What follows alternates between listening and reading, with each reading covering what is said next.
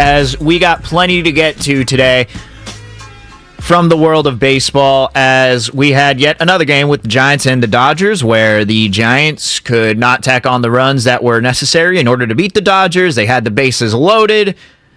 They were only down by one and could not manage to score a run off that bases loaded. Then the game ends up where the Dodgers just go triple-double, and it was just brutal. But we did get the somber news, Shafsky, during the game that the legend, 67 years as the Dodgers broadcaster, 67, the legend, Vin Scully, had passed away at the age of 94. And good morning, everybody. 888-957-9570, of course, is the Comcast business text line and the phone number. You can catch us live on YouTube. You can catch us live on Twitch at 95.7 The Game. But Shasky, as we're watching that game yesterday, and we can also talk about the trade deadline later today as well, what the Giants did and didn't do, whether you like the moves or not. But seeing the news of Vin Scully, and I'll just say this right off the bat here, is I was on the air the day after John Madden had passed away.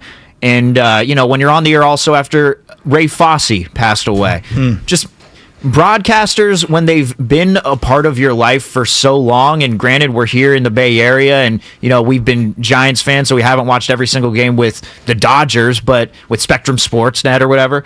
But Vin Scully, he's ingrained in baseball. Just his voice. He's been a part of so many iconic calls, and we're going to be playing highlights throughout the day. And there's one specific call, and it's not even a highlight. It's a story that he had to tell when it comes to Madison Bumgarner when he was pitching against the Dodgers. I think a lot of us know it, but we're going to replay that one later today. But Vin Scully, Shasky, passing away at the age of 94.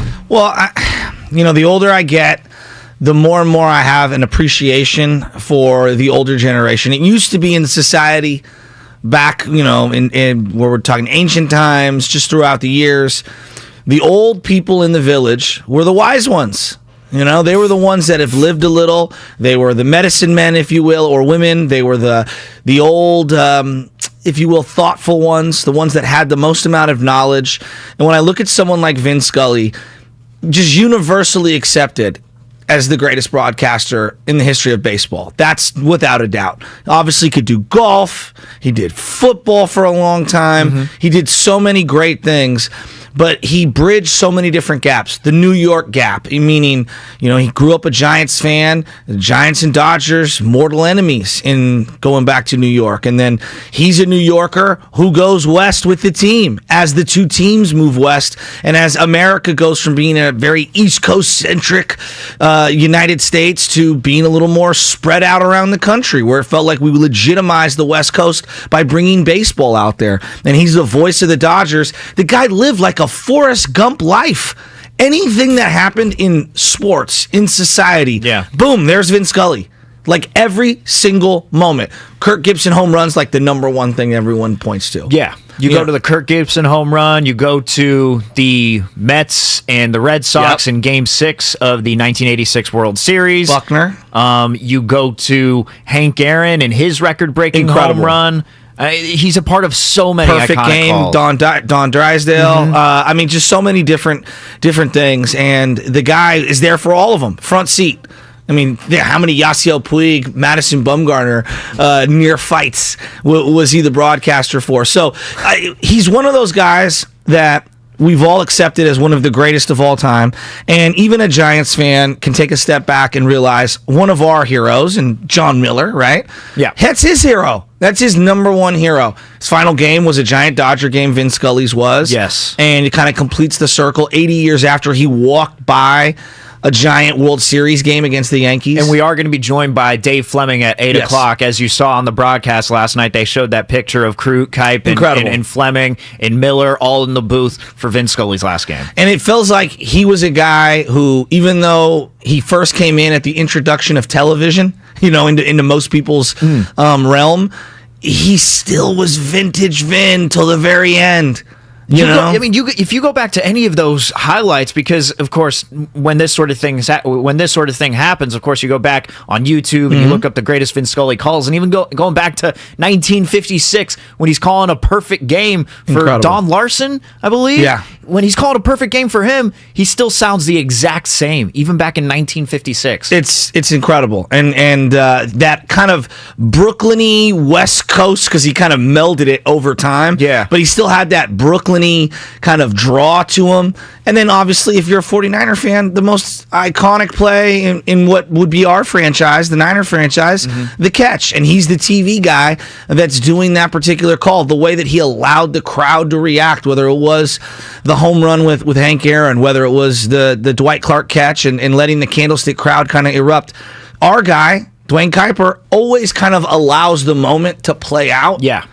And you notice during our broadcast, there's long pauses of no talking. And he was saying it on the broadcast last night. That's partly because he learned that from Vin.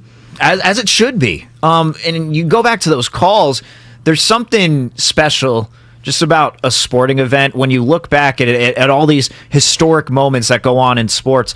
Well, it's everything that's included. It is the players included. Like, Absolutely. for example, the Kirk Gibson home run.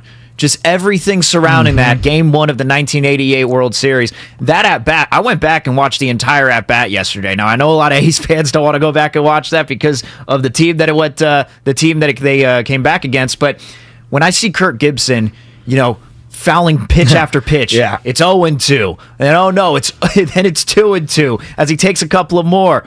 Oh, Dennis Eckersley's worried about the runner on first. He's picking him off every now and then. Just it lasted so long, but what also made that was Vin Scully and just the call that he was having during that and everything that surrounded it. And then as soon as he hits the home run, he's trotting around the bases and he lets the moment be the moment. Just a legend. Just a legend. I mean, if you say Vin Scully, you automatically smile. That's number one. And number two, you think of Dodger baseball. Yeah. Right? And he's one of those people, and I don't know if we allow people to do this anymore, but he's an ambassador of baseball. Obviously, I think he's the greatest Dodger of all time, just in general, because of how many people that became fans. When they were doing the simulcast for many years on the television, where he's doing the radio and the TV, I believe it was for 5 innings, but I could be wrong. At the end, I'm talking about.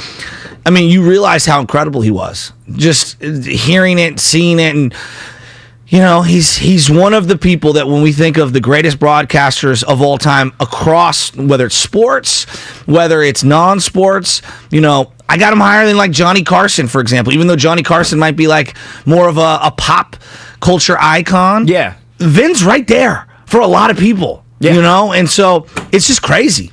The storytelling that he brought. Like the first time that I heard a broadcast with Vin Scully, I think it was the Dodgers playing the Angels, and I was just randomly watching. I don't even know why I was watching Dodgers versus Angels. I was with a friend, and it was a little while back, and I forgot even the player that he was talking about. But somehow he's giving us these facts on a player who nobody's really heard of, and he's talking about how his family grew up as Angels fans and that his grandma was working for the team when they first came about and was living inside the stadium or something like that. But as he's talking about the story, he's still managing to call the game. That's the most incredible part. Like in the middle of a 3-minute story, he's managing to go, well, it's an 0-2 sinker, and it's like all and that you don't sort of lose either of them, the story or what's going on the field, and the way that he weaves the tapestry and goes back and forth. He's an icon for a reason. And then when he joined Twitter,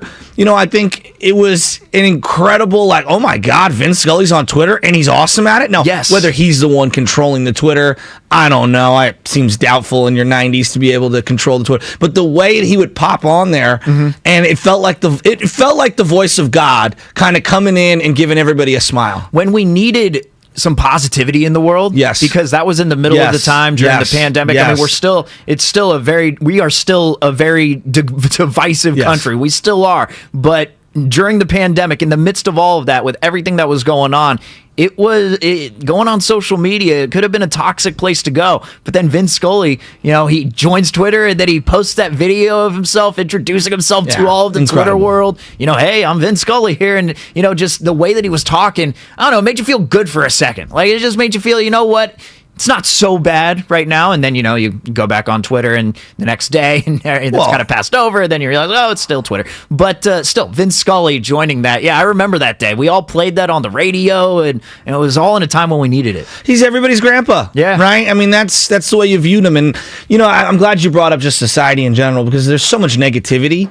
He was a fresh breath of air, and he was one of those people that it was very positive, and it felt like when you were listening to him, you were learning something, but you also were enjoying it while you were going along the way. Nothing's worse than being in the classroom and someone's droning on and on and on, where it just felt like he would slip in the information, and you didn't even realize how many layers of nuance you were receiving while just listening to a game. Yeah. Yeah, and I kind of akin that to like Dave Chappelle and his stand-up, right? I'm only just comparing the two because I've been watching a little bit of his stand-up recently. Yeah, he's an artist. The way that he conducts his routine is he tells these long, drawn-out stories, but he really keeps you engaged throughout. And then you're waiting, and then boom, the punchline happens. And Vin Scully it was kind of the same way on a baseball broadcast, and in a sport where it's relatively slow compared to a lot of these other sports. You don't have the time during a football game to tell these types of stories, to tell 2-minute long stories. You don't have the time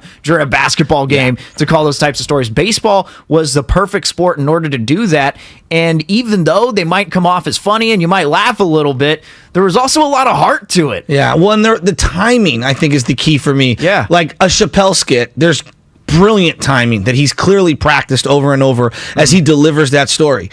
Vin's delivering the story organically in real time with all this chaos happening around him. At any moment, someone could get hit by a pitch. There could be a pass ball. There could be a hit. And he has to kind of pause the story to give you what's going on in the live action. Yes. Yet it never felt rushed. Everything always seemed to fit perfectly. Like he knew he had enough time to space this thing out until there was going to be a hit or whatever would happen. It feels, though, as he passed away and, John Madden passed away, it feels like the time of, these legendary broadcasters. I mean, I wonder, 30 or 40 years from now, who are going to still be the legendary broadcasters going? Who are in the making right now? Because, man, it just doesn't feel like we have these types of personalities anymore. Who works 67 years in one place? Right. In general. Forget Very sports. rare. Very rare. I mean, you got a bunch of buddies that are younger. How many different jobs have they had? This guy had one job basically his whole life. Yeah. For one employer. Yeah. I mean, 3 or 4 probably. I'm 29 years old. I mean, 3 or 4 real jobs as they've moved on. Think about some of the contemporaries right now. Mike Tirico's been on ESPN, NBC. I believe that's it for right now. Yeah. Al Michaels has been on every channel. Yes. Right? Like, I'm just trying to compare him to his contemporaries. And some of those guys are national, so it's a little different. Al Michaels is right up there. Al Michaels has had some iconic calls. For sure. So he's been around for a while. So Al Michaels is right up there. But do you see what I'm saying with this? Like, even Al wasn't the singular voice for one employer for that long. I think that longevity, like, we're talking about John Miller. John Miller was with the A's for a time. A short time. But it's just, I don't think you can't be a bad person and stay in one place with not one negative thing over a 67-year career. It's incredible. I mean, you ask any Giant fan who's their favorite Dodger, and you can go through the team. They wouldn't say, oh, yeah, I'm going through the team. I'm going to Vin Scully. Vin Scully's my favorite person involved with the Dodgers organization. Like, Vin Scully is that guy. Nothing bad to say about Vin Scully. No, you really can't. You have to respect it. It's like Jackie Robinson in a sense. Yes. And I know they stand for totally different things. I'm not trying to do, comparative shopping here on this, but you can't say a negative thing about Jackie Robinson if you just have a heart and you see things clearly. And the same thing can be said for Vin Scully in a totally different way. You have to respect it. You have to respect the greatness and his impact, and then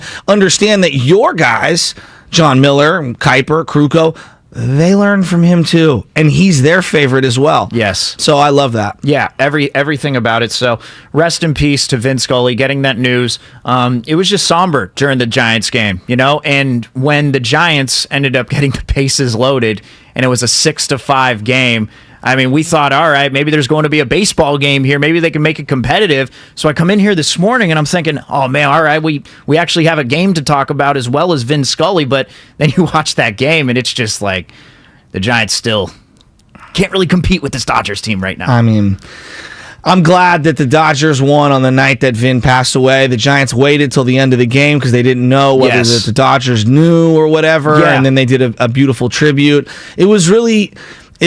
seeing all the different videos and all the different stories on the internet, and everybody seemed to have a story about Vin Scully and his generosity and his charm and how patient he was with everyone. It was pretty cool, and it's sad also simultaneously because you're right. We don't allow people to reach that icon status anymore. Yeah, and it feels like we always have to slander everyone. Yeah, there's it's different in this day and age because when, Vin Scully was broadcast, I mean, someone's putting it here on the text line that he broadcasted for 3 different generations. Or maybe more, even depending more than on that, which is crazy to think about. But even thinking back, it's just now we have so many other options as we're watching sports. How often do you hear nowadays, oh, well, I didn't watch with the sound on. I was watching with the sound off. Oh, I was watching with a big group of friends. Oh, I was actually, you know what? I had the sound off, but I was listening to something. I was listening to a podcast as I was watching the game. Like I was on my phone. Oh, I had that on the small screen. I had this on the big screen or whatever. So I didn't hear the broadcast. How often do you hear that? You wouldn't have heard that back then. You're watching the game. You're going purely for the game and for the broadcast and not being distracted by anything else. So I think it was a little different back then as you're watching games because you are one with the TV. You are one with the game. Everything included, the players, the coaches, and the broadcasters alike. So I think that played into it as well. Just you don't see that too much anymore. I know we have the MLB app these days where you can listen to the games, and you can listen to anybody's games on the app. Yep. And I'm not sure how people consume baseball like that anymore. My dad talks about putting the radio under the pillow, at night, listening to Giants games. Lon Simmons, that was his guy. And I know for me, and part why I love radios, I did the same thing. I would listen to whether it's Giants games, basketball games. You and I were talking in the green room, like we're sticking on baseball lately this morning because Vin was primarily a baseball guy.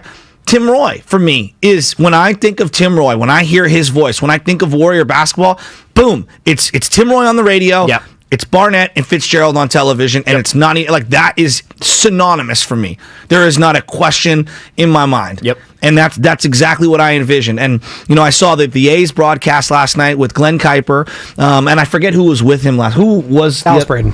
That was Dallas Braden. Okay. They were in the booth. But I was thinking for how many years was it Glenn Kuiper and Ray Fosse? I was thinking about that yesterday. And it just, we really are blessed. I mean, look at Greg Papa. Greg Papa, when you hear his voice, I think the most people, even though he's been with the Niners forever, I think of the Raiders. Right. Don't you? Yes. Like he is the singular voice of the Raiders. And I know Musburger was there for a minute and whatnot, but I think most people look at it that way. There's not a single Raider. I'll tell you this. There's not a single Raider fan that thinks Brent Musburger's synonymous with the Raiders. Trust me on that one. They didn't like him as a broadcaster when they took over, but never anyway. Well, Brent Musburger was a legend. Don't get me wrong. No, but he was. As he's synonymous with the Raiders. Yeah, that's not exactly the case. No. It is Greg Papa. Yeah. Yeah, and I think outside of this market, I'm not sure how many people associate. I don't know. I don't know how many people associate John Miller with Giants baseball. He did Sunday Night Baseball for so long. Yeah. I think the majority of older fans will think of him and Joe Morgan as the voices on Sunday Night Baseball.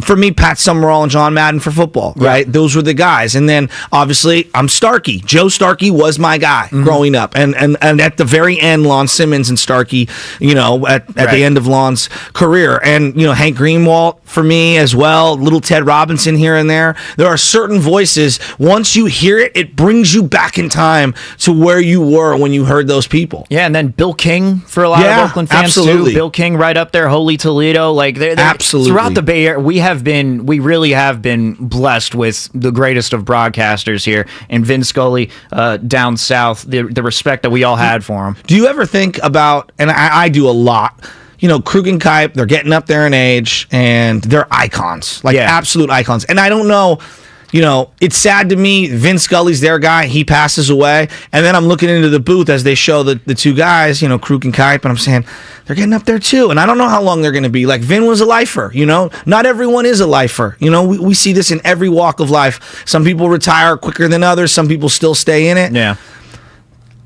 whoever replaces Kuiper and Krugel, and Fleming is amazing, but whoever is his partner and sidekick, it's going to be so hard to try to stack up to Krug and Kuip. And I know Flem would acknowledge this to the fullest and go through it. I mean, even John Miller, for as great as John Miller is, Krug and Kuip is what a lot of people, because we associate the television now because we consume it that way, that's how people, hear it and feel it and soak it in. Krug and Kuip managed to make a video game.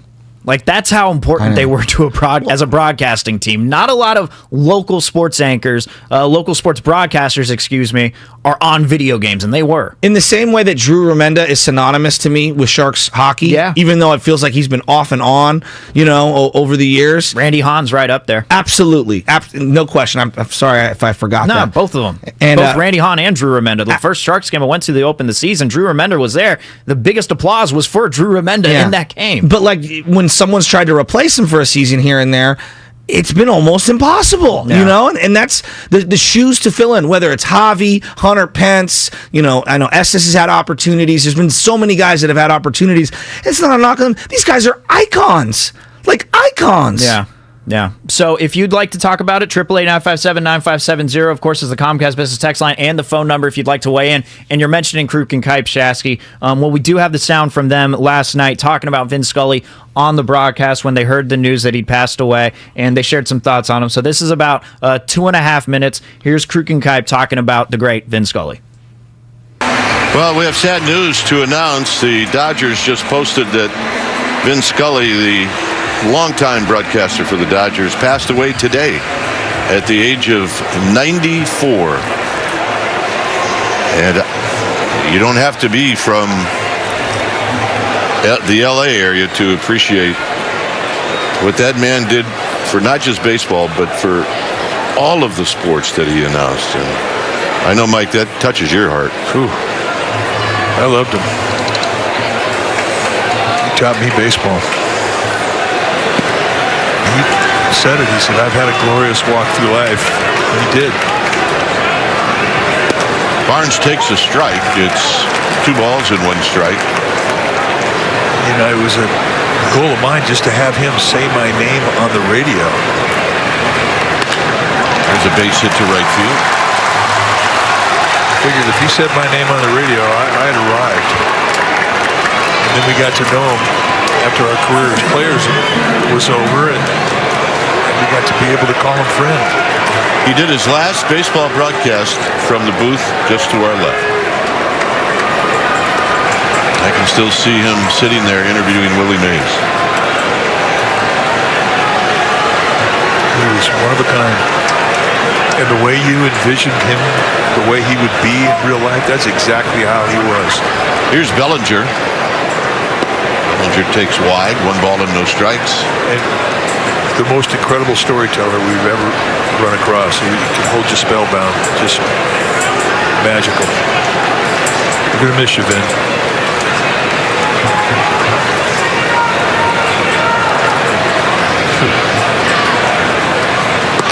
Bellinger takes high. It's 2-0.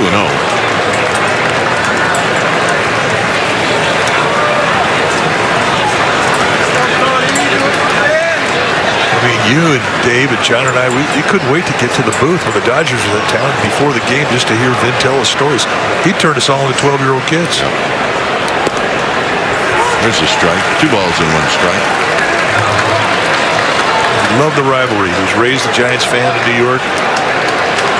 Used to go to the Polo Grounds when he was a kid.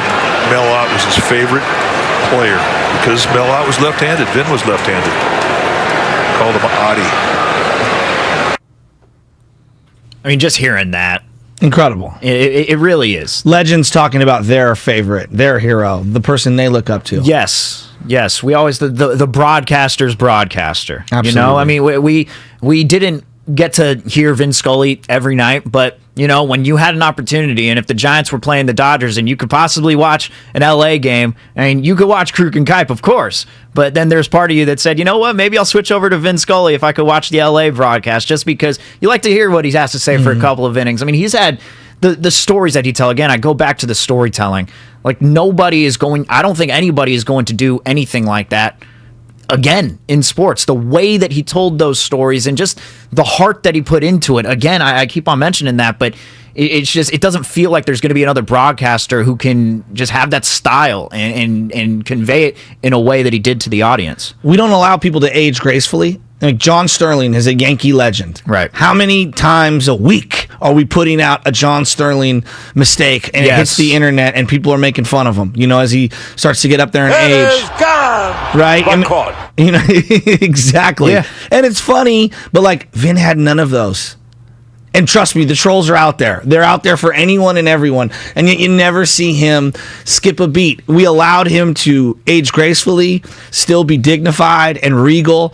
And I wish we were a little more kind to people like that in those situations. And instead of just pushing them off the stage, just kind of gave them their standing ovation in real time. Yeah, that's the type of thing that could fool you, especially if you're just one of those. And there are a lot of sports fans nowadays who are like this, who don't really watch the sport or bother to learn the history of it. They just go on Twitter, go on social media, and watch the highlights. So John Sterling is one of those guys you bring up. I mean, to the young fan, they probably wouldn't understand the type of legend that John Sterling is just because all they see are posts on social media that are making fun of him because he might have been fooled by a replay every now and then, but not respecting what he's done in the past for the Yankees. Look, we got a lot to get to today, Shasky. On the other side, we will continue to talk about Vin Scully because there are some iconic calls that he's had.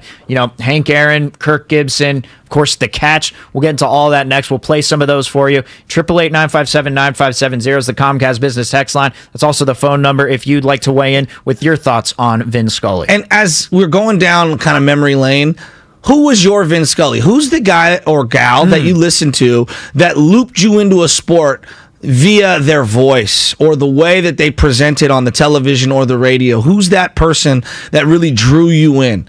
Who is it for you? And it doesn't have to be a specific sport. It can be anything. I think a lot of people, for me, I'm going to tell you, Pat Summerall and John Madden made me a football fan. Who's that for you? 888-957-9570. That's what's coming up in the game. It's sponsored by the San Diego Tourism Authority. When you're happy and you know it in San Diego, there's no limit to how you can show it. Endless sunshine, coastline, and outdoor adventures inspire waves of feel-good vibes. Plan your trip today at sandiego.org. Quick with BetQL. As a bettor, it's always profitable to jump on a sinking ship, and nobody's boat is sinking faster than the Boston Red Sox, who are in complete shambles. Their pitching staff is in disarray, and they've given up an average of over 8 runs a game over the past 2 weeks. 5 of those games, they've given up 10 runs or more. So do me a favor and hammer the total, as the Sox have gone over 11 of their past 15 because they just can't pitch. I'm Trista Crick, helping you beat the books. 5X480. Dayton B100 V-Belt, one of the many parts Grainger carries. It's also the item that helped Rob carry the day. The job was on hold, deadline fast approaching, but a quick search on Grainger.com and Rob found his part. And with same-day pickup at his local branch, he and his crew got the job done, safely and on time. Get supplies and solutions for every industry with real-time product availability. Call, click Grainger.com, or just stop by. Grainger, for the ones who get it done. The PGA Tour is back in Napa Valley with the Fortinet Championship, where fans experience every kind of cheers. Join us September 15th through the 18th at Silverado Resort and Spa for 4 days of world-class golf, Napa hospitality, and 2 nights of unforgettable performances featuring multi-platinum superstar Cole Swindell and Grammy-nominated powerhouse One Republic, all included with your daily ticket. Join Fortinet, Silicon Valley's leader in cybersecurity, at the Fortinet Championship. Secure your tickets now at FortinetChampionship.com. Now with Xfinity, you'll get unlimited internet with gig speed and supersonic Wi-Fi. With a 2-year internet rate guarantee, no annual contract required, and no equipment fees. Talk about knock your socks off. Ooh, plus...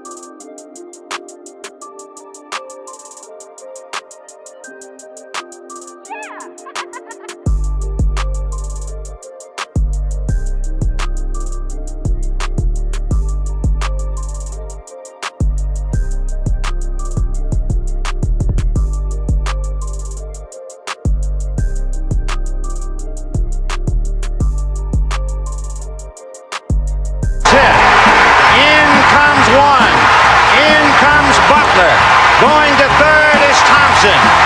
3-1, San Francisco. Now, back to the morning roast with Bronte and Shasky. Game 5, October 9th, 1989. Will Clark up the middle off Mitch Williams. Yeah. Don Zimmer as your head coach for the Chicago Cubs. Vin Scully on the call. That's incredible. Man, the legend Vin Scully passes away at the age of 94. 67 yees broadcasting for the Dodgers. 67 years. Man, just an absolute legend. Passes away yesterday in the middle, as we were watching the Giants and the Dodgers, and in the middle of the game, unfortunately, we got the news, and we are talking about that today at 888-957-9570. That's the Comcast Business Text line and the phone number. Later on, we are going to talk some trade deadline with the Giants, what happened as far as the moves that they made, what moves they didn't make, and we're also going to be joined by Dave Fleming coming up at 8 o'clock, and Dave Fleming was shown in that photo that they had shown on the NBC Sports Bay Area Giants broadcast with Crew, Kite, John Miller, and Fleming all in the booth with Vin Scully for his last game as the Giants and Dodgers were playing, and that was back in October of 2016. But good morning, everyone. Thank you so much for tuning into the roast. Bonte Hill is out. Stephen Langford in. Joe Shasky as always. And Shasky, we heard that Will Clark 2-run single back in 1989, and there's plenty more to go through. There's so many iconic calls, and I want to play a couple of those for you here during this segment. I mean, which one do you want to go with? You said dealer's choice, man, but there's so many. You know what? I think this one, Hank Aaron and his 715th home run. Yeah, they're playing the Dodgers. Yes. Yeah. I think this is just a It's like a Forrest Gump, bro. He was everywhere. It really is. And the storytelling. The storytelling that he had and what he did on this Hank Aaron home run, what he said on the broadcast here, just iconic. 1 ball and no strikes. Aaron waiting. The outfield deep and straight away. Fastball is a high drive into deep left center field. Buckner goes back to the fence. It is gone.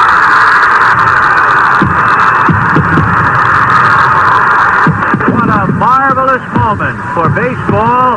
What a marvelous moment for Atlanta and the state of Georgia. What a marvelous moment for the country and the world. A black man is getting a standing ovation in the Deep South for breaking a record of an all-time baseball idol. And it is a great moment for all of us, and particularly for Henry Aaron, who was met at home plate not only by every member of the Braves, but by his father and mother. He threw his arms around his father, and as he left the home plate area, his mother came running across the grass, threw her arms around his neck, kissed him for all she was worth. Credit to NBC Sport for that audio. I mean, he didn't miss a beat. It's just incredible to capture the moment, to go back in time. You hear it today, and you realize how important that home run was for society, yes, let alone Hank Aaron in baseball, and the way that he captures it and paints the mosaic. It's perfect. Not one skipped beat. Nothing felt rushed. It all felt organic. It was like he was reading a script and they edited it. You needed the context for that home run. Incredible. And he gave you that story. Like that wasn't a home run where, he could let the play breathe and let the crowd come into it, because if he didn't say that, I mean, I don't know. Would we even look at that as we're watching it? Or would we look at that differently? I mean, I feel like we needed that call in that time for that 715th home run. I mean, it's just special. And then not only was he there for the 715th home run of Hank Aaron, but also the 1986 World Series between the New York Mets and the Boston Red Sox. And this is, even though it's an error, this is one of the most iconic, infamous plays of all time. And a New Yorker going through, and he's the guy, a guy born and raised in New York, calling the Mets, who got their blue from the Dodgers leaving and their orange from the Giants, against the Red Sox, and one of the big blunders in Red Sox history. It's just crazy. Can you believe this ball game at Shea? Oh, brother. So the winning run is at second base with 2 out, 3-2 to Mookie Wilson. Little roller up along first, behind the bag. It gets through Buckner. Here comes Knight, and the Mets win it.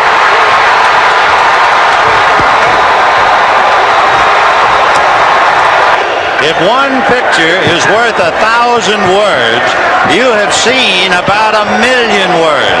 But more than that, you have seen an absolutely bizarre finish to Game 6 of the 1986 World Series. The Mets are not only alive, they are well, and they will play the Red Sox in Game 7 tomorrow. Credit NBC for that one as well.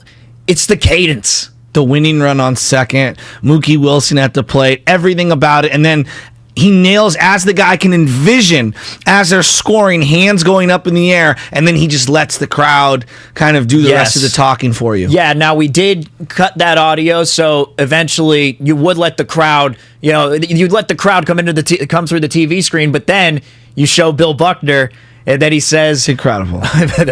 a picture's worth 1,000,000 words. And that one of Bill Buckner, that image of Bill Buckner after he made that error, which would go on to define who he was in his career, even though that's what gets lost on that call. And just to go off the call for Bill Buckner for a bit, I mean, people forget how good of a player he was just because of that one error, that he was one of the all-time tough guys in baseball, Bill Buckner was. But that call from Vin Scully, it's just, when you have a play like that, the broadcaster, the teams, the stories behind all of it, you all put the little ingredients into this dish that is the play. I mean, it's just the perfect dish. It's really everything. It's just iconic, Shasky. I mean, the guy, I'm running out of words to describe it. I mean, the guy was just incredible at understanding how to explain to you why right now is the most important time and place in the history of humans, right? Yes. Every single time. Like, I don't care whether it's the Hank Aaron home run that you showed, whether it's that or played, whether it's the Bill Buckner one. It's just his ability to capture the moment and to give you what it felt like. You felt like you're inside Shea Stadium right then and there. All right, I got one more for you, Shasky, as we play this going out to break. One more. And this has to do with 49er football. Oh, I want to react to this. Can we wait on this one? We'll wait on this one then. Can we wait on this one? We'll wait on this. Because this one I think is it's one of the great ones of all time. I mean, that's one of my favorite parts. Like, I love Tirico. I think Tirico's one of the best broadcasters in current modern sports. I also think Dave Fleming is as well. Yeah. I mean, simultaneously. And that's not me kissing up to Dave. That's just the reality. The ability to do multiple sports is so hard. It's so hard. And Vin did golf for a long time. He did the NFL. Baseball is what we remember him the most for, because that's obviously where his bread was buttered, at his wheelhouse. He was great in football too. Yeah. I mean, absolutely great at it. And so I want to react to that 49 one. You got to hear it. We will play that on the other side. Remember, this segment is presented by Golden State Lumber and Building Materials for professional builders and contractors throughout Northern California. Visit goldenstatelumber.com. Realtors abide by a code of ethics. This is Article 9 in action. Beth, a first-time homebuyer, knew nothing about the home buying process, except that she wanted to buy a home. But her realtor had the expertise to make sure Beth understood every document, even giving her copies to review with her lawyer so Beth could close on her first home with confidence. Complicated things explained in simple terms. The difference between an agent and a realtor is real.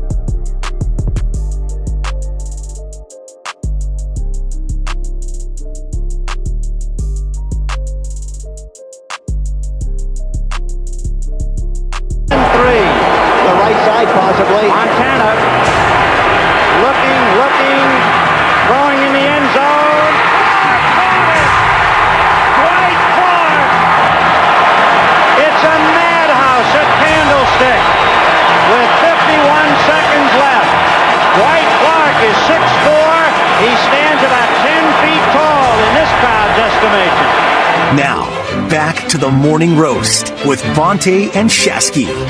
Credit CBS for that audio. Vin Scully on the call for the catch, the iconic catch between the 49ers and the Cowboys. And Shasky, I know you wanted a chance to react to it, but do you want to play that just one more time? Just one more time? Yeah. Spadoni, can we play that once more? They're 6 yards away from Pontiac. 3rd and 3. The right side, possibly. Montana looking, throwing in the end zone. Caught it! Dwight Clark! It's a madhouse at Candlestick with 51 seconds left. Dwight Clark is 6'4". He stands about 10 feet tall in this crowd's estimation. I mean, the way he sets the table, they're 6 yards away from Pontiac, Michigan, which is where the old Silverdome used to be, where the Super Bowl was going to be contended between the Bengals and the 49ers. And then when he goes, looking right, that's as in my mind, I can picture Joe rolling out right on the sprint right option, pump fake, as, you know, Ed Too Tall Jones jumps in the air a little prematurely, and Joe throws it up. Dwight Clark catches it, the way he describes how big he is. Like, everything about it's perfect. And then Candlestick is a madhouse. It's one of the all-time greatest calls in any sport. Standing 10 feet tall, and he's 6'4". It's incredible. Just an unbelievable. And again, we're going back to this. Now, we are going to get to the trade deadline. And coming up at 8 o'clock, Dave Fleming, of course, 95.7 Giants insider and Giants broadcaster. Can't wait to talk to him about what Vin Scully means to him as a broadcaster and what he has to say, having met him and interacted with him. So can't wait to talk to Dave about that later on at 8 o'clock. But it's all the moment. Everything leading up to that. If I'm not mistaken, the start of the Cowboys and 49ers rivalry, the Cowboys had their number. Cowboys had their number? Yeah. So the Niners had basically done nothing but lose to the Cowboys in the playoffs for years and years so and Cowboys had their number, was putting it lightly. Well, I mean, Dick Nolan, who was Mike Nolan's dad, was the coach in the early 70s, and they lost the very first ever NFC Championship game, which was the final game at Kezar Stadium in 1969, to the Dallas Cowboys, which started the Cowboy rise throughout the 70s, as them and the Steelers would end up being the two teams that would face each other. It was the end of the John Brody era, his MVP season, and then the Niners would end up having a 2-touchdown lead, essentially. This is the quick summary. A 2-touchdown lead against the Dallas Cowboys in subsequent years in the playoffs. And they withered away a 13-point lead with like 4 minutes to go. And there was an onside kick that the Dallas Cowboys had recovered. And so basically, it wasn't just that the Niners would lose to the Cowboys. They would find a way to lose in the most horrific fashion ever. Yep. And that was America's team. That was the Dallas Cowboys. All right? And so the following year, in 1980, I believe, during the regular season, the 49ers of 81, the Niners beat the brakes off the Dallas Cowboys, and everybody said, this is a regular season game, it don't mean nothing. Right. And so for them to do that in the 81 NFC Championship game, it validated everything that they felt about him. And then famously, after that throw by Joe Montana, you know, Ed Too Tall Jones, who had become a prize fight boxer and wanted to go for the gold belt, was on the ground, and Joe Montana, and he just heard the crowd, Joe Montana says to him, you could stay at home with everyone else in America watching us play in the Super Bowl. And I'm giving you the screwed up version of that. No, you're also giving the context that's needed, though. It's all culminating to that one play, and Vin Scully was on the call. There had not been a championship for a San Francisco-based team up until that point. There were, in the city, the backdrop was there were assassination attempts on the mayors, and you obviously had the Harvey Milk situation. There was the dying out of the hippies. It was a very dark time in San Francisco specifically. The Raiders were the only, and the A's, the only successful teams in this particular region up until that point, at least in baseball and football. When I look at the Niners and the Giants, they hadn't won. And so they were always the bridesmaids, never the brides, and that sparked their entire 20-year run. And a bunch of iconic calls from then on with Vin Scully, whether it was, you know, Kurt Gibson and the home run call. Hank Aaron's 715th home run was prior to that. But I think that everything leading up to that, all the way to his last game on the broadcast with the Dodgers and the Giants. Then the Dodgers and the Giants were playing last night, and that's what we're going to talk about right now, and also what happened with the trade deadline. So rest in peace to Vin Scully. We're going to talk to Dave Fleming in just over an hour here at 8 o'clock about the life of Vin Scully and what he meant to him as a broadcaster. And there's no easy way to transition, but with the Giants and the Dodgers yesterday, first off, before we get to that one inning, that one specific inning where they loaded the bases and didn't manage to get a run in, I mean, what did he think Farhan was feeling when he was in the booth with Kruk and Kipe? Oh, as there were 2 errors? Yes. And a hit by pitch? Yes. And Kruk, and he's just watching, and this team is just falling apart defensively. And it's just right in front of his eyes, everything, whether it was the missed pickoff by Alex Wood, whatever it was. And they're just trying to talk nonchalantly about the trade deadline. And then it's just, hey, everything is falling apart in this game right in front of you. I mean, how do you imagine Farhan was feeling at that time? I don't know how Farhan was feeling. I'm not really sure. On one level, I'm happy they moved off of Ruff and got some prospects back. Mm-hmm. The Trevor Rosenthal, he never even, if you're just tuning in, and maybe you don't know, Darren Ruff got traded to the Mets for some prospects none of us have ever heard of. We'll see what ends up happening. He's 36 years old. He had moments with the Giants. He was good. I don't know what Farhan's thinking. I feel like it was mission incomplete yesterday. They kind of did a little bit of 2 things. They stood pat, but then they also sold some things off. And so I'm not going to be outraged until I find out what happens with Rodon at the end of this year. If they re-sign Rodon, okay. Right. Makes total sense. Don't move him. If they don't, and they end up losing him, what was the point of selling Darren Ruff just for some prospects? You did a half sell and not a full sell. It's you want to do a remodel, and you know that the bathroom needs to be remodeled. Yeah. So you take all the tile off, but then there's mold in the sheetrock, and you want to leave that up. It's well, wait a minute. No. If you're going to do it, strip the whole thing clean and let's start fresh. Yeah, if it's like Ron Swanson said in Parks and Recreation. Have you ever watched Parks and Recreation before? Parks and Rec? You ever watch it, Chasky? My wife has. I've seen it. Well, it's fantastic. So Ron Swanson, anyway, one of the greatest TV characters of all time. One of his better than Randy Marsh. Ooh. That's a tough one. That's okay. You know what? That's a debate for another show. Put on poll. That's a debate for another show. But Ron Swanson said this iconic line where he said, "You don't half-ass 2 things, whole-ass 1 thing." Yeah. And it felt like I love that line. They were half-assing 2 things yesterday. Farhad said afterwards when talking about the Rodon trade and that they couldn't find a trade partner because no one wanted him for the price that they were asking for, and he said, well, we're not going to trade just to trade. And then I see Darren Ruff, and he's brought back for J.D. Davis. I don't know. It might be a great deal. I don't know. Then 2 pitchers, Carson Seymour and Nick Zwack. Zwack. And then Thomas Zapucki. Well, and you say we're not going to trade just to trade. So what was the point of even signing Trevor Rosenthal? Right. He never threw a pitch for you. You acquired him just so that you could trade him? I don't know. It just...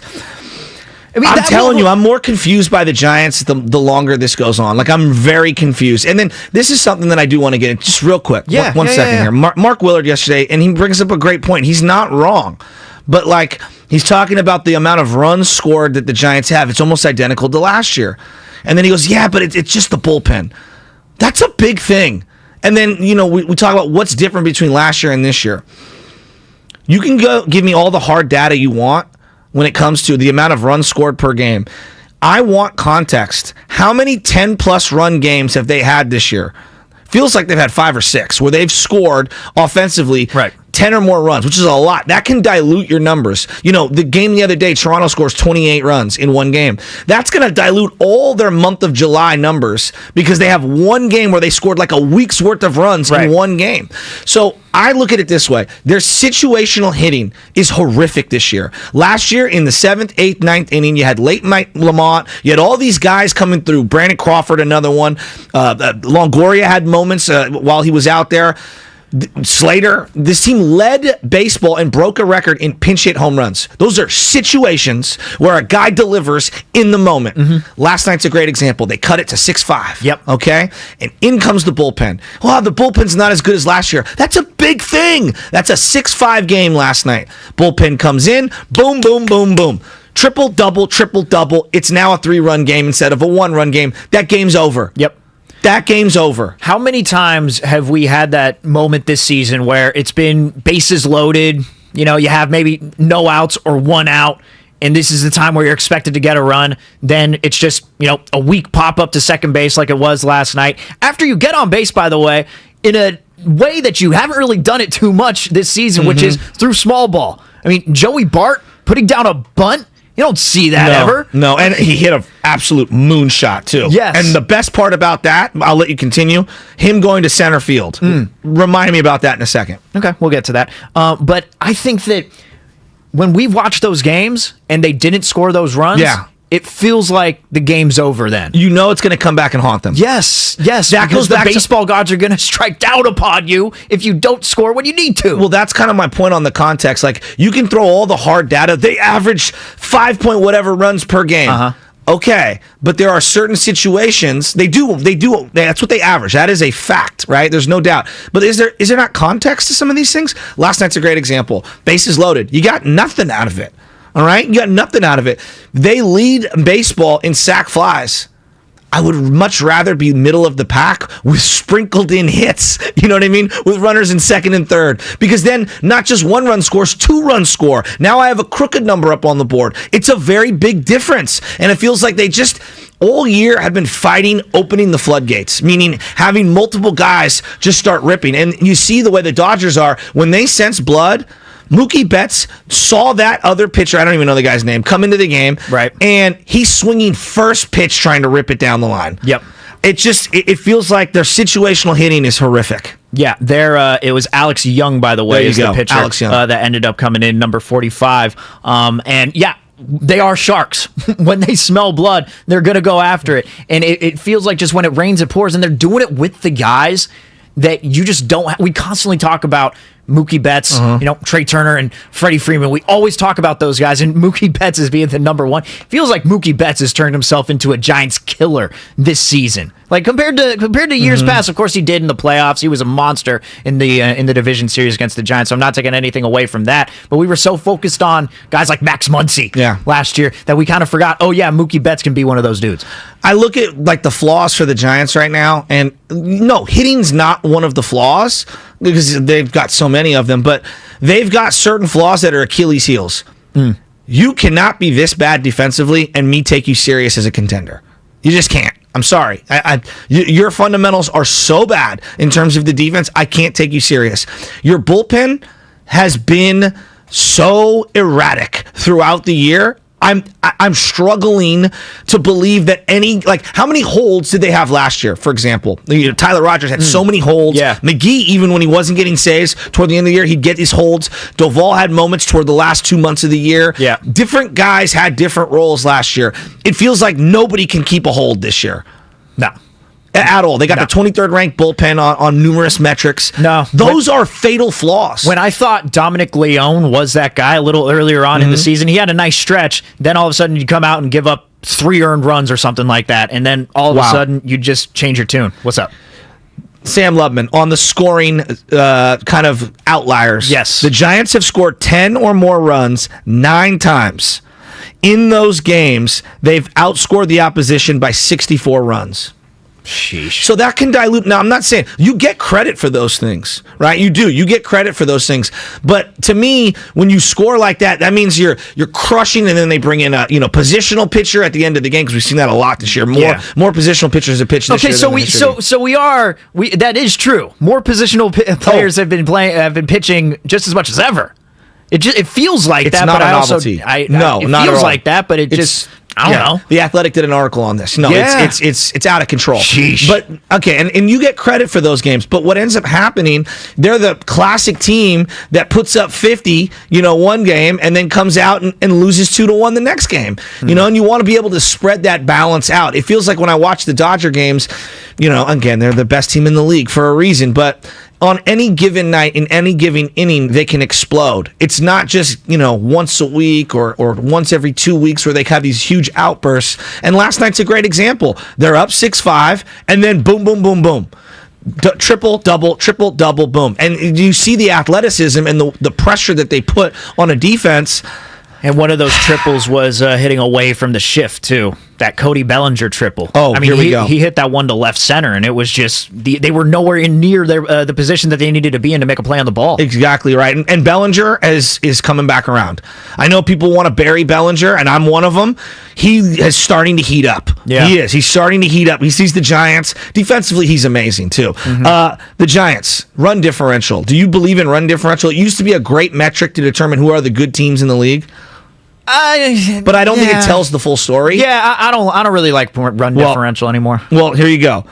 Giants are plus 21 this year in run differential. Wow, that's really good. Yeah. Minus 43 without the blowouts. Now, I would sit here and say, yeah, you take away everybody's blowout wins and it's going to look really bad. But minus 43, I mean, you're taking 9 full games where they're absolutely smoking the opponent.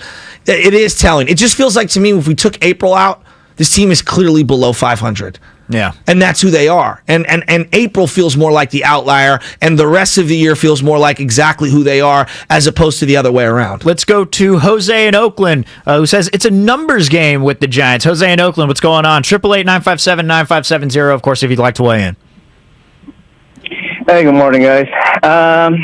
Shasky, I hear you saying, that the Giants deserve credit for the 10 games where they score more than 10 runs. That would be like me having 15 tests for going to college and getting straight A's on 3 of those tests and getting F's on the other ones. I wouldn't deserve any credit. Instead I would get a scolding and I would be told, well, what happened with the other ones? I mean, you should at least get an A and not in half of those on those tests. As far as Farhad, I'm going to quote Jim Harbaugh. To me, honestly, he is no longer a trusted agent, okay?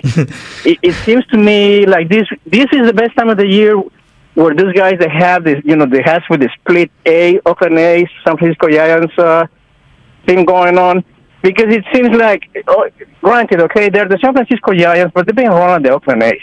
It's sad. Honestly, last year, those 107 games, it seems to me like it was a fluke.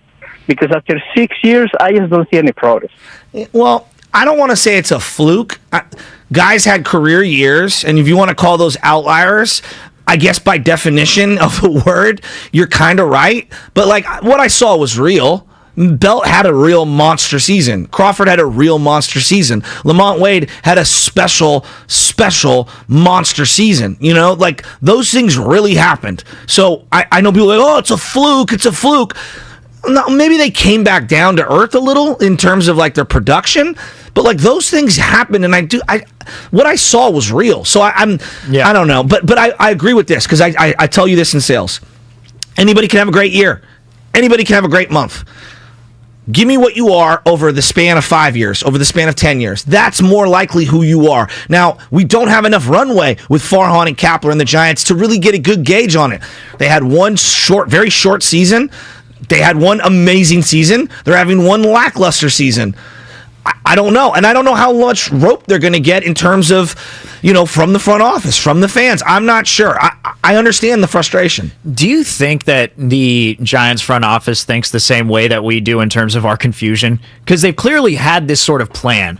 Yes. They've clearly they wanted to do something with this team. They thought that 107 win season could carry over into this season. They could continue with the same strategy that they've been going with. Go to the spreadsheet, go to whatever you got to do in order to win games. Go to the analytics, whatever everyone wants to call out. Plug and play guys, platoon, do all of that and get clutch hits when you need them to. Find that A swing. Talked about that a lot last year. Finding that A swing. I mean, I wonder if they're sitting there in the front office thinking, you know what? Like, how have we turned into this right now? Now, granted, they're looking what is it, 5.5 games out now of the 6th spot in the wild card. They're still looking at it. It feels worse than it looks. They're looking at it glass half full, and I can appreciate that. But if the only thing you're hanging your hat on for the season is, we're 5.5 games back out of the 6th spot in the wild card, the extra spot that they added just so that the Players Association could appease MLB because MLB wanted more money and wanted more viewership through their playoffs. Like, I'm not feeling too good about that. No, I know, but also I feel like, and I'm guilty of this, as frustrated as I am in terms of like, what's the direction? Where are we going? What's going on? A part of this also, all these players are having down years. All at once. Wilmer feels like he's having a big year, right? For Wilmer Flores. Ruff had moments throughout the year. I think he was a pretty good player. Yastrzemski, this kind of feels like who he is now. He's been this kind of a guy where he'll have a couple of hot weeks and then back down to like the 220 range. You 2 years ago, you're thinking that he's a guy, who can consistently bat maybe 275, 280, maybe give you 20 jacks and give you a lot of RBIs. You're thinking he was going to be that, but he's not that. Well, it feels like they squeezed the lemon for every drop, and now it feels like that lemon might need to be replaced. Like now, if I was looking at this holistically, Luis Gonzalez is now my new Mike Yastrzemski, and I'm going to see how long I can ride that out until he drops down to the 220 range, and then it's like, okay, we got to make a decision here. But again, Belt's having a really down year. Crawford's the most injured he's ever been. Longoria's injured again. Bart, I actually think there's a lot of promise there, and he's playing better, batting 250 over the last 2-3 weeks since being called up. So I'm feeling really good about where he's at. Everybody else, Logan Webb, having a pretty good year by his standards, and we hold him in high regard. I think Webb's actually having a fantastic year. Okay. That last game against the Dodgers, it was an outlier, but overall, I think he's had a fantastic year. I'm with you there. But like, how many guys are having career years? Last year, a lot of guys had career years, and that's why you have 107. And I'm not taking it away. They all get credit for this. We can't just scream and yell at Farhan if guys are underperforming simultaneously. I don't love the roster. Yeah. I thought it was flawed to begin with, but also we got to look at some of these dudes individually and say, dude, you got to play better. Like Lamont Wade, it feels like the magic is up on Lamont Wade. Yeah. I mean, it just feels like the league is adjusted to him, and he can't adjust back. He made a throw back into the infield last night. It was like, yeah, bro, my junior Giants team could throw a better throw from the wall. What was that? Yeah, I mean, I know that he got, because he was a part of that, he was a part of the lineup that was coming in with the bases loaded when it was 6-5, and then he ended up getting called out on that strike 3 call, which probably shouldn't have been a strike. It was a little high and outside by the looks of it, but nevertheless, his body language is just not the same as last year. It just doesn't look like that confident late night Lamont. It's more so like that questionable Lamont in the box where, he seems unsure of which pitch to swing at, which one's going to be the best one that he's going to get. Think about the bullpen, right? As bad as the bullpen's been this year, who's having a real career year? From the bullpen? I don't think anybody.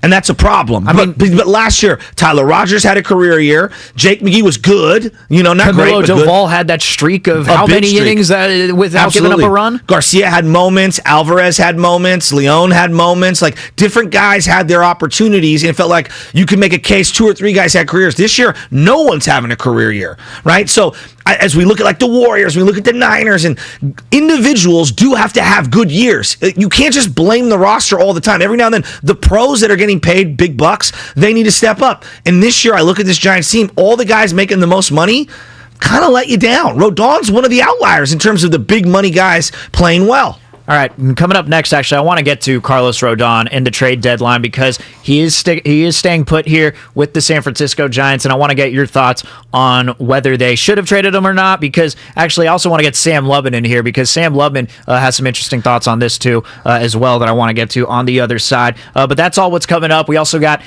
Dave Fleming coming up at 8 o'clock. We'll talk to him about this version of the Giants and what he's seeing, and of course about the great Vin Scully. So that's all what's coming up on the game. It's sponsored by Lucky and Lucky California. 5 p.m. emails from your boss, surprise visits from in-laws, missing soccer cleats? Let Lucky California help you out with home delivery powered by Instacart. Right now, you could save $10 when you spend $50 using promo code LUCKYCA10. Place your order at shop.luckysupermarkets.com.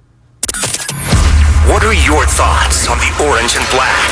This is Ben in Berkeley. What do you think the Giants' plan is? What is the timeline? There is no timeline because every one of their first-round draft picks that they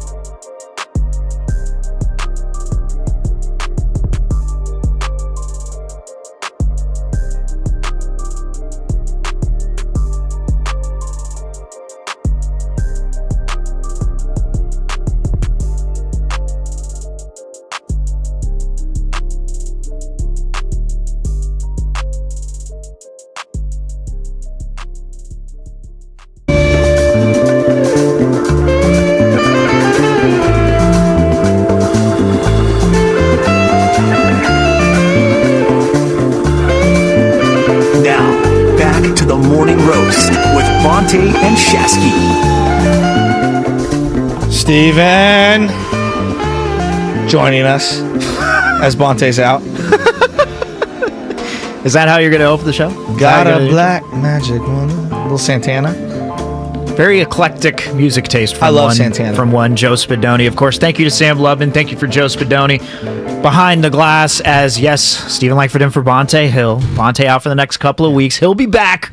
Don't worry, he'll be back. Of course, catch us live on YouTube, catch us live on Twitch. Coming up in about 40 minutes, we are going to be joined by the one and only Dave Fleming, 95.7 Giants Insider. We'll talk to him about this Giants team, but also we'll talk to him about the passing of the legendary Vin Scully at the age of 94, as we got that news yesterday. But Shasky, what do you got? Well, okay, I want to talk about the Giants here right now, and I want to talk to Giants fans. 888-957-9570.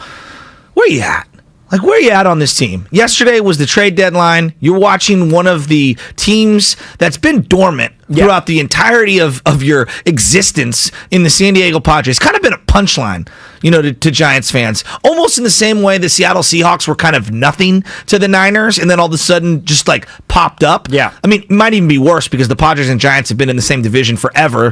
Seahawks and Niners only since 2002. But the point being is that all of a sudden you see this team rise up. And, you're kind of looking over and you're like, damn, they're kind of fun and they're kind of doing what I want my team to do. And they're playing a brand of baseball that I like and they're being aggressive.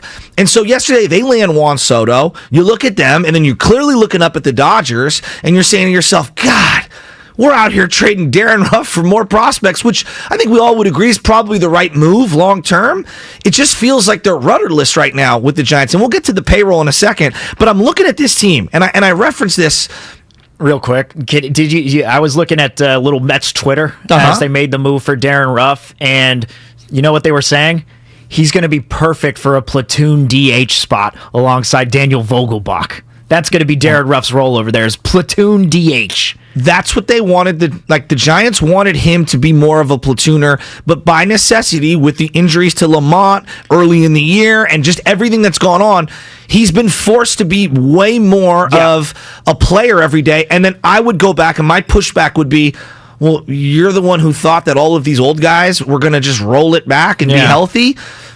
You know, like we can have that argument on personnel. Yes, Darren Ruff is being miscast as an everyday player here in San Francisco.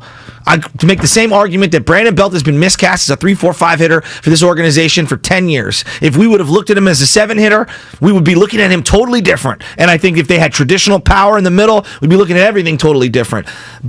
But that's the sad reality of where they're at right now, Steven. Right. And this team, as we talk about, they score a lot of runs, but they don't pitch well in certain situations out of the bullpen. They don't have great situational hitting, and they're horrific defensively. We're talking about run differential. The Giants have scored 10 or more runs in 9 games, okay? Mm-hmm. They've outscored the opposition by 64 runs in those games. So they're plus 21 overall, meaning if you have all their games that they've played, they've scored 21 more runs than everyone. But if I take some of those blowouts away, they're minus 43.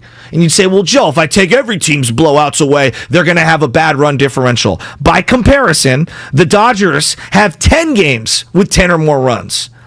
They are plus 69 in those games. If you take those 10 games away, whereas the Giants are minus 43 in run differential, I'll take those Dodger games away. They're plus 136. Sheesh. So that's huge. the difference between the Giants and Dodgers. Minus 43 and plus 136? Yes. Okay. All right. Minus 43 and plus 136. All right. I'm gonna There's almost a 200-run differential between the two teams. It's 175 or more. We went into this, and how are you feeling right now? Doesn't that give you context on runs scored? Yes. Right? And it's hard because I look at the data, and I do this too. Like, so-and-so's batting 222. Well, they've been batting 308 over the last 15 games or whatever, and actually they were way worse. And like Joey Bart right now, most people are going to see Joey Bart step up to the plate right now. They're like, God, he's batting, what is he right now? I'm going to look at his specifics. He's batting right now 191. All right? And they'd say, God, he's terrible. I feel like Joey Bart's had the best 2 weeks of his Major League Baseball career over the last 2 weeks. And I feel really good about where he's at. So all of this raw number data crunching, it's a great reference point. I'm more like, what's the context? What's going on right now? And what I'm seeing, I don't care about the numbers. I see a Giants team that doesn't have a specific set of ways that they like to win. I have no idea what they hang their hat on, right? 2 times a week, Rodon and Weber pitching. And we just pray that we can muster up enough runs. Outside of that, they're inconsistent everywhere else. So they are 4.5 games back out of the wild card right now. And if you want to hang your hat on that, then that's totally fine. But after having a day to digest the trades that were made yesterday, the non-moves that were made. The big one is Soto to the Padres. The big one was Soto to the Padres. They gave up a ton in order to get him. They gave up everything. They gave up everything in order to get him, but they did also acquire the new this guy who's just had a resurgence of a year, Brandon Drury, over with the Reds, who was a pickup on my fantasy team earlier this season because he was red hot and he just continued on that streak. They also acquired him too. It's just when you and Josh Bell. Who was a borderline all-star this year. So at least for the next couple of seasons, those guys are going to be around, but then you're going to have Machado, Soto, and Tatis going all the way till the late 2020s, early 2030s. So in that time, you're going to have a lot of guys who want to get traded to that team. We talked about Eric Hosmer a lot because he had the no-trade clause, and he said no to the Washington Nationals. They ended up getting a third team involved, and they traded him over to Boston, if I'm not mistaken. So Eric Hosmer has a no-trade clause. They're not going to be putting the Padres on that no-trade clause if there's a player that's out there to be traded. They're going to say, you know what, I want to go to San Diego in the next 10 years. That's going to be such a draw for the big names. So we had that talk yesterday, and I think we were just, as we were doing the show, because the news broke, That was actually one of my favorite segments that we've ever done, Shasky. Okay. At least with me and you. Yeah. To do it just as a tandem was just from 8:40 to 8:55, just getting those just random tweets that said, "Oh, it's gaining momentum." We're on the half-inch yard line or whatever the hell it was. Half-yard line. So stupid. It's like, can they run in the football? But when we got that news, it's like, well, thank God the Dodgers didn't get him. And I think that's kind of how I was feeling. But then I looked at it, and I'm like, the Padres and the Dodgers, at least the Padres, are pretty well set for the next 10 years, at least. I don't know what Juan Soto's deal is going to be. The extension still needs to be announced. Yeah. So we're going to wait on that. 15 years was what he was rejected with the Nationals. Don't know if he's going to get that there. But I'm looking at that thinking, how are the Giants even going to try and compete with that? Like, they have to do something this offseason. Like, that's what it came down to. So, they have to do something. So yesterday, all right, Darren Ruff gets moved to the Mets for, again, people may know who, I didn't know who J.D. Davis was. Like, that's kind of the marquee person they're getting back. I don't know who he is. 29-year-old Elk Grove guy. That's it. That's all I know about him. But you know what I'm saying? Like, I don't know much. And then some guy, Carson Seymour, Nick Zwack, and then some guy whose last name I can't even pronounce. Okay, there you go. Left-handed pitcher. Then Trevor Rosenthal gets traded. Yeah, Trevor Rosenthal, a guy who was signed this week, didn't throw one pitch for the Giants. He gets traded to the Brewers. Okay, I guess he got a top 20 prospect for a guy who hasn't pitched in 2 years. Like, that's not terrible. It's not. It's just weird. Wouldn't you agree? Like, you sign him just to trade. I don't know. It's weird. I think it's weird. We're not going to trade just to trade, and then you trade what feels like just to trade. Well, and then Kurt Casale and Matt Boyd get traded. We heard about Matt Boyd. There's probably, 4 or 5 articles at the beginning of the year written about Matt Boyd. Doesn't throw a pitch in a Giants uniform all year for them. Him and Casale get traded to the Mariners in like the 7,000th trade with the Mariners this year. And I like this move. So this individual move opens it up. Like, Joey, it's yours. Joey Bart, you're going to be our guy. Like, and that's what I want to see. Whether he sinks or swims the rest of the year, he's not going to play every day because no one does in baseball. But for the most part, 3 out of 5, 4 out of 7 days, you're going to see Joey Bart behind the dish, and it gives him an opportunity to take a deep breath and have good at-bats. And yesterday, I thought we saw the fruits of that. Made a nice play defensively, got that bunt that we were referencing. But to me, the home run to dead center, the big boy zone where he hit that, and going to dead center and not just pulling it, it's a sign that he's seeing the ball and he's using all the field. So I love where Joey Bart's at right now. Would I want more? Of course. But if you could salvage these last 2 months and Joey Bart kind of gets that batting average above 200 and he finishes on a high note, I think that would be massive for him moving into next year. Well, of course it would. But it's also the question of, well, what it's going to look like down the line after this year. Like, that's really where my head's at, Shasky. I hate that my head's at this point here, where it's like we still got 2 months left in the regular season, and it's just I can't help but think that Juan Soto. We're going to be seeing that, by the way. What is it? Next Monday is when they play the Padres. So we're going to be seeing that for the first time. Fernando Tatis is not going to be in the lineup, but we are going to be seeing one of the best versions of Manny Machado that we've been seeing this year. We're going to see that, and I just can't help but think this is what their team is going to look like partially, at least a third of their team, or at least a third of their lineup for the 9 guys for the next 10 years. I just can't get over that. So I want to get to like the off season in 1 second because I've got some That's numbers. all I can think about. It's really unfortunate. I'm with you there. But a part of me is just asking the question out loud. I'm not outraged. I'm not angry. I'm asking what the strategy is with Carlos Rodon. So you're asking all of this, like you dangled him out there, him and Jock Peterson, which is odd. I can't remember an all-star season like Jock's having where he was so good and then just hit a wall and has been horrible since. Yeah. Just absolutely horrible since mid-June. Like, they don't trade those guys. The rumors that we're seeing on the internet is like, oh, the Giants, they're in on trading them, they're out on trading them. Oh, they're asking too much. And then they don't move either guy. And I kind of felt like, okay, if you're not going to move either guy, Jock can walk in free agency, not a big deal. You only got him for $6 million. Rodon, what are we doing? Is he part of the long-term future? Okay, you don't trade him, then maybe there's hope that they can sign him, and I'm hoping that they can. I don't want to be runner-ups again. I'll tell you that right now. Yeah. I'd like to bring him back on a 3 or 4 year deal. Maybe it costs 5 years, and you just have to bite the bullet and give it to him. But if he walks in free agency, aren't we going to look back and go, God, and I know we don't want to just get nothing for, you don't want to just get like a 12th overall prospect, but seeing all these guys and all this movement, I think it's fair to be like, what are we doing? Are you overvaluing this guy? Are you the guy on eBay putting a piece of junk at a price point that's way too high? Like, is that what this is, Farhan? Like, are you overvaluing your guy? Are you asking for too much? Are you getting too cute? Or is there simply just not a big enough market for the guy, and you said it's better to keep him than to move him? Like, I don't know the answer. I don't know either. I don't know what they were willing to give up. I don't know what they were willing to trade for him. I don't know what teams were willing to give up, but clearly that price point wasn't there because it feels like throughout this year, it's been just not even a debate that he's just not going to pick up that player option and that Carlos Rodon is going to be off this team in the offseason. It feels like we don't even say, oh, you know what, there might be a chance. No, he's not going to pick up that player option. He's not going to be here. So I'm thinking to myself, why don't you trade him away and then get some pieces? I'm telling you, it just really goes back to 2019. Like I've been going ever since going back to 2019 with Madison Bumgarner. That was the first year I hosted the pregame show. Okay, from 5 to 6 Monday through Friday. Normally when I host the show. I felt like not to like I don't pretend to be some Farhan caper here.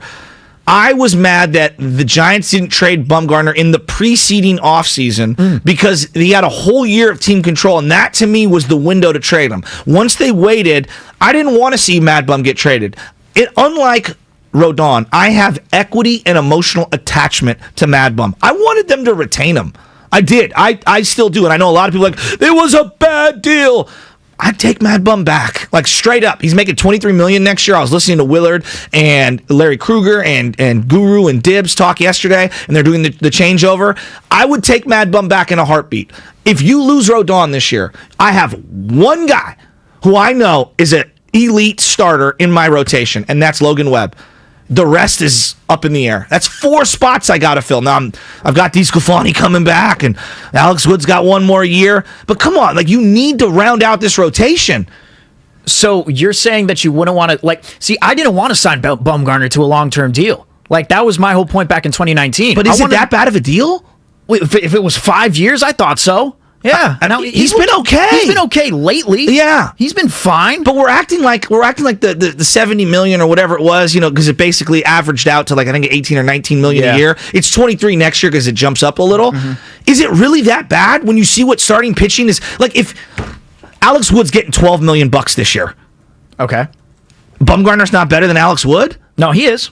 Right? And I don't know. Is he twice as good as Alex Wood because that's the price point? I don't know. But the one resource the Giants have in abundance is money. So to say that, like, oh, we've got a threshold on money, that feels silly to me. Like, you just need to round out your team right now, and you don't have enough spots. I don't know. If they would have signed Mad Bum to that deal, I'm not trying to get into a Bumgarner conversation. No, I'm not either. But a 6.48 ERA in the down year in 2020. It was bad. But it was only like 7 starts. Yeah, and then a 4.67 ERA not the great. Following year. Can't defend it. Like, this 1 year that he's having, which has been good, but lately kind of reeling. He was great at the beginning of the year, but now he's almost got a 4 ERA. Like, I wouldn't have wanted to sign him then, and I wouldn't have wanted them to sign him now. Like, I would have been done with Bumgarner, and I wanted them to get some deals with him. So it feels like, with Rodon, we are done with him. Like, it feels like we're already done with him after the season's over, whereas now that if you don't trade him, it didn't make much sense to me if you're just going to let him walk, and he's not going to pick up that player option, because it feels like they know that. We both agree. Rodon, where he's at right now, has pitched way better than where Bumgarner was when he was with the Giants, and the market right now feels hotter for starting pitching than it was that year when Mad Bum was, on the Giants. Wouldn't you agree? Yeah, but because I didn't think there was an offer. I truly believe I don't think there was an offer that was good enough, and I don't even think they were ready to trade him. I don't. I think they were going to let it ride it out. I remember it was Bochy's last year. Yeah, it was. You're going to trade Bum. Like, I don't know. Maybe I'm too nostalgic about these things. Nah. I don't think you're going to trade Mad Bum in the middle of Bochy's last year. That's just me, and I'll defend Farhan on that one. I think if they were going to do it, it needed to be done by Bobby Evans and the prior regime the year before. Okay, yeah. Well, but, we can agree to disagree on that. Then I'm just saying, me personally, like that's what makes me go back to 2019 with this Rodon. Totally fair. Yeah. So we're looking at Rodon today, and you got him on the team. And then my question is like, all right, so what's the game plan now? You got him on the team, and you moved off of Darren Ruff because you realize he's not really a part of the long-term future. He's 36. We can get a little something back. All right. Is Rodon part of the long-term future? Right now I'd say no. You're probably right. So then why not move him, I guess? Yeah. Well, and I get it. I don't want to just get anything. I want to get something of significance. Well, now it feels like you're not going to get anything at the end of the year. Do you think maybe that conversation will change, though, about him possibly picking up that option and keeping him long term? If maybe he falters a little down the stretch? Just because they kept him here on the team, and maybe they say, hey, we really like you. We hope you like it here in San Francisco, too. Look, we promise we'll be better next year. It's like what you were saying in the last segment. Like, everybody's having a down year. Like, everybody's having a down year Except for a couple guys. Except for a couple of guys. Yeah. But a lot of guys are having a down year. So, I mean, that's what you were saying. And I do see that. Maybe, I don't know, they're trying to convince him, like, hey, we'll keep you around here. Actually, we'll give you some money, too. After this player option's up, we'll give you an extension.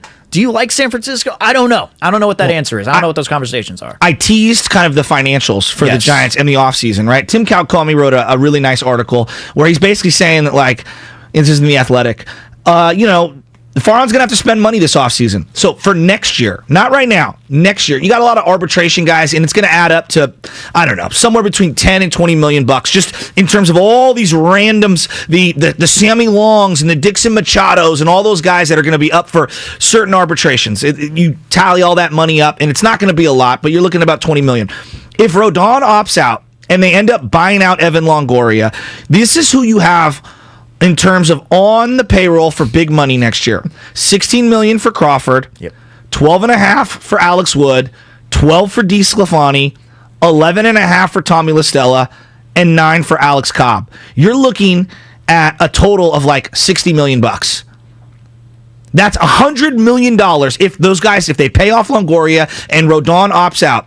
That's $100 million less than what they've spent this year. They spent about $160 this year, which is 20% down. Okay, which is also down from when it was. They were at $200 million just a couple years ago. Right. So I guess my question is, are they going to spend this offseason? Yeah. You got about $60 million on the books for next year. You'll have $100 million in your coffers. There shouldn't be anyone who's too expensive for you. Someone bring it up here on YouTube. Of course, you can catch us live on YouTube, live on Twitch. No, like that's the thing is it also, you fast track to this offseason. That's why I can't stop thinking about it, because you're going to have to build your team. Like, again, the trade deadline, I get it. If you don't want to get Juan Soto, they put the price out there. You know what? Actually, let's play this quick clip as we will continue to talk about this. But Farhan Zaidi talked about trying to get Juan Soto. They did make a move.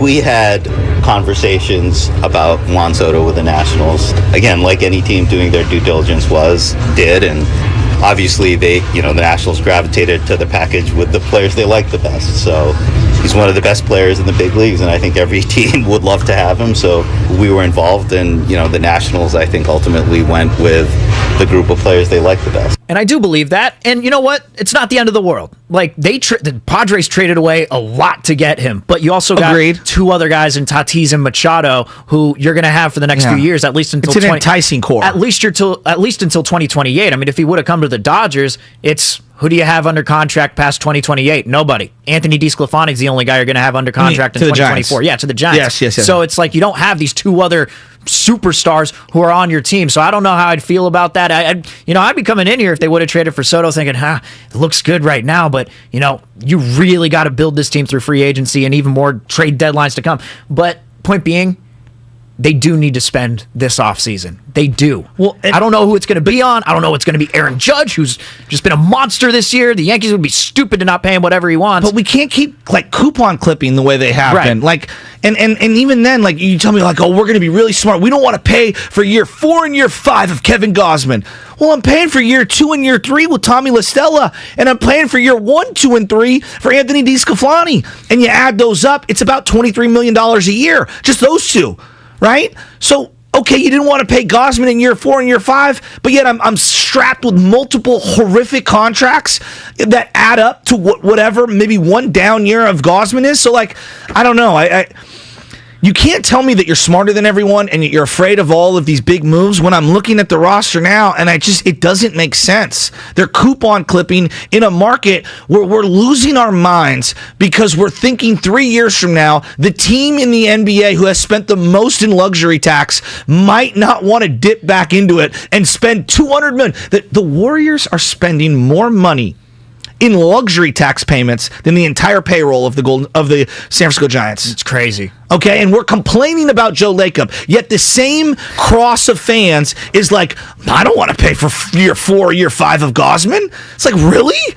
Really? If baseball were at a soft cap and they had the luxury tax like the NBA does, Joe Lacob would be giving the Giants $10 million because you have to disperse $10 million to all the teams that are under the luxury tax. It was $11 million, I think. And then look, Gausman might not be the right case study to lose your mind over because he's been up and down this year. I think he's 8-8 right now, but his numbers look better than the actual record. Yeah. The WHIP's okay, 1.24, and he's got a lower ERA. He's been not getting run support. He's maybe not the greatest test case on this, but like Rodon, you brought him here on a 1-year deal, kind of like a prove it deal. Could he stay healthy? He stayed healthy. He's been pretty electric. Do I love a 5-year deal for Rodon when he's had all these arm injuries? Probably not. But again, you got to get somebody's got to be worthy. You got to roll the dice a little on somebody, and you have to take a leap of faith. So I want to get to Sam Lubman for a second because there was the trade yesterday that happened, the Darren Ruff and getting rid of Casale, and then there's the trades that didn't happen. They didn't trade Jock Peterson. They didn't trade Carlos Rodon, and no one is a more ardent supporter of Farhan Zaidi at 95.7 than Sam Lubman. He bows at the feet of the statue of Farhan at 24 Willie Mays Plaza. And I mean that because I love you, because I do love the optimist in you. I do. I can be a curmudgeon at times, but I love your kind of point of view on this. What were your thoughts when they kept both Jock Peterson and Carlos Rodon? Yeah, the Rodon thing kind of was weird to me. I think my guess is if Rodon does leave, they'll give him a qualifying offer, in which case they'll get a second-round compensatory selection. That's what it did with Mad Bum and Will Smith after 2019. And so, all right, fine, because clearly they thought we're probably not going to get for Rodon what we would get in the draft, so let's just hold on to Rodon. Maybe we make a run, maybe we do something, and then you get the compensatory pick. If they're probably not going to make a playoff run, though. Rodon leaves, and it just seems like not trading Rodon, not trading Jock, Flores, Leon, just to hold out for a maybe playoff run in a comp pick. It just doesn't seem worth it. It feels kind of like a waste of time. What do you mean?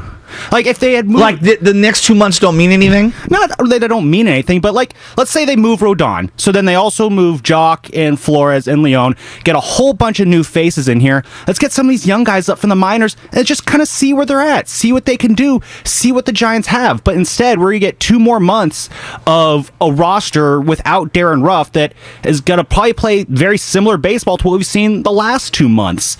And I'd rather, if I'm going to see not great baseball for the next 2 months, I kind of want to see different faces rather than the same faces.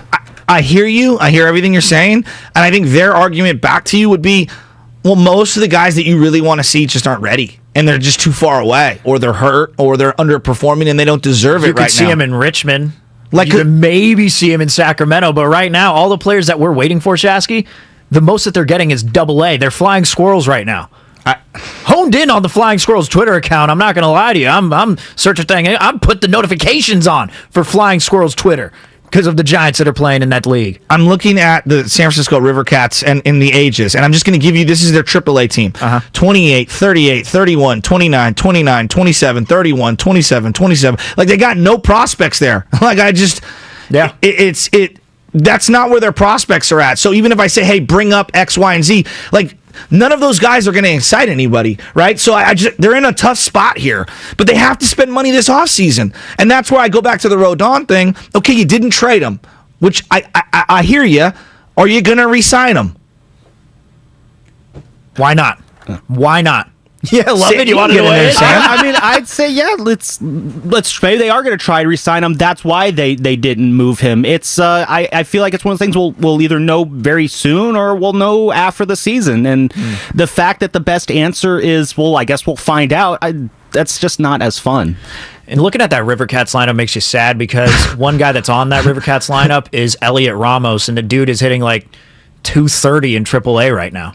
I'm not trying to be a Debbie Downer. I'm just saying, you look at the ages and you look at all the birth dates and everything, and it's well, who's the guy you really want up? I don't play the young guys, which I hear you and I'm with you on that. They don't even have any young guys ready. I don't know how you can look at this season and think, all right, 4.5 games out of the wild card, because right now the Cardinals and the Phillies are tied for the third wild card spot. They both have the exact same record, 55 and 48. And actually, we'll have to see how that pans out toward the end of the season. But 4.5 games back of the wild card. So, okay. You want to tell me they're 4.5 games back of the wild card, 2 months left in the season to go? Okay, but then you watch that game last night and you see what they do against a top-tier team, and it just didn't feel like they had a chance, even though they cut the lead to 6-5. Couldn't score with the bases loaded, and then boom, the Dodgers just score a ton of runs in the back third of the game, and then the Dodgers end up winning by a score which really, it looks a lot larger than it is, but a lot of those runs were scored toward the end of the game. So you can't tell me you're watching this team right now and saying, you know what? If they make a wild card spot, they can make a run in the playoffs. Like I can't say that with any conviction. Steven, their starting shortstop is a guy who hasn't played in the bigs in 4 years, and they acquired 3 days ago. Yunel Escobar, and he's in the lineup every day. He's like Yunel Escobar. Well, yeah, but he's just around until Crawford gets back. That's not a, don't worry, we got Dixon Machado. This is, watch out, Brewers, if we make the playoffs. He's 35. Again, I love Craw. He had a monster season last year. I'm not saying that. He's 35, and he's gotten hurt twice this year. Feels like a lost year. Like part of this is also self-awareness and realizing, like, older guys get hurt. Yeah.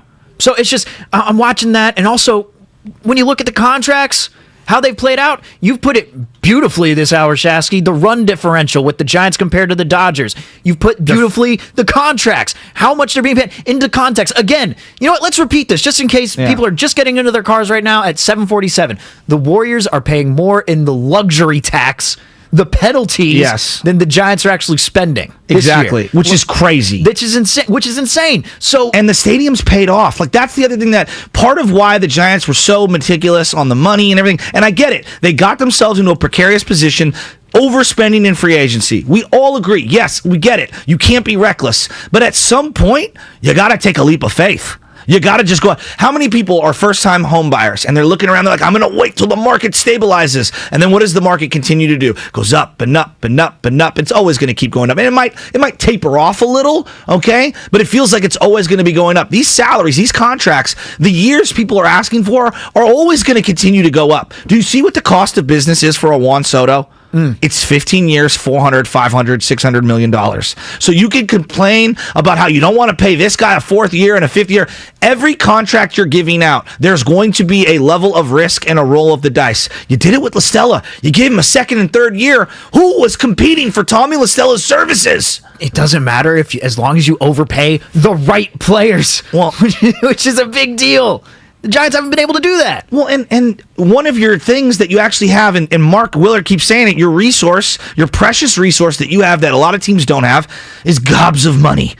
The stadium's paid off. So if you got to pay a guy $20 million as a write-off year, like, for example, Longoria, you think the Boston Red Sox wouldn't have bought out Longoria already? For him, for us, for everyone involved. You think Longoria wants to be platooned and pinch hit for? He's been hurt left and right. If I'm Longoria, I'm like, dude, I want to go to a contender. Get me out of here. You know, like Brandon Belt, hanging around with Brandon Belt. What are we doing? We're going to re-sign him again for another 1-year deal and clog up first base? Pray to God he plays more than 92 games? Can you imagine being a Boston fan this year? 53 and 52.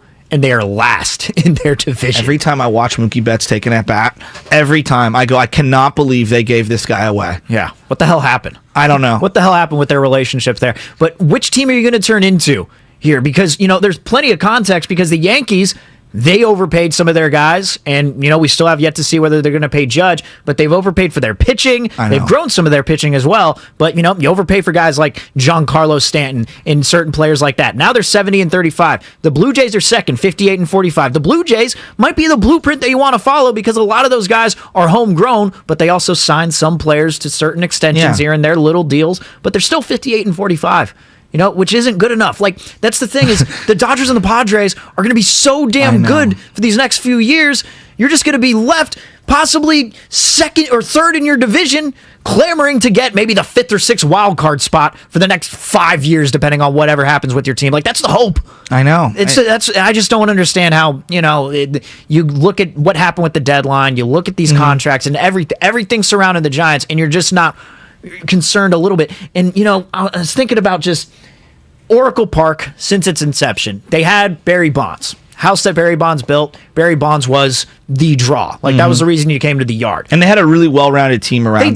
They did. And it was a lot of fun to watch, right? And then you move forward. 2007, it wasn't pretty. I mean, they had a lot of older dudes on their team. Then you can move to 2008. Then you move to 2009, where you have guys like Tim Lincecum, who's winning a Cy Young. And then you move forward to 2010, all the way to 2014, then even to 2016, teams that are making the playoffs, and you'd think, all right, there's something there. And now, as those guys have moved on, this certain regime of players, now you're trying to find that new regime. You have Farhan, you have Kapler. What's that new regime going to look like? And that uncertainty moving forward into the 2020s here, that's what concerns me. It's just the uncertainty. I don't know what it's going to look like. I know what they look like in Double-A right now. They look okay. They've been winning the division. See, my question continues to be, Von Brown, baby. How are we going to operate this team? Like, I knew with Sabian, they were going to make big, bold moves in free agency. I didn't agree with a lot of them, but that's what they were going to do. They were going to be active in free agency. If they were in the trade deadline, they were 9 times out of 10 going to go acquire something, and then they were going to do a really good job developing the infield. That's one thing that Sabian throughout his tenure did, was develop that infield. He brought guys up, and if he didn't have an infielder, he would make a shrewd trade for one of their younger prospects to go get a proven commodity on the infield. And then if you really look at his track record, now the last 5 years was bad in terms of developing pitching. He had a 10-year run with pitching, or at least a 7-8-year run, 9-year run with pitching. Kane, Lincecum, Johnny Sanchez. Even before that, they tried with Foppert, Jerome Williams, Brad Hennessy, Carlos Correa. All these guys, they really did try to squeeze all the lemon for those pitching arms. And so I'm not seeing any young arms coming up. Now, Harrison is desirable, and everybody's fired up for him. But like Sean Jelly's somebody we've heard about. Last time he pitched in the minors, I think he gave up like 8 runs or something. And we haven't seen him in weeks. I don't know if he's hurt or what's going on, but like, we need these arms to start getting fast-tracked. Bednar, this first rounder they took, kills it in college baseball. He's been on a milk carton for the last 2 years. I was hoping he'd be fast-tracked. Blake in Santa Clara wants to weigh in. 888-957-9570. Of course, if you want to call in, we're going to be joined by Dave Fleming in about 7 minutes here to talk some Giants baseball, as well as the passing of Vin Scully. Blake in Santa Clara wants to weigh in. What's going on, Blake? Yeah, I just don't understand what direction they're going. My dad alone was a blue-chip prospect and never panned out. I don't understand. You get all these prospects and expect a big league, and that's not necessarily going to happen. If you do that, become the Astros and lose 100 games. Go get the number 1 pick. I don't understand where we're headed, and I feel like we're being lied to. I might become a Padre fan at this point. At least I know they're trying. I think the Giants are trying, but they're trying to win with the coupon clipping. That's the thing that frustrates me. Like, it's the coupon clipping. Go out and spend. Like, you have to. This is the off season. Like, I'm not going to scream about it every single day till the end of the year. But if you don't go out and spend money, if you don't go get Judge, okay, you have $100 million essentially that you need to make up to hit this year's payroll. Steven, there is no excuse to go get 3 premium players. 3. They're all here in the NL West, dude. And even if you have to overpay, you got a $100 million cover. Even if you overpay for a 2 or 3 year deal as a patchwork guy, get me some starters. You got to come away with 2 legitimate everyday lineup starters in this free agency, at least for the next couple of years. Man, I'd love to. If I'm just talking in general, and this wasn't the job where I, got to talk about it for 3 hours a day, I'd simply just say, all right, well, you know what? I have to wait for a couple of years. Like, that's really it. Like, what's the Giants' plan? I wish my answer could just be, well, I'll wait a couple of years and see what happens. I was having dinner last night with some Giants fans, and they're just like, what's going on? This is literally the question, like, what's going on? When I just don't get it. When Lubman is out here questioning some of Farhan's moves, some of the most optimistic Giants fans that I know are saying, this team's not any good. Like, this team, they don't care about 4.5 games out of the wild card. You could say that, but anyone who's watching every single night understands, like, I just don't know about that. I just don't know about that. Them being a playoff team, whatever it is. And I wish we could come in here and have solutions.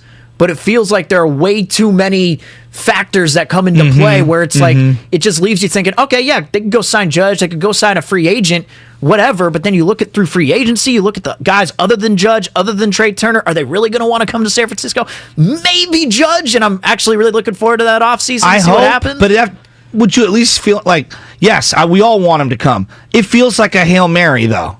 It does. I mean, almost all of the Judge thing relies on him wanting to be a Giant, which is a big element. Like, yes, they all want to get paid. The money is going to be comparable. Not that it's going to be blow you away in San Francisco, and like the Dodgers don't have that kind of money. He's got to want to come here, and that's the part that none of us know. The Giants are just too much like me grocery shopping. I'm just out here looking for deals. Please. Give me 2 for $7. The salami and cheese combo that I could have with some crackers later. You know, a little charcuterie. Anyway, don't sleep on Gallo salami. Always on sale at Safeway. Speaking of which, like Gallo, you know, we're kind of kicking it around. Joey Gallo coming to the Giants, you know, he'd be an everyday player. The Dodgers acquire him, and instantly you're like, oh yeah, perfect, 5th outfielder, right? DH, right? Situational player, pinch hitter off the bench. Yep. DH when a right-hander comes in, and you know what's going to happen, right? Is Joey Gallo is going to hit a big home run in the playoffs, into the water, and then we're going to go nuts about that. The Giants should have traded for him, and that's false equivalence. Exactly, but we're going to do that because that's what we do as sports fans. All right, we're going to be joined by Dave Fleming in a few minutes here during the next segment. Get his thoughts on the Giants, where they're at right now, the trade deadline, and everything, and also the passing of the legend Vin Scully. So we'll talk to him on the other side. But now it is time for the injury report, sponsored by Boxer and Gerson Law Firm. It's time for the Injury Report. That really hurts. Brought to you by Boxer and Gerson, Northern California's premier workers' compensation law firm, helping injured workers get their lives back for over 40 years. This news coming out of the world of the NFL as the Denver Broncos announced that wide receiver Tim Patrick suffered a torn ACL in his right knee, which will force him to miss the upcoming season. The injury occurred when Patrick caught a pass and turned upfield, only to have his leg buckle as he fell to the ground. Patrick was the Broncos' team leader in touchdown receptions last year and was expected to be one of their top 3 wideouts this year, and he was going to be a dark horse, as Spadoni and I were talking about this, he was going to be a dark horse as a fantasy sleeper pick this year for our fantasy teams, when unfortunately a torn ACL ends his season. Tim Patrick of the Denver Broncos. The injury report was brought to you by Boxer and Gerson, Northern California's premier workers' compensation law firm, helping injured workers get their lives back for over 40 years. And that's what's coming up on the game. Is sponsored by Fremont Bank, full service banking, no compromises. Dave Fleming on the other side. Shasky? And we're going to ask him about Vin Scully and their impact. Yes. We've been talking a lot about that this morning. I can't wait to hear from Dave Fleming, who's, you know, obviously someone that looks up to Vin Scully. Yes, and that picture that they showed on NBC Incredible. Sports Bay Area, I mean, how many guys can say they took a picture with Vin Scully on his last broadcast with the Giants and the Dodgers? Not many, so we'll get the thoughts from Dave Fleming on the other side. Final hour here on the Morning Roast. Stephen Langford in for Bonta Hill, Joe Shasky. It's 95.7 The Game. The MLB trade deadline has come and gone, and the Giants were awfully quiet. Bueller. What are your thoughts on the orange and black?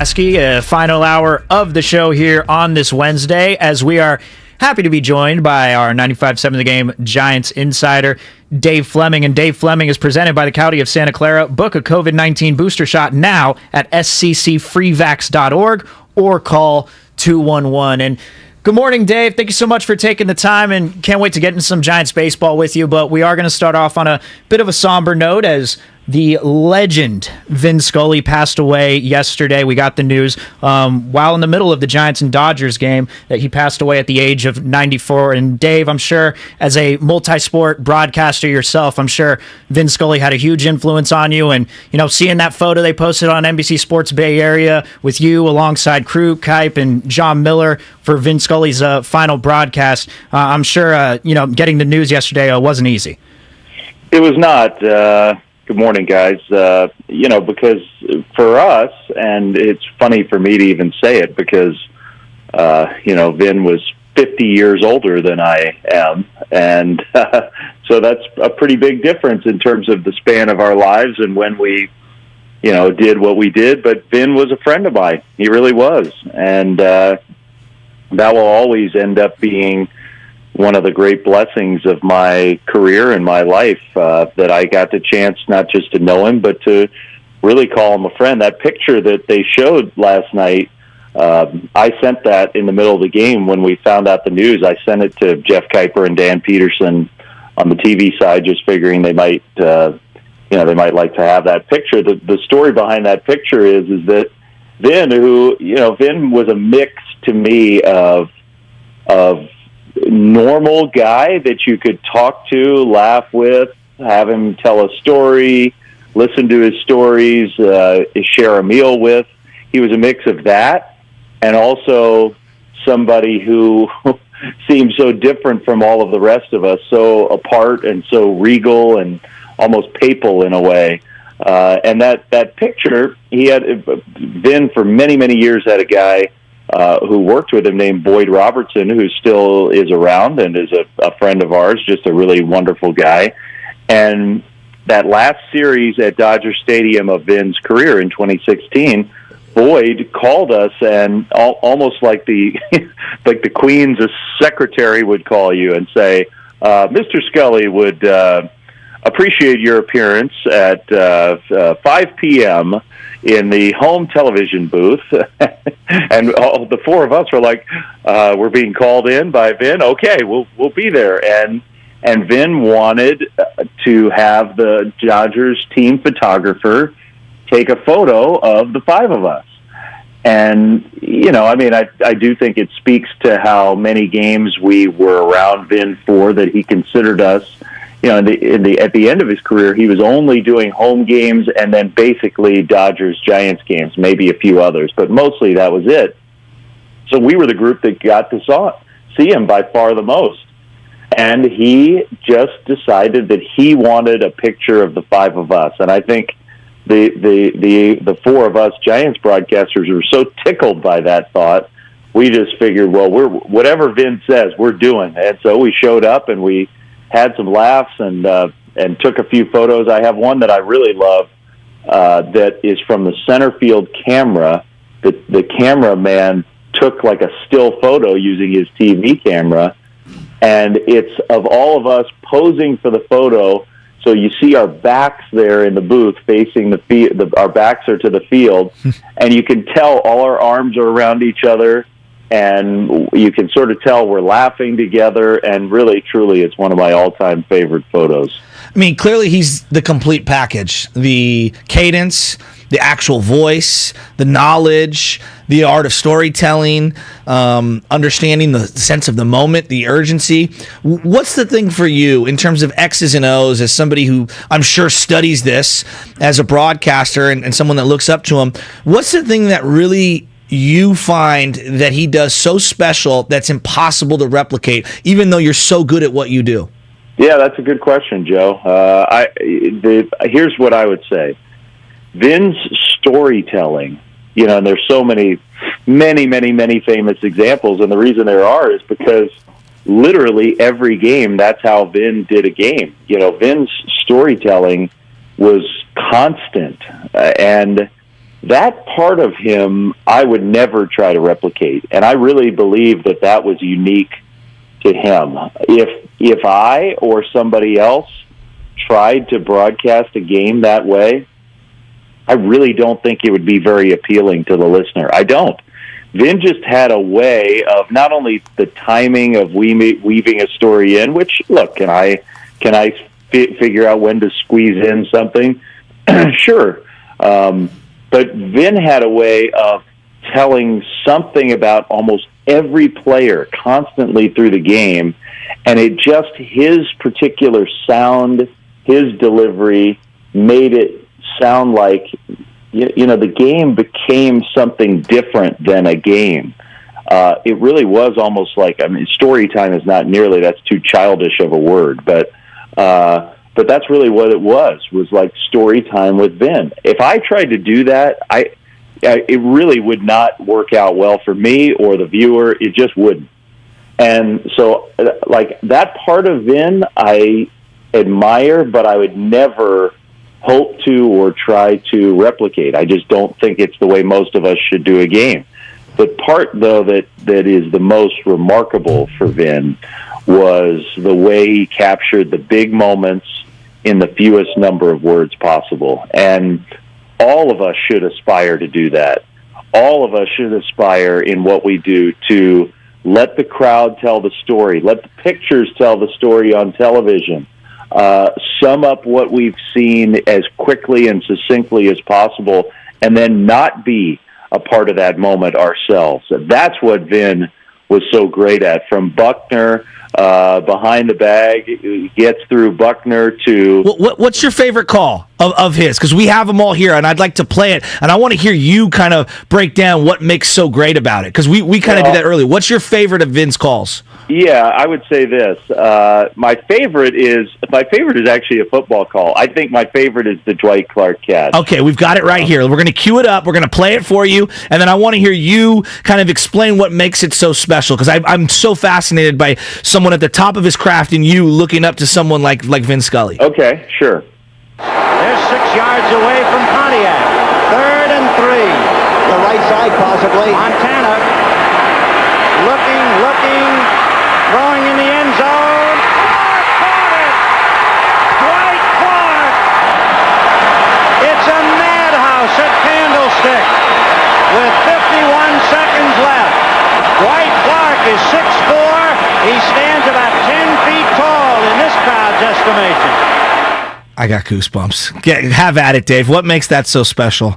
Okay, here's a few things. Number one, just the setup, 6 yards from Pontiac, or he said something different about each team. He said it the same way, but he put it differently. Like, Tom Landry's Cowboys, 6 yards from going back to the Super Bowl.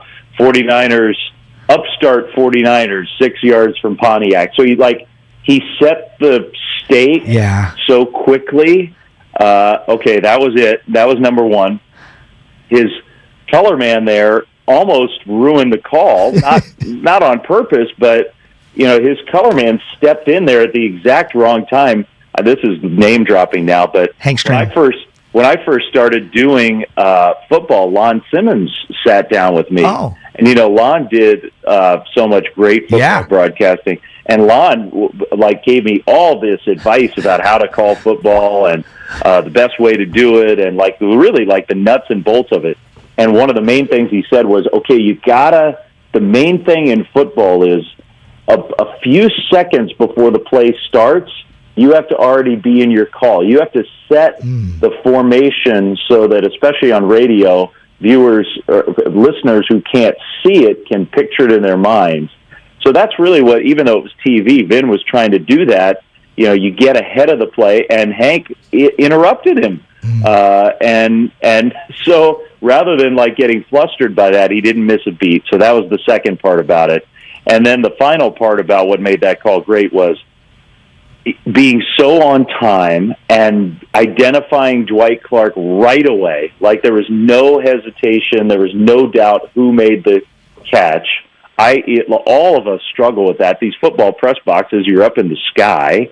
Maybe you're using binoculars. Maybe you're cheating off the TV on a play like that. he nailed who made the catch. And then after, describing the scene briefly, to have just the turn of phrase that Dwight Clark, who must seem like he's 10 feet tall. So good. He was a tall receiver. That was like a big part of who he was. And so, like, the way he made the catch and that one line, so good. It's just an incredible call of, maybe the greatest moment in Bay Area sports history, maybe, and it was Vin who did it. It's incredible. Talking Vin Scully here So with incredible. 95.7 The Game Giants insider Dave Fleming. Dave, what was your first interaction with Vin Scully? What was your first encounter like? How are you feeling when you knew that you were going to meet Vin Scully for the first time? Oh, Lord. I mean, I don't really remember the first time. All I remember is that I didn't want to be the one. I was going to let Vin say hi to me. I wasn't going to go charging in there like, "Hey, Vinny." I was not going to do that. And I did that with most other broadcasters. When you get one of these jobs and you're first making your way around the league, that's part of what you do is you go in and introduce yourself to everybody. I was not going to do that with Vin. I was going to let Vin decide when we were going to meet, and it happened very quickly, and he couldn't have been more gracious. But it probably took me a couple of years before I really felt comfortable being around him, talking to him, going in there unsolicited and saying hi and checking in. And really, he always loved it when I did that. Couple quick stories. One, he was in San Francisco one time, and I can't remember what the circumstances were, but the Chronicle had written like a little, it probably wasn't, maybe it was Bruce Jenkins, in his notes column on Saturday, maybe had written something about, Giants broadcaster Dave Fleming struggling trying to decide, how much football to broadcast and what his schedule is going to look like and ... or whatever it was. And Vin pulled me aside and said, "Dave, I saw that note in your in the Chronicle today. What's going on?" Like he asked me what the situation was, and I described him what the circumstance was, and he told me, well, I used to do golf, of course, and I did football along with my baseball, and I did the game of the week baseball, and I just want to tell you that I loved those experiences. But what I really loved was being around my team and the Dodgers and being around my family. And he said, "You're a young man and you've got lots of great broadcasting ahead of you, but don't ever lose sight of the fact that, the time around the people you love is what you're going to remember. And, so you're going to have a lot of choices professionally, but I just would say to you to be very careful about what you say yes to, because you're going to get asked to do a lot of stuff, and I think you should always keep that in mind. And I wish somebody had told me that when I was your age and thinking about all this stuff. And I thought, well, here's Vin. He pulled me aside to say this stuff to me, which was just incredible. And then the last thing the last funny story, I said it on the post-game show of our broadcast last night. I will remember this really till the day that I die. One of the times that I probably laughed the hardest in my life was at our ballpark. I walk into the men's room before a game, and the only person in there is Vin. And so I walk in, and it's Vin and me in the bathroom. And Vin turns around and just totally deadpans. For Giants fans who are listening who maybe didn't know, one of his signatures every game was pull up a chair, right? That was Vin's. The book written about Vin is called Pull Up a Chair. That was his phrase at the beginning of a game. Dodgers fans, it's time for Dodgers baseball. And then as they were getting ready to start, pull up a chair. Here we go. And so I walk into the bathroom, and Vin swivels his head around and sees that it's me, and he says, "Oh, hello, Dave. Pull up a urinal." And I mean, it was so funny. It was Vin being so playful. Like, this guy was the god of sports broadcasting and so elegant. Yeah. And you almost thought, well, he would never even deign to make a joke. And yet it was so funny. I've never, ever forgotten that. Hello, Dave. Pull up a urinal. That's so good. And, I loved the guy. He is the all-time greatest at what we do. The Dwight Clark call is my favorite call, but the Hank Aaron call is probably, in my mind, Russ doing Bobby Thompson's home run in its own way, but Vin's ability to sum up the social, political implications of what Hank Aaron accomplished that night in Atlanta in the midst of a call in a baseball game, that will never. You can't do any better than that. We have it right here. You want us to play it for you? Let's play it. Some of the versions are sort of edited, and so you don't get the full sense. Yes. It took a long time, but let's listen to it anyway. Yep. We should. Look at it. What a... 1 ball and no strikes. Aaron waiting. The outfield deep and straight away. Fastball is a high drive into deep left center field. Buckner goes back to the fence. It is gone.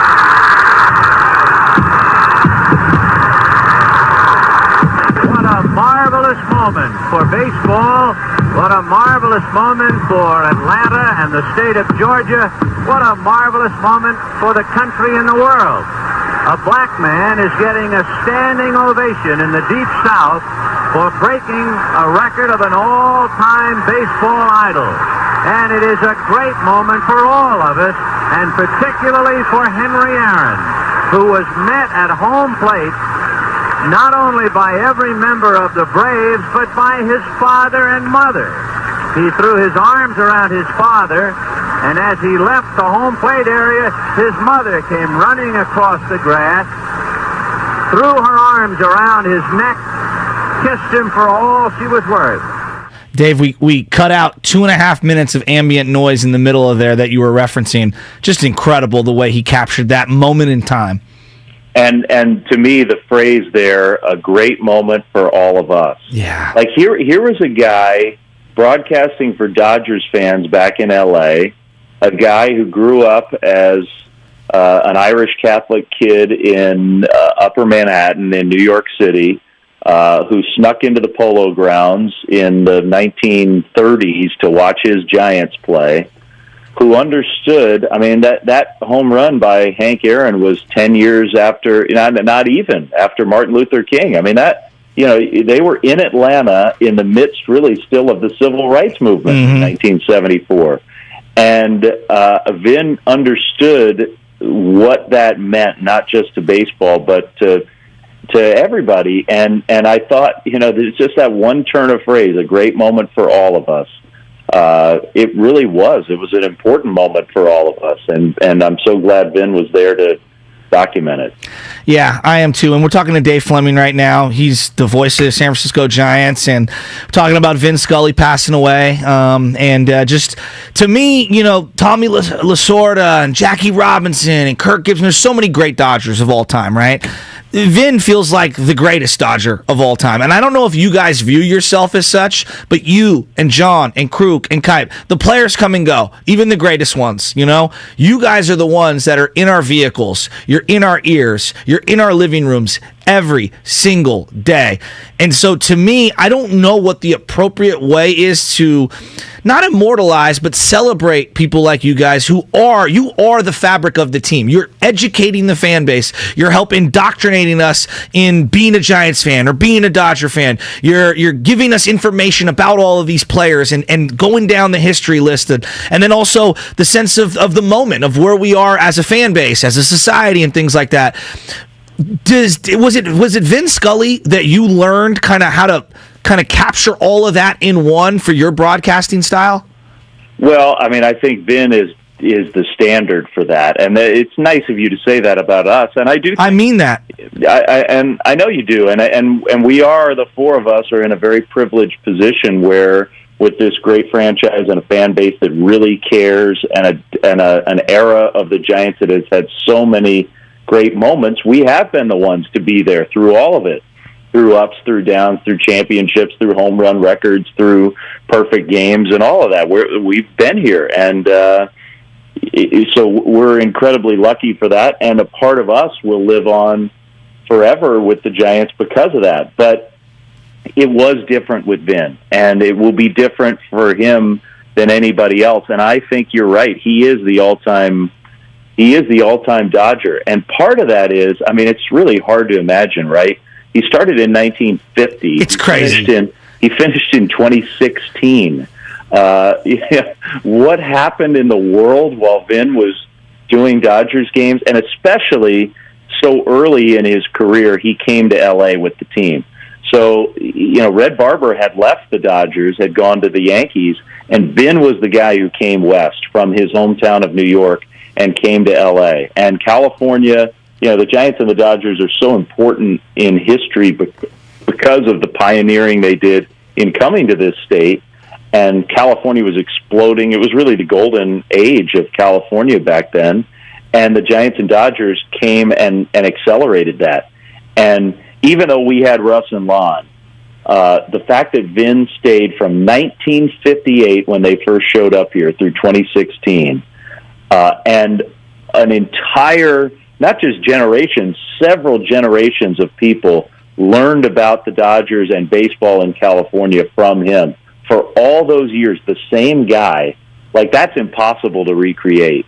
And when you talk to people who grew up in Southern California in that time, all the way until the modern era, you said it really well there, in your cars, at the beach, the whole soundtrack of L.A. Absolutely. For 50, 60 years was Vin in the summertime, through car windows, through apartment buildings, at the beach, up in the mountains, that. His voice, that's the soundtrack of the Beach Boys and Vin Scully are the soundtrack of L.A. and its modern history, and that will never be replicated. It just won't.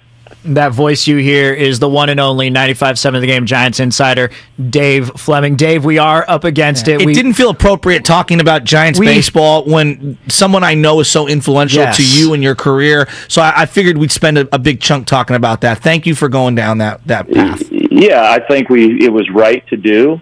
And Vin and the Giants will always be tied together. He's a very important figure in Giants history, not the same way as he is to the Dodgers, but I'm glad we got a chance to talk about him. He was the best. He's going to be missed by all of us, and he'll never be forgotten. And the Giants' problems right now seem petty compared to the impact that our sport can have on people and all the great. To me, Vin reminds us that we've been spoiled. We've had a lot of great moments. It may not be going well right now. We're going to have great moments again. We don't know when those will come. We hope they're sooner rather than later, but Vin sort of puts it all in perspective, I think. And he always had a moral to every story that he told via his broadcast. Thanks so much, Dave, for going down memory lane and sharing some of those stories. Even the rattlesnake story. Hold to that one. We'll play that one on the other side. There is a rattlesnake story you have to hear. Go nowhere. And Vin reading a grocery list.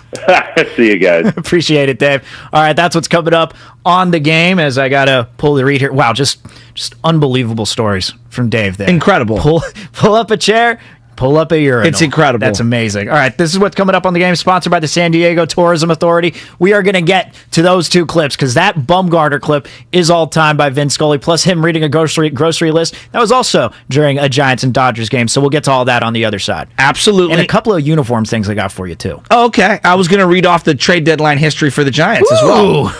Going to be a packed final half hour. Let's see where we go. When you're happy and you know it in San Diego, there's no limit to how you can show it. Endless sunshine, coastline, and outdoor adventures inspire waves of feel-good vibes. Plan your trip today at sandiego.org.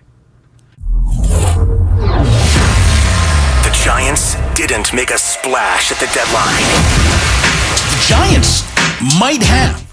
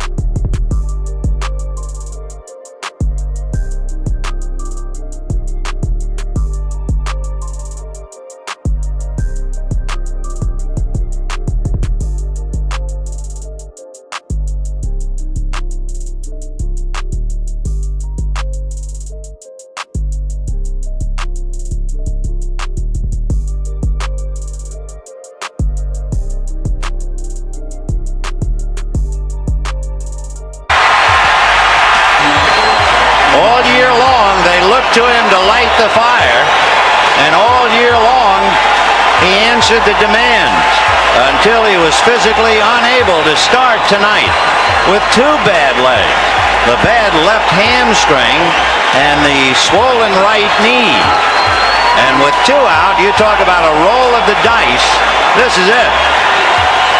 If he hits the ball on the ground, I would imagine he would be running 50% to first base. So the Dodgers trying to catch lightning right now. Sachs waiting on deck, but the game right now is at the plate. High fly ball into right field. She is gone!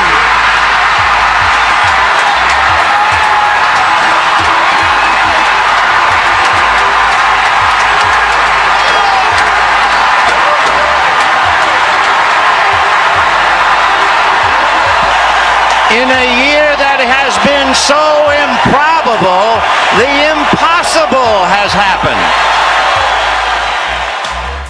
Now, back to the morning roast with Bonte and Shasky. It's like poetry. It really is. I didn't even want to start, like, how am I supposed to follow that up? You don't. You don't. Like Kirk Gibson wasn't even supposed to be available. Speaking of performance enhancing, I watched that entire at bat yesterday. I just had to watch that entire at bat. Incredible, goes isn't it? 0-2.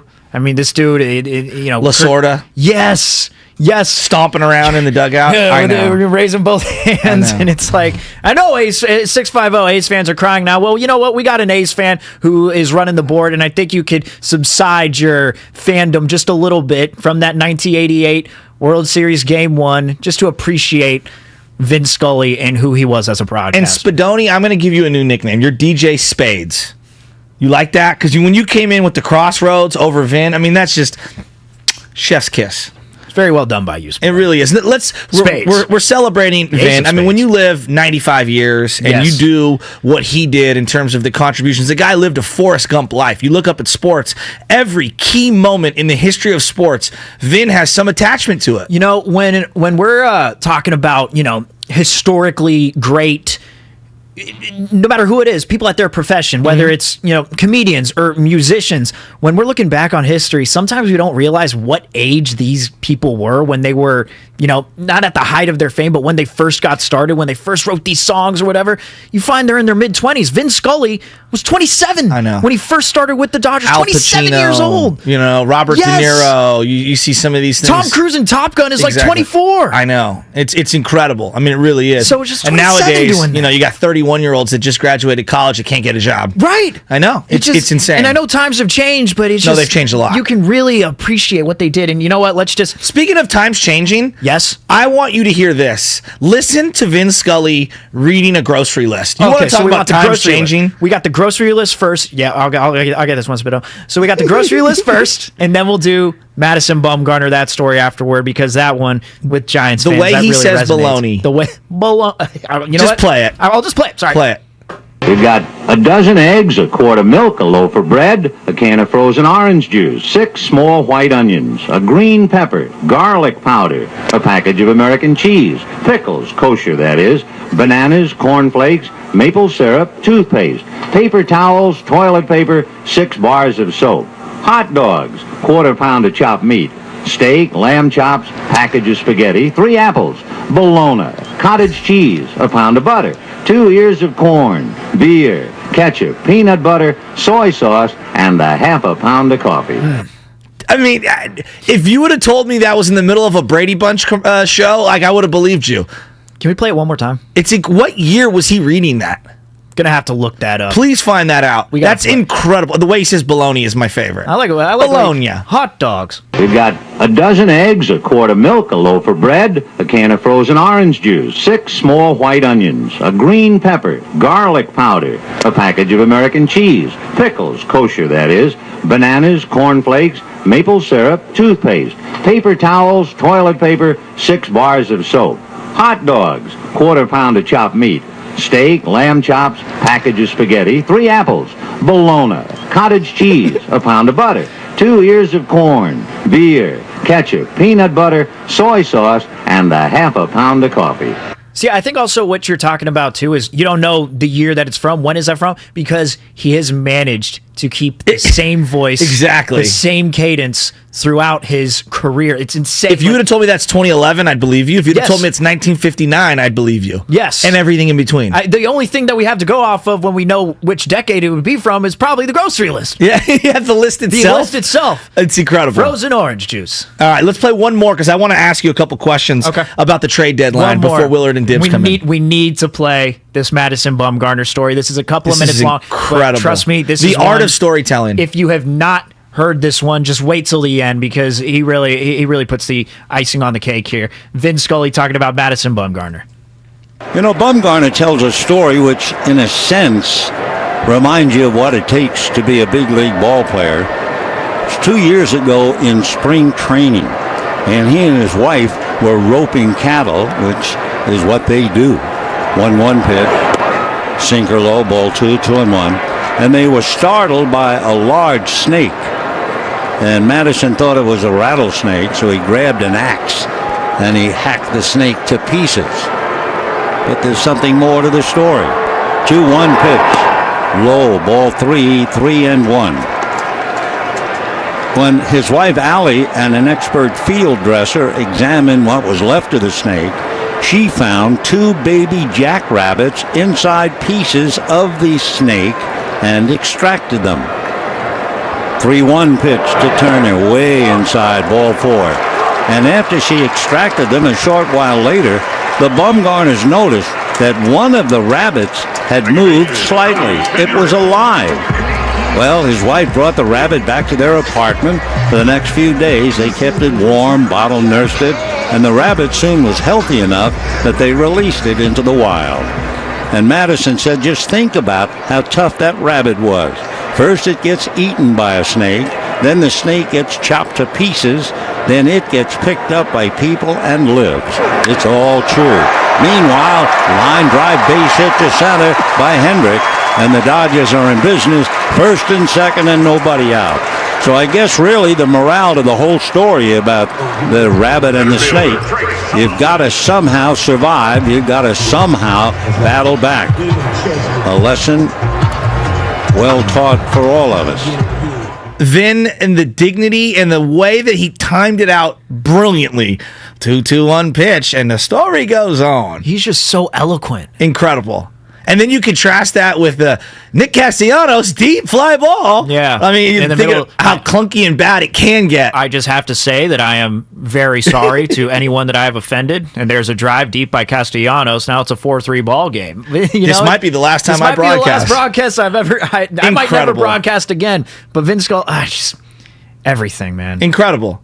It really is. And we're going to talk about John Miller and Krug and Kipe that way one day. And there's no doubt in my mind. Dave Fleming as well. The 707 just texted kosher, that is. It's incredible. It's absolutely incredible. All right. I want to ask you about Farhan at the deadline. I'm going to go through some of the things that he's done at the deadline over the last couple of years. And you tell me, we've hyped him up. Rightfully, in some regards, he is a master tactician. He wins all his trades. Because I think that for some reason, as fans, trades are like the way we evaluate GMs in baseball. When it's like, well, there's development, there's drafting, there's free agent signing. Right. Like, there's many ways to build your team. There's not one way. You got to be well-rounded as a GM. And so, but the trade deadline is very important. I think baseball's trade deadline, most active, and in terms of significance, feels like the most significant of all the sports deadlines. Yes, and I think that a lot of that has to do with just the way that the salary cap is set up. There's no hard cap. There's no soft cap. There's no, you got to fit in money in order to get this guy. Like, if there's a certain player who wants an extension, the other team, the current team that he's on, could try and give him that extension, but he says, you know what? No, I can get paid elsewhere because these other teams around the league, they have plenty of money to spend. So the salary cap definitely plays into that. Absolutely. All right, so here we go. 2019, it's Bochy's last year. Mm-hmm. Ray Black and Drew Pomerantz to the Brewers for Mauricio Dubon. Feels like they squeezed the lemon on Dubon. He eventually gets moved. Sam Dyson to the Twins for Jalen Davis. And a couple guys that we still have never heard of. I remember that. When Sam Dyson, when that move was made and Jalen Davis was coming through, I saw, power hitter for the Twins. Untapped potential. People were like, work your magic, baby. he's Chris Davis 2.0. Oh, my Remember, that's what people said? And I was like, oh, great. Is he going to bat 247? Well, yeah, but Chris Davis, he was awesome for 3 straight years. Yeah. All right, Mark Melancon to the Braves was the big one where everyone was like, wow, you unloaded Mark Melancon. Yeah. So I don't know, 2019. And in 2020, he stood pat. I don't even know, was there even a trade deadline in 2020? It was only 60 games. 2021. No. I think the Yu Darvish and Blake Snell was that the year after. I don't know. The year after. Okay. That was the year after because Blake Snell ended up, going to the World Series there in 2020 with the Rays and losing against the LA Dodgers in that final game. Not his fault. 2021, he gets Chris Bryant for 2 guys no one had ever heard of, which I thought was a great trade for them. And he ended up being one of their best players in the playoffs. And then also picked up, got rid of Tony Watson, who I believe is out of baseball now. I could be wrong, but got rid of Tony Watson, or did he bring him back in 2021? What was that? Bringing him back or getting rid of him, Sam? Tony Watson in 2021. Tony Watson, they brought him back, didn't they? Was that what it was? Brought him back and then he retired? Yes. Yeah, he was an Angel, and then they brought him back that same year. I don't even remember him pitching for the Giants down the stretch. No. Do you? No, everyone was I don't thinking, even well, remember. we had Tony Watson on the roster, but he didn't pan out. Yeah, so I don't know. And then this year, obviously, he trades away Kirk Casale to the Mariners, and he trades away Darren Ruff to the Mets. How would you rate him in terms of his deadline acquisitions? And you contrast that with Soto getting moved to the Padres, which it's impossible to even come close to that. And then last year, Max Scherzer and Trey Turner getting traded at the deadline to the Dodgers. I know this is not going to be the popular answer, Chasky, but can I give this a TBD? Because I think that's fair. I think the move for Rodon, or the lack of moving Rodon, possibly for whatever return that they could have gotten him for. We saw Luis Castillo go from the Reds to the Mariners and what they got in return for him. 4 different players, guys who were highly touted prospects for Luis Castillo. You thought Carlos Rodon could net that same sort of those same sort of assets. But if they didn't make that move and they didn't receive anything, what are you going to do? You're going to sign him in the offseason? If you sign him in the offseason, then I might look at it a little differently, depending on what that contract looks like. But this trade deadline, the one with Chris Bryant, it was a great move. It was an awesome move. That one, we were waiting the entire year because it's like, okay, the Giants have a chance. Yeah. They have a chance to win the National League West. You got to go out and you got to make some sort of splash. Chris Bryant, the time with the Cubs, that was done. Let's see what's going on here. They trade for him. And not signing Chris Bryant was probably the smart move. Right. I think most people would agree. Like, the guy's always hurt, and he's been really bad this year for Colorado because he hasn't played a lot, and that's part of not wanting to give someone like him a long-term contract. But I thought it was a really good move in general. I thought they played that out well because, again, 7 years for Chris Bryant. That's what he got in Colorado. I wouldn't have wanted Chris Bryant for 7 years. That's a huge contract. And Jock's been better on a 1-year, $6 million deal than what, even as bad as it's been the last 2 months. He kind of flipped. Well, Chris Bryant got off to a really, really cold start while Jock Peterson was a starting all-star. And then now Chris Bryant is starting to... about time. Yeah. You get paid $200 million. Yeah, starting to make a little progress in year 1 out of year 7. So, I don't know. Like, I'm looking at these deadline moves and kind of where they're at. And it's not, it's not the end-all, be-all, but it is how you can supplement your team and kind of get them a push. I don't know what happened with the Giants over the last couple weeks. All-star break, wrong time. Did that team kind of feel the pressure in the clubhouse? Not from Kapler, more from like, hey, could I be the one on the way out the door? I'm pitching for money. And this is part of like these, I have this question that I'm asking out loud, and I feel like the Rodon thing's kind of a case study.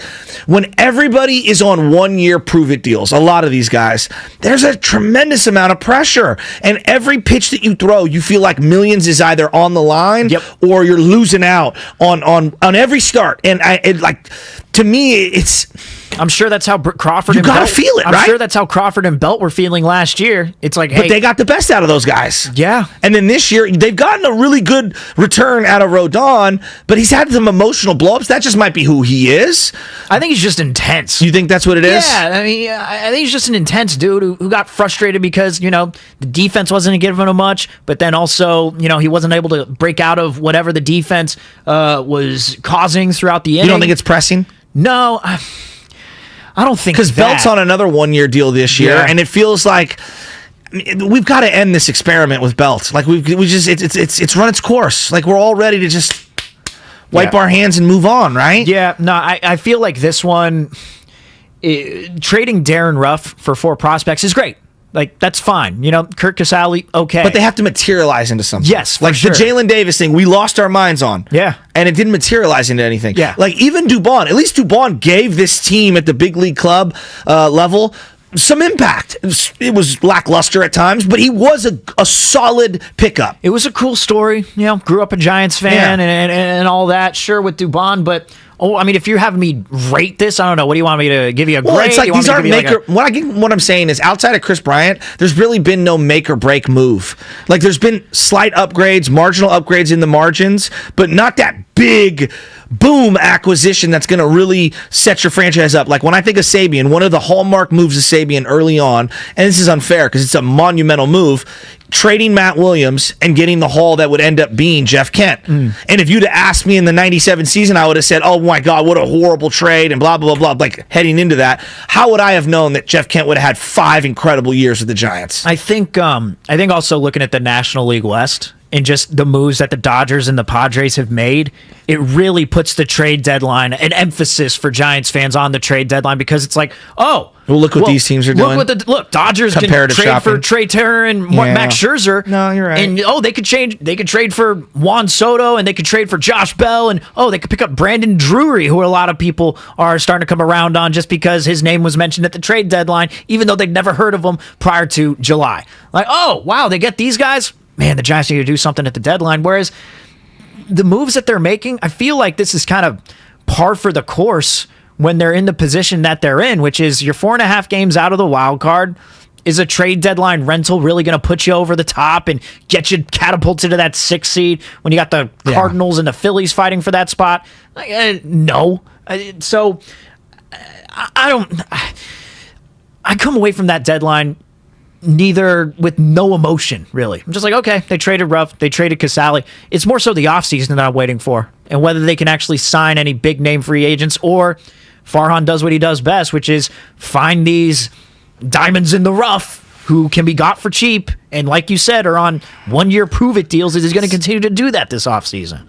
That's my question. No, I know. There's just so much pressure on this offseason. Yes. Let's say they miss out. Like, Judge goes back to the Yankees, which I don't even know. I'm not tapped in enough to know whether that's his first destination or what. Let's just say, hypothetically, he doesn't come to the Giants. Now, where do you pivot? Are you back in this like trade for a guy on another team situation? Are you going to go get Carlos Correa? What does that mean for Brandon Crawford playing shortstop next year? Because Correa doesn't want to move. Or are you in on Bogarts? Are you in on any of these other shortstops? Like, you have to look at what the market has. Dansby Swanson's the other one. Right? You have to, Trey Turner. Like, right now, like, are you able to have that conversation with Crawford? Like, hey, if we bring in Trey Turner, you're the one who's going to move spots. I don't know. I don't even know if I'm wrong there, or if maybe Trey would move for a year, but he seems like the guy who's in his prime who needs to play shortstop. Like, that's part of this thing. There's a lot of pressure. That's it. A lot of pressure. It's ramped that up. It's ramped that up going into this offseason. I can't help but look at the Padres and the Dodgers and think that they have these 2 or 3 core players, the 2 for the Dodgers respectively and the 3 for the Padres with Soto, Machado, and Tatis.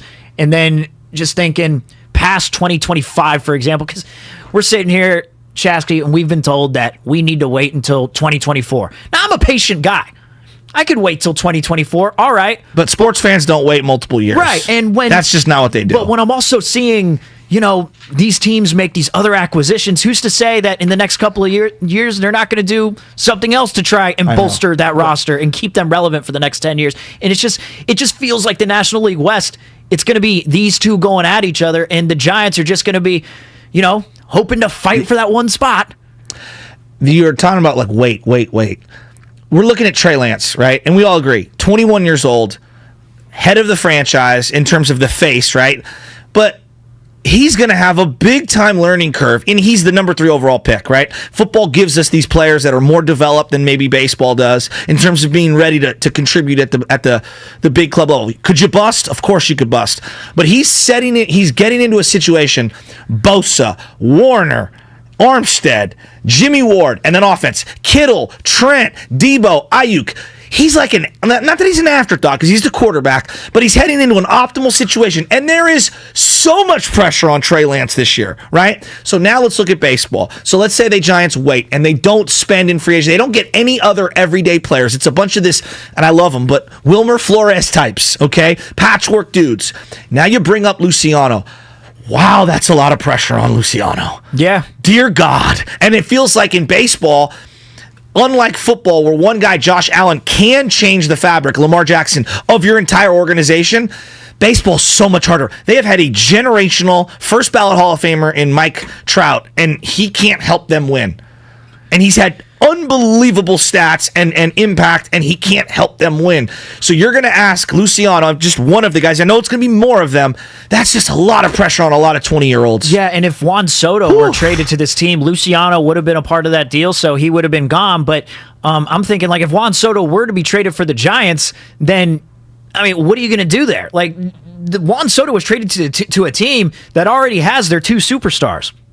I don't know what's going to happen with Tatis. Machado seems to be really hitting his stride here at the age of 29. Like, he really does. So they have him at least until 2028. They gave Tatis that huge deal. They gave Machado that huge deal. So Juan Soto, you're added to it. All right, you got these two other pieces, so you can interchange the three with who needs to be the star of the team. But if Juan Soto were to come here, then you sign a free agent, instantly the pressure's on that free agent. Instantly the pressure's on that minor league player who you managed to save in the trade, we didn't have to give that guy up, then you're putting the pressure on him too. So there's pressure on both sides right now. There is, and this is what I think makes me so alarmed, is that I saw Fernando Tatis Jr. multiple years ago. It's his first series against the Giants. That was his first ever dipping the toe in the bigs, and it was like, oh, this looks different. Yeah. Wow. You're seeing, O'Neal Cruz, for the Pittsburgh Pirates, and you're like, oh, this looks different. Like, it just pops. And even then, there's a lot that needs to go into it. Like, how many years have the Padres not won, though? They really haven't won anything. And we've seen Tatis be really generational, and he's gotten hurt too. But and then I'm watching Mookie Betts last night. I'm like, oh, dude, he's an all-timer. Freddie Freeman might be an all-timer, and it's like, we feel so far away. We don't have anyone who even comes close to being the all-around players that these guys are. And now they get Soto, the Padres. So you got multiple dudes in multiple spots in the same division as you. Not that it is, but boy, it feels hopeless. Don't feel good. I'm not feeling too great, Shasky, about the Giants' future. I want to feel optimistic, but I can't. I'd love to. And maybe we'll get some of that optimism as we are going to be joined by Willard and Dibs for the changeover. And don't forget, you can catch Willard and Shasky's Giants podcast, Garlic Fries and Baseball Guys. Of course, you can subscribe. Diehard Giants fans who bring the heat on the biggest stories and issues facing the team. But right now, it is time for the Xfinity Flex moment of the show. The guy lived like a Forrest Gump life. Anything that happened in sports, in society, boom, there's Vin Scully. Like, every single moment. Kirk Gibson home runs, like the number one thing everyone points to. Yeah. You go to the Kirk Gibson home run. You go to the Mets and the Red Sox in Game 6 of the 1986 World Series. Buckner. You go to Hank Aaron and his record-breaking home run. He's a part of so many perfect iconic game. calls. Don Drysdale. Just so many different things, and the guy is there for all of them. Front seat. How many Yasiel Puig, Madison Bumgarner near fights was he the broadcaster for? So he's one of those guys that we've all accepted as one of the greatest of all time. And even a Giants fan can take a step back and realize one of our heroes, and John Miller, right? Yeah. That's his hero. That's his number one hero. The Flex of the Show, presented by Xfinity Flex, the 4K streaming TV box with voice remote and Peacock Premium, free with Xfinity Internet. That was the Xfinity Flex moment of the show, and now it's time for the changeover. The changeover brought to you by Oakland PD Recruitment. Be the change that you want to see as we bring in the one and only Mark Willard, along with the one and only Dan Dibley. And fellas, we're watching the Giants and the Dodgers last night, and in the middle of the game, we get the unfortunate news of the passing of Vin Scully. And before we get to the Giants and the trade deadline and your guys' thoughts on that, just seeing that news in the middle of the game, I immediately went to my phone and just started watching all the highlights that I could, rewatching the highlights of Vin Scully and just his iconic calls. Yeah, this was, the Giants and Dodgers all handled this in such a classy way. Yeah. That was, it stopped me. You know, it was just a tweet that came out with just a picture. It's just a picture of Vin Scully. And, you know, you got, unfortunately, the dash 2022 on the back end of it. And so, yeah, it kind of stopped everything. Even the baseball game a little bit in my mind. I got to have some interesting conversations. Like I asked my 15-year-old, I'm like, do you know who Vin Scully is? And he's like, yeah, I know who that is. I'm like, okay. I want to know what he said though. And we sat down and we just and we talked about it and he goes, okay, yeah, he called the catch. And then he was like, and he called the Kirk Gibson one, right? And I'm like, yeah, he called the Kirk. And then we sat there and we watched a bunch of videos together. And he was That's just cool. like, wow. He was, like, my gosh. He was like, he called everything. Absolutely called Forrest everything. Gump of sports. And let me say this, because I know this is just kind of the way that we talk about greatness, and especially when we lose a great and we say, oh gosh, like even for Giants fans, he's one of the greatest of all time. I don't know if in any walk of our sports life there is a more unquestioned Unanimous. greatest of all time. Yeah, I agree with He's you. not one of the greatest of all time.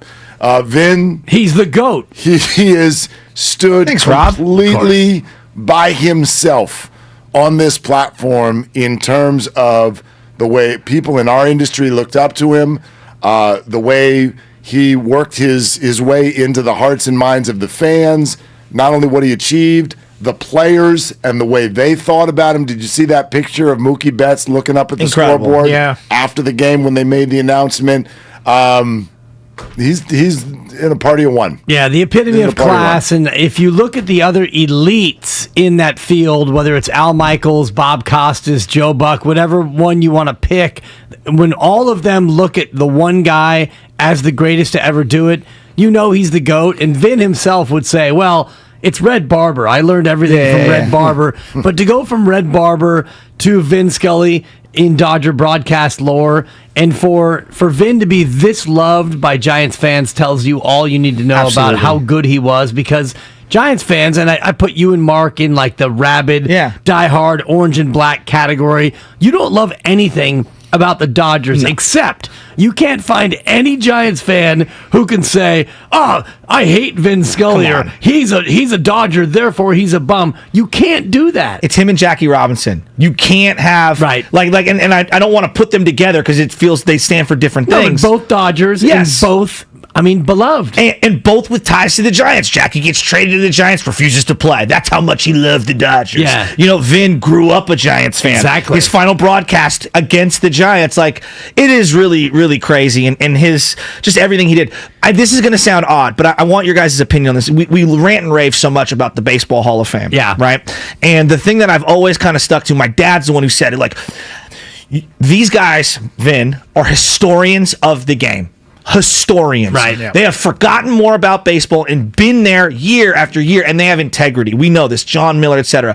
They need to have a voice when it comes to the Hall of Fame. They're the ones who are shaping our baseball minds every day in your living room, on the radio, etc. And I want them to have an impact. And I know that it's probably not the right day to have this, but like, it is a little sad that Vin Scully didn't have his mark on the Baseball Hall of Fame. Think of how many guys he saw and how many players he's seen in his perspective. And we got all these writers and everything. I think if we can remember him in the right way with baseball, some sort of evolution of including guys like him, these luminaries, these John Millers, these John Sterlings, baseball lifers, they need to have more of an imprint on the soul of the game, and I would start with the Hall of Fame. Yeah, it would be nice, but the Hall of Fame, Jeff Idelson, the old caretaker of the Hall of Fame, they don't see it the same way, and it's just a museum. I know. A lot of times, and we got the Canton game coming tomorrow, which is the kickoff of the NFL season. Jacksonville, baby. The NFL, bet the under. By the way, bet the under. Thought it was people trying to play for Jacksonville, actually. Exactly. So it was going to be out there. Beathard versus Mullins would have been so Thought it was perfect. going to be Beathard versus Mullins, man. I was Doug Peterson, first game? A lot of times we put too much heft and too much weight into these halls of fame. Agreed. Which you're right, though. On the surface, you're right. The broadcasters who see that's all 162. Yeah. Vin Scully only did it for 67 years. I Right? mean, what does he know about baseball, right? That was my point. Come on. And I think in society we do this because like I'm with my grandpa a lot and he's older and he'd always be like, in olden times, the old guy was the wisdom of the village. And I feel like modern society, go into the old retirement home, grandpa, where like, can we just extract this information from these luminaries? Well, did your grandpa tweet? Because if he doesn't tweet, then I don't care what he has to say. Exactly. Vin did before. So right. He sure did. Oh my gosh. I remember time when we needed He was great on Twitter. Was insane. I don't know who was so handling great. it, but he was great on it.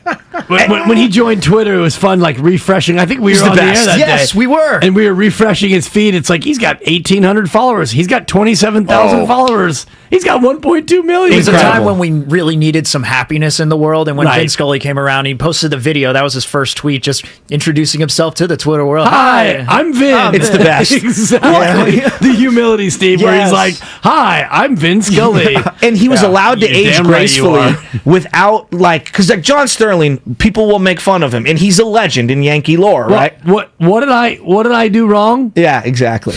Who was the one who put the Giants and Dodgers series into perspective last year when they were going to the division Well, it was series? Vin. It was Vin. He tweeted Yeah. out saying like how important this It's game incredible. was and how historic it was. It's like, oh, Vin Scully says that? All right, this game really means something. And never forget, Vin Scully, Giants fan. To start with. Big time Giants fan. Melot. Although we Actually, lost that World Series to the Yankees, so I'm still mad. Yeah, no, I know, but you're How still old mad? were you? Are you really? Minus. Yeah, Exactly. negative. Yeah. No, I actually knew. Better than the Giants' run differential, I minus know- 43. I know a lot of Dodger fans who still like felt like when you watch Giants Dodgers games, you could hear Vin's totally agree with you. childhood Yes. in the way he called a game because he did have an affinity for the San Francisco Giants. He was conflicted. And when you add in that his voice is the soundtrack of both the catch, It's perfect. and Will Clark's NLCS against the Chicago Cubs, when you add all that in, like, yeah, I have zero issue whatsoever. Like, this is not to me a Dodger emblem. He is He supersedes it. so much bigger than that. How about okay, last night they're showing, and I know you remember this moment, the Will Clark hit up the middle is one thing. The Grand Slam, all right, where they're wearing, he's got the gray SF, you know which one, the late 80s, gray SF, and he's got the black turtleneck, and Vin's doing the color, and it's Will Clark coming around the base like he's going to slug somebody, and he stomps on home plate. Okay, I know they're wearing their City Connects last night. They got to bring those uniforms back, though. That era of Giants attitude uniforms. Yeah, the grays. The hum babies. I know we just celebrated Will Clark and everything. I'm watching that. It was so crystal clear. Gosh darn it. Get rid of these City Connects and go back to those ones. I keep the City Sorry, Connects. just You know my the Connects aside. are the City Connects. Just my The City aside. Connects were about to lead to a 6-0 deficit erased until Vin passed away and said, no, this is the Dodgers night. Let's make sure that the Dodgers win this game. Look at you. Hey, I had Dodger fans actually. I got a text from a buddy of mine who's a Dodger fan. I don't know why I still talk to him, but anyway, I got a text last night, and he goes, why are your City Connect jerseys so much better than ours? Really? So, yeah. So Dodgers have the record. They've got first place. They've got they've got all the good players. Oh, but we got City Connect.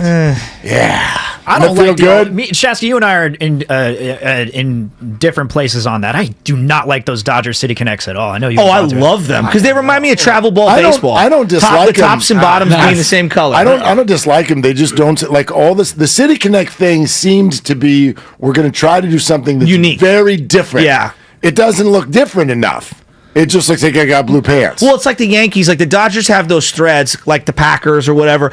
You don't need alternates. You don't need to do anything. Yeah, but this is a whole thing. No, I get that. It's a total thing. But what I'm saying is that for the D-backs and the Hey. Padres, it makes sense. You really don't have an identity attached to your uniforms. When you're the Yankees and the Dodgers have the most iconic, I hate them, but they're iconic uniforms. Well, right. A lot of teams do, though. It's not just the Dodgers and Yankees. The Red Sox, the Giants, the Cardinals. There's plenty of teams that.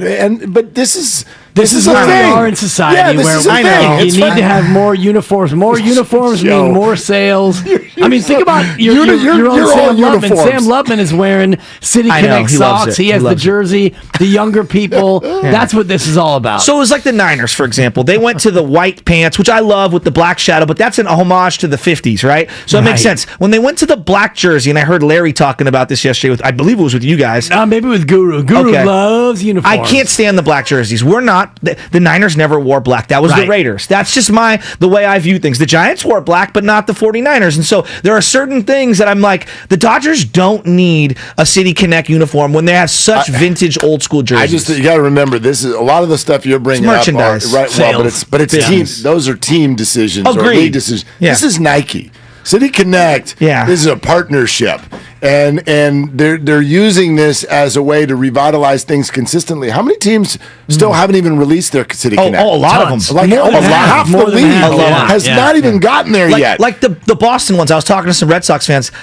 Baby blue and yellow? What? Ridiculous. Like, what are we doing? Yeah. And again, the Red Sox, they've got tons of great jerseys from yesteryear. Well, it's like Tampa Bay when they have their throwbacks on. It's like, you can't have a throwback. You were founded in like 97. Fred McGriff 2000s. Seriously. It's ridiculous. I mean, if the Packers can come out in blue and yellow once a year, then anything can happen. Yeah, I know. Whatever. I know. Go win the game. Getting back to Vin Scully, as we just I love ranted uniforms, on about though. You're uniforms. right. I do love Do you uniforms. have one specific call that stands out to you guys? Because we've played a variety of them on today's show, but is there one call for you guys that stands it's out? Buckner for me. Buckner, I was at, and you'll remember this. It's probably before your time. Stephen Matthew David, top of the hill, Daly City. Buy a stereo, get a bike. Look at you. 1980. Crocker block. Must have been 86. Yeah. And I went there to get a car stereo. They had this deal, Stephen, where you'd buy a car stereo and they'd give you a bike. Like, legitimately have a bike. So I go there to buy my stereo and get my bike, and of course, it's going to be an hour, whatever. I'm in the waiting room watching an 8-inch TV, and here's a slow roller along first. Unreal. It gets through Buckner. Unbelievable. And it's like, wait, it gets through Buckner. This team was done. They were down 5-0. They were down 5 runs. They shouldn't have never gone into extra innings, and then and just a can of corn to Buckner. It's a tie game. Nope. It gets through Buckner. So for me, that's the call because I remember where I was. Stephen Matthew David, top of the hill, Daly City. What is a stereo you speak of? A stereo? Yeah. Oh. It might have been a Blaupunkt. Oh. Quadrilated. Shut up, Spadoni. Today's not the day. What about you, Willard? Well, I'm gonna give you two. But only one is actually a call in the form that you're talking about. But I'll save this for when Dibs and I get started. He had to have 2. I had 1. He's got to have 2. Yeah. Exactly. Coming up, I'll have 3, and then he'll have 4. Well, what a tease. Actually, that's exactly what I mean. When Dibs and I get started, my favorite Vin Scully call is the time in 1998 when I was broadcasting in the minors, and I called him in his hotel room. And he answered. It's a self-involved moment. Voicemail. Yeah. Well, no, but it was for professional reasons. His best call was with me. No, that was my favorite this is Vin Scully That's moment. pretty cool. But outside of that, and I love that this happened this week, that Will Clark had his number retired. And Vin got past that. I in my mind, Vin was somewhere watching. Yeah. Who knows what's been going on with Vin over the last week, 2 months? Who knows? I know he hadn't been on social media in a few months, so maybe he was ill. I don't know, but lived a long, great life. I love that Vin got beyond the Will Clark retirement, because for me, and a child of the '80s who was obsessed with Will Clark. The Grand Slam was a thing. Grand Slam was so sick. But it was also Game 1. Agreed. And Game 5 is the one. Yeah. The hit up the middle, the length of that at bat against Mitch Williams, and to have Vin take you through what was agonizing for a team that in San Francisco you had never been to the mountaintop, and we all know what happened next. But put that aside for a second. For me, that was, as a diehard Giants fan and a diehard Will Clark fan, that was the first taste of the World Series. Yeah. And so that whole moment is still so emblazoned in my mind. Every movement that they made, Robbie Thompson's fist pump at third base, and Will Clark's then fist pump and point to the dugout over at first base.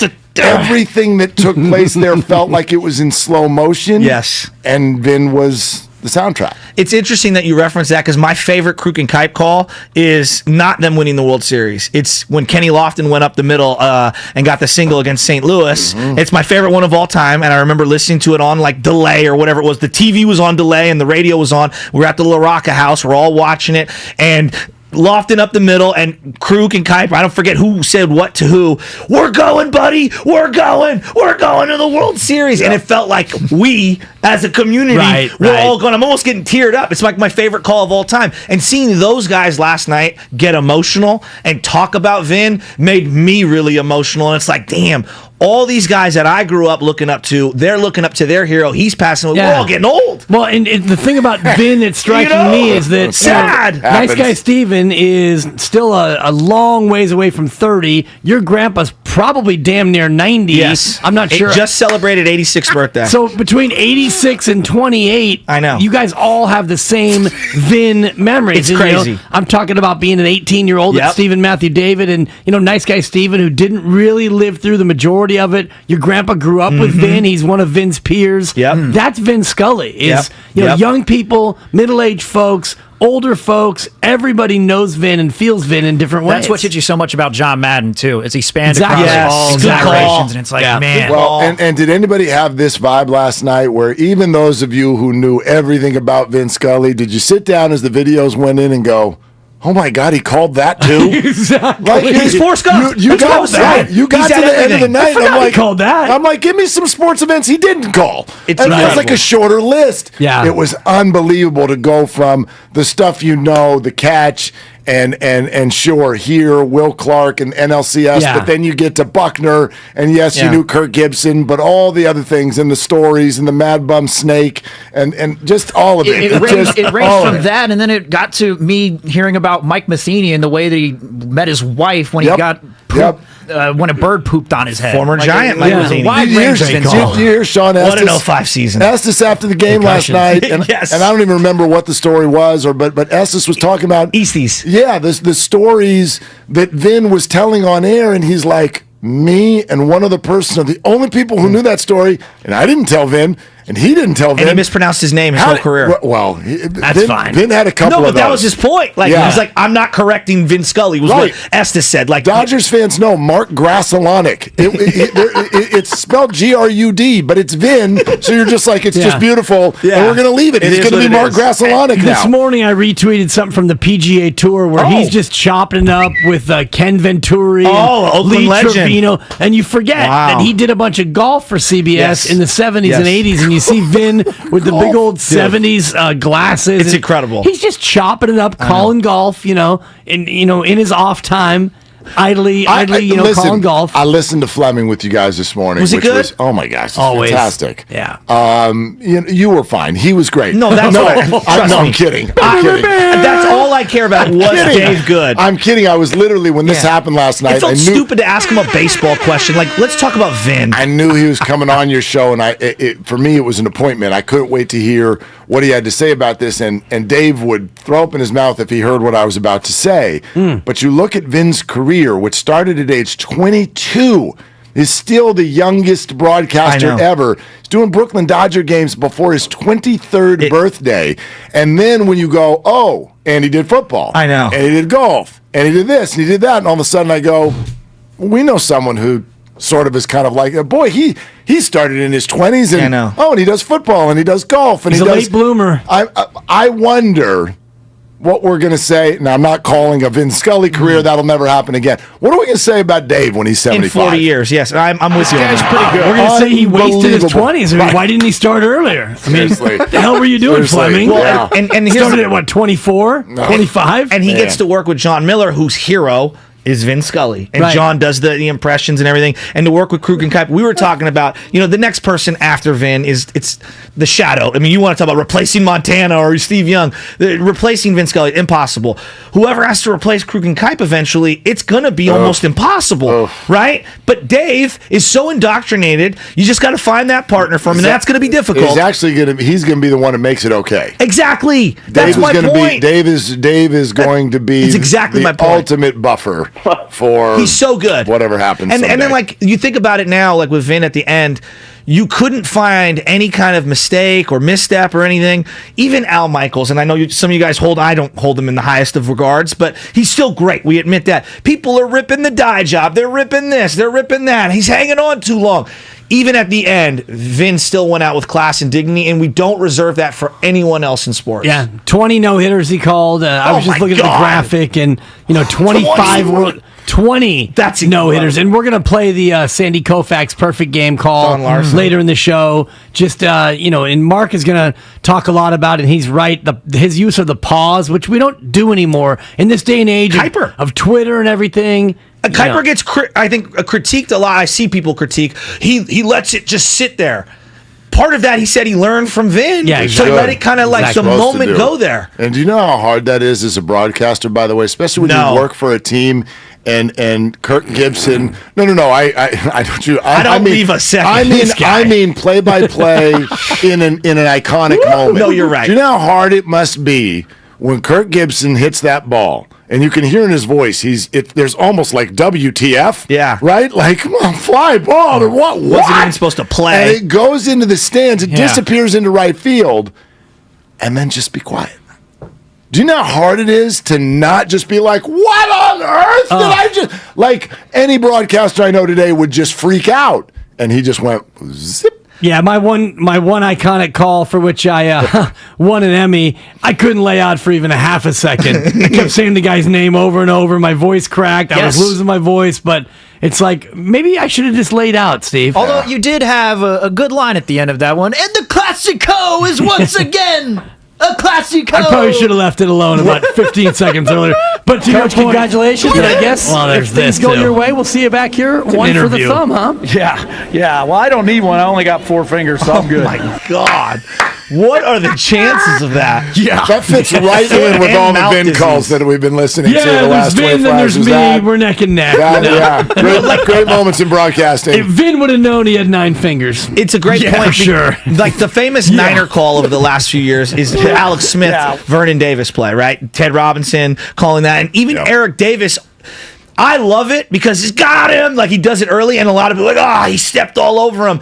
And Ted allowed the moment to happen, but not anywhere near what Vin would have done. And yet you still felt it. And he's like, candlestick. And the way think he about sets Lon it up. Simmons with the Steve Young. He gets away again. Yeah. And then there's not much more. No. And he lets simplicity. it just, exactly. The simplicity. Instead of, he's at the 25, the 20, touchdown. He dated Jennifer in 4th grade. Well, and thank goodness went to Colgate in their offseason. Vin's career quickly with the Dodgers ended up being a solo venture, which was a great thing because we also have reached a time where the analyst chair, at least in football, it's like a cool thing to lose your damn mind. Let's Tony go Romo. Zolak or something in New England and start calling about show ponies when somebody made a touchdown.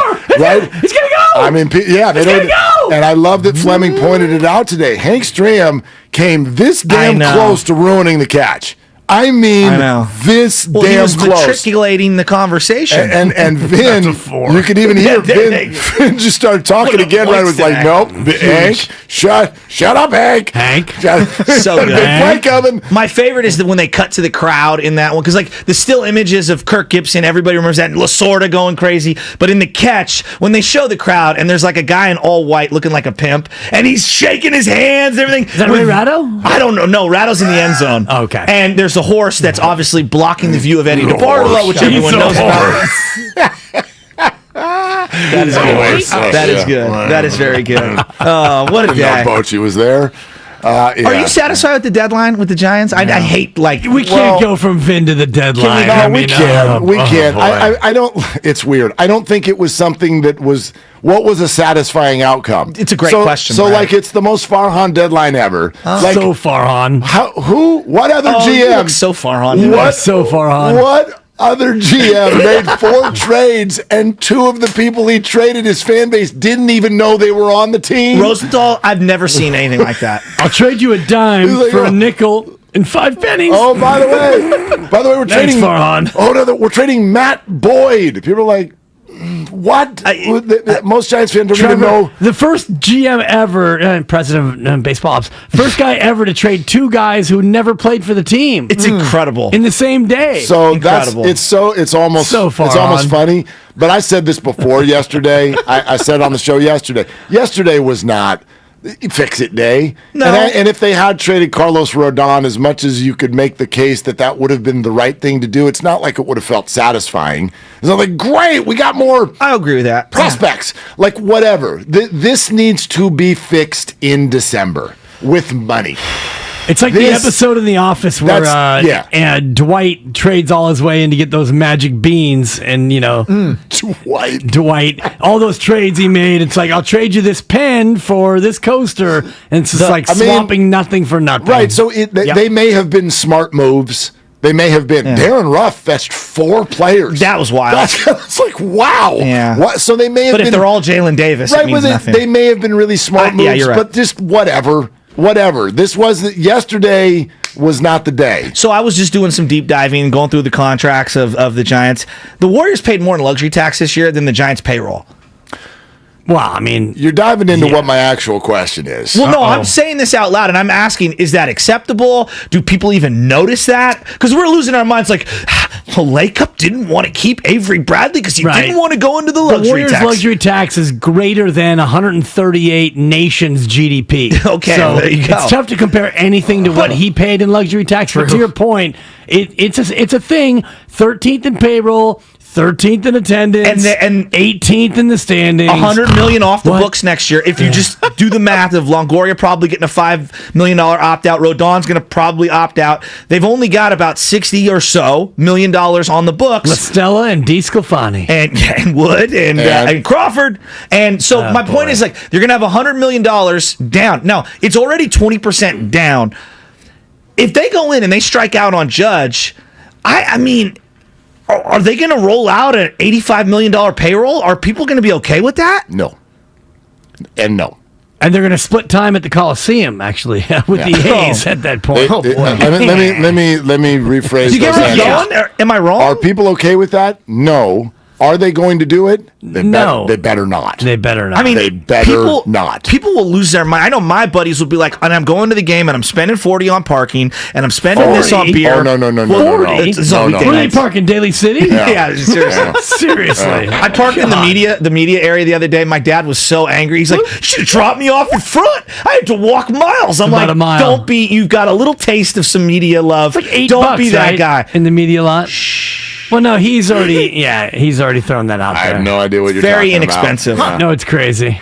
Worth every penny, but not the walk, apparently, for my dad. He got noticed, too, at the game the other day. Oh, he thinks he's the greatest now. You got Somebody noticed noticed? Papa Chat. Yes. How'd that go? He's wearing a jersey that says Shasky on the back. No, That's me. He was wearing a Kevin Mitchell throwback. Wearing a Baywatch leather jacket. Yeah. We were walking down the steps, and I was in front of. We were playing catch the whole way down in Barcadero, but we were throwing the ball around as we're leaving the stadium. Right, we're going to go into the dugout and see what jerseys are. You know, your boy had to cop something. So we're coming out. My dad's screaming at me from the top of the steps. He's like, "A fan wants to meet you guys. He listens every day. He noticed me from Instagram." I was like, I did not see that coming. Your dad's How's your dad? How's your dad? 65. Yeah. Gosh, He's on the gram. Things I hope I don't say in my 60s. Right? He recognized me ear. from Instagram. Ear to ear smile. He was so happy. I think the guy's name's Michael. He was very nice. We hung out, but my dad was so happy. He's like, "How did he know who I am?" Yeah, the gram is short for grandpa in his case. Exactly. Thank you, and I'm done. Move up a couple tee boxes, Dad. All right, fellas, what's coming up on the game is sponsored by Lucky and Lucky California. Willard Dibs, what do you got coming up on the show today? Well, you know this again. My actual favorite call for Vin Scully, and we will get into the deadline because my questions are now about someone in the Giants executive office is not named Farhad. All right. And yeah, so we'll get into that. Interesting. All right. 5 p.m. emails from your boss, surprise visits from the in-laws, missing soccer cleats. Let Lucky California help you out with home delivery powered by Instacart right now. You can save $10 when you spend $50 using promo code LUCKYCA10. Again, that's LUCKYCA10. Place your order at shop.luckysupermarkets.com. They're longtime friends. Let me tell you something real quick about Dibs that I'm sure not everybody knows. And first-time partners. Hang in there, big guy. There'll be brighter days ahead. Now, these two homegrown Bay Area boys finally come together to take over sports talk. Get the hell off of my doorstep. Major League Baseball, you stink. It's Willard and Dibs on 95.7 The Game. All right, Spadone has set us up for the shortest radio segment in history. But I got takes. You do? Yeah, I can wait. Hold them right there. And hold my beer. Willard and Dibs is next on 95.7 The Game. Bad news, Giants fans. a Padre. Soto, right field. See you later. The NL West is scarier than ever. At some level, you're competing in a division with the Dodgers and the Padres. You have to understand it's an arms race. And we're all over it on 95.7 The Game. Neuropathy can be unbearable. Symptoms include pain, numbness, or tingling in the hands, legs, or feet. Most patients are prescribed dangerous drugs such as gabapentin, Lyrica, Cymbalta, which only mask the pain, they never fix the problem. And the frustration. SFA Wellness, the leader in neuropathy treatments, can successfully help your body to regenerate nerves with no injections, no drugs, and no surgery. SFA Wellness, located in San Ramon, can give you your life back. Call today for your $99 neuropathy special and receive a personal treatment plan that is tailored to your needs. Most treatments can be done in the comfort of your home, and SFA Wellness treats patients who live hundreds of miles away. Don't wait. Call now, 844-94-NERVE, and schedule your $99 neuropathy special. Call 844-94-NERVE and start to enjoy life again. That's 844-94-NERVE. Call now. Call 844-94-NERVE and start to enjoy life again. Attention truck, Jeep, and SUV owners. 4 Wheel Parts presents Truck and Jeep Fest this weekend at the San Mateo Event Center, and admission is free. Get the lowest prices of the year on parts and accessories from BFG, Rubicon Express, AMP Steps, and much more. Join us for hourly giveaways, installation specials, and the hottest off-road trucks, Jeeps, and all-new Broncos on display. Truck and Jeep Fest is this Saturday from 10 to 4 p.m. and Sunday 11 to 4 p.m. at the San Mateo Event Center, and admission is free. Now's the time to do your rig right at 4 Wheel Parts Truck and Jeep Fest. Doors and loading dock equipment are a crucial part of your business, and one you probably don't think much about until they break. A broken door or dock leveler can be a real security threat, along with disturbing the flow of goods in your business. Luckily, RNS is here for all your commercial door, dock, and gate.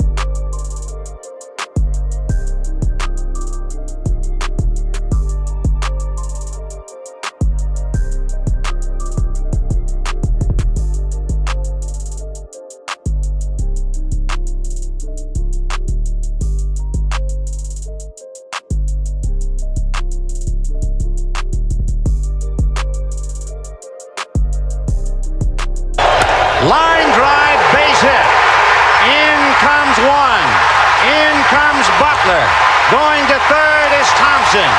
3-1, San Francisco.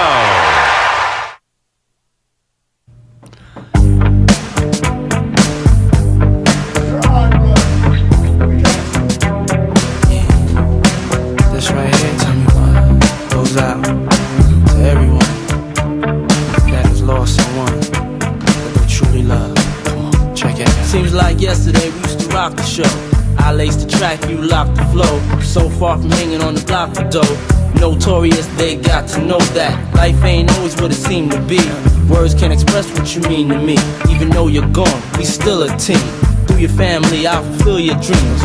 Rest in peace to the great Vin Scully. We're going to get to the Giants deadline and Deebo Samuel with some interesting things to say at camp yesterday. It's Willard and Dibs. We'll be all over it. We'd love to hear from you, your memories, your experience last night in finding out that the greatest person in the history of our industry, and I have absolutely no hesitation saying that, passed away at age 94. The great Vin Scully. And the tributes are far and wide, and any network you want to pick, he touched them all. He did football, he did baseball. I'm sure he did some basketball. You don't see a lot of those clips. We did golf, and I talked about it earlier. Vin Scully was so good at his job that even the most devout Giants fan can't look at Vin Scully as a Dodger broadcaster for 6 decades.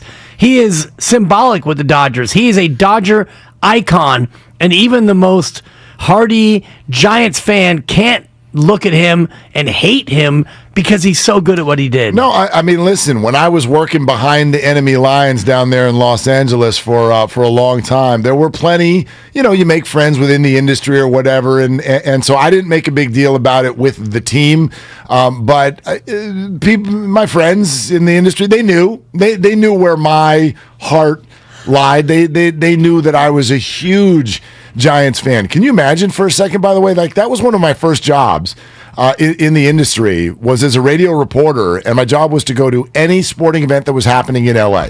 Like I went to probably 65 Dodger games for a couple of years.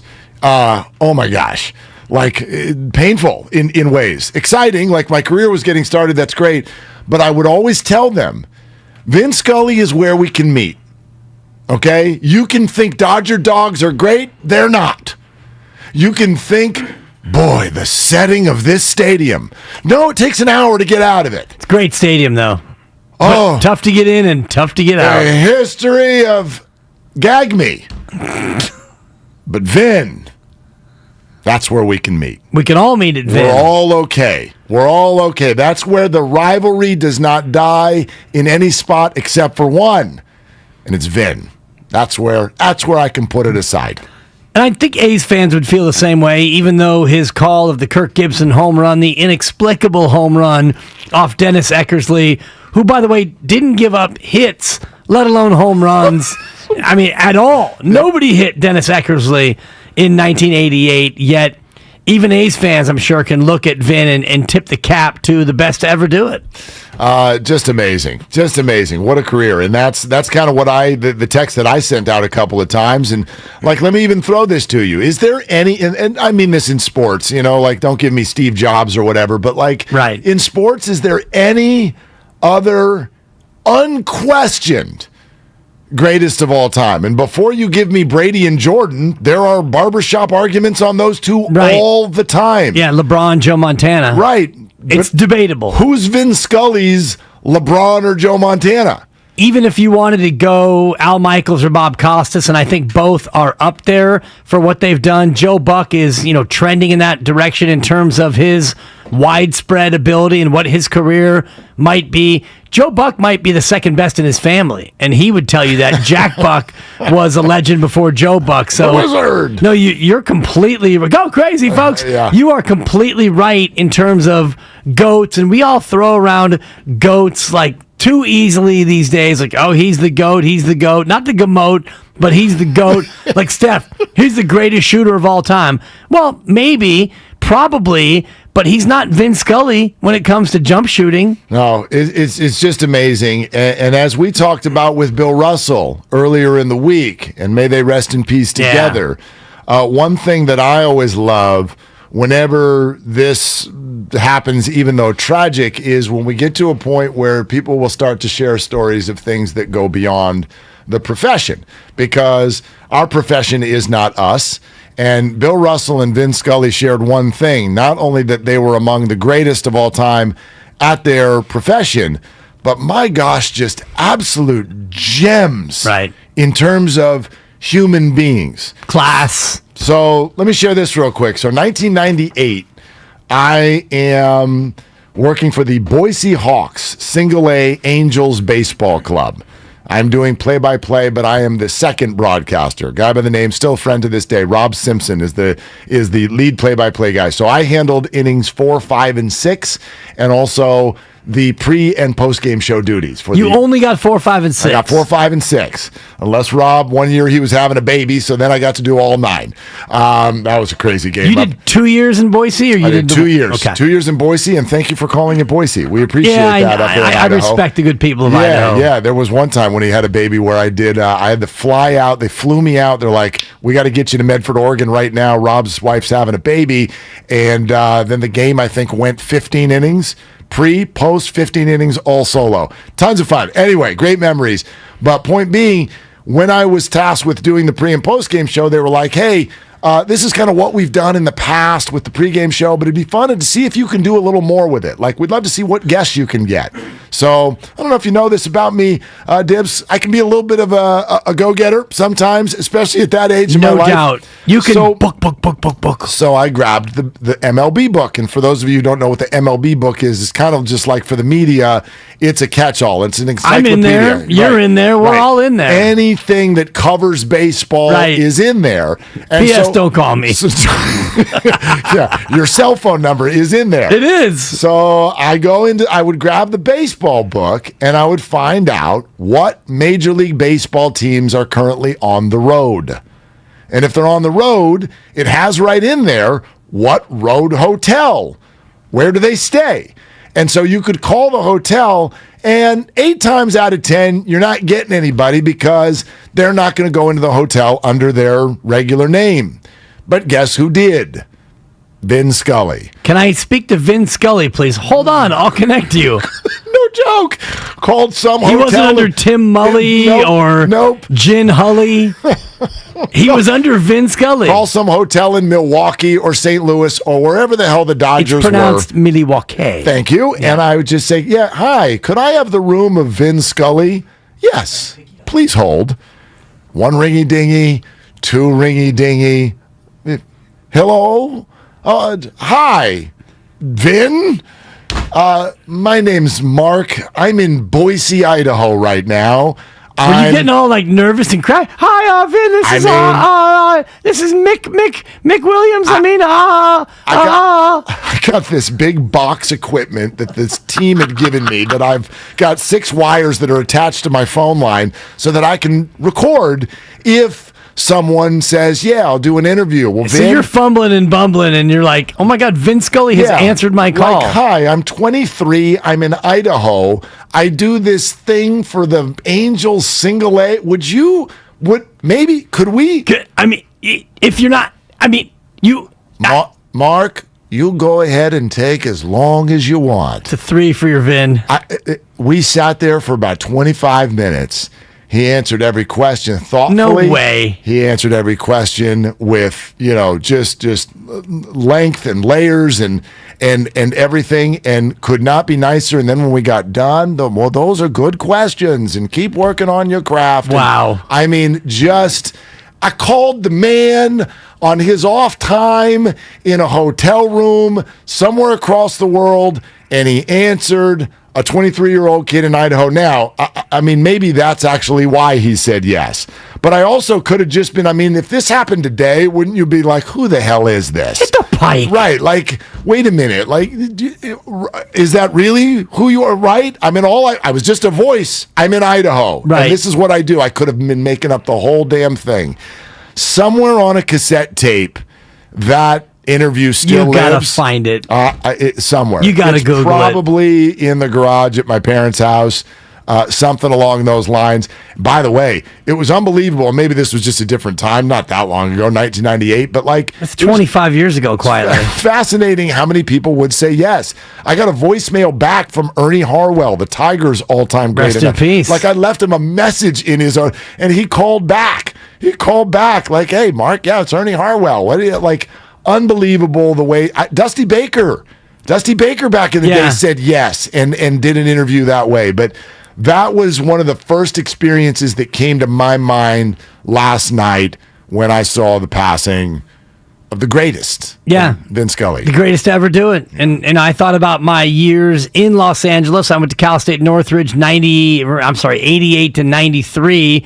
And, you know, I've always been a big fan of radio. I love baseball. And you throw on, you know, time for Dodger baseball. And something about just those tones and having Vin come on. And, you know, Ross Porter would get the middle innings in the Mark Willard role. And then you'd get more Vin late.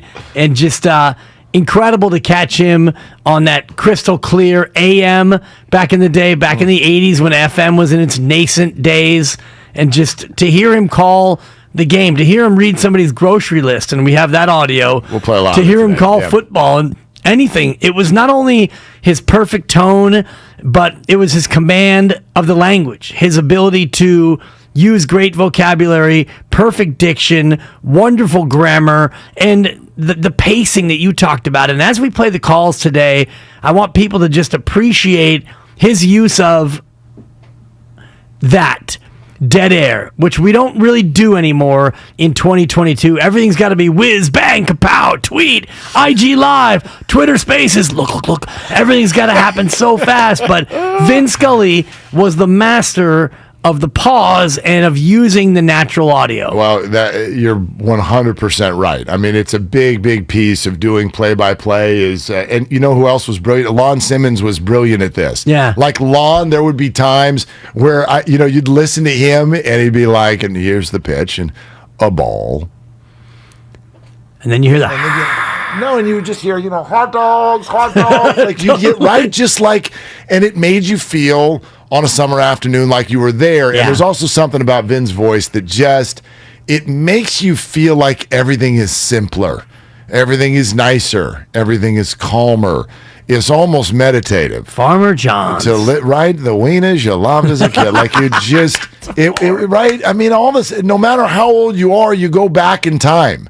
You just go back in time and everything feels like it's going to be okay. Yeah. And it's just a baseball game, but there was something about his voice that made you feel that way. And that is greatness, because that's addictive. If you've got a voice that can simply, just by you talking about a game, you can make everyone feel calmer and simpler and better and make them feel like it's going to be okay, no wonder we all love him.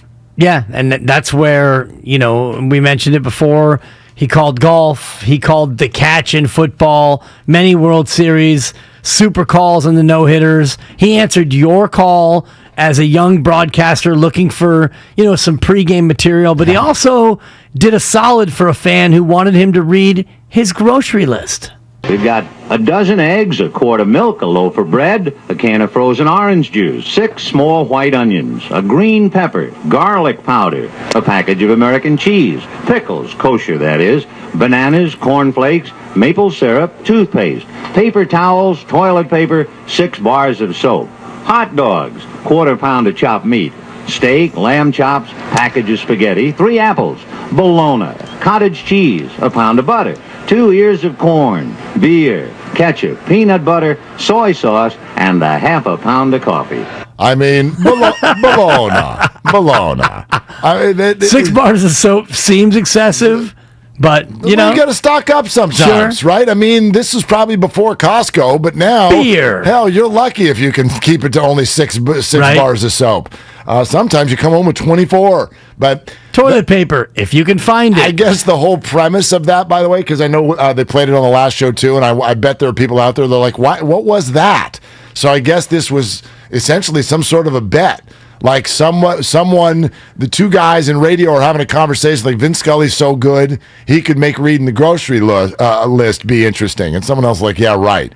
And so the next time he came, and was this in San Diego? Was that right, Kyle? Was it in San Diego, the grocery list thing?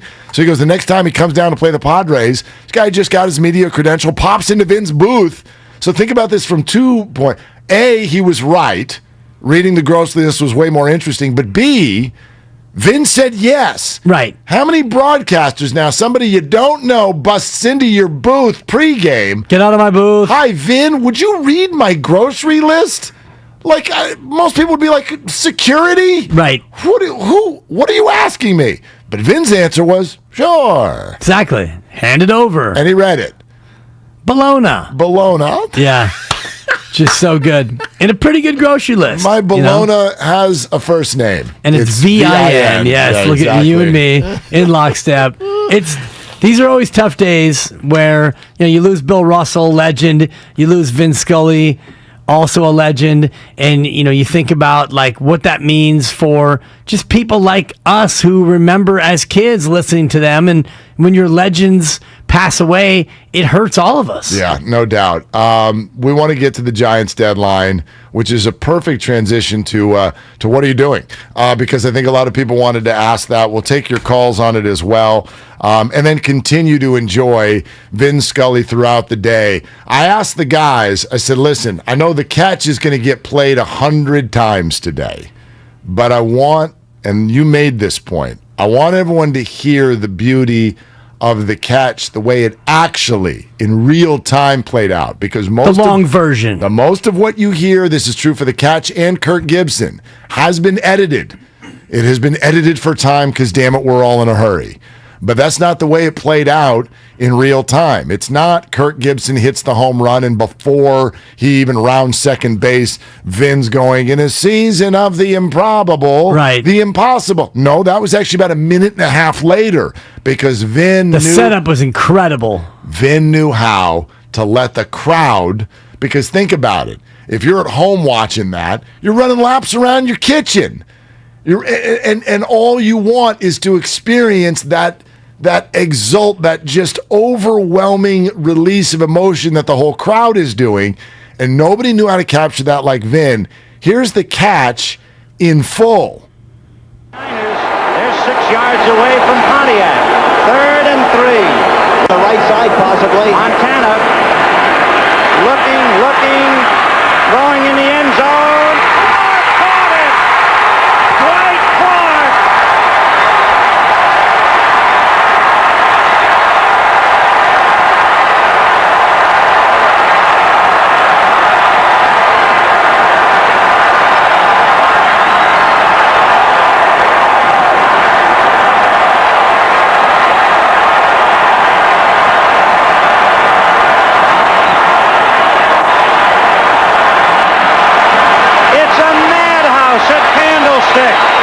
With 51 seconds left. Dwight Clark is 6'4". He stands about 10 feet tall in this crowd's estimation. 25 full seconds, I counted. 25 seconds, he lets that breathe. A, it's beautiful. B, do you know how hard that is? Like, I do, Mark. We're human beings. Do you know how inspired you would be in that moment to release the emotion the same way everybody else in the building is? But he holds it. He holds it, and then, just at the right time, pow, with an unbelievable line every time. Whether it's Dwight Clark is 6'4", but he's 10 feet tall, or in a season of the improbable, the impossible. Always had just the most unique, beautiful thing to say. And measured, like you said, to have the perspective to lay out and let the moment and the crowd noise, because the crowd is saying more than he could ever say in that moment, because the words that he's going to say are describing. Yeah. So instead of trying to, and the crowd's going crazy. Yeah, we hear that. They're delighted at Candlestick. You think he stops. Dwight Clark, he caught it. Boom, he caught it. Full stop. Clark caught it. He caught it. We know what it means. We don't have to get to the descriptive, what this means and all the rest of it. That can wait. But in the meantime, what can't wait is rah! Just unbelievable. Yeah.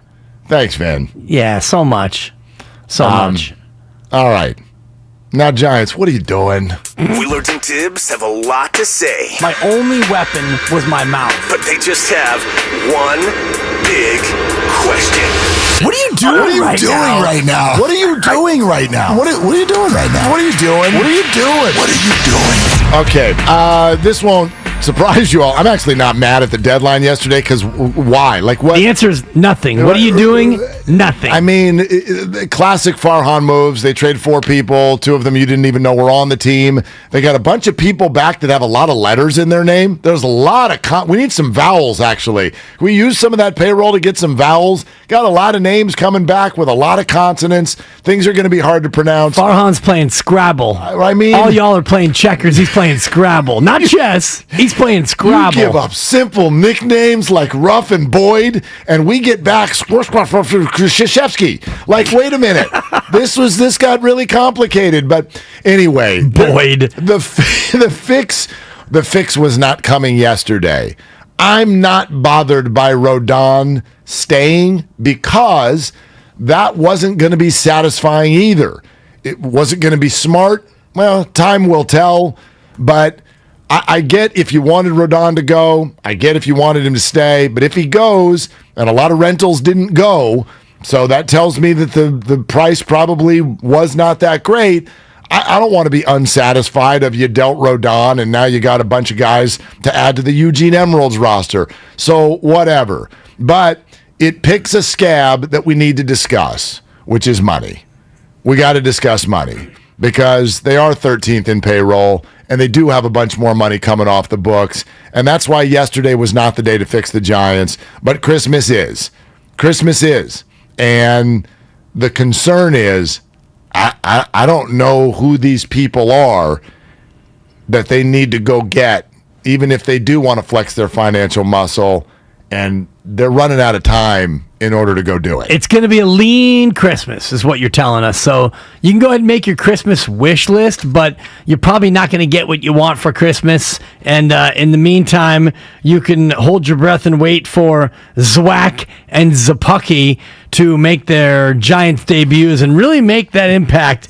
And, J.D. Davis. And you're right. To get 4 players for Darren Ruff seems like an extraordinary steal. What a return. But, I mean, who do they get? Who are these guys? What does it mean?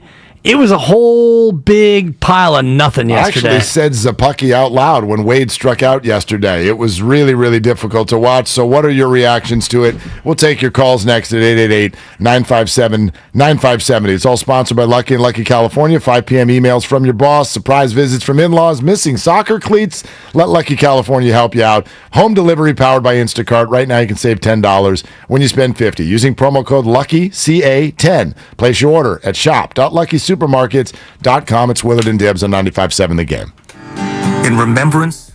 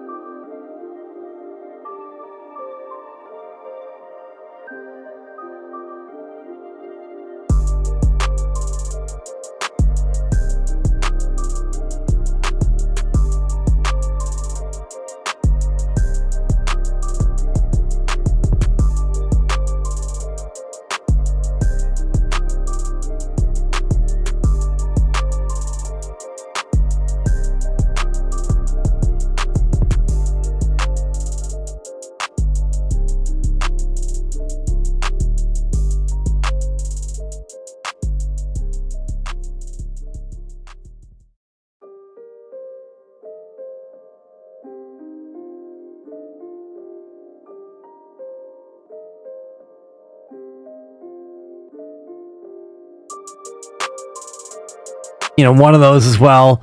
Al Michaels, you look at his career and it's unbelievable, remarkable, and yet Vin Scully still is the GOAT. It pales in comparison to Vin. And that's what puts it in perspective. Yeah. Bob Costas, who's done multiple Olympics, and he's done NBA Finals, and he's done the World Series. He's done everything as well, and he also would pale in comparison to Vin Scully. So a couple things to tell you about, in addition to the fact that Willard Dibs is sponsored by Fremont Bank, full-service banking, no compromises. On the way out there a couple of minutes ago, you heard a snippet of Vin Scully joining Damon and Ratto. That was during the playoffs last year, correct? Yeah, during the playoffs last year, and his compliments to Ray. They're going to play that full interview during the show later this afternoon. I would absolutely make your plans to be near or right here with us alongside 95.7 The Game when that happens, because it was unbelievable, and you'll want to experience it again. And so whether you're listening over the air or if you want to do that on the Odyssey app, 95.7 The Game, thousands of other stations, millions of podcasts, all free on the Odyssey app, as you know. Sports talk, music, news, podcast, all completely free. You can catch every Warriors game when they're back live on the app, all with the music and news that the Bay Area needs. Follow your favorite teams, stations, radio shows, and podcasts now by downloading the free Odyssey app. And coming up in about 25 minutes, we've got our show giveaway again. Your choice, Keith Urban or Wu-Tang Clan. We really like to just cover the entire spectrum here. So it's either Keith Urban or Wu-Tang Clan. Your choice, if you win, that giveaway is coming up, courtesy of Live Nation. Listen around 10:30 for your chance to win a choice of either Keith Urban tickets or tickets to see Wu-Tang Clan. And something about me thinks that Vin Scully would actually choose Wu-Tang Clan. Can you imagine Vin quietly? I've been a fan of Wu-Tang Clan for years. I would love to hear him just say Wu-Tang Clan. Right. Man. Yeah. The musical group you loved as a kid. Yeah. Exactly. Just so great. So great. Rest in peace, Vin, and we'll have more throughout the show for sure. And then there's the trade deadline. And you just said moments ago, and I agree with you, it doesn't make anybody feel better about the baseball we're watching right now, but you said Farhan's a magician, which now explain why you said that. Because he traded, and I don't want to disparage any human being or any baseball player as such, but he traded a bunch of crap. And again, Kurt Casale, you're a forever giant. Matthew Boyd, you're not. Matthew Boyd. So you take a guy who never pitched and is hurt, Matthew Boyd, and another guy who never pitched and has been hurt for 2 years, Trevor Rosenthal. You took a backup catcher who hasn't played in a month, Kurt Casale, and you took a reclamation project from the Korea Baseball League, Darren Ruff. You got 4 players for a Korean cast-off. You traded 2 hurt guys and a backup catcher who has a strained oblique. You were able to trade those 4 guys and get something in return. I mean, maybe nothing, but yeah, they got J.D. Davis, and you were selling me on it. How many total players did they get? They got 8 total players yesterday. I don't think they got any top 10 prospects, but there were a lot of top 15 prospects coming in return. But they got something, and that's your point. J.D. Davis is one of your favorite guys because he's got 2 more ARB years coming. He's ARB Team 3. Control. ARB 3 next year, ARB 4 the year after that. He's still not even had his 30th birthday. He's a guy, the only time he's played a full season in the big leagues, he had 22 home runs and hit over 300. He has a career OPS of just below 800. Sure. Not playing so great this year, but terrible. Again, it's the most Farhan deadline ever. So here's the problem, because what you're saying is right. Farhan loves team control. He's addicted to team control. Is what he is. Who's not addicted to control? Let's be honest. Okay, he's got I could see Farhan. Farhan's like a dungeon master. He's like, you've got 2 years of ARB left. Forget his stats. He's ARB 3. I love him. I mean, he's got framed pictures of ARB 3 in his bedroom. Totally. Close to his bed. Here's the thing. Please explain this to me. Well, here's the thing. So, I don't know if all the fans see it this way. I certainly do. You could look at each move yesterday and somewhere down the barrel of the bat, probably down close to the handle, is where they sit. But you go, those are really smart. Like you just said, they're probably really smart. They're certainly low risk. You traded two guys who haven't helped you and probably won't help you. And our free agents now, yes, they've been tremendous clubhouse presence guys. Matthew Boyd, I'll never forget. Well, Casali, Rosenthal. Casali had to hold Joey Bart's hand earlier this year, and that could end up being a big deal. Darren Ruff had great moments as a Giant. He did. He kept him in it in the playoffs against the Dodgers last year.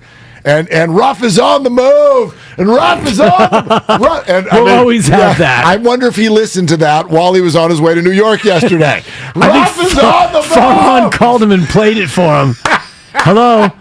Yeah, Darren, it's Farhan. Hold on a second. Sit down for a second. I got something to play. And Ruff is on the move. It's so funny. Exactly. So they're all super smart, low-risk moves, and at a certain point, super smart and low risk are not good enough. So that's when we got to get to a different story at some point, because those are great, but nobody wants to just sit there and pay tickets to see how smart the Giants are, especially when this year it doesn't look smart. Last year looked super smart. This year does not look smart. This year looks dumb, especially with the way they catch the ball. And their bullpen is a mess and all of those things. So here's what I actually wonder, because as many of you have lined up this year to say, Farhan used to be involved with the A's, and this looks a lot like the A's. Mm-hmm. Well, what else was Farhan involved with? And you're all just ignoring that. Well, they didn't win when he was there. Sure they did. They didn't win at all. No, they didn't win at all. He picked up a guy yesterday whose ERA is, and I want to get this right, 60.75. 60. Really? 0.75. Thomas Zapucki. Oh, the Zapucki guy. He's pitched 1 1.5 innings this year, 7 hits, 9 earned runs. Well, he was hurt. He gave up 4 home runs in an inning in a third. That means he got 4 outs, too. Ladies and gentlemen, Thomas Zapucki. The S is silent. That's right. What the Zapucki? 60.75 ERA. I understand sell high, buy low, but I mean 60.75. His career ERA is much better. 27.00. Oh, good. So it comes down. He's actually, he's pitched twice in his big league career. So. I got questions. And I'm sure he's pre-ARB 2 or whatever he is. Sure he is. He's like pre-ARB 26. God. I get questions. Because to say that... You're supposed to have answers. No, I don't have answers. They need to have the answers. I don't have a salary yet that means answers. I'm a question guy. So if Farhan has been involved with the A's, and he's also been involved with the Dodgers, that means he has covered the entire spectrum, which is I'm going to be smart with no money, and I'm going to be smart with tons of money. In the end, the position that Farhan holds is not the money guy. So we love to call Farhan Zaidi a penny pincher. What would be his motivation to do that? Why would Farhan want to save money? Why? So Ray Ratto comes on the show yesterday, and I mentioned, from a business standpoint, something's wrong here. You got Dodger fans all over behind the plate in these games. When is Larry Baer going to throw something off the wall? And Ray said something that was totally true in response. Larry's not making these calls anymore. They've moved Larry down the order. He's still the face, he's still the voice, but he's not making these calls. Greg Johnson is making these calls. Now, Greg Johnson, to most Giants fans, totally anonymous, other than the fact that his dad does things politically that many of us really, really, really, really hate and question. And that's his family. And what do we know about billionaires? A lot of times, they're not like Joe Lacob. They love money, and they love to keep money. My question, and it will be answered this offseason, not at the trade deadline, my question is, what is Farhan being allowed to do? That's my question. I know how smart he is, and I think that this has already had really great moments and really bad moments. Okay? But what is he being allowed to do? Because if the payroll has fallen to 13th and another ton of money comes off the books at the end of this year, what are you doing with that money? Because if this sucker falls down to like 20th in payroll, all the things you hear me say about this team, they're going to change fast. Well, yeah, and you're one of the last men standing in that boat because many other people have jumped off. And I only blame Farhan Zaidi because it's his job to make this right. And if the ownership is not allowing him to spend, then he needs to, somebody needs to come out and make that clear because right now that does not seem to be the case. And they were all in on Bryce Harper and they missed out. They were all in on Mike Giancarlo Stanton. No si puesto parlo. Thank you. But they missed out. So you get to this offseason, and there will be a few big ticket guys out there. I don't know how deep the free agency pool is, and we shouldn't care about it in August, but unfortunately we have to because this season is largely over. Are they going to be able to spend? Because right now, being 13th in payroll is not acceptable. And you mentioned it. You've got contracts coming off the books. Rodon is most likely going to opt out. Jock's on a 1-year deal. All these contracts, Longoria, you can buy him out for $5 million. Your payroll going into next year right now is about $50 or $60 million. So if you're not going to spend about $120 to $140 million on next year's product, then you're going to continue to lose your fan base because right now this is unacceptable. And then the question becomes, who do you spend it on? Like, my big worry, because I will be ready to roll with the big old I was wrong label. I will wear it if they don't spend. I'll wear it. I have said since the moment he arrived, they're going to spend. Even yesterday, did you hear his answer on Juan Soto? I was too busy distracted by the Dodgers running around the bases. Quite frankly, which, by the way, nothing worse than having the president of baseball ops on to explain away a trade deadline where you did nothing and you watch the Dodgers do the conga line on the bases.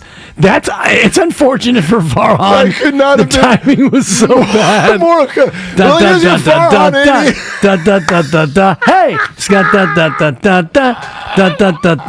Hey, hey. All right, so Farhan's they were running crazy. The Giants are kicking the ball all over the place. There was the other point, and the lovely Christy pointed this out to me because I was in the other room cooking when this happened. Did you see the moment where they were talking about, and I forget the woman's name, but she's the ball girl down or ball dudette or whatever they call her. She's down the line. Yep, and she went and got the ball, and it got by her, and then she went and got the ball, and then she went down to give the ball, and she went by a bunch of kids and then gave it to some, old hairy dude. And Farhan let out a like, ugh. Like there was just like, I mean, you're sitting there, you come up to the booth, talk about your product, and as you're talking about your product, they can't catch the ball. Right. They can't get an out. The ball dudette can't even get the ball to a kid. What's crazy is when she booted that ball down the line, he signed her. Thank you. I was sitting on that for a minute. Oh my! It's like only because she's pre-armed too. Yeah, she's pre-armed. Oh, she's pre-armed. We can do this. Can you play short? Because we need a shortstop. Good Lord. So that was embarrassing. And then they wanted to call him back up because it was like, here come the Giants. They turned a 6-0 deficit into 6-5.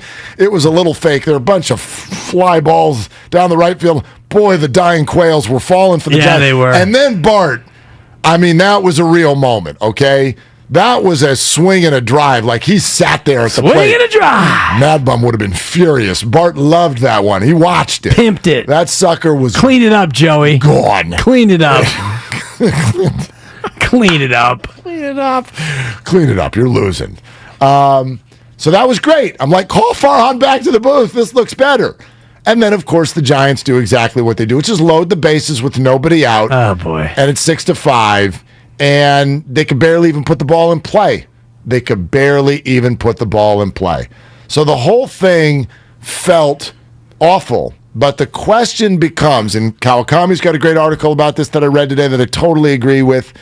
Alex Pavlovich talked about this on our station just a couple of days ago. You could, even if the Giants right now said, we are ready to spend, who? Who are you going to spend it on? I mean, okay, Aaron Judge, would he say yes? I'm thinking probably not. And sure, there are names that aren't as big. I mean, I'd love to. I'm almost at that point where it's time to start pulling up the who's a free agent next year list, which is never something you want to do the first week of August. In August, okay? Nolan Arenado is a free agent. Good luck. Good luck. I mean, what do you mean, good luck? Good luck. Overspend. Get somebody in here, Mark. The Cardinals will probably announce that extension in about 2 weeks. Again, I'm tired of the second place, and we were so close. But you know what? Here's Chapsky. You're right. Chapsky and Davis and all the rest of them. You're right. It's not okay anymore after 4 years. Stop losing out on guys. If the payroll is not top 10 at the start of next year, I'm going the other direction. However, and I know this is going to really get your goat. If that's the case, I still wouldn't point at Farhan as the number one problem. Oh, man. That's an ownership thing. That's an ownership thing. Like, Farhan's job is, along with a bunch of other people, they got to identify the talent. They've got to go then play the negotiating game, and you're right, they've got to win more. Stop losing. They stop losing, okay? But my question that I'm starting to get to as they move down that list, 12th and 13th, and here we go down the payroll list, what are they being asked to do? Are they being asked to finish in second? Now, it was interesting what he said about Juan Soto yesterday.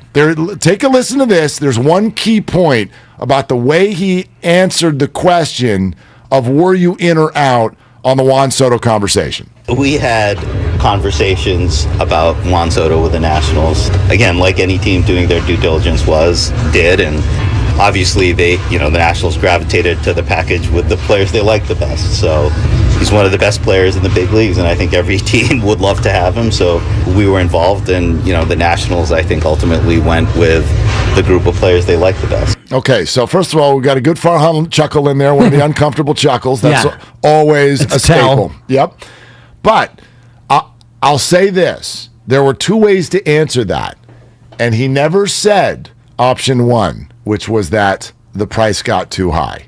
He never said that. No, but what he said without saying it is our prospects aren't good enough. Well, we knew that already. The Padres farm system has a 3 to 4 year head start on what he's been doing with the Giants.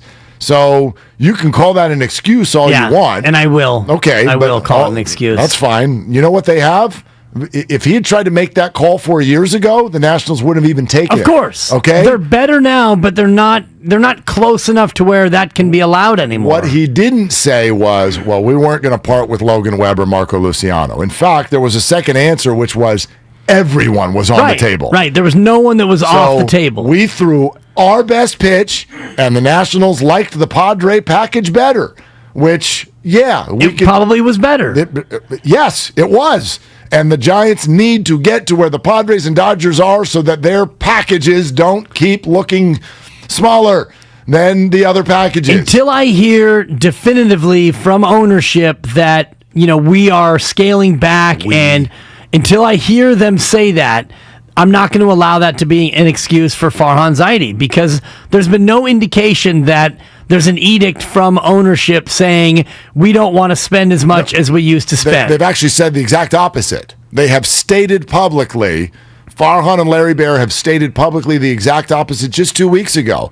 Farhan said there is no name that we should not be involved in. We have the resources, we have the go-ahead, we have the green light. And so if that's actually true, and not just walking orders to go say that, then yes, then it becomes on Farhan and Scott, and you got to go start winning some battles. Stop losing. You got to stop losing. JD Martinez is a free agent. Okay. Trey Turner, everybody's hot on Trey Turner. Sure. He's a free agent, and he's making $21 million this year. That number will probably be closer to $30 per year. JD Martinez is going to be available. Aaron Judge, we know. Eric Hosmer, I'm not sure if his player option goes with him or if Boston. You don't want him. I mean, again, we're you don't want him. He'd be like your fourth best hitter on this team, though. Yeah, but I mean, you don't want him. I want upgrades. I want offense. Hosmer's not the upgrade. Hosmer is a guy who plays. Brandon Belt doesn't play. Brandon Crawford doesn't play. He's been hurt a bunch this year. I get what you're saying. Hosmer's not the one. But Justin yeah. Turner, 37 years old, quietly. Yeah, man. No thanks. Jose Abreu, Michael Brantley, Elvis Andrus, Didi Gregorius. These are free agent names. Will Myers, he hits pretty well at this ballpark. Sure does. He's a guy who's going to be out there. There are enough middle-of-the-road free agents to where it doesn't have to be Aaron Judge or bust. You have to go out and spend. I agree completely. Nobody does the backfilling of a roster better than Farhan. He got players for hurt guys. Matthew Boyd never played as a Giant. Rosenthal never appeared as a Giant, and you got value from them. Farhan is a genius when it comes to, hey, I'll trade you these 4 oily rags for your empty tin can. And then he takes the tin can and turns it into, 17 cents. And then he's a genius at that. Now show me something at the top of the roster. I totally agree. I mean, Kyle Glazer, Baseball America, that's exactly what he said to us yesterday. It's exactly what he said. He goes, the game the Giants are playing is really, really good if you're doing it with the second half of your roster. That's how you build in around. I mean, even if you look at the Dodgers, there'll be a couple of guys. Who's my guy that was playing third base last night?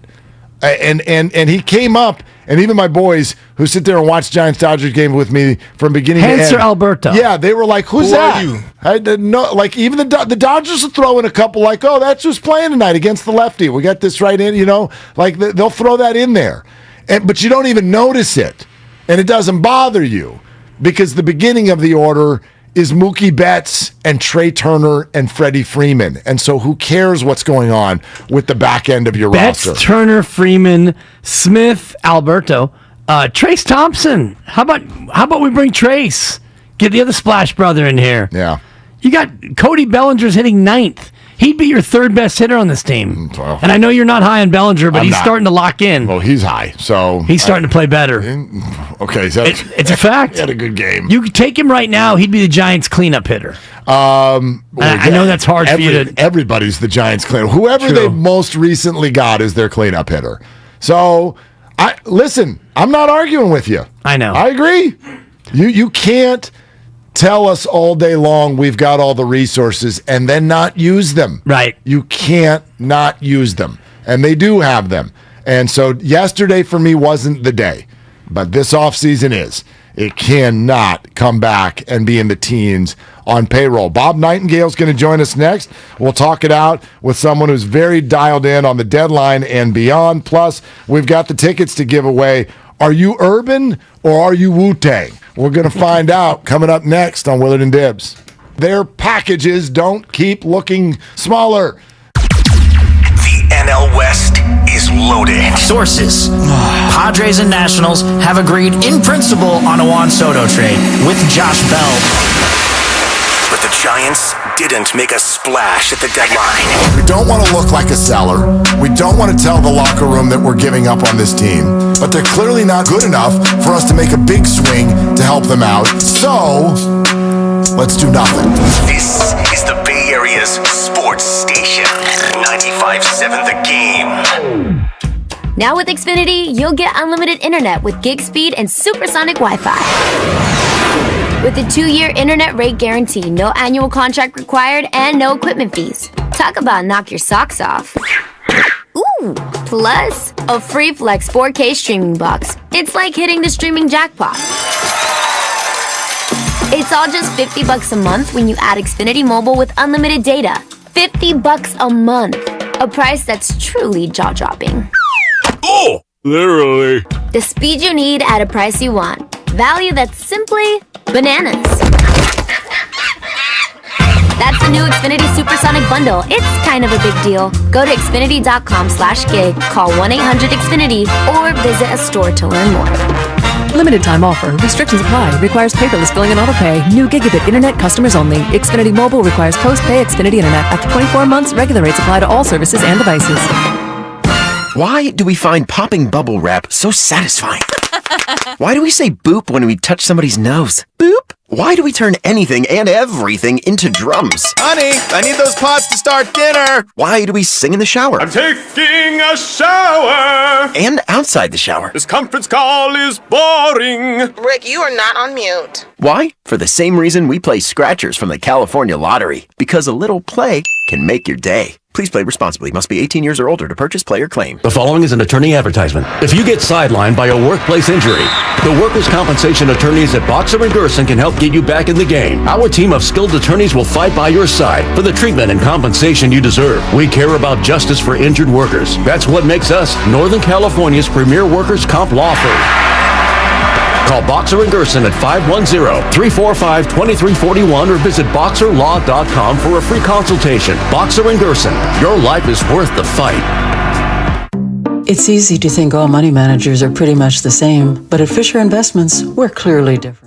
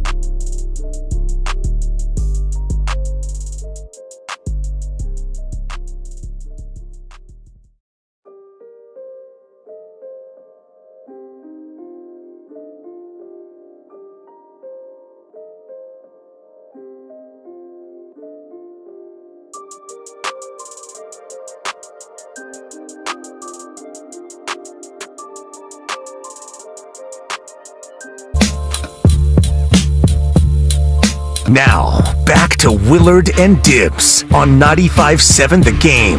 Okay, we're going to get to MLB Odyssey insider Bob Nightingale in just a moment, but it is concert time. Caller number 5 right now to our contest line, which is 415-951-2386. Make a note, 415-951-2386.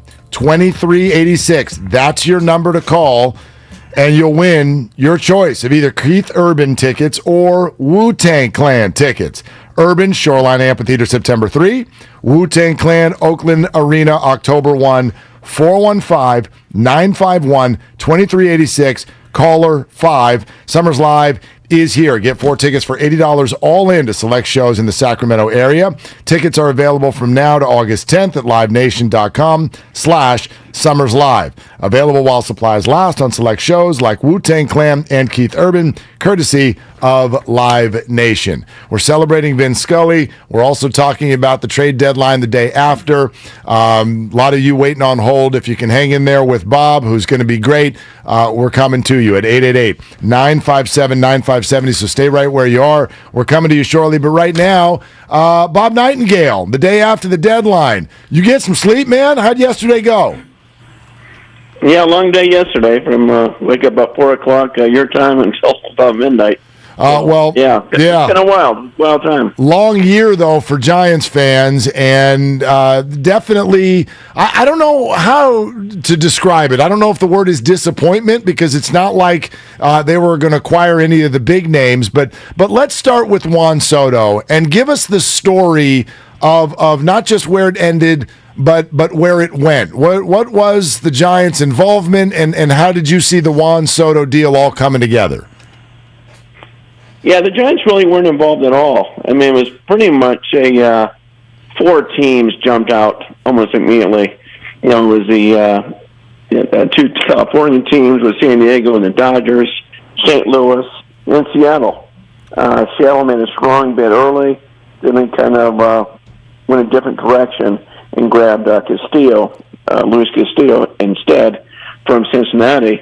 They left 3 teams, and St. Louis wasn't willing to give up major league talent plus prospects, so they kind of dropped out. It was Dodgers versus the Padres. I think the Dodgers saw nothing else. Let's raise the price tag up there, and the Padres are willing to meet it. Give some major league players plus, their top prospects. So the Giants, obviously not a team that was among the Final Four, even though Farhan Zaidi said no player was off the table. But here they sit, middle of the standings, middle in attendance, middle in payroll. What did the Giants do to get out of their current situation where they're kind of a middling team? Well, we'll see what they do during the winter. I mean, obviously Aaron Judge is out there. There's enough players, J.D. Martinez. So I think they're going to have to spend some money to get some offense in there. And then I'm not sure what they did at the deadline. I mean, you trade away Darren Ruff, obviously some injured guys like Casale and Rosenthal. But, then they hang on to Rodon and Peterson. So it's kind of like they're trying to thread the needle there to kind of not give up completely, but obviously not go for it either. Yeah, Bob, what was your read on Rodon staying? What kind of conversations happened, and why didn't it materialize? Teams wanted him, but they had a high price tag on him, the Giants did, because he can opt out of his contract. I'm not sure if he will or not. It sounds like he is. Thinks he can get a year or 2 on that deal. And then, so teams are saying, well, it's just a rental. It's an expensive rental, too. He makes $25 million. So they just weren't getting the traction on him like they thought. And Peterson, he's been a steal at $6 million. But again, they put a high price tag, and nobody came close to meeting it. Darren Ruff, the big acquisition for a team that traded with the Giants. Were you surprised at the haul that the Giants got for Darren Ruff? 4 players for a guy who really is just a platoon player here. Yeah, I mean, 4 players, but I'm not sure, anywhere considered a top prospect or a guy that's definitely going to make it, that sort of thing. But yeah, I mean, people like the way Rupp plays. He's got, power and everything else, great in the clubhouse. So, we'll see if those guys, those 4 pan out. But it wasn't like, what the Giants got back in return. I was like, oh my God, they got these guys. I don't think anybody thought that. Bob Nightingale, MLB insider with Odyssey, with us here, Willard and Dibs, 95.7 The Game. So, Bob, it was interesting also in San Diego getting Juan Soto. They sort of made a comment after that, like, we're really feeling like this window of 2.5 years is going to be a big deal for us. In Juan Soto conversations, from teams, were there also at least initial conversations with Scott Boras about Juan's willingness to re-sign, or is it too early to even talk about that? Yeah, just too early. And teams weren't given permission to talk anyway. So, I mean, everybody knows what it's going to take. It's going to take at least $500 million to do it. And I don't think, the Padres already have two $300 million players on the books in Machado and Tatis. Unless you load and one of those guys, you're not, that market, it's only the 27th biggest market in the country, isn't going to have, two $300 million players and a $500 million player. Just that the payroll can't sustain it. So, yeah, they'll hang on to him for 2.5 years, or if they want, they can move him a year and a half from now and say, okay, we can't sign him. Let's get some stuff back in return, particularly if they can, go deep in the playoffs, or at least, get to the World Series after all these years. It would be good for San Diego. This is a win-now situation for them, but for the Giants, it feels like a little bit of a mini rebuild heading into the winter. What free agent targets do you think they should look at, especially on the offensive side of the ball? Well, they want a big slugger. I mean, they try to get Harper. They try to get Giancarlo Stanton. Now they'll try to sign, Aaron Judge, or at least look into it. So, I mean, that's why they weren't going to, give away prospects for Soto, just because they're already collecting them. You can't go, change directions just like that. So, I think they'll look for some sluggers in the market just to help out that offense. And they, we'll see about the pitching side too. But there's certainly, you look at the free agent shortstop market, I mean, it's loaded. Everybody from Carlos Correa to Trey Turner, Dansby Swanson. It's like a who's who of shortstops. So I would think they'd go get a shortstop this winter.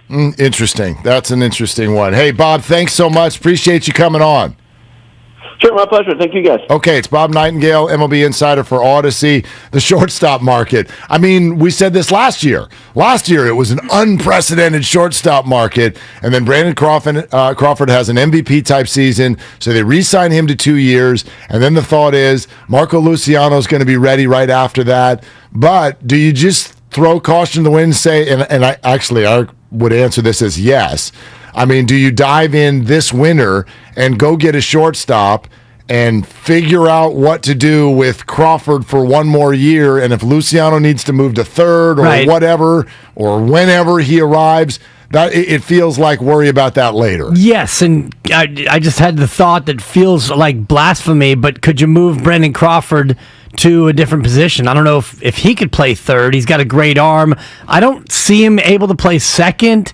Is Brandon Crawford just a guy who can play shortstop? Or if you got Trey Turner, could you put Trey Turner at second base? Luciano, I think, projects very nicely as a third baseman, so I don't think that's an issue if you got Trey Turner. Well, and he's also an A-ball. He's an A, so I mean, you worry about that, right? Yeah, so you worry about that when he arrives. And with the back issue, that's really kind of slow played his arrival time to where it's more like a 2024 now, I think, than it is a 2023. So he doesn't really get in the way of a Brandon Crawford one more year in his deal, but could you ever imagine Crawford playing something other than short? Not really. It's weird, right? To think about. Really. I mean, I don't think. Yeah, it's not about out of respect. I just don't. You don't embarrass a guy like that. You can't.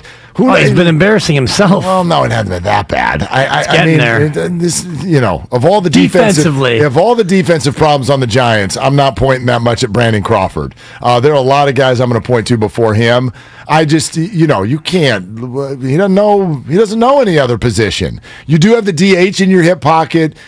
Trey Turner was on a team with Corey Seager for a while. They figured that out. So there's ways to do it, and I just think that because of the performance we've seen so far this year, the Giants don't have the luxury of saying, well, hey, Brandon Crawford, one more year, then we'll see if Mark. You don't have that luxury anymore. If you can find some big time bats to say yes, it's time to just be like, we're going to force it a little bit. Do you know how many games Brandon Crawford's played other than at shortstop in his career? Game show music, please. Never mind. The answer is 0. That's what I was going to guess. He's only I was going to guess ever. That. He's never, ever, yeah, ever, even an inning. Ever? forever. That's crazy. By the way, his fielding percentage, and I know that's not the number one metric, but it is. Is it History Channel? There you go. I'm going to guess 0. Fielding percentage is down worst of his career. 960. Sure. Yeah. No, he's this year. Not had a good year. Range is down. Errors are up. It's an issue. No doubt. 960 is his fielding percentage. It's just not next year is not a year where we can one more year, Brandon, and then we'll figure it out. If big time players want to come, they don't have that luxury. They're not going to be coming off 107 wins next year, so they can't. You know what I mean? Like this year, and all of us, I think, at the beginning of the year, we're like, gosh. In fact, I'll go back. I'll show you the tweet. Right before opening day, I'm like, I'm going to reserve judgment, but this lineup feels a little thin. That's what I wrote the day before opening day. But it's the same team as last year. Right, but, yes and no. Those are your words from... No, it's not the same team, but we... Largely, It no Buster and... Defensively, right. You have guys that were playing very well last year that can't catch the ball. Right. No, it's not the same team, but... It's not. I love Buster Posey. Like apparently, Buster's WAR is 43. Exactly. Like it's not right. This is not that different of a team. But 107 was crazy, and even to think about this year, 97 I thought was insane. But I thought a lot 87. I thought 87 was okay. You're not going to win 107. 97 would be unbelievable. 87 felt to me like where you should be, but they're trending toward 77. Well, yeah, we'll see. Because that's where they're trending. Between 85 and 90 was what I would have guessed. I actually have plenty of private wagers with friends of at 85. The Giants need to get to 85. That's the over for you? Yeah, over 85? Or just 85. They got it. Over 84 and a hook? 84 and 3/4. They need 85? Yeah, and it's not off the table yet. Not looking good. No, it's not looking great. Not looking great. What are they, 52 and 54? Or yeah. Somewhere in there? Yeah, exactly. Yeah. Let's go to Alex in San Francisco. Alex, thanks for hanging here on Willard and Dibs on 95.7 The Game. Hey, Alex, what are you doing? I'm just chilling listening to y'all, enjoying the talk about the Giants, but I'm kind of on this.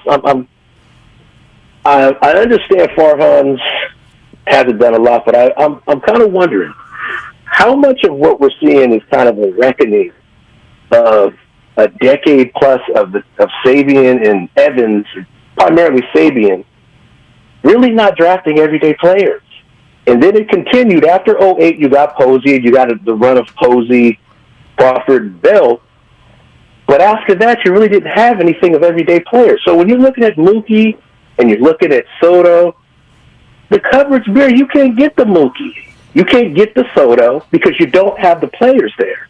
So when you look at Bart and Slater are playing every day, and you're looking around, you're saying, well, if that was the best that we have, well, yeah, because when he signed Yaz, when they brought in Wade and they brought in Solano, who were guys off the street, these are guys off the street that he just brought in. That's an indication your minor league system don't have nobody. And even right now, if you look at your AAA, who's right now, if you're telling me Helio Ramos is their best AAA player that gets anybody excited, there's a reason why you don't get no Mookies and no Sotos, and you're sitting there looking at what you have right now, which is a team that's struggling to stay 500. So that's just how I look at it. I think a lot of these fans, they want success, but you won 3 World Series with the slogan of torture. You wore down Lincecum, you wore down Kane's arm, and if you think about the 3 World Series that they won, there was no consistent star amongst those teams. The best player, the most important person on that team was Bochy. Did Posey even win an MVP of the World Series? No, I think it was Lincecum, Sandoval, and Bumgarner. So this belief that the Giants are somehow going to hire a new guy and he's going to come in here and make all this decade plus of neglect, Tony Torquato, Linden, Ortmeyer, all these guys, Cody Ransom, years and years of neglect for everyday players. And then you look around and you wonder why you can't get these other guys, like the star players that are available. You got nothing. Alex, it's a smart call. You're spot on with a ton of what you're saying. Thank you for calling in.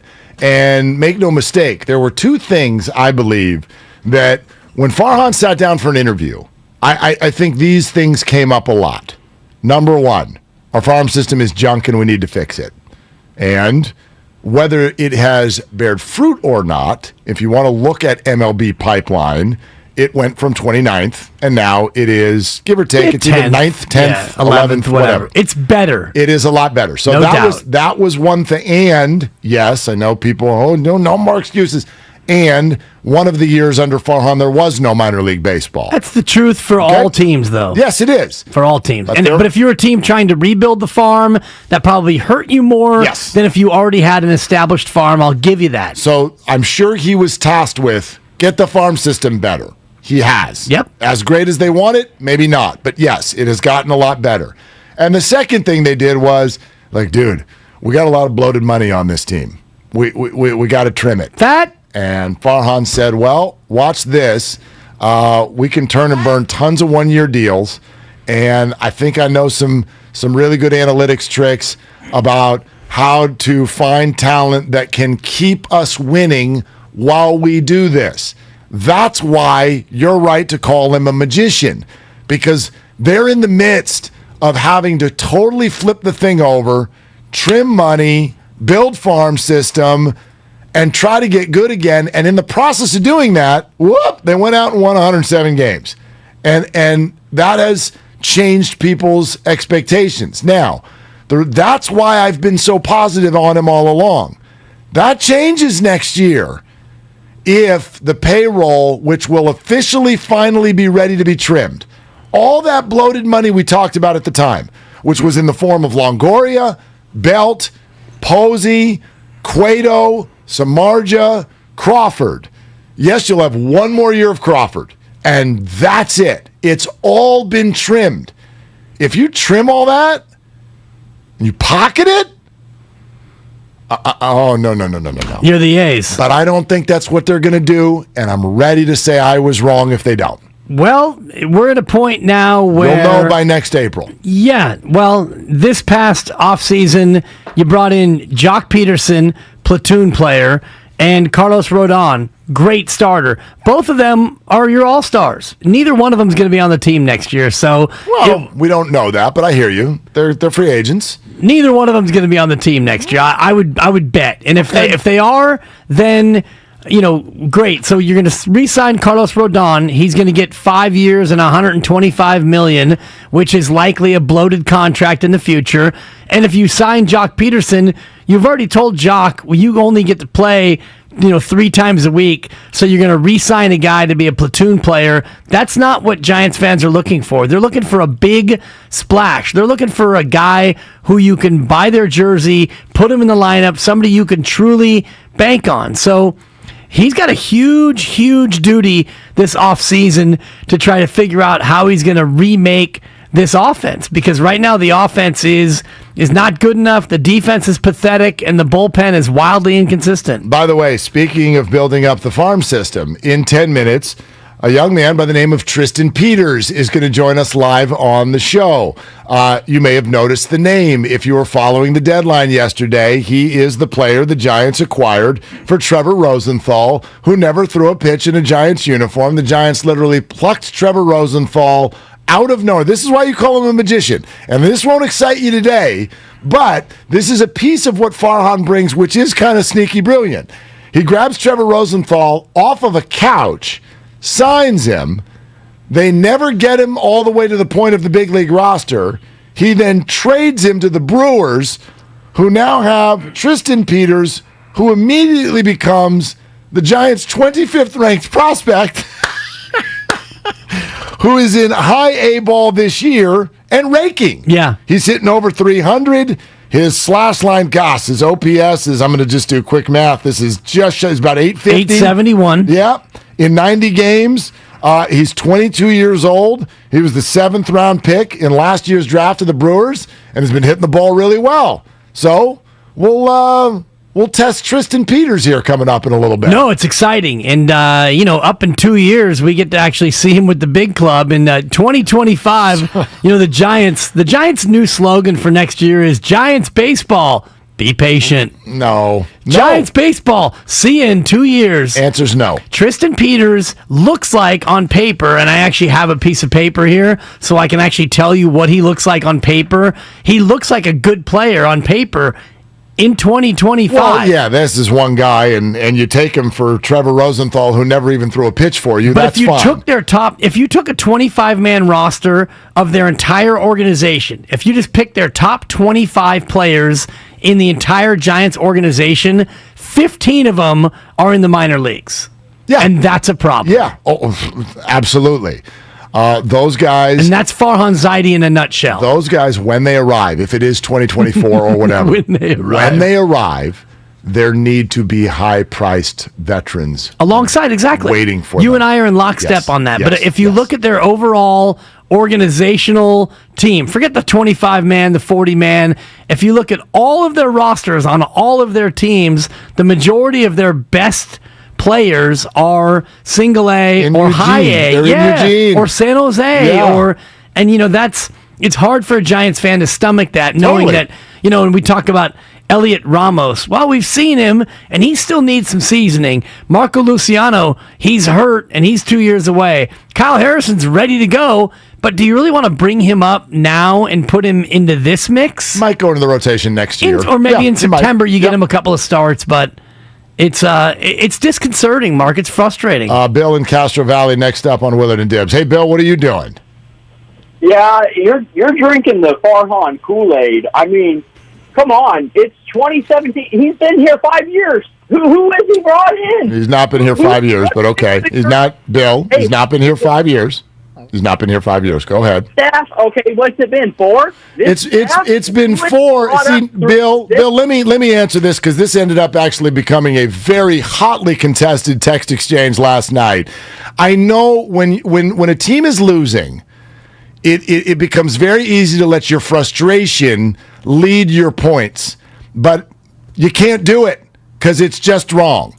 And so when you say, and by the way, it is year 4 for Farhan. And then people get mad when you go, well, yeah, but the first year you had to retire a Hall of Fame manager. And then the second year you had a pandemic with no minor league baseball. Oh, people will go, well, those are excuses. No, they're true. They're totally true. And in year 3, and Giants fans love to do this, in year 3, he pulled so many rabbits out of his back pocket that he gave everybody 107 wins. And the fan base has the gall to go, fluke! You don't get, I'm sorry. No, I'm holding you accountable, Bill. You don't get to do that to him. You may not only focus on the negative and then say everything good that happened is a fluke. You don't get to do it. I knew it was a rebuild at that time. But did you have fun, Bill? They won 107 games. But I knew we were in a rebuild. It doesn't matter. It doesn't matter. They had the 1 seed in the playoffs, Bill, 9 months ago, and you guys want to fire him. You're all crazy. Prospects top 5 in the system, and we don't have one guy to show for it. Who is he drafted that's been in the big leagues?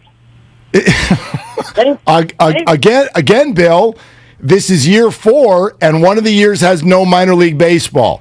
Do you know how many people in the draft you're talking about are that were drafted behind the Giants are in the big leagues this year? There's like 2 guys. But I get it. I understand. It's sports radio. Nobody wants to play with patience and facts. So, Bill, thank you. I appreciate it. But it's just, you're all being unfair. Now, there's plenty of fair. This that you're watching right now is not okay.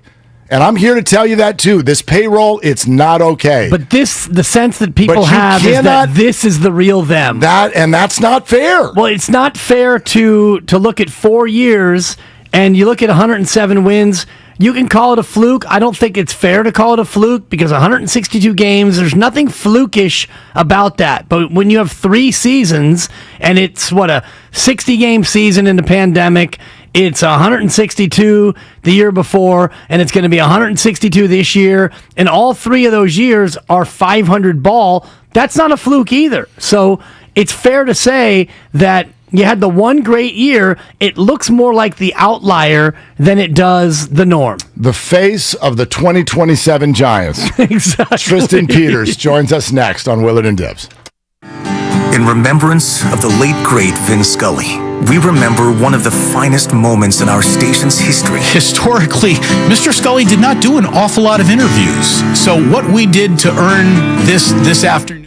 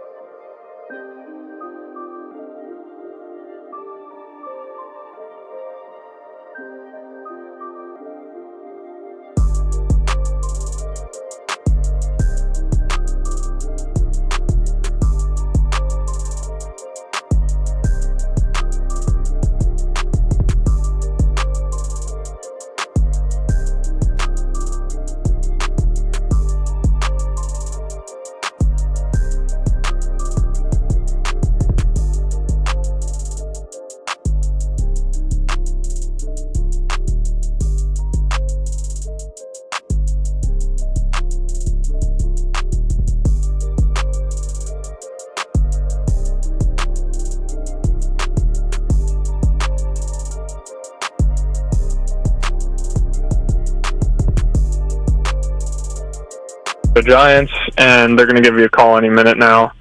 So I first got a call from player development, and they just basically welcomed me to the Giants and that stuff. I didn't get details yet because they were still finalizing trades and all that stuff. So they called me a few hours after the deadline and then just told me the details. They told me I was going to Richmond, so AA. And so, yeah, they just told me to drive down there tomorrow, so today. So I'm actually on my way down to up to Richmond. And then I'm going to fly out tomorrow morning to meet them in New Hampshire. I mean, you go to Mississippi, and then you got to drive up to Virginia, and then now to New Hampshire. It's like, I don't blame you for saying, head down there or head up. You've been all over the country in the past few days. Yeah, it's been incredible. I love driving though, so it's been pretty cool to see different areas. Super glamorous, right, Tristan? Am I right? Yeah. Oh yeah. Yeah. What's your go-to music on the road? Do you put in tunes? You go podcasts? What's your big road trip move? It depends on what I'm feeling. So at the beginning of the trip, I just called my parents and stuff. Just been talking to them, my girlfriend too, and that passes the time real quick, just talking with them. But then when I'm not talking to anybody, I'm just listening to like country music. I love country music, some blues. Just, it's kind of everything, honestly. May we suggest downloading I'm sorry to interrupt, Tristan, but yeah, I was going to get a plug in there. I was going to say, maybe we suggest downloading the Odyssey app, where you could actually listen to a replay of this conversation. Yeah, I might have to do that after. All right. Good. Did you play for the Savannah Bananas last year, and can you send us a hat? Absolutely, I sure did. I don't know. I could see check my contacts and see if I could send you a hat. I don't know. What's that like? It's the Savannah Bananas are kind of like the Harlem Globetrotters, right? Where it's competition, but not really competition with these crazy, wacky rules. What's it like being a pro baseball player playing in that sort of farcical atmosphere? So I was playing in the college summer league, and they have like a professional team kind of, and that's basically their Harlem Globetrotters kind of type stuff. They play their own version of baseball. It's called Banana Ball. And then, so I was playing the college summer league. We actually played real baseball, but we did a bunch of crazy stuff just to keep the fans engaged. It was unreal. Sold out crowds every day. Probably like some of the greatest fans ever. They're just so into it. And yeah, it's a lot different than like college ball and pro ball. Like, I'd say it's more relaxed, but it's still competitive. It's a lot of fun. Tristan Peters is with us, one of the new Giants acquisitions at the deadline yesterday. You said you did all kinds of crazy stuff. Can you give us a quick example or two? What did you have to do? So I think we filmed a video pretty much before every home game, like a TikTok or something like that, like just a funny video. And then I was in 2 player dances, so we would choreograph, or we had a guy, he was sometimes our first base coach who would dance, and he would choreograph a dance to a certain song, and we'd practice it during BP after our rounds or whatever, and then we'd practice it some more during the game, because usually you're not playing when you're a part of that. So I was a part of 2 of those dances. One was to Britney Spears. I forget the exact song, but it's been a while. Let's go with Oops, I Did It Again. But anyway, go ahead. No, you're good. You're good. Tristan Peters, new Giants acquisition. Okay, so a little bit more on just your background as a player. So you now, not only all the planes, trains, and automobiles we're talking about now, but you were born in Canada? Give us a little bit of your background. Yeah, so I was born in Manitoba, Winkler, Manitoba, Canada, small town, right by the North Dakota border. I moved out of there when I was 16 to go to a high school more west, Okotoks Dogs Academy. So I played baseball there for 2 years. Then I got to go to Chandler Gilbert Community College in Arizona. So I was there for 2 years. Then I moved to SIU, Southern Illinois University, for a year, and then I got drafted by the Brewers in the 7th round that year, and then this is my first full season. So, and looks like you're raking. Our producer wrote down, "This dude rakes" on our sheet. Your slash line's impressive. 101 hits in 90 games. How locked in are you right now, Tristan? I feel pretty locked in. I'm just excited to play again. It's been a couple days, it's only been technically one, but feels like forever already just being on the road. I'm just ready to get back at it.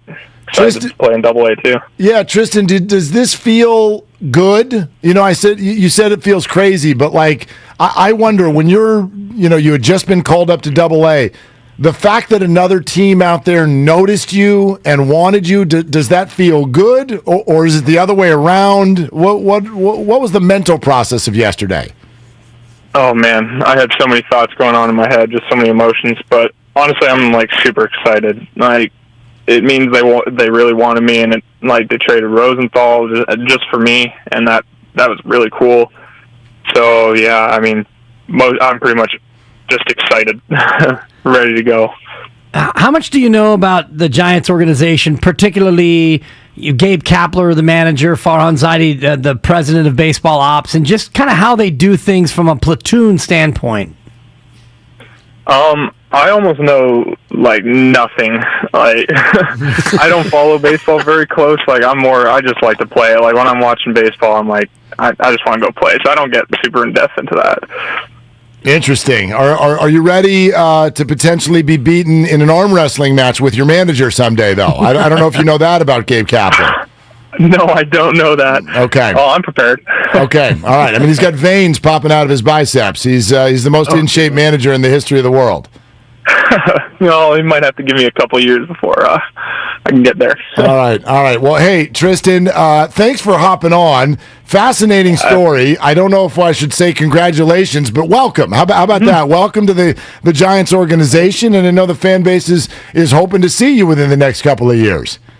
For sure. Thank you. And drive safe. And where exactly are you right now on this great travel as you head north from Mississippi toward Virginia? So I am currently at a gas station outside of Chattanooga in some town called Cleveland, Tennessee. So okay, I'm very familiar with it. Could you tell us what the price is at that gas station? It is currently $3.49. Oh my God, Tristan! Brace yourself when you get called up to the big club. Out here, we're paying $5.19 a gallon if you're lucky. You're lucky. Oh goodness, yeah. It's around that in Arizona. I live there in the off season, so. So don't get to the bigs too quick, okay? Yeah, and gas up before you get here. Yeah, I will. All right, Tristan. Thanks, good luck, Tristan. man. We'll be following your efforts in Richmond. I appreciate it. Thank you for having me on. All right, thank you. Tristan Peters, who has been acquired by the Giants for Trevor Rosenthal, who never played for the Giants, and is currently paying $3.40 per gallon. In Cleveland. Not that Cleveland. Cleveland, Tennessee. You ever been to Cleveland, Tennessee, Mark? What do you know about Cleveland, Tennessee? I don't think I've been to Tennessee anywhere. I haven't even been to Spadoni, Nashville. if you would, please. Game show music, please. It's time to play. Where the hell is Cleveland, Tennessee? And how big is the population? I can answer the first one. It's in Tennessee. You can put it on the board. Yes! If I may add, I believe it's right outside Chattanooga, Tennessee. Odds are, it might be near Nashville. Exactly. To a Californian, everything it's in Tennessee is near Nashville. in the Chattanooga greater metropolitan area. What is the population of Cleveland, Tennessee? Plus or minus 4,000 people. Plus or minus 4,000 people. I'm going to go with.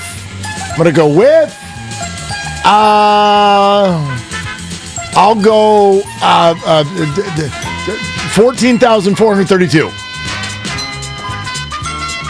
Sold them short, Mark. Wow. 47,356. This is a massive, sprawling area. It's a big city. You can get lost in Cleveland, Tennessee. Jeez. Yeah. Okay. Wonder what gas prices are in a small town in Tennessee. Seriously. That's big. That's big. He's paying those big city prices. Is what he's doing. All right, there it is. Tristan Peters. He will be your now. Does it count as homegrown if you come up through the farm system, but you traded for him early? Does he, like, when he gets here, is he homegrown? No. No? He was not drafted. And, in 3 years, when he starts to pop, you're going to take credit for him, and I'm going to be quick to put you in your place. Hell yeah, I'm taking credit for him. He was not a drafted player. Doesn't matter. Farhan he can't draft talent. He's a Farhan find. He is a Farhan find. He turned somebody who was sitting on his couch into this guy. I wonder if Farhan is secretly a Savannah Bananas fan, and he's like, I love the way this kid dances. By the way, I think people don't know. I bet a lot of you out there, you don't know what the Savannah Bananas is. Not just a fun name. They're out there doing, like, you heard what he's talking about. Eric Burns was the manager this year. Yeah, they're dancing. Like choreographed dances before, during the game. During the pitch. Did you see that video? Unbelievable. The pitcher goes into the windup, and as he steps off, he does like a twist, turn. The second baseman and the shortstop and the center fielder are doing the same dance. And then the pitcher finally delivers the ball. It's unhittable because he's dancing. He's dancing. He's balking. Yeah. That's a balk. Doing the balk. Yeah, and it's incredible. Anyway, fun to have Tristan Peters on the show. But Kyle's right. This dude rakes. 112 hits in his career, 7 bomb skis this year, OPS at 871. Yep. He's already their 5th best hitter, Mark. Yes, he is. OPS 871, most of that at high A ball. And the Giants, boy, they can do some high A ball. We need them to be able to do some major league ball. More on that throughout the show. We are also celebrating the life of Vin Scully. We want you to hear some things from Deebo Samuel, and the Good Doc is coming up in just about 15 minutes as well. Chris in San Jose has been super patient. We've been asking for Vin Scully memories and perspective today. Hey, Chris, you're on with Willard and Dibs. What are you doing?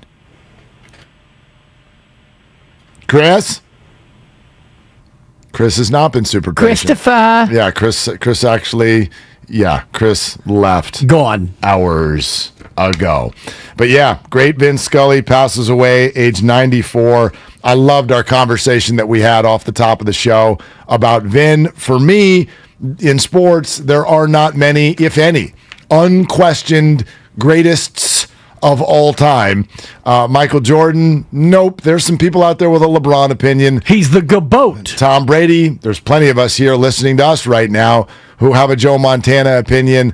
I don't even know what name you could spit at me when I give you Vin Scully. Who are you going to argue that Vin Scully, who, by the way, he's calling Hank Aaron's famous home run, and it's like the 4th most famous call that he's ever had.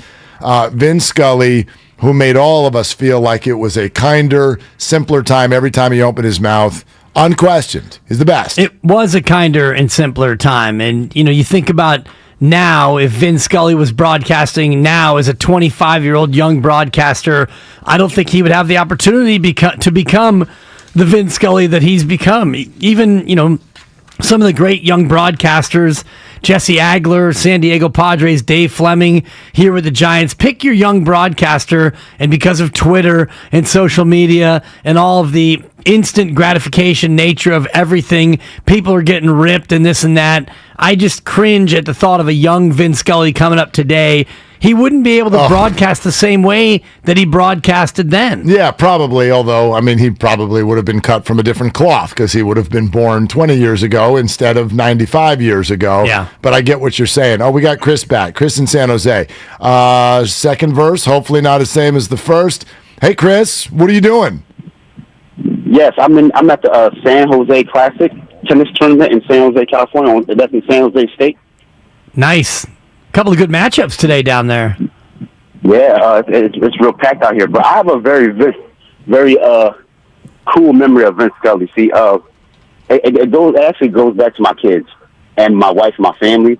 So my daughter, she was my teenage daughter, right? I have 3 grown sons and I have a teenage daughter. And my daughter, she grew up she was born with an illness. And she plays tennis.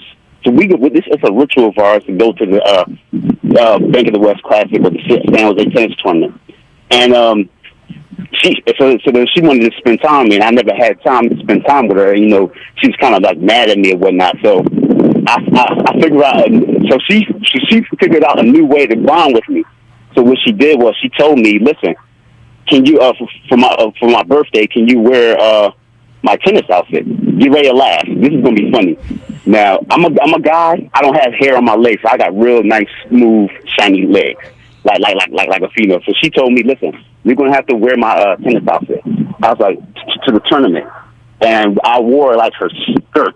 I wore her tennis skirt. Chris, we love you dearly. Does this have anything to do with Vin Scully at some point? Yes, I'm about to get to that. Okay, hit us right now, Chris.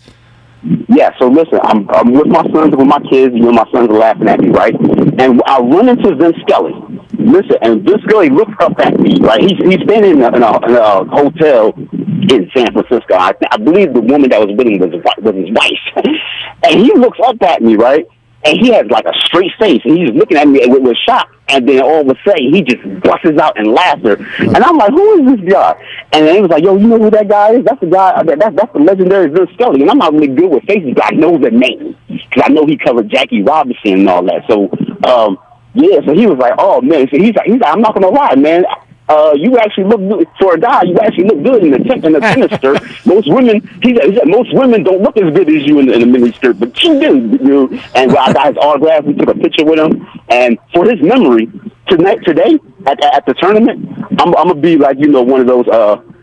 I'm at the tournament right now. Wearing the exact same skirt that I wore. Oh gosh, I'm at Vin Scully. I was hoping that's what you were going to say, Chris. Nice. I was hoping you were going to commemorate the situation by wearing the exact same outfit. And from heaven, Vin is looking down right now and laughing again. I wonder what sentence Vin chose to throw at Adam when he saw the skirt. I bet it was. What is going on here? Perfectly eloquent.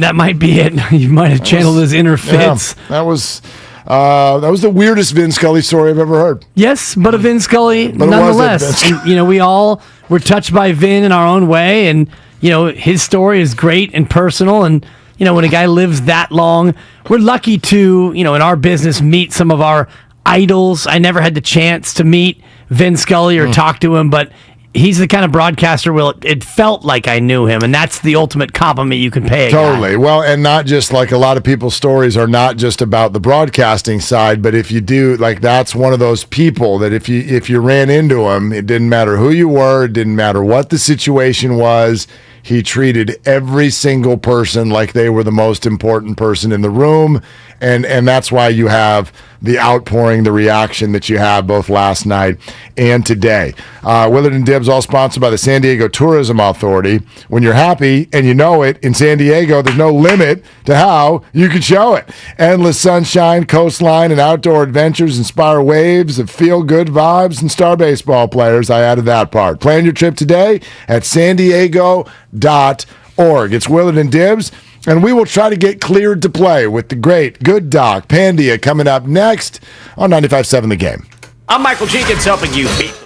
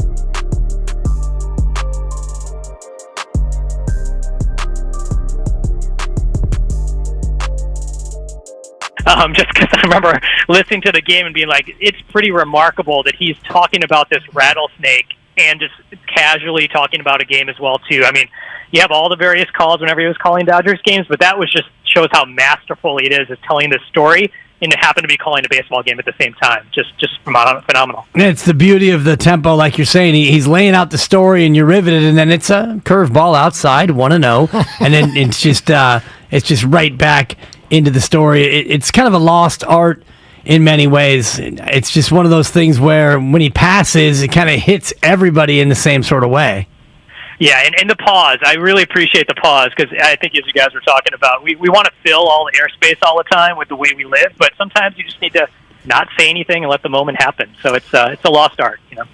Doc, let's jump right into the 49ers and Eric Armstead. Few weeks was the quote with a knee sprain. What do you know about that one? What's he looking at? Yeah, so it sounds like based on kind of what they reported, and, you know, there wasn't any kind of like large injury. This probably was maybe a grade 1.5, where you get kind of microscopic tearing or maybe even a little partial tearing of the ligament, but that's usually a couple-week injury. The good news is that, you know, the ones you get worried about are the grade 2s, 3s, where they're partial or full tears, and that's where you're talking like 6 to 12 weeks. So these grade 1s, you get the pain under control, make sure it's taken care of before the season starts.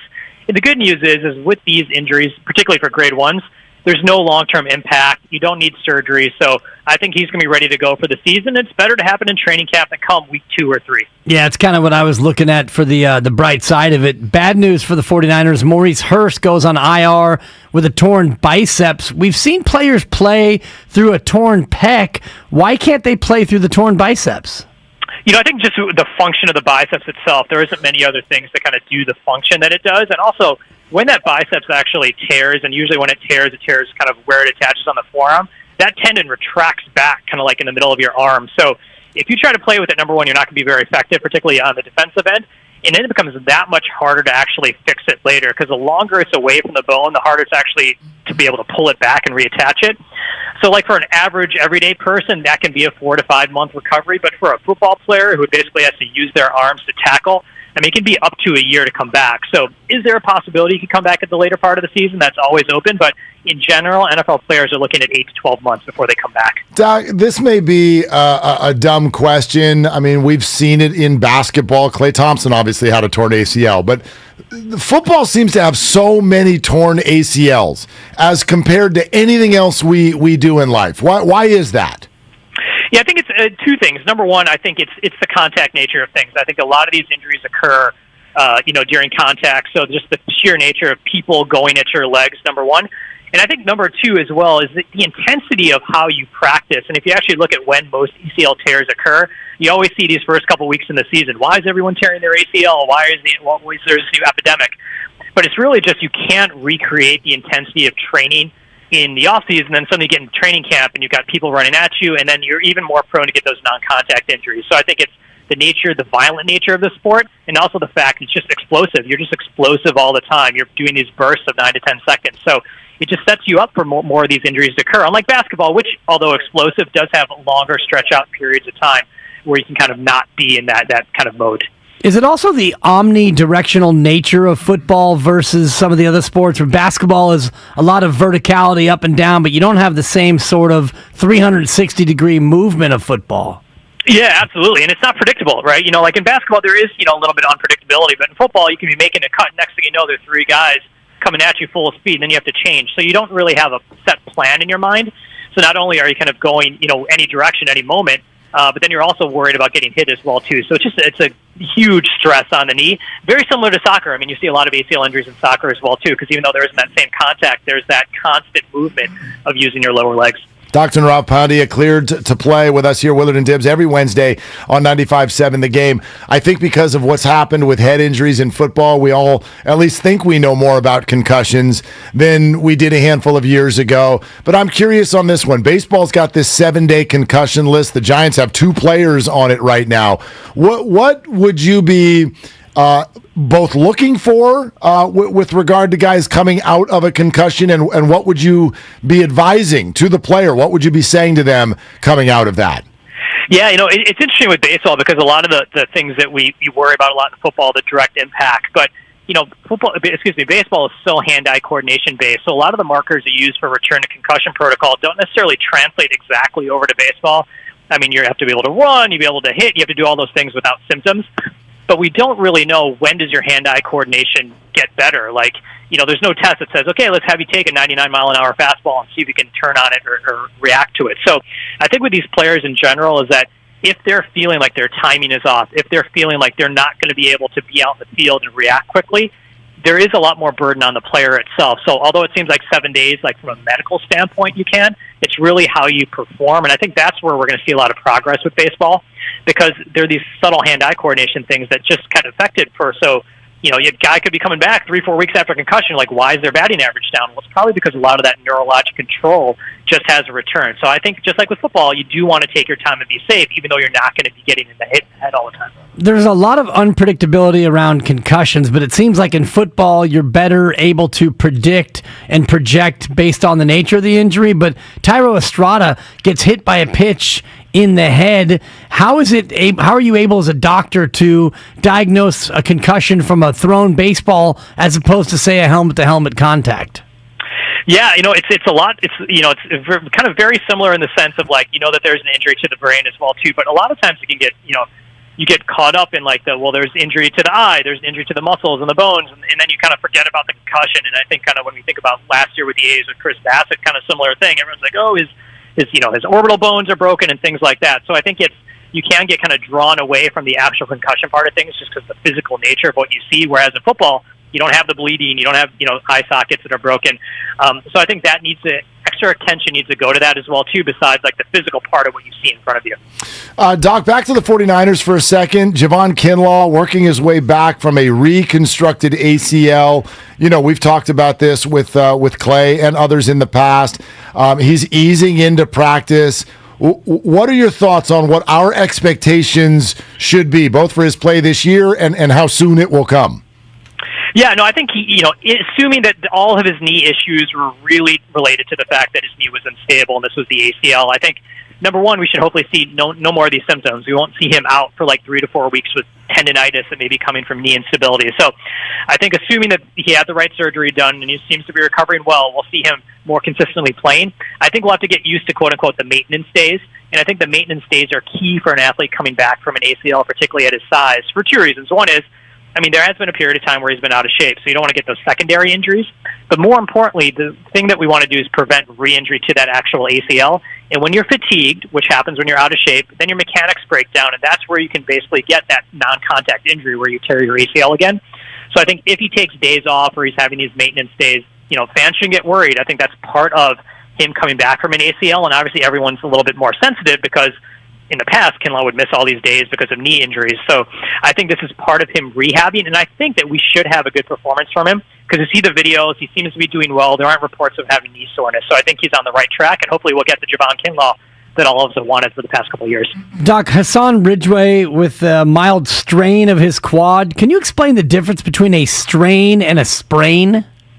Yeah, so typically, it's kind of ligament versus, tendon. So typically ligaments, when you basically have like an ACL sprain, that basically means that the ligament has partially torn.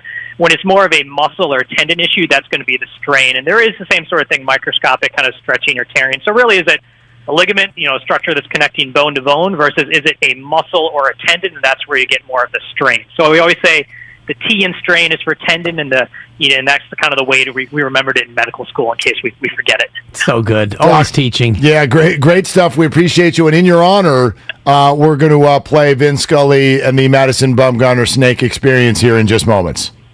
I appreciate it, guys. Thanks so much. All right, there he goes. Doc Pandia every Wednesday. The proceeding was sponsored by UCSF Health. And in addition to Pick Your Battles, if you've never heard Madison Bumgarner chopping down the snake, and then what happened next?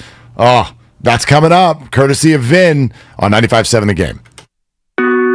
We're on a journey to make healthcare more accessible and more equitable, to treat the most complex diseases and offer hope where often there is little, to provide better care to more people across the Bay Area. We are more than a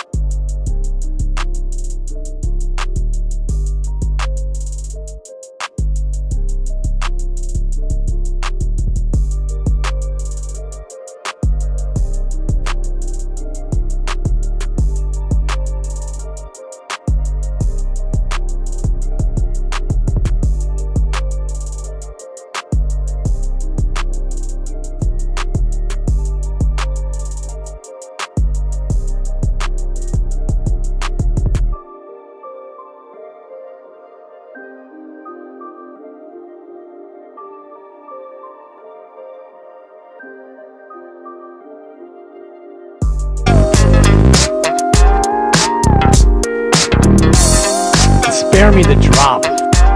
Now, back to Willard and Dibs on 95.7 The Game. It ain't no fun if the dibber can't have none, Mark.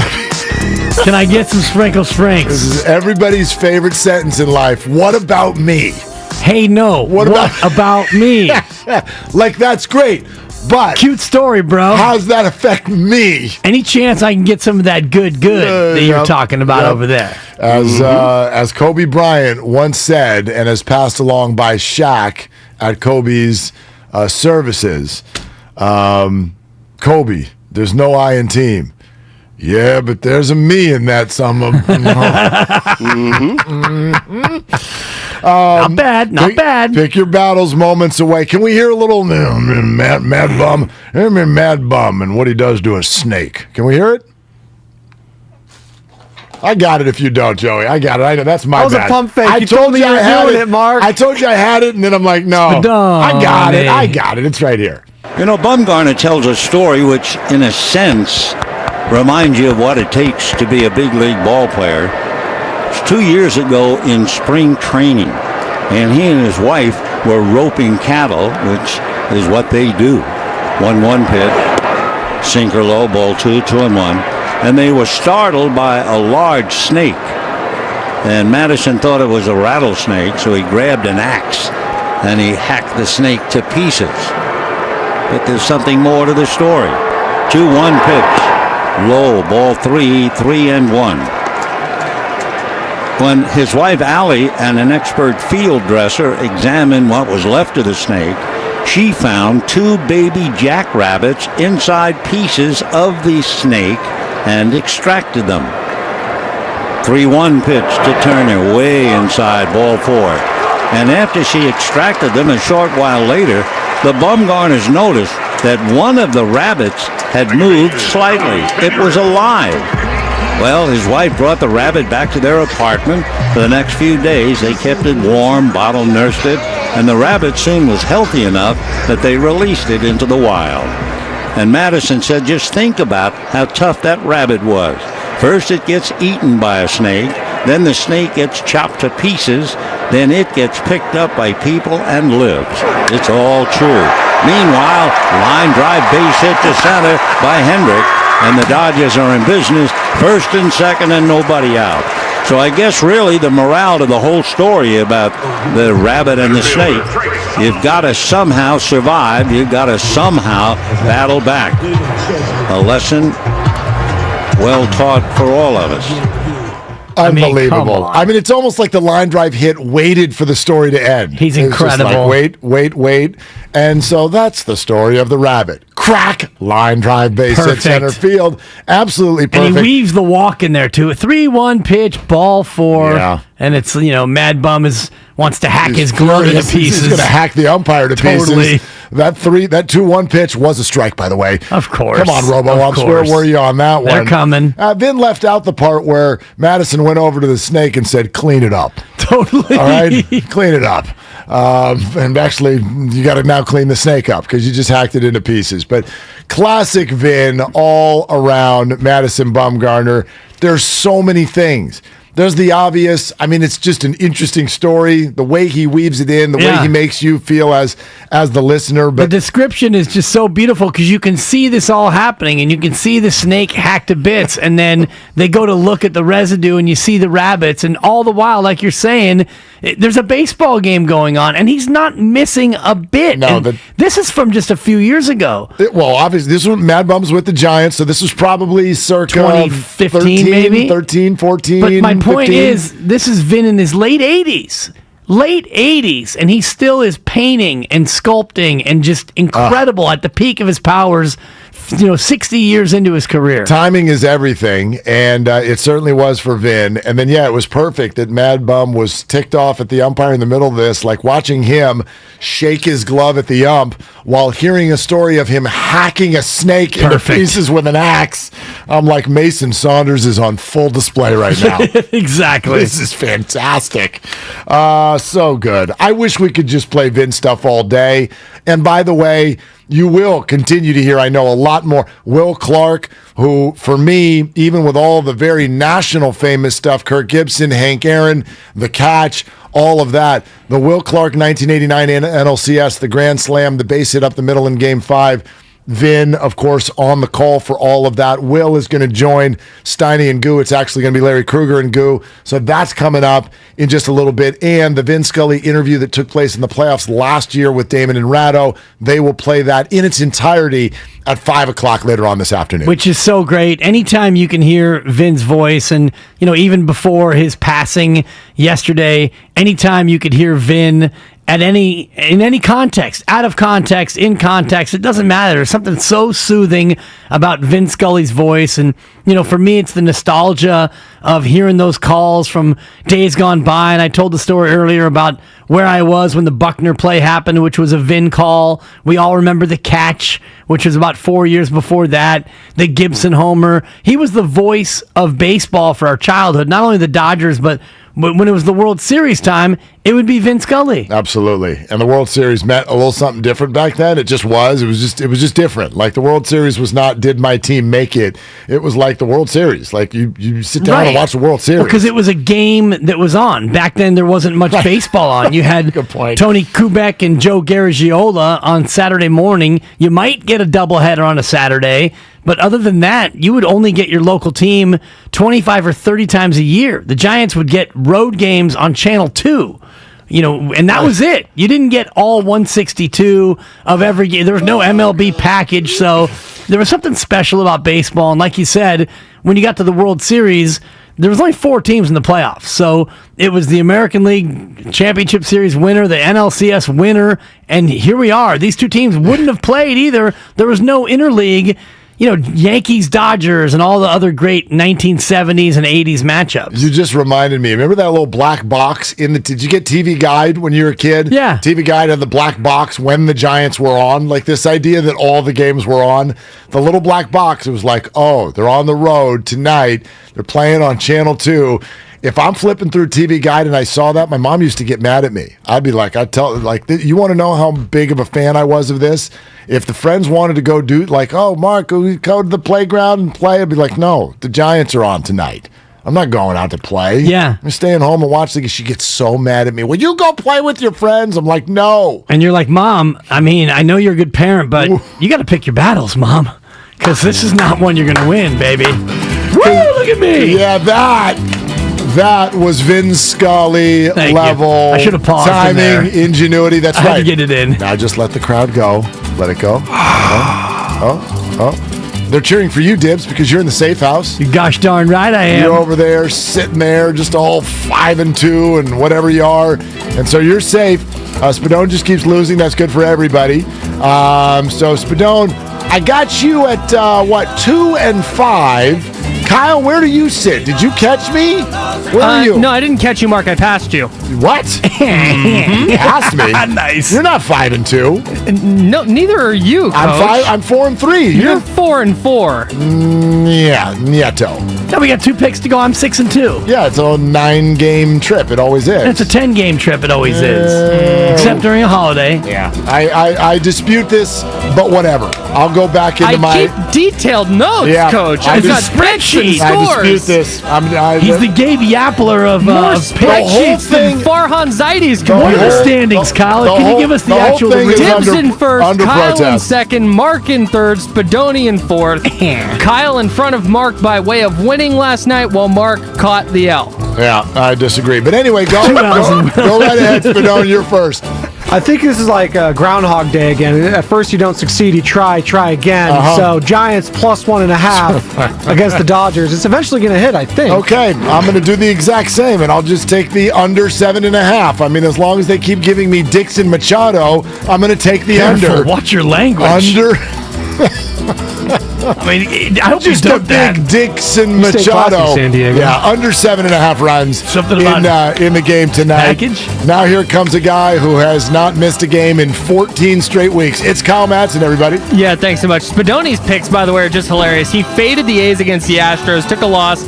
Giants money line, Giants money line, Giants money line, Giants plus a run and a half, Giants plus a run and a half, Giants plus a run and a half. I'm noticing a pattern.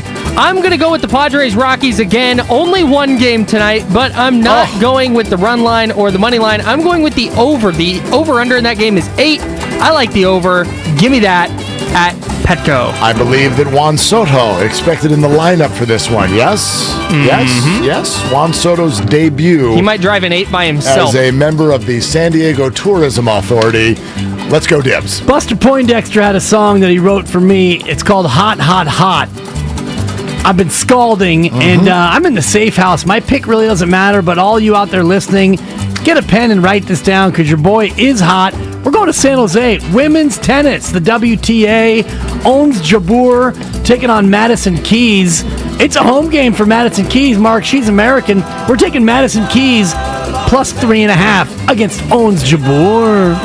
Please update me tomorrow on what you just said. It's the and what featured match happened tonight, Mark. Yeah, clearly, not at my house. At San Jose State. The featured match involves Larry Krueger and Guru because it's the changeover brought to you by Oakland PD Recruitment. Be the change you want to see. And I expect both of you gentlemen to take me on a very slow, minute-by-minute journey of Will Clark's base hit up the middle in 1989 to put the Giants into the World Series, as told by Vin Scully. I want to hear it through the eyes and ears of Will Clark, which I know is coming up on your show today. Hi, boys. What's up, guys? What's going on? What's cooking? Will the Thrill at 2 o'clock, man. I am fired up. Yeah, well, we had Tristan Peters. Yeah. There you go. Yeah. New Giant. He's a forever Giant. Yeah, you're going to have to go deep in your stack of papers That's there. funny. I Richmond Flying Squirrels, am I right? I had just ordered my. I didn't hear it because I was on my phone. I was ordering my Nick Zwack jersey. Yeah, Nick Zwack. Yeah, Nick Zwack. I'm going to be walking around with a Zwack. There were pretty good. There were some cool names that came to the Giants. Some thought yesterday. that Farhan's efforts yesterday were Nick Zwack. Yeah, Carson Seymour. Maybe I'm gonna give you 3. I'm slow today. Carson Was there Seymour. a Japucky or something? What's the guy's name? Zapucky? Yeah, Zapucky. Yes, Thomas Yeah, they gotta- Zapucky. Sounds like a character from Laverne and Shirley, Right. you know, quite frankly. Although this is a new thing at the I've never seen this before, where you just take people who aren't even on your team and then trade them and get people to send you players. I think it's going to be the new thing that sweeps the nation. The Rosenthal? We got players that seriously. Matt Boyd. I mean, Trevor Rosenthal. Going to sign people who aren't on the team and then trade them and get people. Exactly. Brilliant. I'll say this for Farhan, and I said this 2 weeks ago to you two. I said, look, just go all in and show us you went for it. He said there was no Giant player anywhere on the farm, untouchable. We tried to make a play for Soto. So, Will, I told Larry from that vantage point, that's all I asked. They chose the better package. Yeah, if you take it at face value, I agree. Like, there's only one thing, I guess, they didn't get him. So you hear from Farhan yesterday, and there's one of 2 answers he can give. One of them is, look, we decided that the price was too high, or we didn't want to obliterate our farm system. That, I think, would have been more upsetting than what he did say, if you take it at face value, which was, we threw our best shot. But what am I supposed to do? And Take them at face value, right? We tried. Well, I'm sick of them trying, and that's what Mark and I were talking about. Why don't you walk down the hall when the ratings come in and go, hey, Matt, you know what? We tried. Oh, I've tried that. That's right. And you know what the response is? We closed the door. Yeah, exactly. We really tried. But you get the context there. I mean, if you're talking about building farm systems, the Padres started what they're doing, which Scott Harris told me directly. We are using the exact same model, and the Padres started it 3 to 4 years earlier. They had more to offer. Now you can get mad about that all you want. That's a fact. That's not even mostly on Farhan. That is mostly on where the farm system sat when he was hired. You're right. Eventually, like, you got it, and we talked about this earlier. Yeah, you got to stop losing.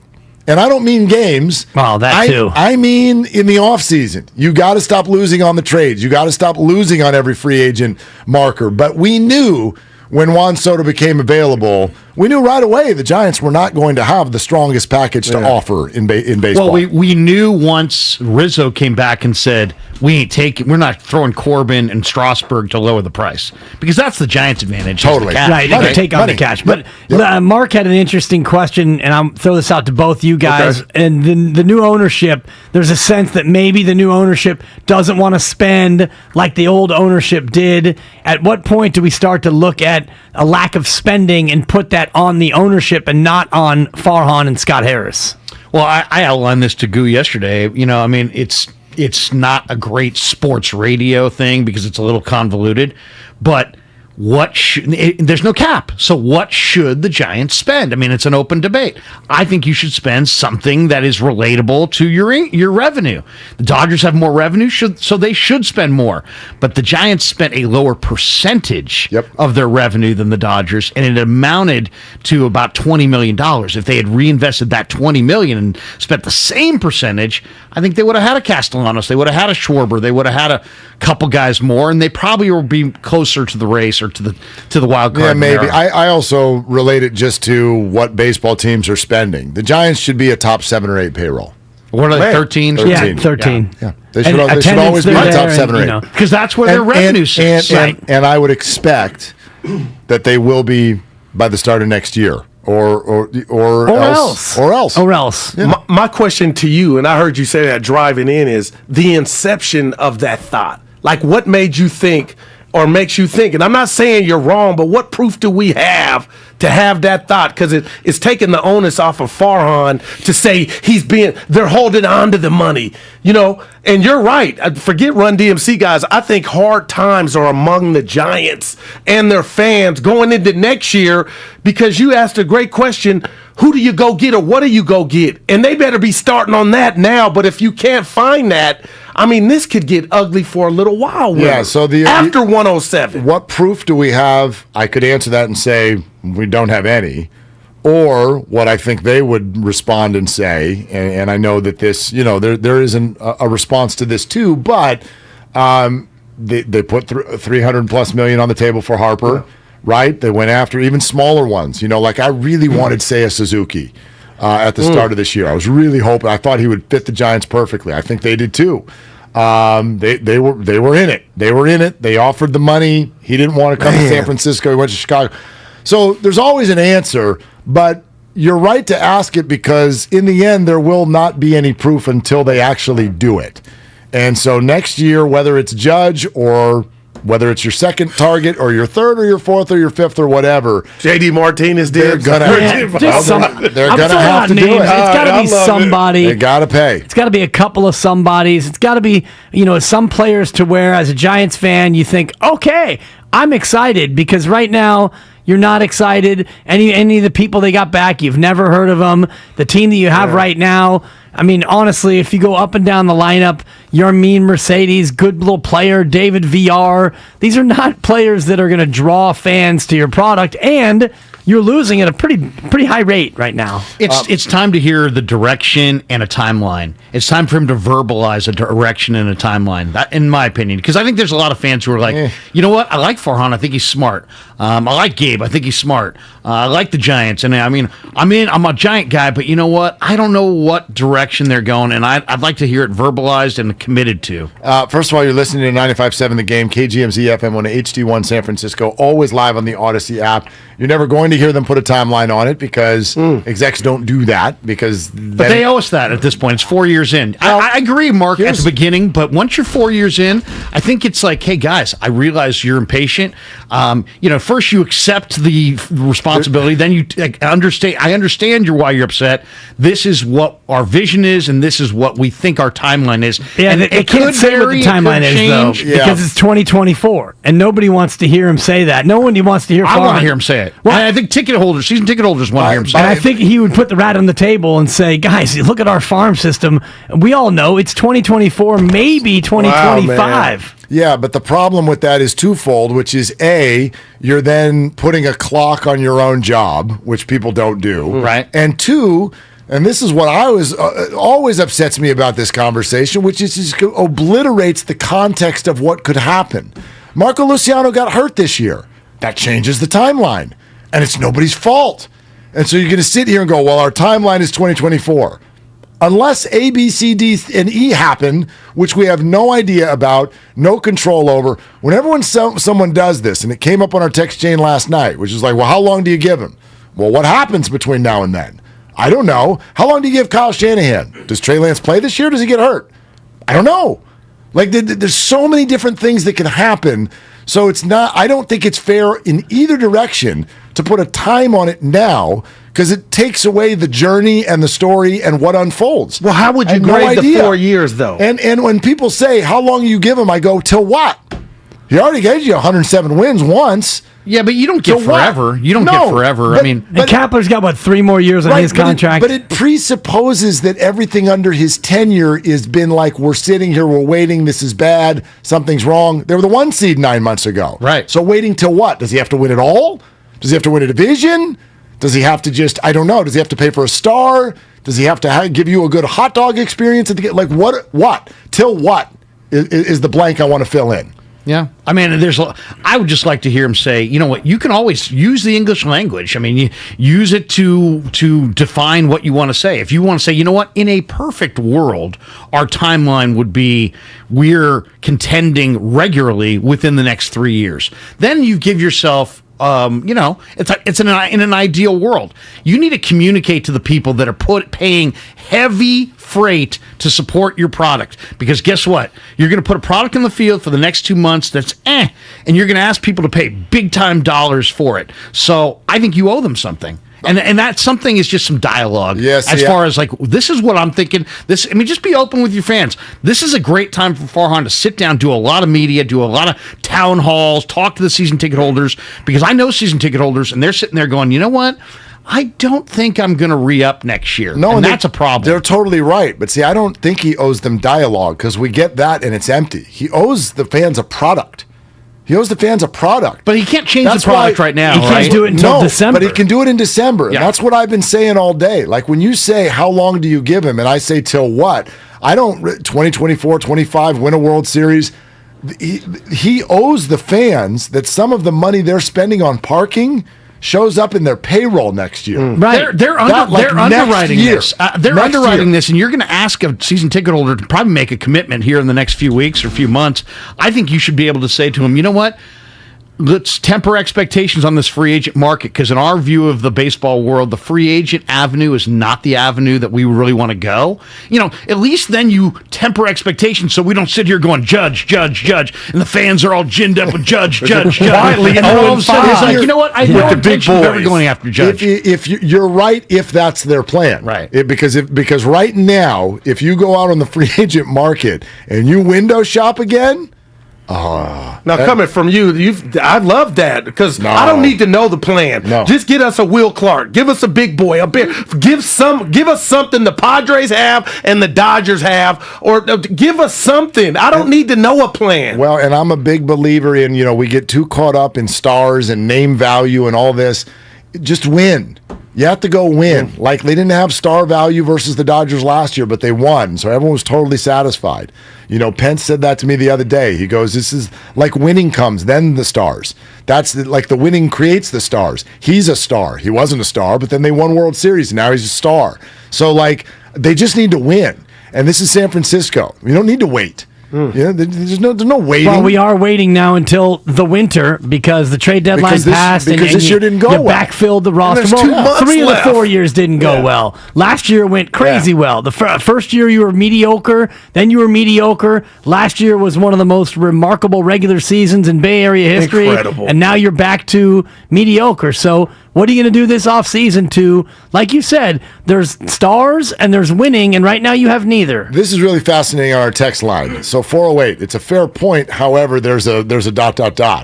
Lots of professions are required to give timelines. My contractor can't get away with not giving a timeline, regardless of who gets hurt. Right, here's the comeback to that. When's the last time your contractor actually finished on the original timeline that they gave. I hope it's not next week. Has any contractor ever finished any timeline? Absolutely. Never. Absolutely. The answer's never. No. I don't know how much. Ever remodeled a house and had it finished on the Trust date me. that you. How dare you jinx me right now? Chinchilla construction currently underway with the bathroom demo. And what's their timeline? Yeah, I haven't actually gotten to it yet. He said. He said we're going to bring somebody in 2024. Okay, exactly. Yeah, I'm going to bring some help in. Whatever timeline they give you, I'll take the over right now. How dare you? Will there be a work order change? There better not be. When we take up the subfloor, there might be some joist issues. We found some surface mold on one of the joists, and so we're going to do a work order change. You guys are killing me right now, by the way. Wow. You should started it. People at Chinchilla Construction will not slow play me. Because Felix, I'm with you, dog. Because stuff happens. Stuff happens. Yeah, and so stuff I'm not doesn't gonna happen though. Down at 3rd and King, nothing happens. Well, we find a guy from the Savannah Bananas that we acquire and get him in his own car to send him to Virginia. That's why I'm not interested in the timeline. I don't care where it is. 2024, 2025. But you're the anomaly of Giants fans. Most Giants fans want what Larry's talking about, which is a timeline. Which is odd because that seems like they're paying the bill. Larry, listen, you got to let me finish the sentence. I don't want a timeline that talks about 2 or 3 years from now. Now, your timeline is now. You owe. Or else what? You owe. Or else what? Or else that's unrealistic. Timelines in another year. Look, it's baseball. They're not going to. No one's going to win every year. But like your product should be a good product all the time. All the time. They're 1 for 4 in Farhan's era. And it's not right now. Well, there's context to years 1 and 2, obviously. Of course. But who thinks this is good enough? Are you all pinning that level on me? I don't think that this is good enough. I'm waiting on the podcast on 107 because that was the most incredible season in the world. Just don't call it a fluke because that's triggering. I don't care if we win another game. Just give me a good Sunday in the park. All right, I don't care if we win another game. The people I just want happiness on Sunday. People that are paying for the parking and the beer and the nachos and the seats. What was the seats? The thing that you got texted the other day? $209 face value for the. It was tickets. They were 4th row next to the Giants dugout, and a guy on our golf thread. I won't out his name. He was giving them to you though. No, he was trying to sell them at face. What we paid is $209 a pop. 4 good ones next to the Giants dugout. Cub Series, $209 a pop. Memo to friend. You don't sell to your friends. No, correct. Will, I got a couple tickets. You need them? Larry. Well, you won't understand my text. We're becoming best friends. I sent him a text this morning. I'm a F texter. I admitted that to the world. Yeah. I don't care about it. I hate it. You're you. I find one off this morning, and he comes back. Who is this? I go, it's your boy Goo. I thought we were best friends. What the hell is this? Wow, Larry. I had to voice text, and then I voice text what I needed, and we were good. But you learned me to death. I just can't stand it. Fragments, run-ups. A little bit of a puzzle. Goo needs a texting intern. That's what he needs. I said, well, I got Willard. I said, I got the wrong. I put it in wrong. Then I said, oh, this is Larry. Welcome to Guru Land. No, I did. No, if you're looking for the text that you can't find that you think you sent, I'm no doubt it went to Mark Ibanez. I'm sure that's where it all ended up. Never forget that one. All right, when's Will coming on? 2 o'clock. 2 o'clock. 2 o'clock. Will Clark. All right, Larry and Goo. Till then. He brings the passion. For what? I want to know now. I'm mentally invested. Don't tell me to pray and you don't say what for. He brings the perspective. Yeah, I think they both have a great point. Get off me, text line. He's truly one of a kind. That is wow. Oh my God. Oh. And he's doing a great job.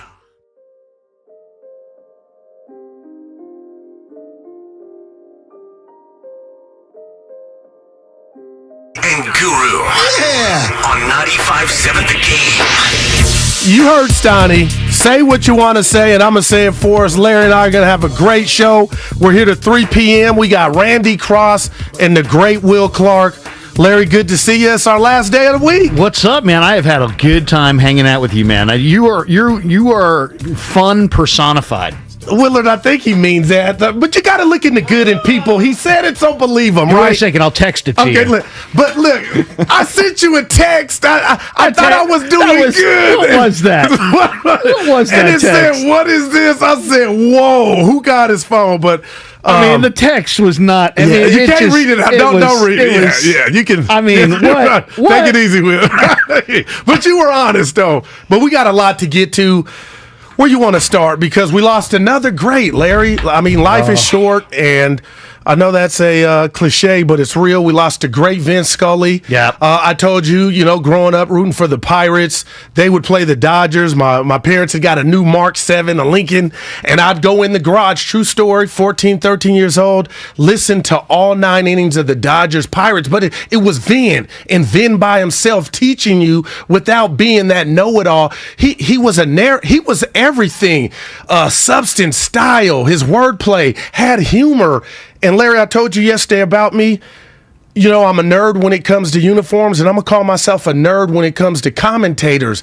They're the icing on the cake. Sometimes I can watch a high school game if it was broadcasted by the right people. Yeah. So that's important to me. And I know a lot of people, I don't care, I'm just watching the game. But Vin Scully was the GOAT. Wherever you want to put him up there, he was the man. Yeah, I mean, he's just an incredible announcer, the best. I mean, the very best. I mean, between him and like Brent Musburger, those guys. That's my guy. That's my second Brent dude. Musburger's like You're looking live. Yeah, I mean, and then you think of all these incredible major sports memories of our lifetime. One of those two guys seemed like they were announcing all of these events. The catch. Everything, the catch, and then that catch, that Ray Ratto was in the end zone, the GOAT. Yes, he was in the end zone. I remember seeing him there with the mustache. You can see the pictures.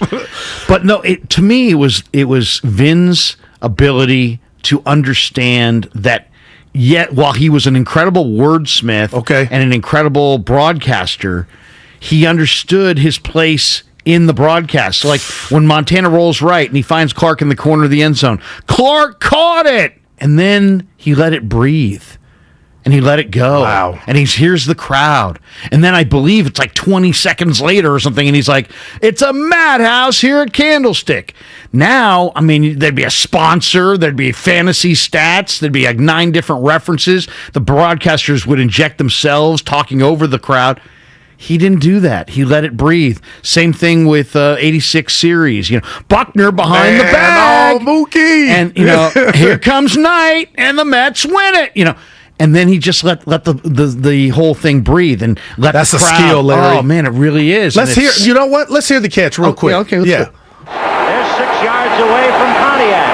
3rd and 3. The right side, possibly. Montana looking, throwing in the end zone. Caught it! Dwight Clark! It's a madhouse at Candlestick with 51 seconds left. Dwight Clark is 6'4". He stands about 10 feet tall in this crowd's estimation. Courtesy CBS, 1981, the NFC Championship game. Unbelievable. And Larry, can you keep going on Let It Breathe? Because I'm a bad listener. I'm trying to work on that. And I don't let anything breathe. But I'm working on that. It's a skill. I get you. We're silent. doing We'll get Fred out of here. But you know what I mean? One-on-one. Like when I'm talking, like you got to just relax and let Larry speak, Could you imagine if I just... Matt, I'm letting it breathe. Not Matt. in our business. I'm letting it breathe. No, but I did an interview with Vin Scully. You interviewed him? Yes, interviewed him. It was 1997 or 8. We were at Candlestick. I'm just on the radio for the first time, like months before, and I'm doing a weekend show. And he doesn't know me, didn't call the PR guy, didn't set it up with him, just saw him in the bowels of Candlestick right outside the Dodger clubhouse. And I was doing the show with Chris Townsend. And Townie, who you know well. We both love Townie. And we just went up to him. Vin, hey, we're doing this Weekend Insider show, and we'd love to have you on, and would you join us? And he's like, gentlemen, I would love to. And he puts down his briefcase and his jacket, and he sits down with us. Always and he clean. gives us 20 minutes. He wasn't planning on it, but he understood. He's the big wig. We were nobodies. We had great enthusiasm for baseball, but that's it. He then sat there and spun yarns. Well, first, gentlemen, let me tell you, I don't know if you knew this, but I actually grew up a Giants fan. Wow. And he starts talking about growing up in New York and being a Giants fan, the beginning of the rivalry and how it came west. And I mean, it was just glorious. And he gave us 20 minutes, and he was super enthused. This was a guy, Goo, that understood that he was not just the announcer of the Los Angeles Dodgers, that he was an ambassador for the sport of Major League Baseball. He saw what it was. He saw what it was becoming. He understood the importance to sit down with young nothings like us and spin yarns. And it was beautiful. It was absolutely beautiful. And we were indebted to him. And I remember the program director going, "Wow, that was an incredible show this weekend." I'm like, "Oh, yeah, what'd you like about it?" He's like, "Dude, you guys got Vin Scully for 25 minutes. And I'm like, "You know what? Yeah, he was nice to us, and he said he would do it, and we just kept talking." So, it's like when you're so young, you don't know that you're not supposed to get that. Gotcha. Right? So I didn't know that I wasn't supposed to get 25 minutes with Vin Scully, one-on-one. And now look at you years 2-on-1. later, you could still recall it like it was yesterday. Unbelievable. And Larry, I think we're the same age. He did it for the same team for 67 years. Amazing. Just think about that. All the relationships that didn't sour, the egos that were not. I mean, when I saw the guy was like Bill Russell, and I'm saying this, they both passed, but they always had that smile. The dude truly loved what he did. And I think about 1974, Hank Aaron, the home run. Oh, this is a great time for the world, Atlanta. A black man being cheered in the deep South, but the way he said it, it was just pure, man. It was poetic. It was pure. His cadence. And I don't know if you read the Ratto piece. He wrote a piece today talking about there have been. And again, the biggest compliment I hear in life is a form of flat imitation. Yeah. But a couple guys trying to be him, but he never went anywhere to let them guys surpass him, because he had a great run. 88 years old. Amazing man. And, I don't know if you know this, but Ned Colletti, former Giant assistant GM, former Dodger GM, is a good friend of mine. And he just got back from London yesterday. And so we're texting back and forth. And I'm like, wow, Vinny died.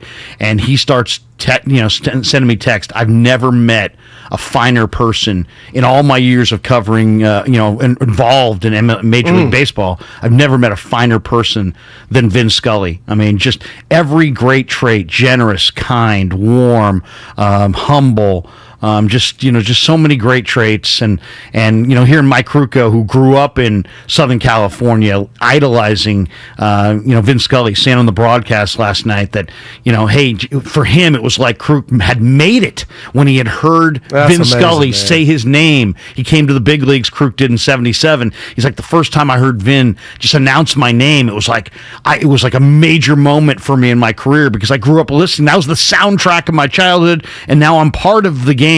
And it was a great thrill for Kruk. So I mean, just a true Giant, and a guy who and think about it, Giants fans hate the Dodgers. They hate everything about the Dodgers, and yet I don't know that I've ever heard any Giant fan ever say one disparaging word about Vin Scully, because he transcended the rivalry. And that's beautiful. And I'm trying to think of how many athletes or guys, and gals up in the booth that fit that bill to where they're not on your team or calling your team, but yet you tip the cap and have respect for them. I'm watching the post-game show yesterday for the Giants, and Estes was talking about his first time up in the big leagues, and he goes back and listens to, he was in the clubhouse listening to our guy Vin, and Vin knew a factoid about Sean, and Sean was like, where the hell did he get that? And he was calling around to his friends like, did you give him this? But that was just his research game was just on point,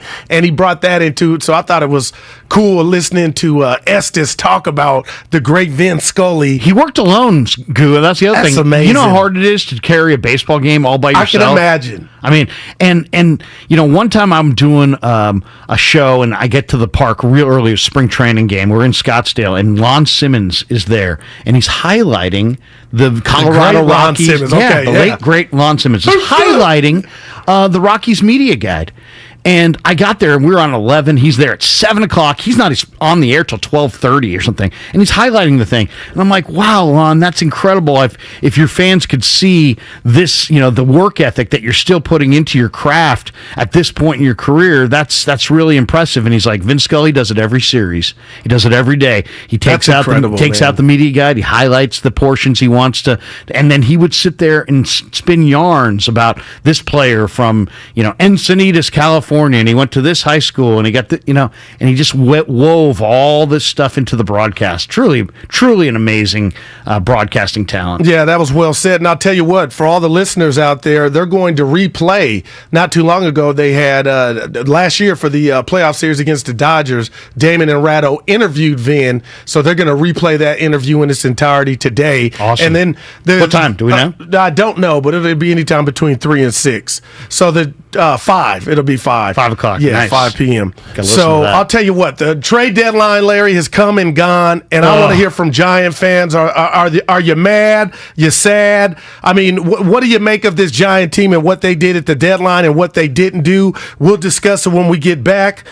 If you're looking for all the best 49er content from 95.7 The Game, text 49ers to 20357. That's 49ers to 20357. Make sure to click the link, then hit subscribe button in the Odyssey app or wherever you find your favorite podcast. Powered by DuckDuckGo, privacy simplified.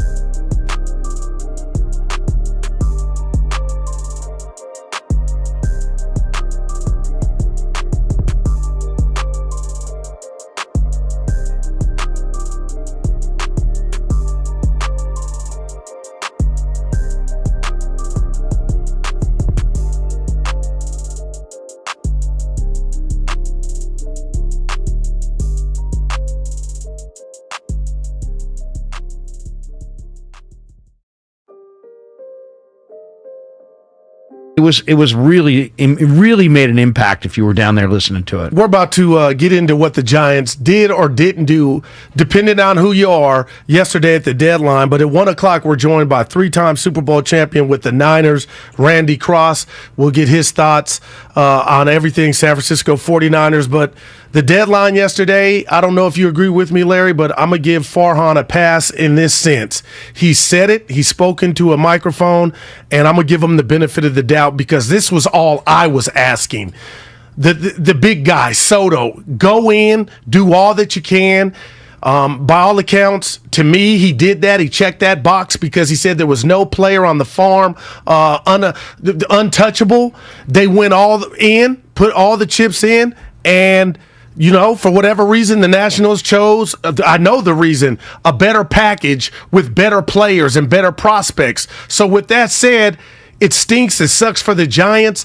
But as far as his job, and again, it's another, I asked a girl to dance. She said no. Quietly, there's a list growing of the Giants trying to get big boppers on their team. So with that said, it stinks. It's bad. But he's off the hook for me in regard to at least you tried everything you could, and you didn't say Luciano was untouchable. You didn't say Bishop was untouchable. So from that vantage point, I'm okay with what happened. See, I'm not. I'm not okay with what happened, and I'm not letting Farhan off the hook. Farhan needs to do an interview with somebody who's going to actually follow up with a real question. Because, he said, well, our deal, we tried for Soto, but our deal wasn't accepted. We haven't had a good year in the minor leagues. Well, who's doing your selecting in the amateur draft? You need to be doing a better job. Logan White is the scouting director for the Padres. He came from the Dodgers. So he built up the Dodgers system. He went to San Diego. He's built up the Padres system. If you don't have enough capital in prospects 4 years into the job, I need to ask the question, are you confident in your minor league people, whoever is advising you to make these picks? Do you have the right equation right now? Because you're not getting the results that the Padres are getting. You're not getting the results the Dodgers are getting. So I think it's fair to ask, Farhan, is your process flawed? Are the people that you're empowering to make these evaluations, are they doing it well enough? Are you evaluating them? Are you looking for new people in that arena? I mean, let's dig a little deeper, not just be like, well, we didn't have the best package. You're 4 years on the job. Why didn't you have the best package? You have more revenue than the San Diego Padres. In theory, you have a better winning equation. And when you factor in your iconic franchise, your ballpark, your revenue, your support from the fan base, your history. Preller's never even gone to the playoffs. You got 3 World Series in the last decade, roughly. I mean, you have a better equation. Why are you losing out? I think somebody needs to press him a little bit on their process of bringing people into the organization. It seems like the best players coming in out of the amateur draft are high school hitters. You're not investing in high school hitters. You're investing in college pitching. Explain to me why. Explain to me why your philosophy is a better philosophy, despite the fact you're not getting the results. I think he needs. I'm not mad at you. He needs some interviews where people push back and people follow up, instead of just laughing about his fantasy team and saying, well, you know what? We'll get you out of here. We'll get you out of here before the end of the inning because your team's so horrendous defensively, they can't get 3 outs while you're sitting with us. No, that's pretty good. The whole thing. There you Steiny. You're listening to Steiny and Guru on 95.7 The Game. We got you locked in until 3 p.m. Larry in for Steiny. I'm going to say this. I love that. But at the end of the day, will you go to bed feeling better? Or when you have your Fruity Pebbles at night, will you feel better that he answered these questions? Because at the end of the day, to me, the reality is when I turn on the Giants, the players are going to be the same. And what I would like to know is the 4 years on the job, why isn't the farm littered with more? Why all of a sudden now are we talking about 2 or 3 years for said player when a couple years ago it was like, oh man, these guys are coming, they're coming fast. So what happened to that timeline? I'm with you, but what would those answers, whatever he said, suffice? Because it sounds like you want his feet held to the fire. I want more explanation. Hey, the Padres had a better deal. Okay, great. Why did they have a better deal? Well, they had this player and that player. Great. How did they get that player? I'm not mad at that. Let's start digging a little deeper and figuring out, is there a flaw in their process? Is there a flaw in the people who are your farm directors? Is it a developmental issue? Are you picking the wrong players in the draft? Do you have a differing philosophy than them? Logan White, I would say it to him right now. Hey, Farhan, Logan White, I'm sure you know him. He did an incredible job in L.A. The Padres poached him, and now their farm system is productive. What would it take if you wanted to poach a guy like Logan White from the Padres and have him run your farm system? He seems like the key guy. JD. Maybe it's time to invest some of the incredible revenue that you have in the minor leagues and handicapping the draft at a better rate and getting a better success rate than you're currently enjoying. I mean, I just think it begs follow-up. It begs more questions, not just like, hey, in Farhan we trust. No doubt. And that was a thing. And now it's like in Farhan, I don't know, because that's how I'm feeling. We're about to grab a call here shortly, Larry. Do you agree with me? And I went to bed last night and I told my pops this. I forget Run DMC. I said that earlier. Hard times are upon the Giants. And the reason is the Padres are obviously better. But let's say they don't make it, because I don't have them making it this year. They could shock the world and do it. I would love to see it. We both would. Give me a fighter, a puncher's chance. But this can get ugly before it gets better if you're telling me you're running out this team next year. And I know Willard and Dibs talked about it. Okay, this offseason, what if you strike out on Judge? It's not my job to go find the talent. That's on you, and then you got to close the deal. And when you talk about Harper, Stanton, the one constant is all those guys were available, and for whatever reason they didn't come here. And I just keep bringing up Bonte and Willard. They had a debate on whether or not this is a destination, San Francisco. And now I'm starting to okay, what if you don't get Judge? This can get ugly, and it can get ugly fast, Larry. Yeah. You're telling me you're going to run Belt back out there, Crawford, Longoria can't stay healthy. Jock Peterson made the All-Star team, and he may be on the first thing out. I don't know what's going on with him. We don't take calls that you want Jock roaming left field again next year. I haven't heard too many of those. So this thing has the ingredients to go sour. If you think this is bad how they're playing, I'm talking about next year. This can get ugly fast. Verbalize a direction. We've pivoted, and I've heard Mark talking about Judge. Is it productive for all of us to sit there and talk about Aaron Judge, and free agency if Farhan and the Giant Brass have no intention of jumping in with both feet and being hyper-aggressive? Because they're not getting Aaron Judge unless they are hyper-aggressive. So I would hate to go down that road. Do you and think start they got talking humbled about free by agency. losing out on Soto? Do you think Farhan's like, about Judge, what you just said, okay, this next time we're going full throttle, we're going in? Well, I mean, there's also, from talking to guys like Ned and executives around baseball, the reality is, Goo, is that when the list of free agents comes out and you're doing your due diligence, there's a whole list of Major League Baseball players that are going to tell you, you know what? Don't even bother offering me anything. We're not interested in living west of the Mississippi. I love it. You love it. We're here. That hurts But me. there's a lot of people that won't consider living here. Steiny says that all the time, and I fight him. I'm like, this is the Bay Area, the greater Bay Area. But this is also California, huge tax rates. The reality is, if you're making the kind of chicken that these guys are making, you're keeping more of it if you're playing for the Marlins than you are if you're playing for the Giants. Now, it doesn't seem like it bothers the Dodgers. They're still able to sign guys. Diego, you're right. I think really more than anything, the question is, what is the direction and what's your expectation? Let's verbalize it now, because we started with, hey, he's a smart guy and we like him, and he's got a nice little dialogue. He's pretty glib. He does good interviews. He seems really intelligent. He's very friendly. Let's give him an opportunity. It's now year 4. Now in year 4, I think people would say, yeah, he had success last year, 107. Just verbalize what your direction is in an ideal world. Are you going to jump in the free agent market, or should we temper our expectations there? Do you view it as it's got to come from your farm before free agency, or is that not your philosophy? I want to know what the philosophy is, what the direction is, and it's easy for us. It's easy for talk show hosts who don't pay a freaking nickel for any of these tickets. We go for free. We have a pass. I've got friends who have season tickets.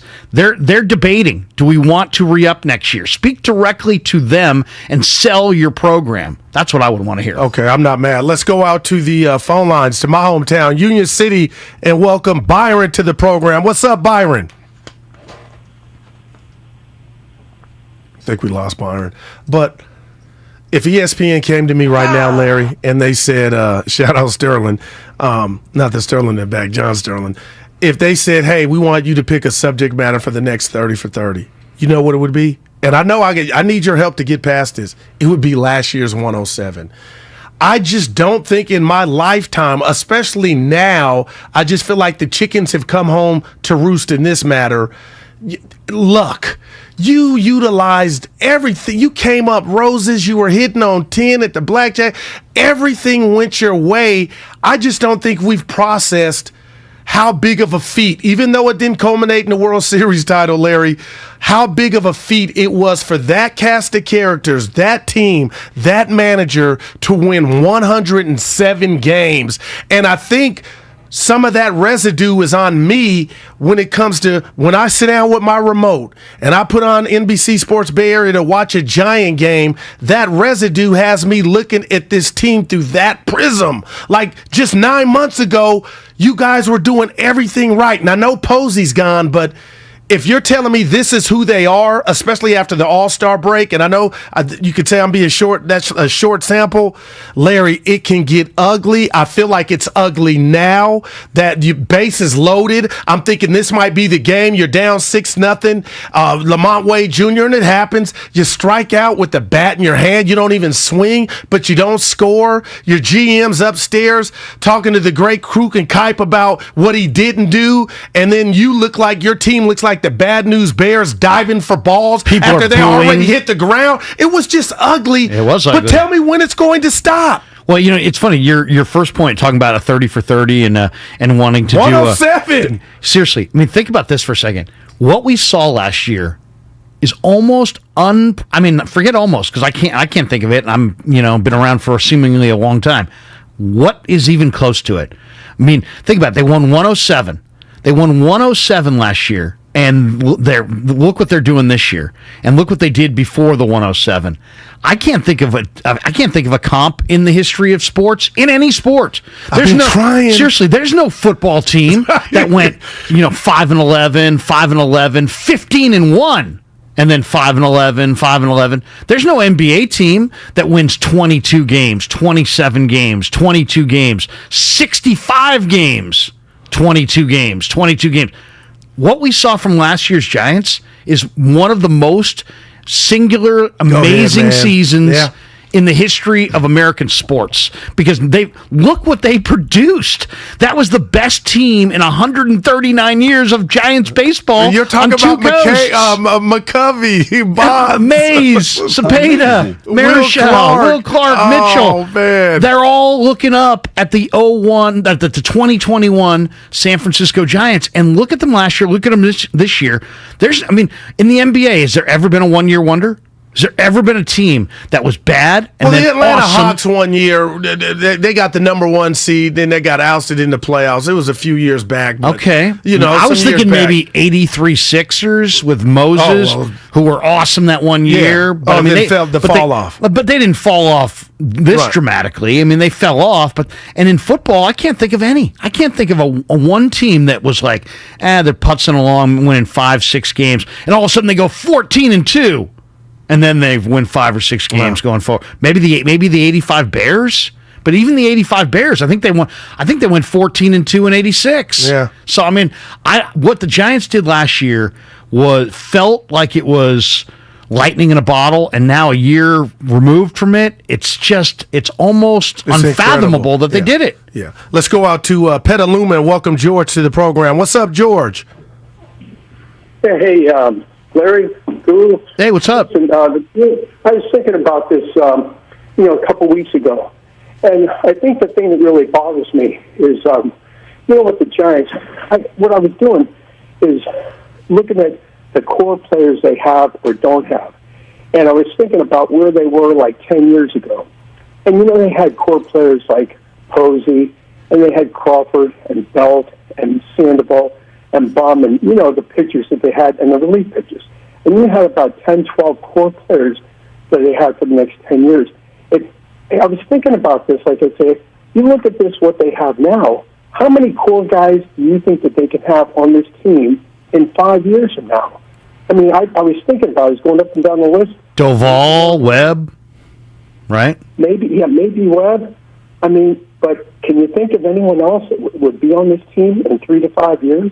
Maybe VR, maybe. I mean, if Joey Bart. And go ahead, give him some love. Joey Bart hit a bolt last night to center field. And he watched it too. And I guess if there was one positive for me coming out of the trade deadline is that they didn't hawk Joey Bart, because Joey Bart's hitting 150. And he's my favorite Giant right now to watch. Exactly. And he's the one guy that you're like, man, if you trade this guy may wind up being like, Matt Williams in 3 years. Somebody who's hitting 35 bombs and a catcher. And I like what I've seen from him improve defensively behind the plate. Because people gave up on him, Larry. Let's be real. Just the Twitter and the streets, they kind of gave up on young Joey Bart. But I know huge Edgar potential. Martinez, he's not. But sometimes when he drills a ball, I'm like, that's a nice swing. Keep him. Because if you trade him or if you moved off of him, that could burn you in a big, bad way, man. He could wind up being a well above average catch and throw catcher who hits 40 home runs. I don't think he's ever going to hit for much of an average,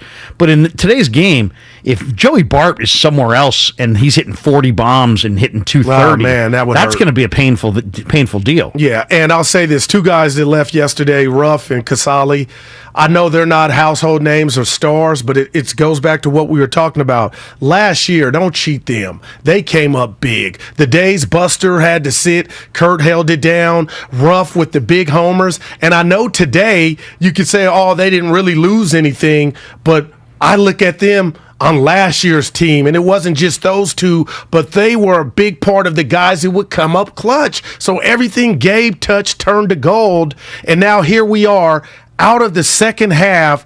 I feel like there's a coffin on 3rd and King tomorrow in that day game, and that's assuming. And I'm hoping I'm wrong, Larry.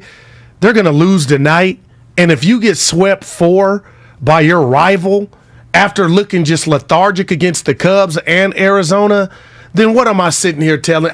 And my line is the math is still there, Mr. Optimistic, but I would be a fool to tell you this team has that look like they can get hot. I mean, I'm already there. I don't care what happens in this series. There's 2 months left in the season I know, but it's a wrap. It's a wrap. Saran? It's a wrap on this year. I mean, they're not outrunning the Cardinals and the Phillies. It's a wrap on this year. They got a flat tire, It's Larry. time to see Elliot Ramos. It's time to play Bart every day. It's time, whatever young player you have, maybe it might be time to promote a Kyle Harrison and take a look in the last couple months. Why wouldn't you? I mean, like September call-ups. Do some inventory. Do some inventory. Maybe call up a couple of these guys that, the Zapuki or Zlak or Streifler or whatever. You had a good line. You ordered your jersey, right? Your jerseys yeah, for those guys. I got my Streifler jersey right now. It's coming on Friday. No, but I mean, it's a wrap, man. They're not outrunning these teams, and it's okay.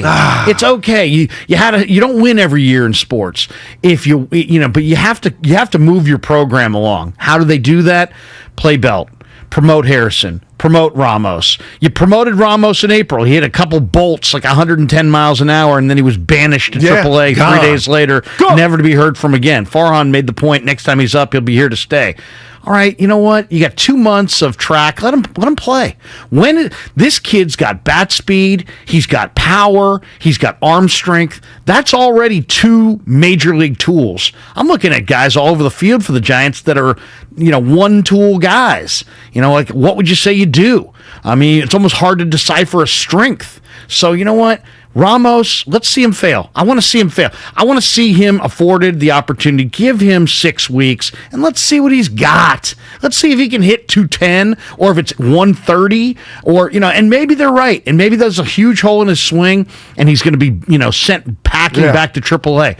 But let's see him fail. Why? Because he's got power, he's got speed, he's got an arm. You developed him. He was your first-round pick. Put him on the field, and let's see what he's got. To me, watching him fail would be more exciting than watching Yermin Mercedes circle, the ball in left field when he should be DHing. I'm just picturing him in left field against the Dodgers trying to catch that was ball. a disaster. I'll say this, because I could give you like 4 or 5 teams that got young talent. The fans know the state of the union. They know the direction that the team is going, and I'd rather watch youngsters lose knowing it's going to be greater later, or you got a good possibility of it being, than having old, stale guys are going to get hurt at 34 and 35 years old. And that's unfortunately, Larry, what the Giants have become. Well, let's talk about the Warriors compared to the Warriors. Let's say the Warriors, for whatever reason, had a bunch of injuries and next year didn't go well, and they still had last year's roster. Would you play Bielitsa huge minutes, or would you take the fact that you in your down year to throw Kuminga out there? Yeah. Would you rather throw Moody and Kuminga out there, or are you going to play Iguodala and Bielitsa tons of minutes? It doesn't make any sense to play those guys tons of minutes. Play your youth, develop your roster, see what you got. I mean, that's what you do when you're not winning, right?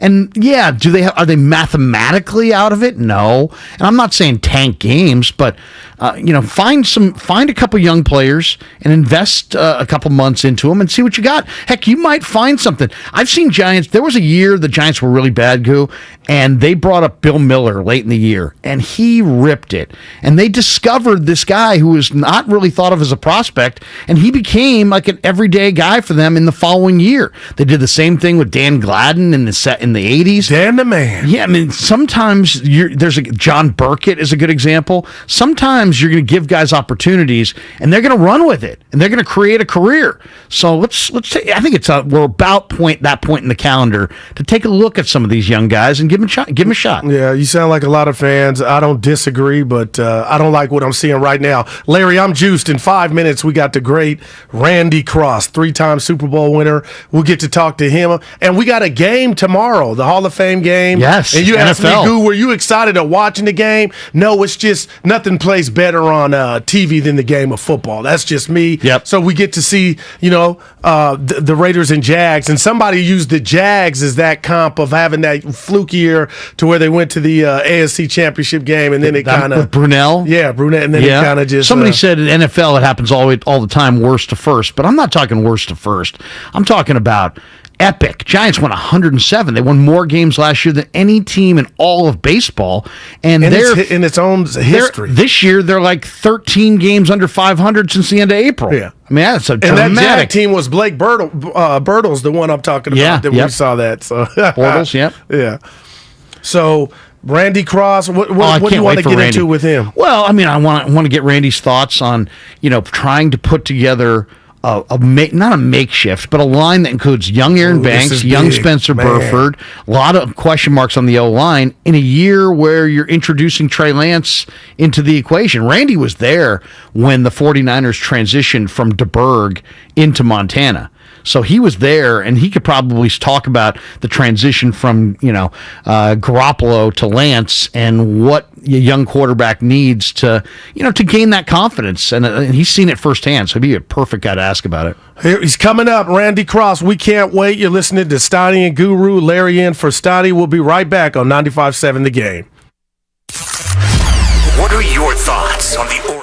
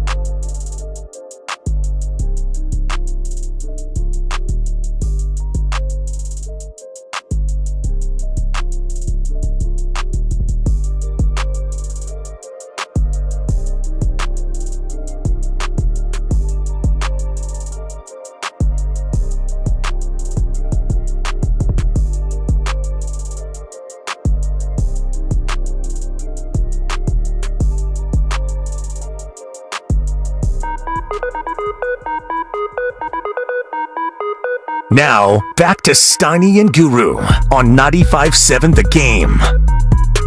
We're back, and we got company. We got a big boy here, Larry.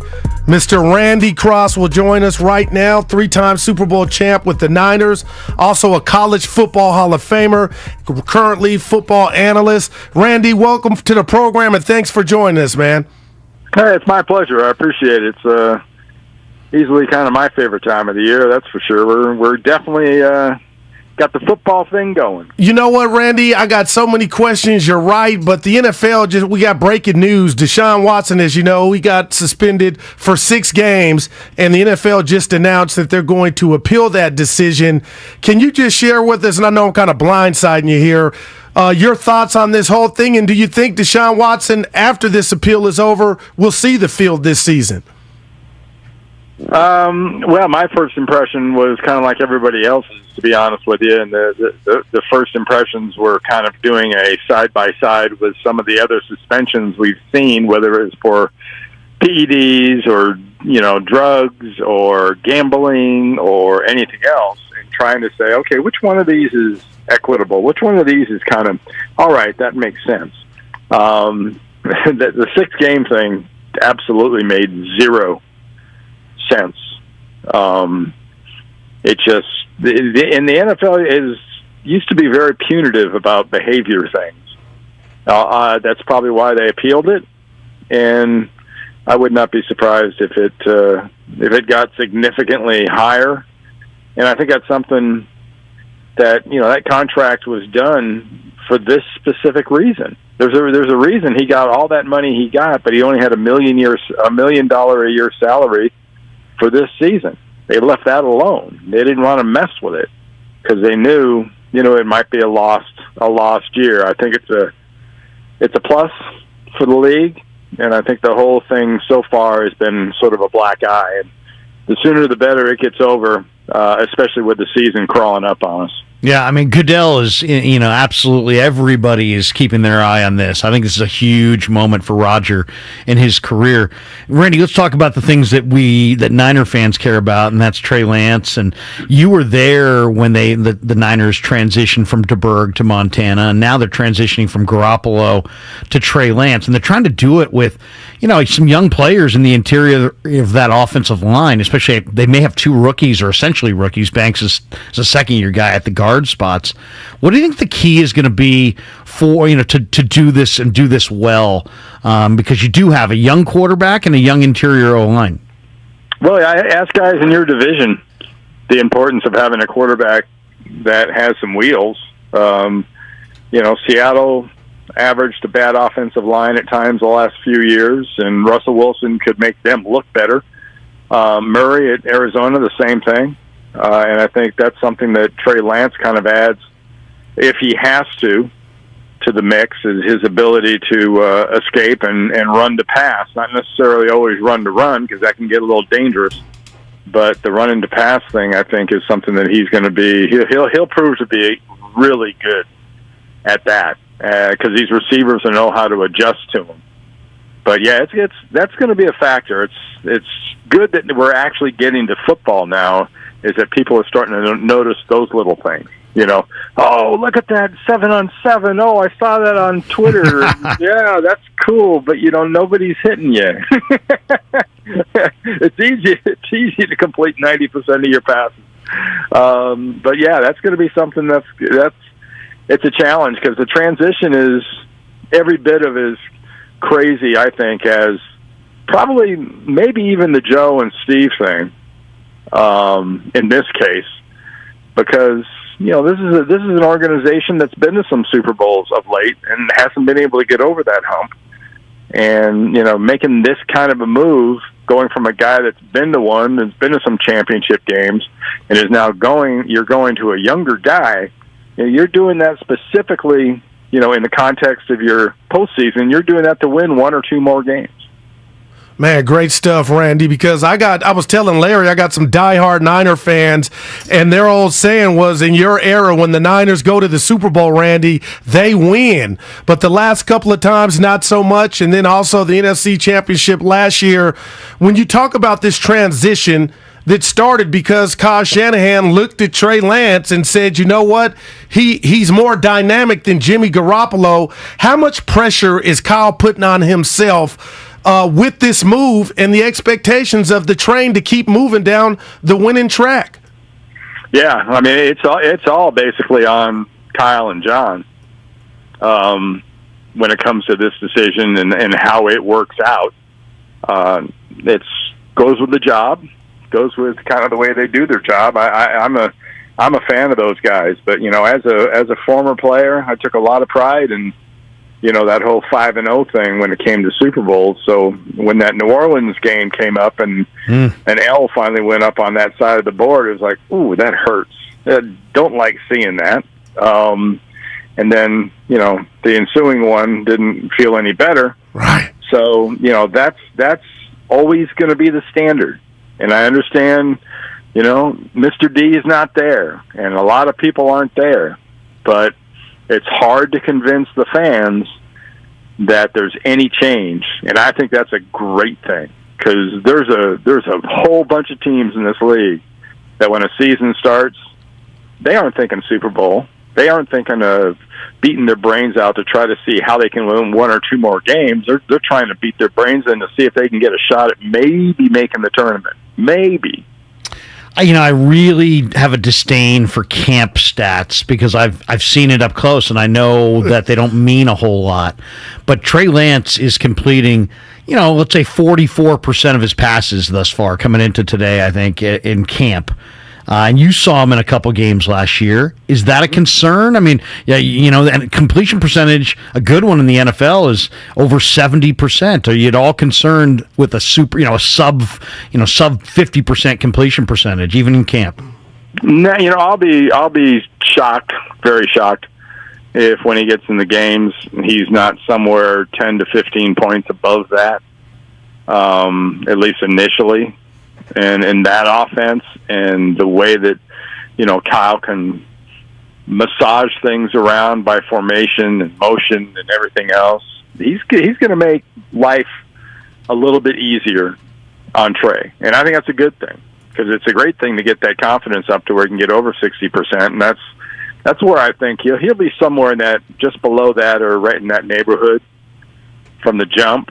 And then it's a matter of, avoiding some of those situations that quarterbacks, especially young quarterbacks, can get into is when you kind of guess.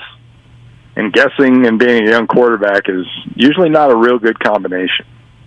You're listening to Larry and Guru on 95.7 The Game. We have the pleasure to be joined by three-time Super Bowl champion Randy Cross. Randy, a lot of the reporters are reporting young Brandon Ayuk is having a great camp. How much of that really is tangible to him having a great season? I'm happy to hear that, but you know what it's like from camp to the real games. Talk to us about that. Yeah. I part of that is sort of that old coaching saying that never confuse activity with progress. And yeah, it's nice. Maybe you're in a little bit better shape, and that your off-season goal was to start fast and all that, but this sport especially, as physical as it is a really hard, grueling marathon. So he's smart. He's a heady guy. He knows what's in front of him. But from a confidence standpoint, I think it's fantastic. And the more that he can work with Trey, and the more they can get that sort of symbiotic thing working, and he and Debo and the rest of them and Kittle can sort of work with one brain when they see a defense or they make an adjustment. Whenever Trey is doing that, running the pass, how those guys find him and track back to him is going to be go a long way towards that completion percentage being significantly better than maybe it currently is now. But I mean, heck, if you kept track of the Niners on social media, you'd think he was 95%. Wow. I think every pass I see on Twitter and Instagram and the rest of them is completed. I'm shocked it's 45%. You know, I follow you on Instagram, Randy, and I always love the fact you're always grilling something. You got the smoker going. You know, seriously, you got a big family, and I love seeing how you'll take pictures of the stages. You know, here's the meat seasoned, and then here it is after it's cooked, and then here it is after it's sliced. So sometimes I'm looking at your stuff on Instagram, I'm going, man, I'm hungry. I got to go hit Lenardi's. Randy Cross has got me fired up. But I'm so glad we got you here, man, because there was a camp brawl yesterday, and you'd be the perfect person to ask. Give me your camp. Did you ever brawl in camp? And do the coaches deep down, I know they say they don't like it. Do they like it actually? How did Bill respond when you guys would brawl? But is there a camp brawl that you were ever involved in or can remember that sticks out? Well, we're saying, I know camp's a lot different, so they're not beating the snot out of each other twice a day. Right. You know, and all that other stuff like we used to. But it's still early in camp. So anytime in that first week, it's really surprising that you get that many sort of alpha types in one little small piece of real estate. You're going to have some serious conflicts going on. And it's always, to me, it's always a testament to the control the coaches have and just sort of the way the organization handles things, is when you don't get that much, you know, going on from that standpoint. Maybe a part of it's the leadership of the team, but I wouldn't read anything into that because, you know, if you've been working your butt off for 4 months, you're out there, you're hot, you're tired, people are pushing each other. Nah, there should be fights. I'd be worried if there weren't. Your guys aren't reacting. If you don't have a hair trigger after a long practice and you're tired, your shoulders are sore, your legs are sore, everything's bothering you, and some guy pushes you down, I mean, you got to go. You get up, go, but don't do anything stupid. Keep the helmet on.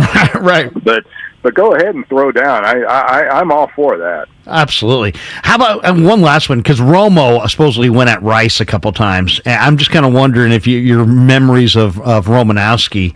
He was a young linebacker. You were a veteran probably at that point. But do you remember Romo getting run out of practice in any of those years? Well, that'd be the second fastest thing to get your butt run out of practice. Yeah, hit Jerry instead of the quarterback, right? You mess with the GOAT or mess with Joe. That would get you your walking papers pretty fast. Get you a practice off. But no, I think that's great, and I think as a fan, I would read positive things into all this.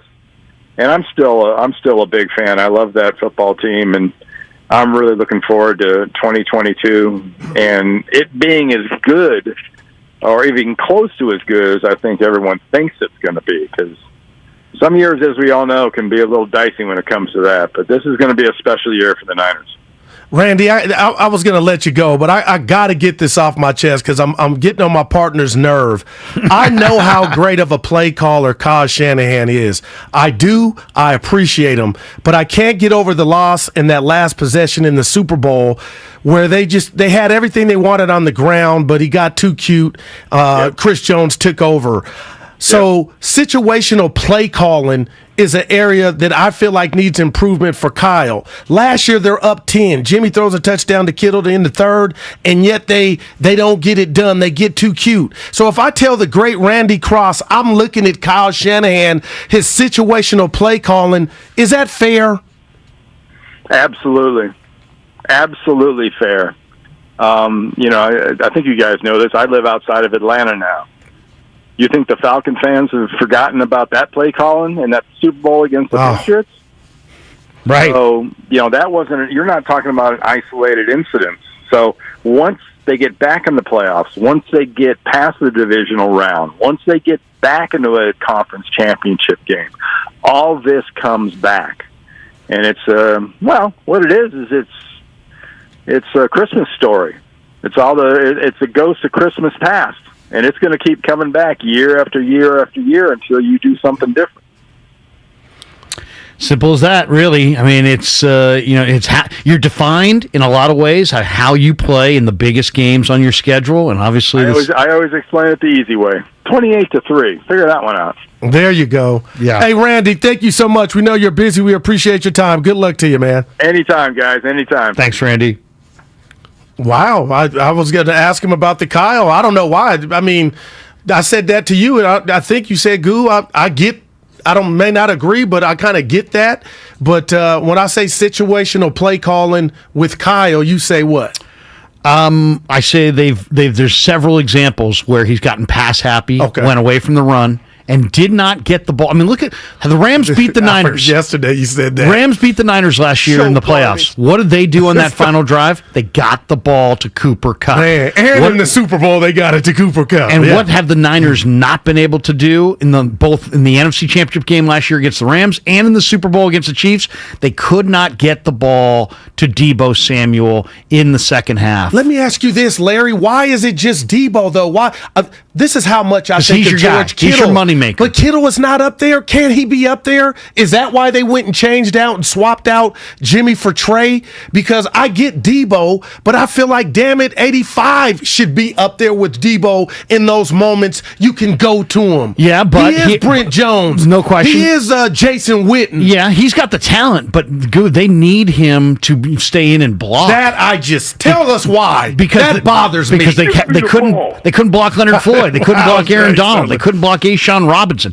If you go back to that NFC Championship game against the Rams, A'Shawn Robinson dominated up front. They still got Floyd. They still got Donald, and then Robinson brought it, and then Weddle brought it at the line of scrimmage as well. And the Niners could not counter, so they had to keep Kittle in as an extra blocker, partially because he's so spectacular as a blocker. So but that's why he gets negated. That's almost like a dysfunction of your offense. If the line was doing their part, then maybe we could see Kittle, along with Deebo, get the ball in crunch time, which I think he can handle. We've seen it, but I feel like they're wasting them to a degree. That was the situation, though. You had Trent Williams. Hey, Trent Williams told us, 2 months ago in minicamp, he's like, hey, guys, I shouldn't have even been out in the NFC Championship game. I shouldn't have been on the field. Did he say that? Yeah, he said Colton McKivitz at full speed would have been better at me at whatever percentage I was in that game. So you had a diminished Trent Williams. You got the rest of the line is not stellar.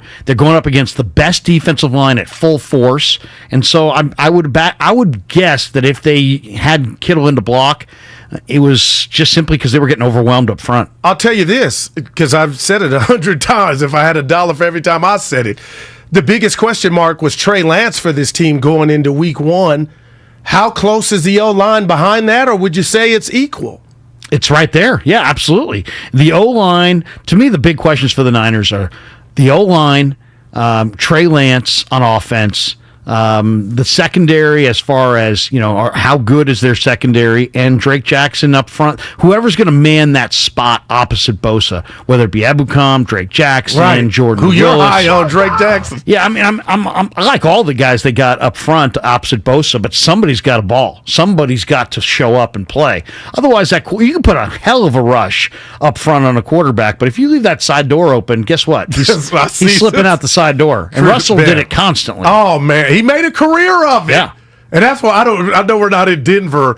Can you believe he's on another team? I'm unlimited. Like Pete Carroll would be gone like Russell would never leave. And I'm not saying he's perfect, but damn it, that dude is good at his craft. If people want to say he slipped a little bit, okay, but he would never don another uniform. And I'm telling you, I got big expectations for Denver. Can you believe Carroll and company let him go? No, I can't. Because to me, if there's any quarterback that reminds me of Joe Montana, it's Russell Wilson.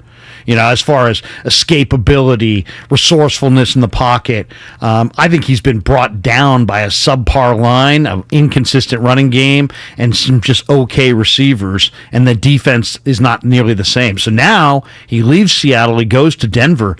Denver's got a lot of weapons, man. Javonte Williams, the North Carolina running back, he's good. Albert O, the Missouri tight end, he's good. You got Jerry Jeudy. You got a bunch of receivers. Man, the run game. They got a run game. They got two studs running the ball up to Denver. Yeah, I think Denver might be better. Might be quite a bit better this year with Russell. Yeah. So I mean, Randy Cross, he was great, and again, man, I'm excited about week 1. We got football tomorrow. And again, that's just preseason, and they condensed it. I'm happy. Get rid of it. I don't even know if they said no more preseason games. We're just going to have joint practices. Would you be okay? Because I think the joint practices, honestly, from what I see, are more than this facade that we get to where you got to pay the parking, you got to pay for the nachos and beer, like it's a real game, and it's full freight. Man, you're charging your fans full freight for meaningless games, and there's only one good preseason game, and you're playing 4. How about this? I don't know. I looked this up. How about this?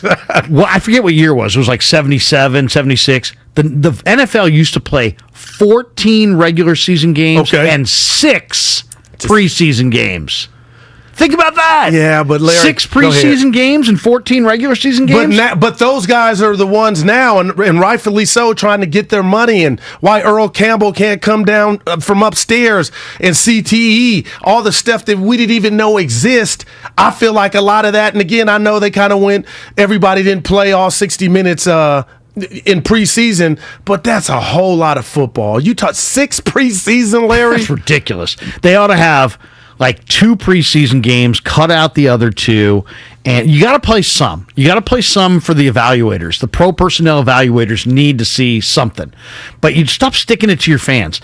Get the Chiefs and the Niners together. Get teams from other conferences that maybe aren't going to be on each other's schedule that year, and let them do the joint practices. The joint practices, I think, work better than the preseason games. I see you got to have something. You got to have something. You got to have one or the other. You can't have nothing. You got to have either joint practices or some form of preseason games. But yeah, stop sticking it to your fans. Anybody who's got season tickets usually gives those things away. The first and the fourth parking preseason games, free, Larry. Parking should be free. If I were president. But how about this? I mean, you got a ton of people that want to go to NFL games. Cultivate new audiences by giving those tickets to young people or disadvantaged people or whatever. Give those tickets away, because that's what the season ticket holders are doing anyway. They're just doing it on the secondary market. Just eliminate don't stick it to your season ticket holders. Let them, invite new crowds. And try to develop a new audience. But that's my thought on the preseason.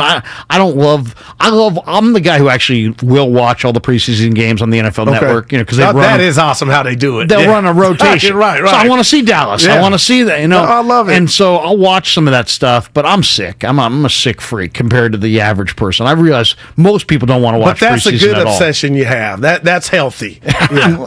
Tell my wife. Tell my wife. I got one too. I'll tell you what, and I'm excited. At 2:00, we got the great Will Clark. He'll join us.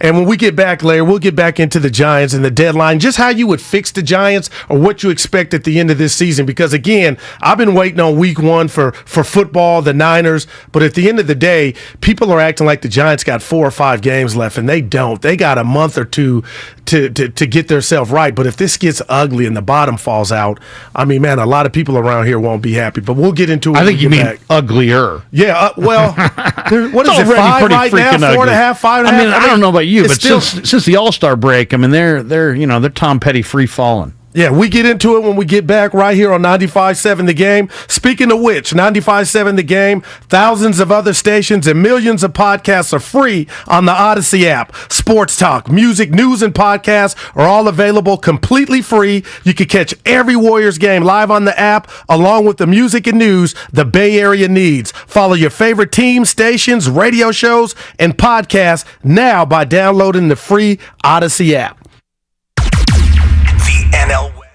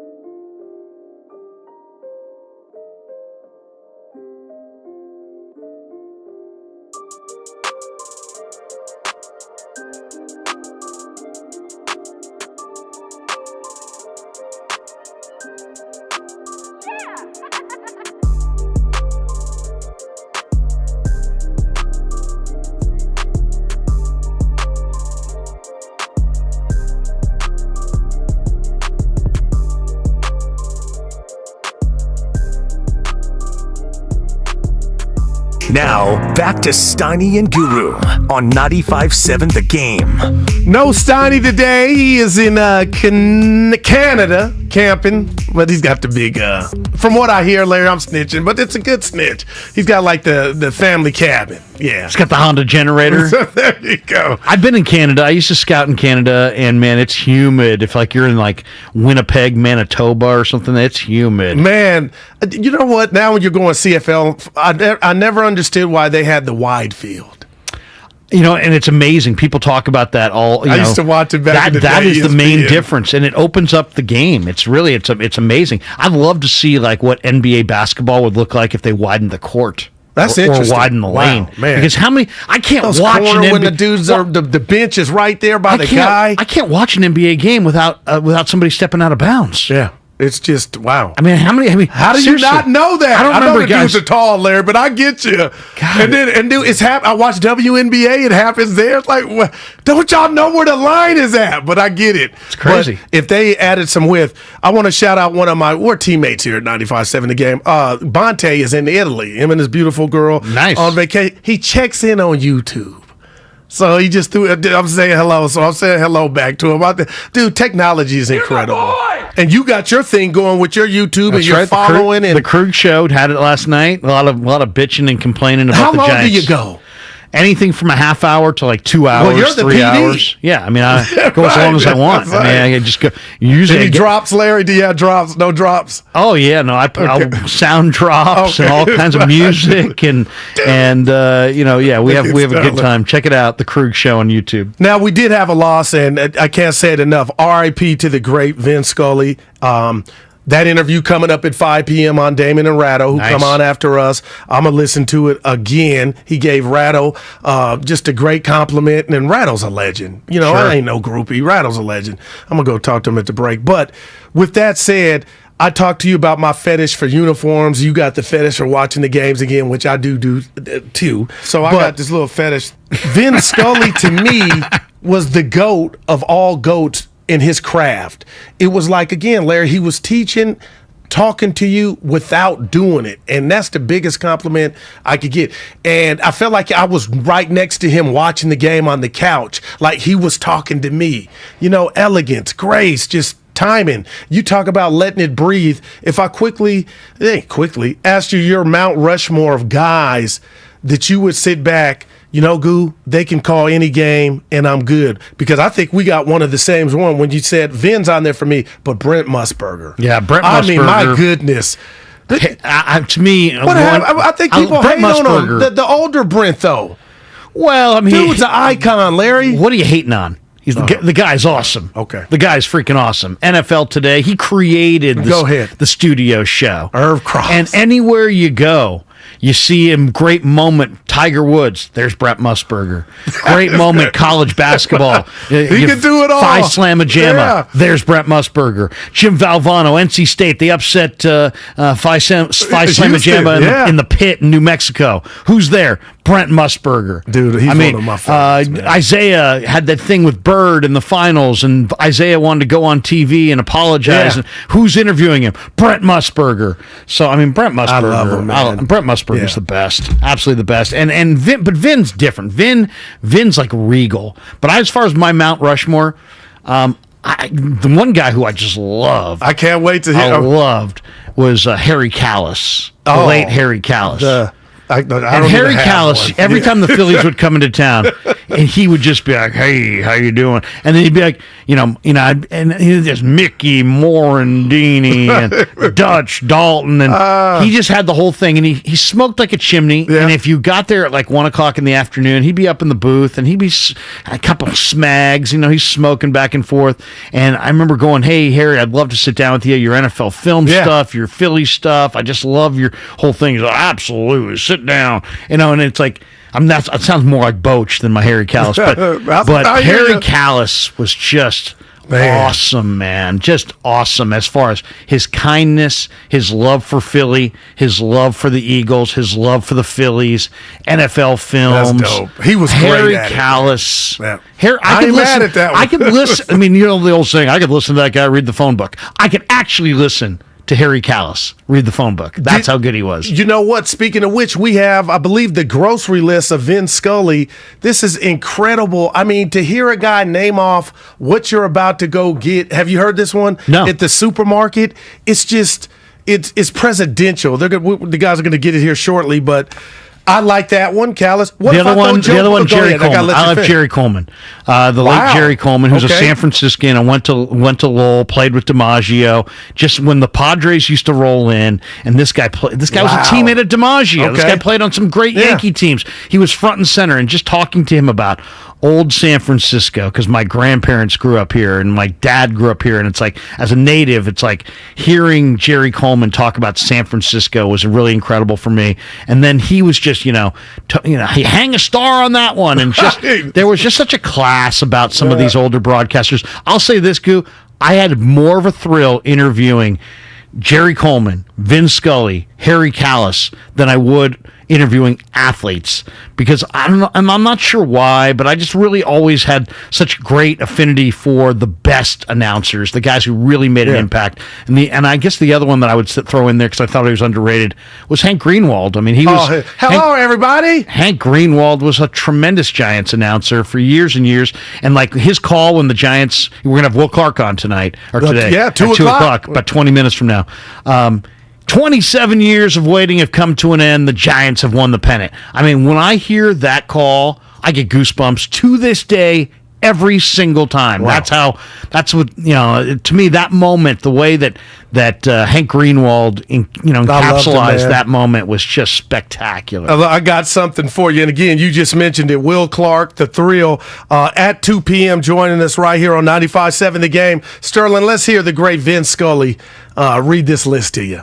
Sure, Andy, I'd be happy to. Well, let's see. We've got a dozen eggs, a quart of milk, a loaf of bread, a can of frozen orange juice, 6 small white onions, a green pepper, garlic powder, a package of American cheese, pickles, kosher that is, bananas, cornflakes, maple syrup, toothpaste, paper towels, toilet paper, 6 bars of soap, hot dogs, quarter pound of chopped meat, steak, lamb chops, package of spaghetti, 3 apples, bologna, cottage cheese, a pound of butter, 2 ears of corn, beer, ketchup, peanut butter, soy sauce, and a half a pound of coffee. His cadence was second to none. Oh, the best. But that's just who he was. And Ned Clutty said to me in a text today, That's incredible. I said, Ned, Ned bid on, Vin auctioned off a number of his favorite items, and Ned won the bid on Vin's golf clubs. So he's got Vin's golf clubs. Come on. But I said, so he sent me this text, and he's telling me all about all these anecdotes about Vin, and he said that when Ned's daughter got married, he had Vin introduce the wedding party at the wedding. Now that's incredible. Now that's cool. Yeah, that is really man. cool. And I know people that have called John Miller and said, John, would you do my answering machine? Great John Miller, yeah. Yeah, would you do my answering machine message? And I kind of hold John in that same category. He's just an all-time great. I mean, I'm just glad that we have John and have had him for years. And, he's just another one of those iconic voices that you could listen to. Just the best compliment almost anybody can say to guys like us, or even, guys like them. Give it to me. You're an easy listen. Wow. When someone says, hey, you're an easy listen, all these guys, Vin, Callis, John Miller, they're all easy listens. Like you're listening, and it's like you don't even realize how much you're enjoying it. I want you, and I know you can't grade fill-ins or whatnot, but you shared your 4. So the 2 for me were Vin, Brent, Bill King. I mean, the dude did it all. I remember listening to Raider games against the Chargers as a young kid in the garage. Pops listening. I'm named after Daryl LaMonica. Okay, I didn't know that. Okay, the Mad Bomber? Right, yeah. I was like, Pop, So I why call not you the Mad Malcolm X Guru? or Martin Luther King? But he liked the sports. But it's all good. So Bill King, and then I'm going to throw this one in, and you tell me, if you're like, ooh, I don't know. Joe Buck. So many people hate on Joe Buck. Dude's great, and he does it all, man. He is great.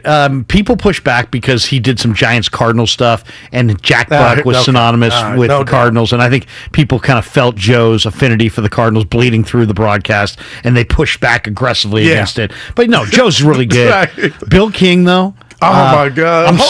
I'm sitting in Oakland at an A's game. This is 1 o'clock in the afternoon, talking to Ken Korak on the bench in the 90s. The great Ken Korak. And Bill King walked up, and I'm like, oh, Ken, that's Bill King.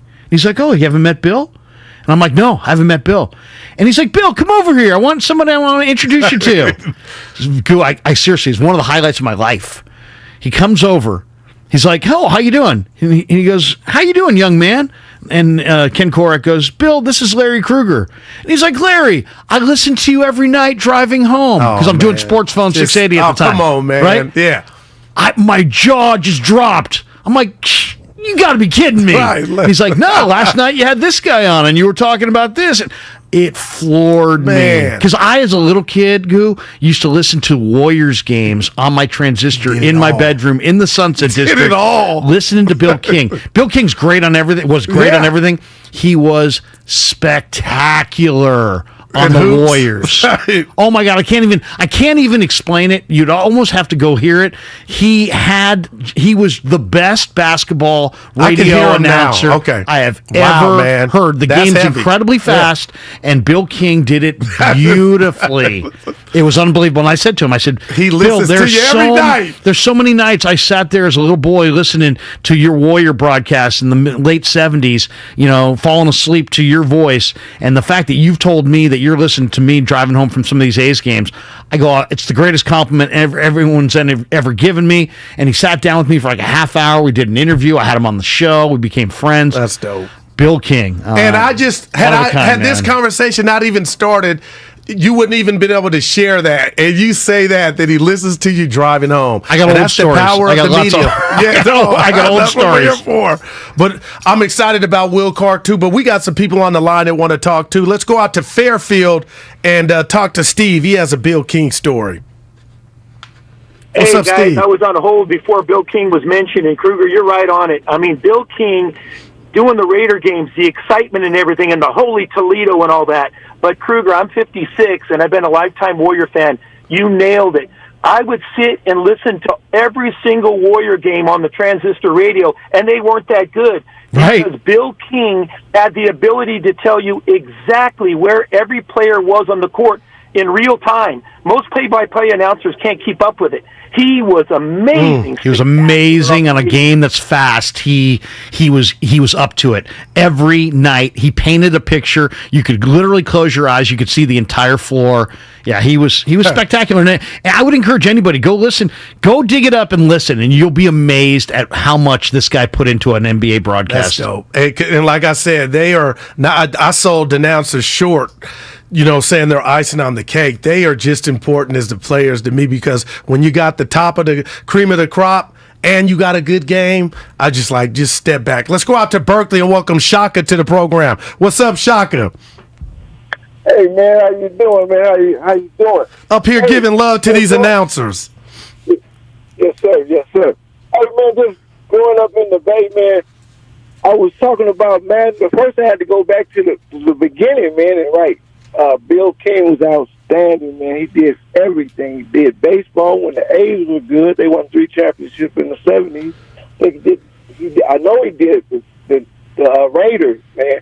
Me being a Viking fan back in 76, the agony, man, because he run a stake in your heart when Willie Brown got that interception, man. He Yep, was, down the sidelines. Yep. Yeah, we just fantastic, threw him the ball. We trying to make a late comeback, and it was like, I had to go to school on that, man. 11 years old, man. Also, and I want to talk about John Madden, but also my announcer for my team, Paul Allen. I had a chance to meet him too, coming out when the Chargers moved to LA, so we went down there on a victory, and I took a picture with him and everything. So Paul Allen, but the John Madden, man, is when you look at announcing and how he made the game so fun. A bing, a boom, and then John Madden just took over it, and it's just a testament, man, to the Bay Area, man, all the great coaches and announcers that we had. Yep. Awesome. We've been blessed, man. Yeah. We've been blessed. We've been blessed to have some of the best. No doubt. And Bill King. And Madden, thinks it's over. Get your big butt out of here. And we got with the Giants right now, Kruk and Kipe. I mean, and Flem. I mean, Dave's incredible. And I think Miller, Dave's, as you mentioned earlier. I think, the Giants, I think Dave's might become my favorite on college football. Dude, man, the Thursday night games he's doing, on like Friday nights. He's awesome. And when you can do I don't want to say all of them, but yeah, like you just mentioned, Bill doing the Warriors. Like I'm getting goosebumps. Bill was really good on the A's. He was phenomenal on the Raiders. But anybody who really heard him do the Warriors knows that he was the man. Yeah, he was the man. And not only that, Goo, he was cool. He's like, some guys, I don't know, some of these guys have great voices, and you don't know what kind of, if they're cool guys Snobs. or not. Bill was cool. A real one. Bill was really cool. And he gave you that love. He didn't have to. Some people would have kept that to themselves. Yeah. Let's go out to the town and welcome Jose to the program. Thanks for waiting, Jose. Hey guys, good afternoon. Thank you for taking my call. I'm just going to make 2 quick points on 2 of my favorite teams, the Niners and the Giants. I know we're talking about announcers. By the way, my favorite announcer would be on the NFL, Pat Summerall. Wow. I got him almost at the end of his career, but he was really, really good. Nobody did starting lineups. Touchdown Rice. And the New York Giants of Banks, Carson, Reasons. And the guy, I could listen to Pat Summerall introduce. His lineups at the beginning of football games were phenomenal. Really good. Now, going straight to the Niners, you were discussing situational play calling. You know what? I love the fact that we have Kyle Shanahan as the quarterback, as a coach for the 49ers, but honestly, I hate to say it, but I'm one play of a game short of actually comparing him to Marty Schottenheimer. Great head coach, but when it comes to the playoffs, for some reason, he always found a way to trip all over himself, almost at the end of the game. And as far as the Giants, it's getting very discouraging, the lack of definition as to what the strategy is. Because if they're thinking about rebuilding through the draft, you think about it. The average age of the AAA prospects is 28 years old and up. Most of the teams, those guys are already been playing, in the majors for about 5-6 years already. Helio Ramos, he started with the Giants when he was 18. He's about 28 now, I believe, and he's still not on the major league. So something is going on there. As far as Farhad, I think he should have taken a chance and trade Logan and Carlos Rodon for prospects. Really good prospects that he could actually start building, a farm system. Right now, they're number 12. That's middle of the pack. That's just not good enough to trade for somebody like a 23-year-old like Soto. So I don't. Appreciate the phone call. So yeah, Farhan tried though. Until we get intel that he didn't, I don't care about trying. If I got a broken down Pinto and I want to sell my car, I can't disguise it as a Ferrari. All I can try to do is say I got a broke down Pinto. This is what you know what I mean. You know what? What could he give? When I was in the Canadian League, I used to work for this defensive coordinator, and if I ever said, Coach, I tried, he'd be like, Larry, don't try. Get her done. Wow. Get her done. Guy. Get her done. And there's something to be said for that, man. Trying is nice. Get it done. Yeah, and right now the Giants are getting it done, and they got 2 more, not 1 more with the die. It's bad when you want a team out of town because you're afraid of them. I'm not saying they are, but I am because I'm looking at their record like, Larry, they're hemorrhaging right now. And then 6-5, you come at 6-0, you show some life. Now, am I nitpicking when I say some of those balls the Giants hit to get outside of Bart? He smoked that ball. How can you not be? That's the guy I say, I don't even want to look at his average. There's something positive. The arrow's pointing up for him. Just play him. Anytime I look down at that lineup and if I see Austin Wins instead of Joey Bart, go ahead. I say words that I can't say on the radio because I'm just so outraged. Austin Wins is a minor league player, and you got Joey Bart, who's got a ton of power, and he needs ABs. Don't sit him for Austin Wins. 2017, the Giants were 64-98. Following year, 18, 73 and 89. 19, 77 and 85. 2020, the shortened season, 29 and 31. And then, bam, out of nowhere, the 30 for 30 that I'm a pitch, 107 and 55. And then here we are right back this year, Larry, to where, I just knew they were going to be at least the second or third wild card. You don't get it done this year. Just the wild card to follow up the 107, and I think it's you, Dibs, or Willard, who doesn't like the word fluke, but I think we can safely say now we are on that road to just put last year away, that was just a fluke. I mean, it was. It has to be, Larry. It was the ultimate in smoke and mirrors. Wow. The ultimate. And also, you know what it really is? It was a testament to the greatness of Buster Posey. Let's be honest about that. Buster Posey controlled it all. I'm giving him pitching, more flowers. defense, Man. offense. Buster In the Posey, clubhouse, maybe. Buster Posey was one of those guys that was better than his stats. And this year we're getting a full dose of that because you took away Buster. Now Bryant, but you only had Bryant for a short amount of time. Right. Donnie Barrels, he was good, but nothing great. The big difference between last year and this year is Buster Posey. And look nowhere but the bullpen. Yeah. Maybe that has something to do with it, too. When you talk about and then the bullpen for sure. But, I mean, Buster him Posey. calling the pitches, too. And also just he had credibility with the umps. So he got corner pitches. He shut down the run game. He managed the game perfectly. Brought the young pitching staff along. Bought into the new coaching staff and their new analytics approach. And, the guy was a spectacular player. He was better. It's like if nobody had ever seen Buster Posey, you're trying to explain to him, you wouldn't explain to him the greatness of Buster by reciting stats. You would say, you know what? I could read you the stats, but this guy was better than the stats. No doubt, Larry. Will Clark coming up in 10 minutes. You are correct. And forget the pitchers. The question I'm about to ask you can't be answered with Webb or Rodon. The best player that the Giants have right now, position player. The best player? Yeah. I mean, the thing about the Giants this year is not that they're so bad; it's that they're so dull. I mean, it's a relatively dull But who's product. the best player? Who's the best player? Not even this season. Who's the best player on that team right now? I would say. don't know. That's I how mean, feel. Oh my goodness. I mean, Luis Gonzalez has had a good year. But he's not the best player. I mean, Brandon Belt, maybe Crawford. I'd probably still say Crawford. I mean, if you put Crawford in the World Series, he'd play the hell out of shortstop. He'd still give you great at-bats. Win healthy. No, I know, but I mean, this guy's 35. He's played shortstop. He's had a great career. Brandon Crawford is the best player on their team, I think. No, there's no wrong answer. The whole thing was the pause. Who would you go with?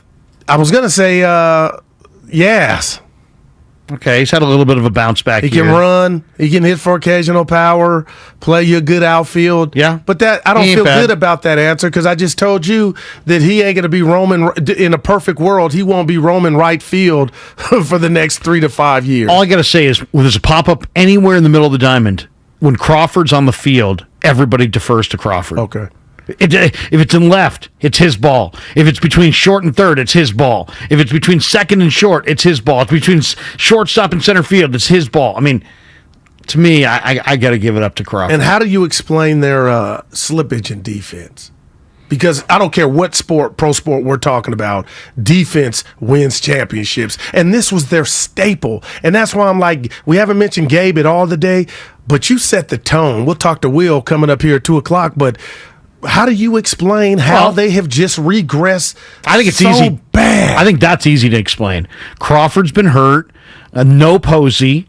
Belt and Longoria have been hurt. And they stupidly traded their best defensive center fielder in a ballpark with a massive center field and in Steven Duggar, and they're leaning on Austin Slater. And I've been told time and time again, Austin Slater's a great center fielder. Austin Slater's not even a center fielder at all. He's a converted second baseman who's trying hard, giving you his best.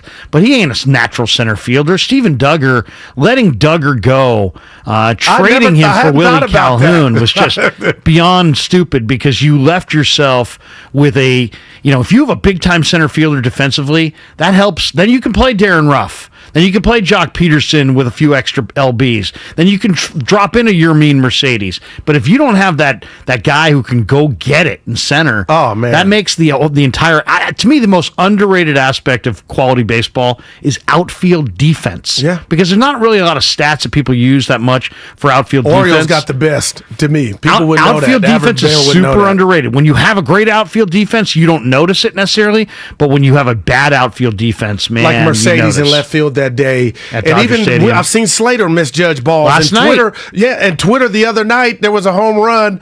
They went in on just his attempt to try to. I thought he had it though. But the ball was over I'm the like, wall. Y'all being extra harsh now. He put his. I mean, don't get me going. Right. He put his glove 3 feet beneath the outfield wall, and the ball was over the wall.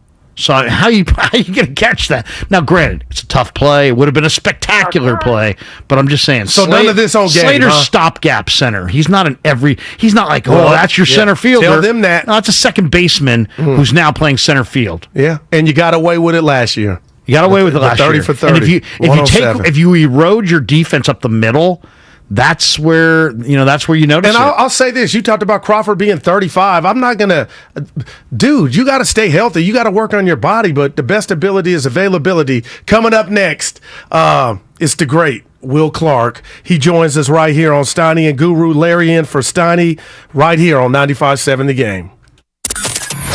What are your thoughts on the orange and black? This is Ben in Berkeley. What do you think the Giants?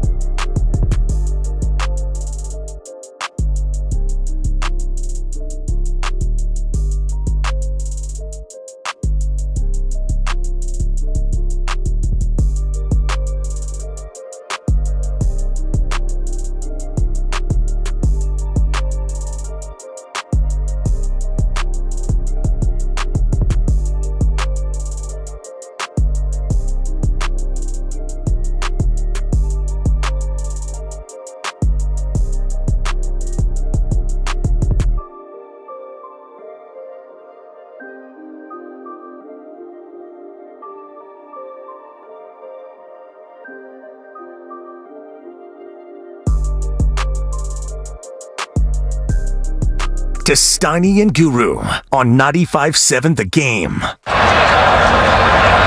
High drive into deep right field. It is a grand slam home run.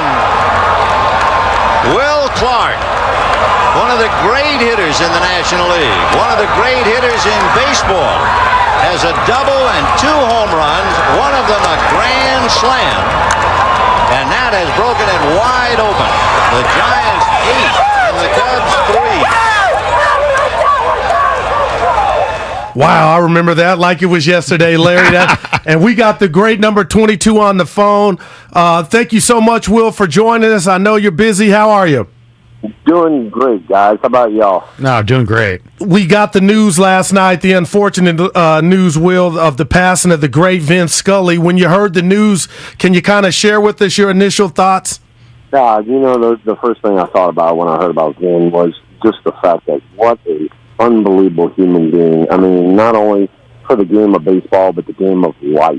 And, he was there for so many unbelievable moments in the game of baseball, whether it was with the Dodgers or, as you heard in that call right there in '89, whether it was us and the Cubs, for what that man did for the sport and the gentleman that he was away from the field. It was absolutely a heartfelt loss. Absolutely. Man, Saturday night was magical, Will. I'll speak for the entire Bay Area just by saying we love you, brother. I mean, and that was incredible. And I just want your thoughts on, now you've had a couple days to kind of breathe a little bit, sit back with your fam and kind of break it all down. What was Saturday night like for you? Saturday was so special because, it had been, 2 years in coming. I had prepared extremely well for it. And I was just so ready just to get the ceremony going. And, when, up there looking at my teammates and Mike Krukow, when he started almost breaking down, I'm like, uh-oh, I got to keep it together here. And, but once I got out on the field, it was like being in the batter's box. Like, all right, this is, I'm ready, let's roll. And, the whole point of, my speech was, I was put in a position to do things because of my teammates, because of the fans, because of the city that I played in, all that sort of stuff. And I wanted to bring everybody along for that ride. Will, let me ask you this, because back to Saturday, and Larry was right. It was emotional, and for me, I didn't even know how heavy it was going to get, but to see, the fire you still had, the love that the fans had for you, and I'm seeing you embrace Barry right now. I'm like, that's the fire I want to see from the 2022 Giants, and Will, I don't see that from the players or the managers. Is that a fair criticism? I want that back. Put it this way. I'm not going to disagree, shall we say. Okay. My big thing, was when I'm out there on the field and something good happens, something bad happens, whatever, the fans that are in the stands want to see that, hey, look, you care. And for me personally, I'm all about, the enthusiasm and showing emotions and all that. So you'll never, ever hear me say, no, I want less. No, I actually want more. I want somebody to wear it on the sleeve. I want to know that they care. Hearing Joey Bart do an interview, he's like, man, Will's my guy, and he's so invested. You're invested in these guys, but they're also invested in you, and I know you spent time as a roving instructor with the Giants. I know your schedule's busy and you got a beautiful family, and I'm not speaking about the Giants situation in particular. It's more of a general question. Could you ever manage in the big leagues? I know you could do it, but is that part of could you do that job? Would you ever want to do that job? I could do it, but I'm also not that guy that's going to consistently pat you on the back when you're screwing up. Right. If you're screwing up, I'm going to tell you, you're screwing up, and I'm going to be all up in your grill. And, some of these guys now can't take that constructive criticism. I'm flat out being serious. And, they would cower away instead of stepping up. And I was very prideful in the fact that Matt Williams, Robert Thompson, Kevin Mitchell, Barry Bonds, you name all the names, these guys stepped up.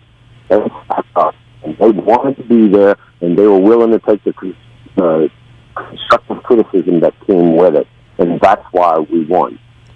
You're listening to Larry and Guru on 95.7 The Game. We're joined by the great Will Clark. Will, I got to ask you this because I understand losing 8-1 and maybe you don't got the most talent, but when a team consistently, night in, night out, is kicking the ball around or misjudging the ball, to me that's not okay. What message does that send to you when you watch this Giant team just not able to field after winning 107 games just last year?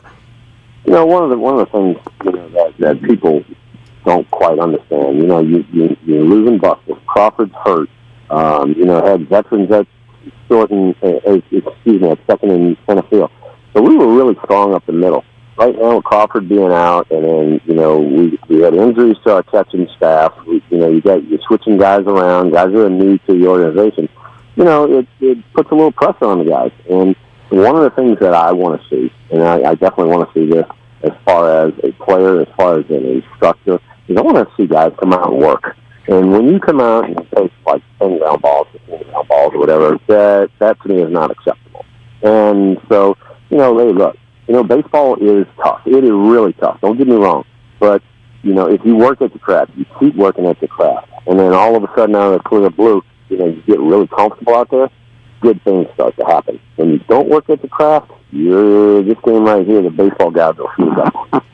You brought an intensity. I was trying to describe it to Goo, the intensity of Will Clark as a young player, and we saw it. 85 was a disaster. 86 was a totally different vibe, and you and Robbie on the right side of that diamond were a big part of that.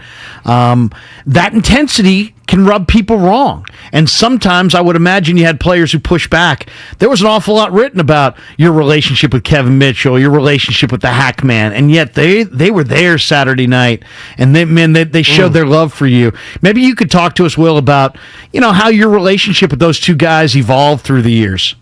Well, I mean, Hackman was, my mentor, one of my mentors my rookie year, and, you got to go through the rookie hazing. And, he was tough. I mean, and, needless to say, after a little while, you get tired of it and, fought back a little bit. But since then, you come to appreciate, and I even said it in my speech, there were several people out there with, tough love.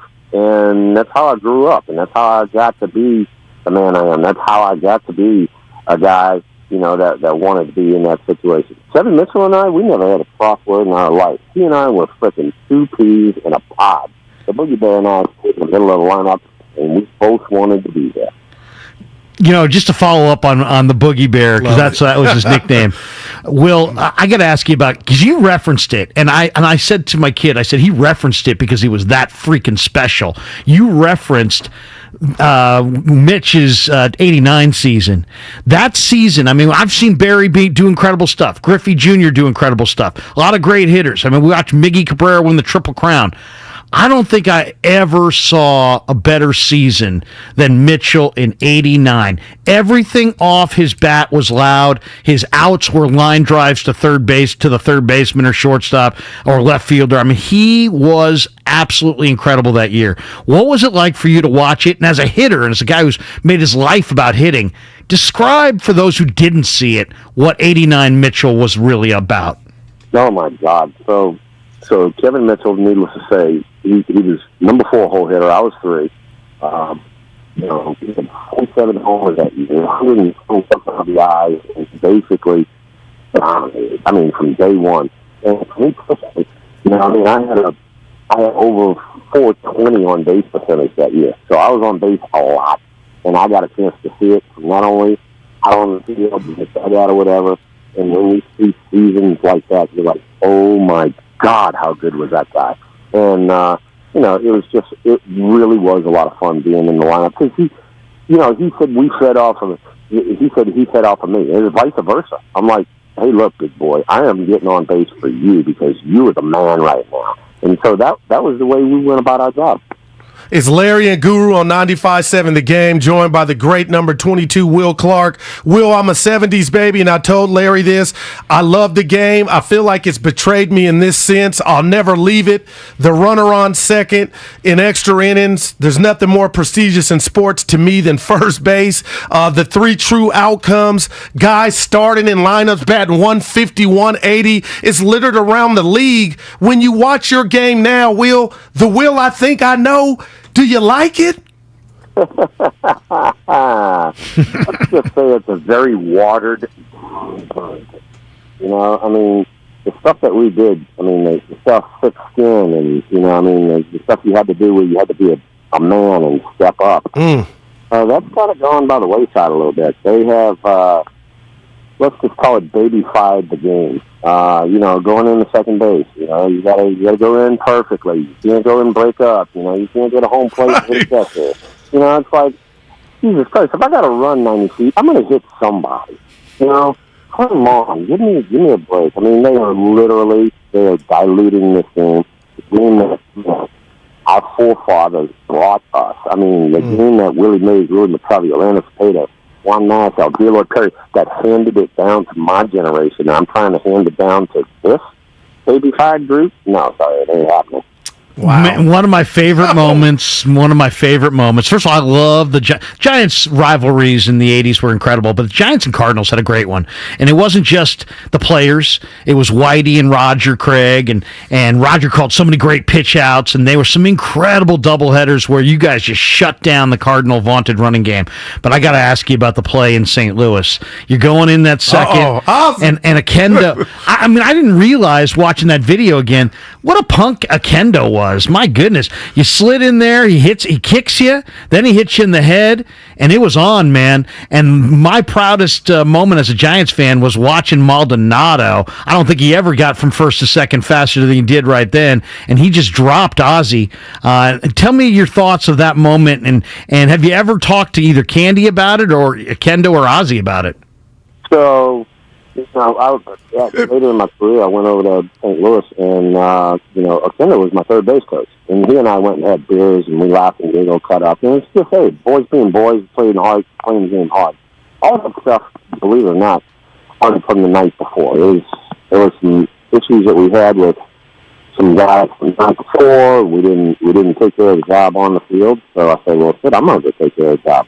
And, you know, going down there, you know, like I said before, if I got to run 90 feet, I'm going to hit somebody. So here we go. Game on. And then, you know, I get clapped or whatever it was on the ground. It's like, Here we go. Here we go, big boy. Where is uppercut right inside your nose?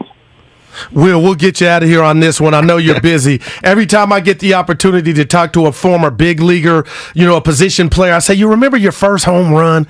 And yours was off the great Nolan Ryan. Talk to us about that. Talk to you about it? How do you expound on that fairy tale? You walk up to home plate and there's Nolan Ryan out on the mound. 3 pitches later, you take him deep out of center field in the Astrodome. How do you expound on that other than, good Lord, it doesn't get any better now? How about starting off a big league career like that? How about that fairy tale start? And, you know, I could tell you about all the things that went into that at bat. You know, it's a long story, but it was just the fact that, you know, get pitch out over the plate. Who? Once in my career, you get a pitch out over the plate, and it's like, thank God I didn't miss it. Yeah. Who did you point to there? Was that Pops in the stands that night? Who were you pointing to right there when you came around?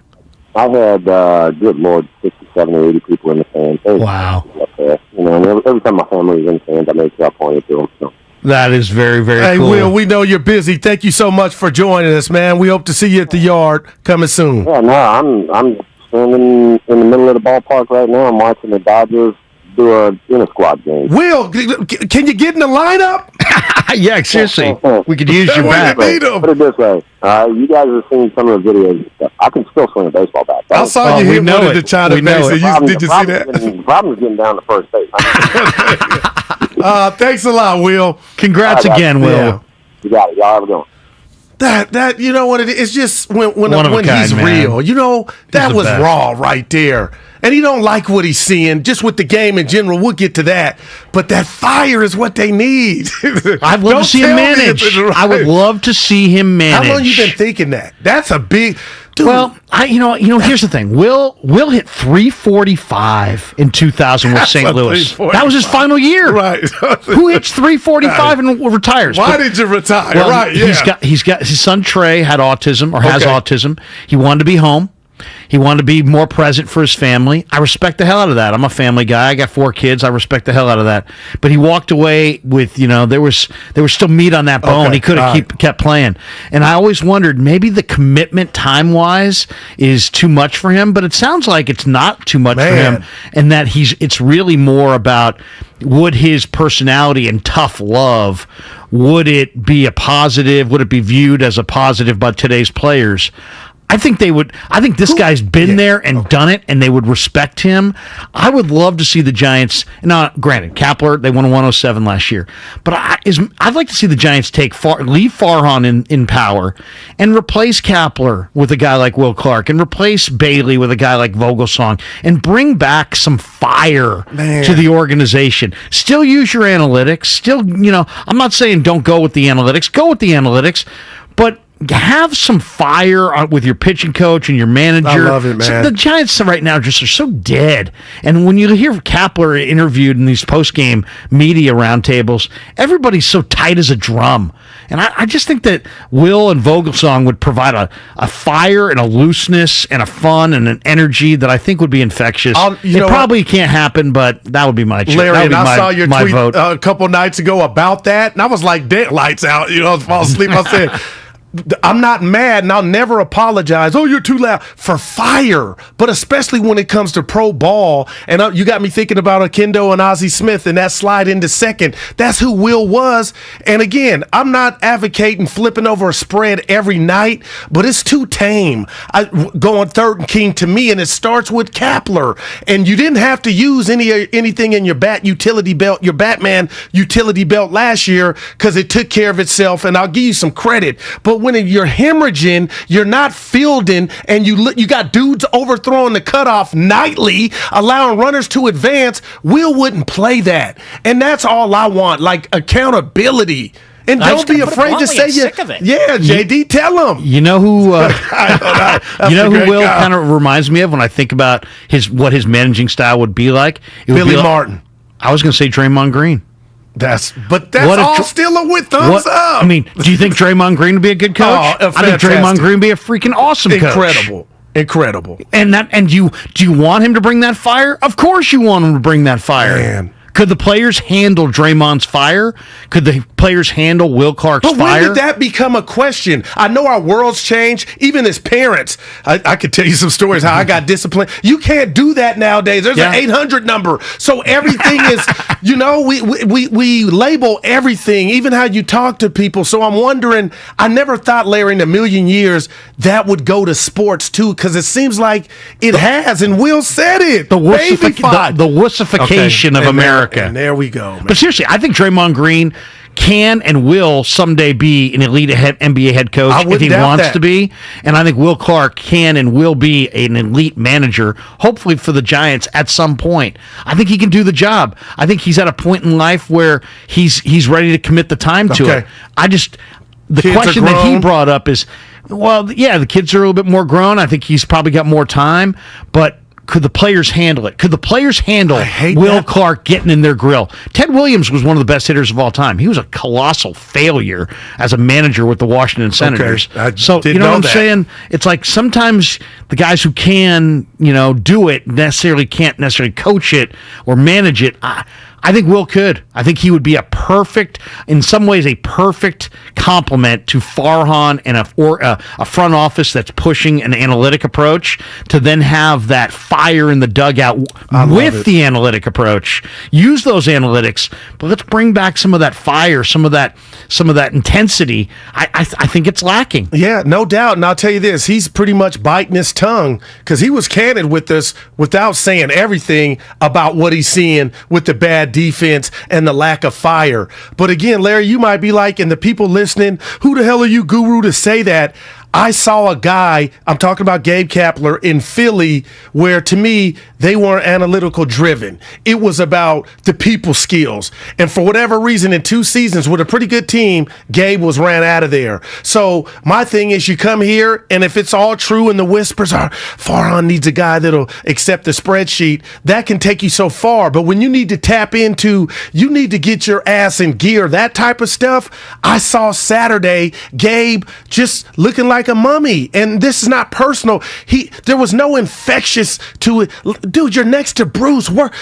Show me something. And even in that setting, he was a mute. I didn't like it, Larry. And people go, what are you talking about? But I was like, that's not my manager I want. I need a manager that can manage even in the middle of a power outage. Okay, and I mean, if there's a power outage and the Tandy 5000 goes down, who the hell's going to pinch hit? If we don't have the computer spit out who to play, how do we know who to play?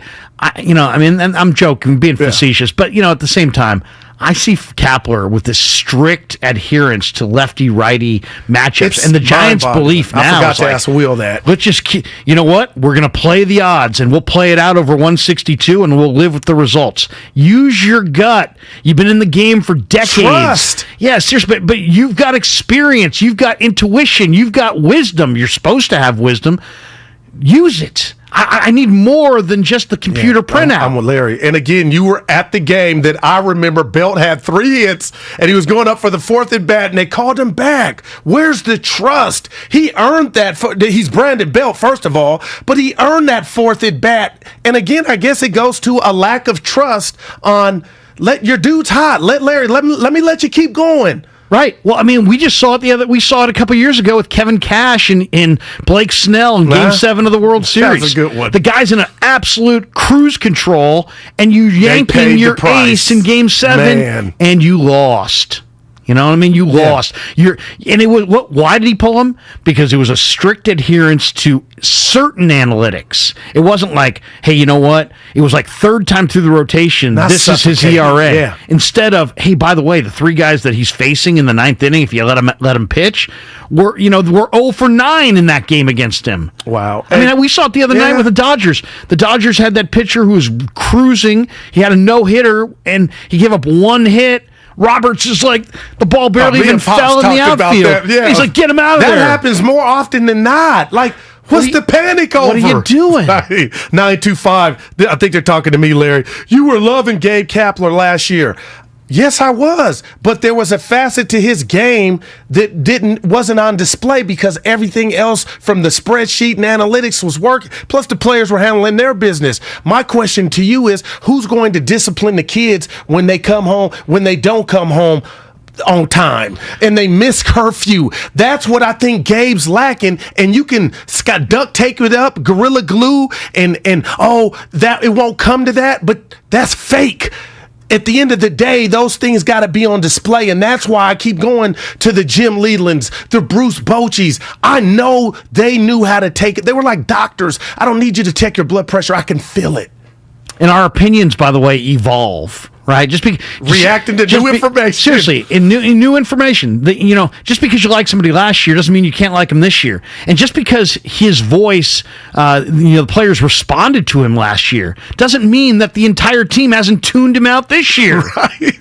So you know what I'm saying? It's Crawford tweet from the missus. I keep hanging on to that. Let's keep evaluating this. Brandon Belt. That day we talk about getting pulled, Larry. That can't be cool. And if Will can see it, there's got to be whispers among the. Like, I'm interested to see, like you said, they're not going to take on purpose to players, but their mindset. Like, are they watching now who's getting the most of this blame?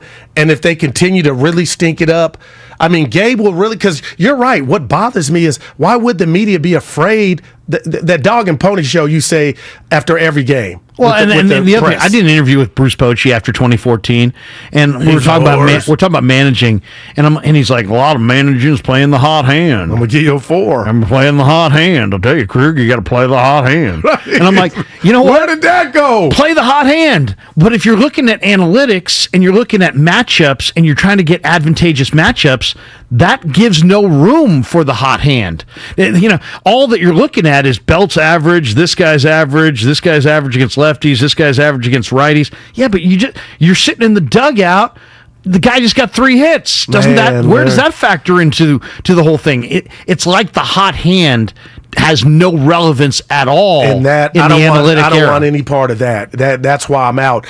I got to go back to this because I just asked you, when did you have the ideal of Will managing?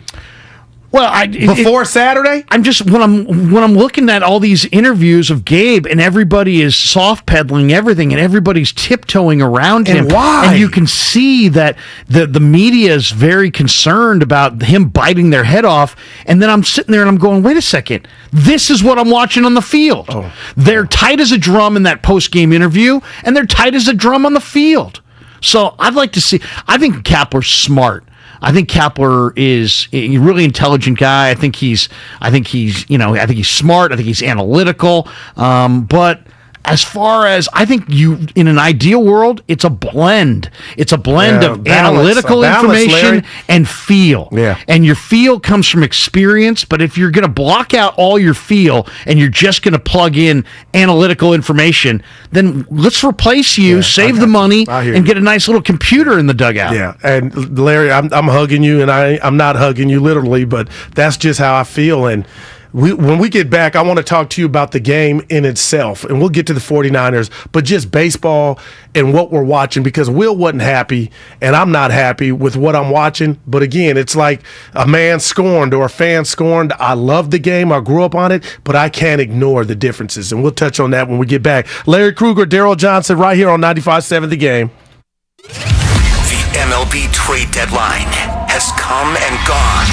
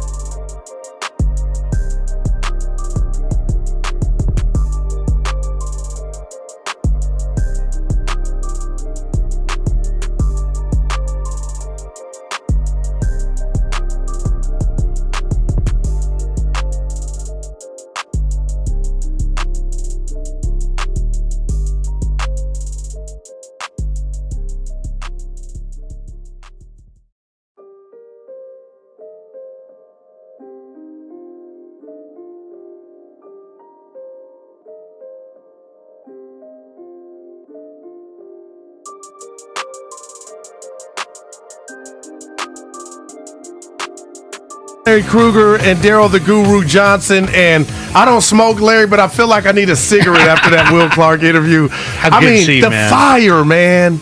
And you've been with him in person. Yes, and he is the best as far as you get him. And like I was telling you, I emceed this dinner, and all these people came in. They were big fans of Will, and the format is you have a dinner, a couple drinks, and then I go up on the stage and interview him for like an hour, and then the moderator walks around the audience with a mic, and they get their questions. Yeah. Will in that setting is spectacular. He spins yarns. He'll take shots. He's shots from the bar too. He'll shots. Okay. But he'll take shots. About baseball or the commissioner or how the game's played or the differences between eras or how things have changed. Or he'll even take shots at current players in that setting. He's not going to necessarily do it on the radio, but he's so genuine. He's so great, and that fire. Believe me, anybody who was around for the 80s remembers the difference between the Giants when Will was on the field and the Giants when Will wasn't on the field. He's like, I was saying to you at the commercial, it's almost like a Steph Curry. You know when Steph's on the court because of how the team defenses him. And he changes the whole geometry of the game. Like, people are guarding him 35 feet away from the bucket. Well, Will wasn't like that, but he was loud, and you could hear him over the crowd, and he's pointing, and he's yelling things, and I mean, the guy brought incredible energy and intensity to the game, and you knew when he was taking a day off. It was a totally different vibe when he was on the field as opposed to when he wasn't. You know what? It's interesting, Larry, and he also backed up what you said when I said basically what ails his team. It's not just about the Buster Posey departure, but Larry, he said up the middle and mentioned Brandon Crawford, who to me is the best shortstop in Giants history, and he had a bounce back year last year, and I'm not saying he's been bad, but he's been unavailable, but he's 35. And he doesn't take PEDs. And wow, Larry, now you hit that out the park. I mean, that's just the way it is. Crawford's still really good. If you put Crawford right now on a playoff team, not that he's going nowhere. He's a Pleasanton kid. He signed up here. I think he's got no trade. But if you put him on a contender, he would dial it back to the way he played the last couple of years, and he would be this force. I really think the Giants slide, it coincides with him being out, or he's a big game player. I'm not saying he's Derek Jeter, but I mean he's he like a Draymond Green.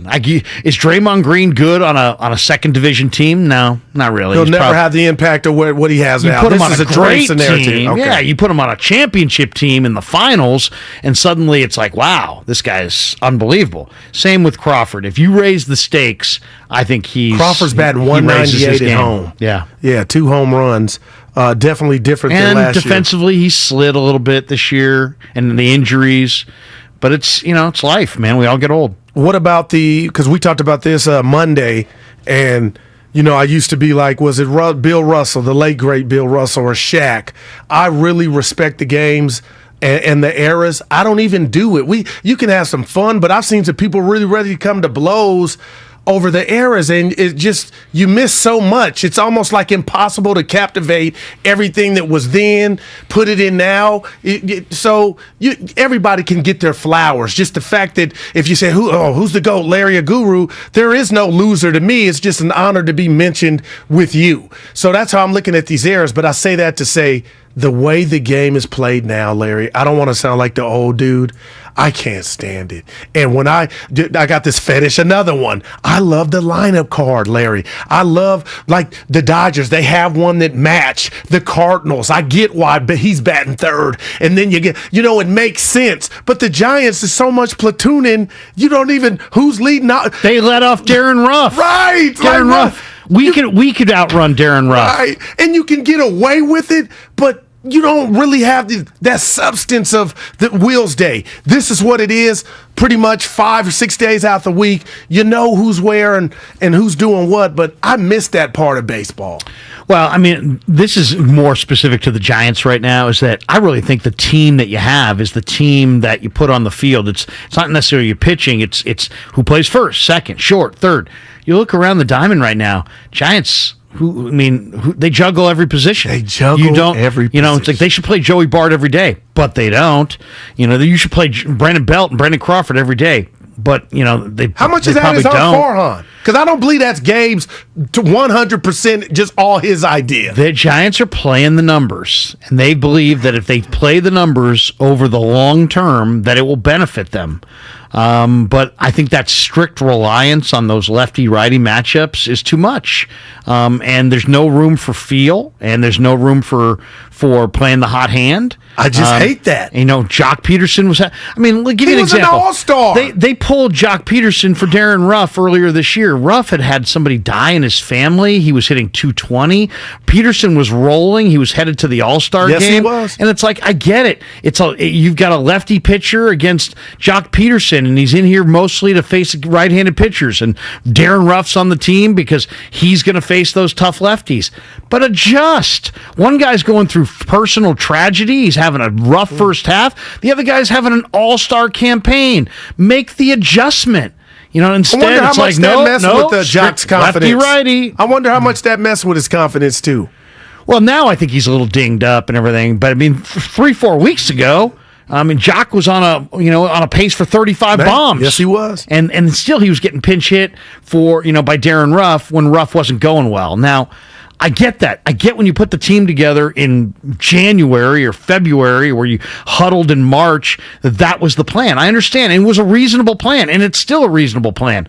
Make the adjustment. Yeah. Make the adjustment. Don't ignore what you're seeing in front of your eyes. So, use analytics and use them liberally, but... Let it be an ingredient. It shouldn't be the end-all, be-all. You shouldn't be... and if it is, what do we need you for? And there you go. Let's go out to Oakland. Leroy to the program. What's up, Leroy? Go! Hey. How you doing, buddy? Me and Larry riding it while Steiny's on vacation. Just disappointed in the Giants, Leroy. I know, Goo. I know. Hey, welcome, Larry, man. Thanks, it's man. a pleasure to have you. And Steiny, I miss you if you're listening. Look, I don't know what to do. I know one thing, though.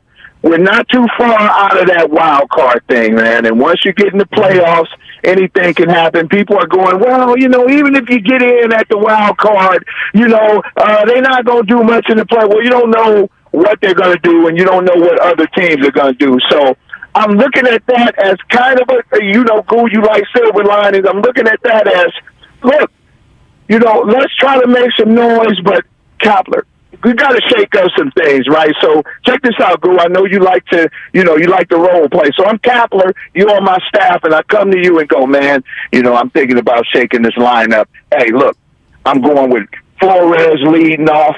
I'm going with Gonzalez second. I'm going with Wade Jr. third. I'm letting Belt hit cleanup. I'm going with Bart at number 5. I'm going at Slater at number 6. I'm going Mercedes number 7. I'm going 8 Villar, and I'm going 9 Machado. What would you say to that, Goo? I wouldn't be mad, and Flores is swinging the bat. He might be swinging it better than any Giant right now. Seriously, get Wilmer up top. Once again, what are we talking about? He's talking about riding the hot hand. Gotcha. Well, who's swinging it? Wilmer's swinging it. That he is. He's put him up top. So I kind of like that instead of going strictly by the numbers. Let's go out to Union City. Byron wants to talk about the Giants. Welcome, Byron. Hey, well, I want to say, the Giants is going to be all right, man. Don't sell the team. Don't throw the baby out with the bathwater, as they say. Just chill. They won 107. They basically got the same lineup. Now, the other teams are winning 40 games. Crazy. The Dodgers record is crazy. The San Diego's record is crazy. So let them go sell the whole team to my Nationals. We let Soto go. He got us a ring. We let it go. We build him. And believe me, the Giants are going to be okay. It's the deuce year. It's the even year for them. Watch the miracles happen. Wow. All right. Appreciate the call. I forgot about that. What if the Giants win the World Series this year? Larry, they're 5 out with 58 left. It's still there, but this year is our year. Would this be crazier than them winning 107 and not winning it? Yes. Because Larry, they're 51 and 53. They have 2/5 of a rotation. Their pen's a circus. The defense is You're right. It's awful. You tune in every game. They got one run in the sixth. What if I told you I'm watching the game last night? They're going to win the World Series over the Yankees and Astros and Dodgers and outside Padres. of Bart's, and I heard Willard mention this, but outside of Bart's homer, and I hate I'm this guy, those were some of the bloopest of bloop hits when they got the fire. But why would I even look at it like that? But I was like, that ain't, but it counts. But still, even then, I was just like, man, that's kind of those flares ain't real. But you got to catch St. Louis and Philly right now. And 5 games back, 58 to play. Let's talk about it for a second, though. If they keep adding wild card teams, would the Giants ever drop out of the race by the trade deadline? Right. At some point, sometimes you got to take a step back. Well, right now, to take 2 steps forward. Why not go with a Bart? Why not go with a Ramos? Why not take inventory on a couple of your young guys? And guess what? Maybe you don't go to the playoffs this year, but if you got out of this year that Bart was a keeper, Ramos was a keeper, VR was a keeper, and you discovered maybe in September that Kyle Harrison could be a rotation piece, and maybe there's a couple, they mentioned R.J. Dabovich and Cole Waits are 2 live arms they really like for their bullpen. Let's say they discovered those guys in September. You would go into 2023 with more momentum than you're going to have if you just run out the same old crew and hope that it's going to be better. I mean, at some point you have to introduce some new young blood to your roster, and you got to allow them some breathing room to fail. I mean, that's Joey Bart looked awful earlier this year, and now he's getting it going a little bit, right? And I'm not even looking at the average. Nobody is. His mannerisms, exactly, and I'm hoping he pumps a couple out of the yard every now and then. So I don't know. You can't win every year. It would be, if you're really in that mindset of, hey, if we just get in, anything can happen. You can kind of delude yourself into never rebuilding or reloading. And I think the Giants right now have never been more in need of a kind of a reload. And this might be the perfect year to do it. You know what? I can't wait for September 1 because we may see those names. And I'll say this about baseball. I just hate like Double-A. You see, well, now they're about to turn it back to 18 years old in the NBA. You could come out and I'm not telling you this is how you should do it, but you get a chance to play with the big boys. And then he's young. It's going to take some time. I wish we could see more Double-A players or just players play and fail. This is the era now of baseball where the average does not count. The 3 or 4 strikeout game is not an embarrassment like it used to be. Give these guys an opportunity sooner. I'm looking at O'Neal Cruz in Pittsburgh. He's got flaws, but he's got raw power. And now you're seeing him with 8 or 9 homers. He just got called up a couple months ago, but those homers mean more than just a run on the board for me. I'm like, okay, this is something that's going, you would assume, get greater later. I just wish baseball would, again, it goes back to trust. I get you're in Double-A, but I would like to see him get the opportunity more so, and I understand it's all the red tape to prevent you from coming up. Don't start his salary. Yeah, don't get his clock started. That's all not like Super Twos if it's and about all this. Larry getting better, let him try and let us see sooner. I agree. Like there was this guy in the NBA draft, John Butler. Okay. Who played at Florida State. Yeah. The guy's like 7'1", but he probably weighs like 180. I mean, he's like Sean Bradley. I mean, this guy is super skinny. Gotcha. But he's got handle. He's got a 3-point shot, and he's got talent, right? But the guy's like 2 years away from being 2 years away because, I mean, he's so weak, so physically weak. But he's got legit game. I'd rather invest in somebody like that and see that person put on the weight, and 2 years you're going to have something, as opposed to get somebody who's more ready right now but doesn't have that upside. So, I mean, some of these guys just need opportunity. Well, and that's what I'm talking about. Exactly. And some trust. A little bit of trust. And some patience. Like, hey, you know what? Even if it doesn't happen for you tonight, you're not going to be bounced back to the minor leagues or banished. Somehow we understand it's a process. I love the fact that you, I don't love it, but you said it, the Giants got 2/5 of a rotation. And tonight it's Urias against Cobb. Like, I have no faith in any Giant pitcher. And the one constant has been Webb hasn't been last year's Webb and Rodon at times. You know, it's just not a win for the Giants like it used to be. And now I'm figuring that out, and I'm probably late to the party. But like tonight, it's Cobb with the ball against that Dodger lineup. I'm like, man, maybe they could salvage 2 games, a split in this series with the day game tomorrow, but that's a big ask. Yeah. Because I turn it on tonight, and then they lose, then they're 6-back. But to Leroy's credit, I did like that lineup. Flores is hot. Yeah, and then Machado has got a great glove. Yeah, but he's not a major league hitter, so you got to hit him 9th for sure. So I thought his lineup made sense. But, there is what they really need are 3 or 4 new bats in that lineup. I mean, it's that, and that's where I don't want people to think that we're blaming Kapler. I'm not blaming Kapler for this year because I think they're short. I think the owners didn't spend enough money. I think Farhan didn't build a good enough team. It's not all on Cap. He just has to, face the slings and arrows because, he's managing this club night after night. But I do see a relative deadness, and I don't like the vibe around the Giants this year. Either the way, and I don't think Will does either. The way Cap sounds when he's talking to the media, it's like he's very measured. Do you like this guy? Well, you like all of our players. What's that? Shoot us straight. There's been a story that happened over the weekend or even late last week that I want to talk to you about. Yeah. And it involves this live golf offer to Tiger Woods, and you heard about it. It was in the neighborhood, Larry, of $700 to $800 million, and he turned it down. And I'm jealous, I'm envious, but how much money must Tiger Woods have? And then the second thing is Liv must be balling out of control. Maybe they should take over what's going on in the nation's capital, and then the deficit it wouldn't even be a deficit. But where are you to be able to offer one man $700 to $800 million? He moves the needle. He drives people into the tent. He's not even the golfer that he was. I mean, and everybody understands it. But where are they getting their money to be able to offer? They're getting it from Saudi Arabia. Let's use that towards monkeypox. I mean, vaccines. Seriously, to offer one man. That's what's wrong with him. I gotta go. It ain't seeing any politics, but I just think about that money. Give that to public schools. All kind of fix the roads, but and he said seriously. No. That lets you know how much money he has, Larry. I mean, you're addressing age-long problem. I mean, why do we spend so much on entertainers and entertainment, and why do we value? Even during the Great Depression, they did it too, though, Larry. Way back when. We don't value school teachers that way. We don't value policemen that way. We don't value firemen that way. The people that actually keep our society going. But it's like, you know what? It's such a separate discussion that it's almost not worth having. You know what I mean? It's like, yeah, you're right. You're totally right.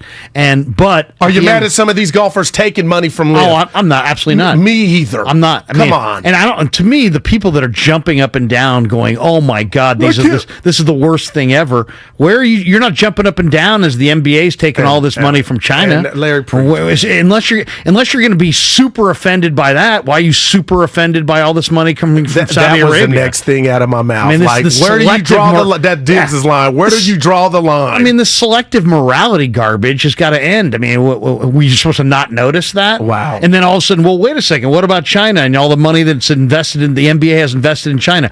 Well, it's kind of a complex issue. Oh, really? It's really not that complex. What's really complex is why you don't want to talk about it.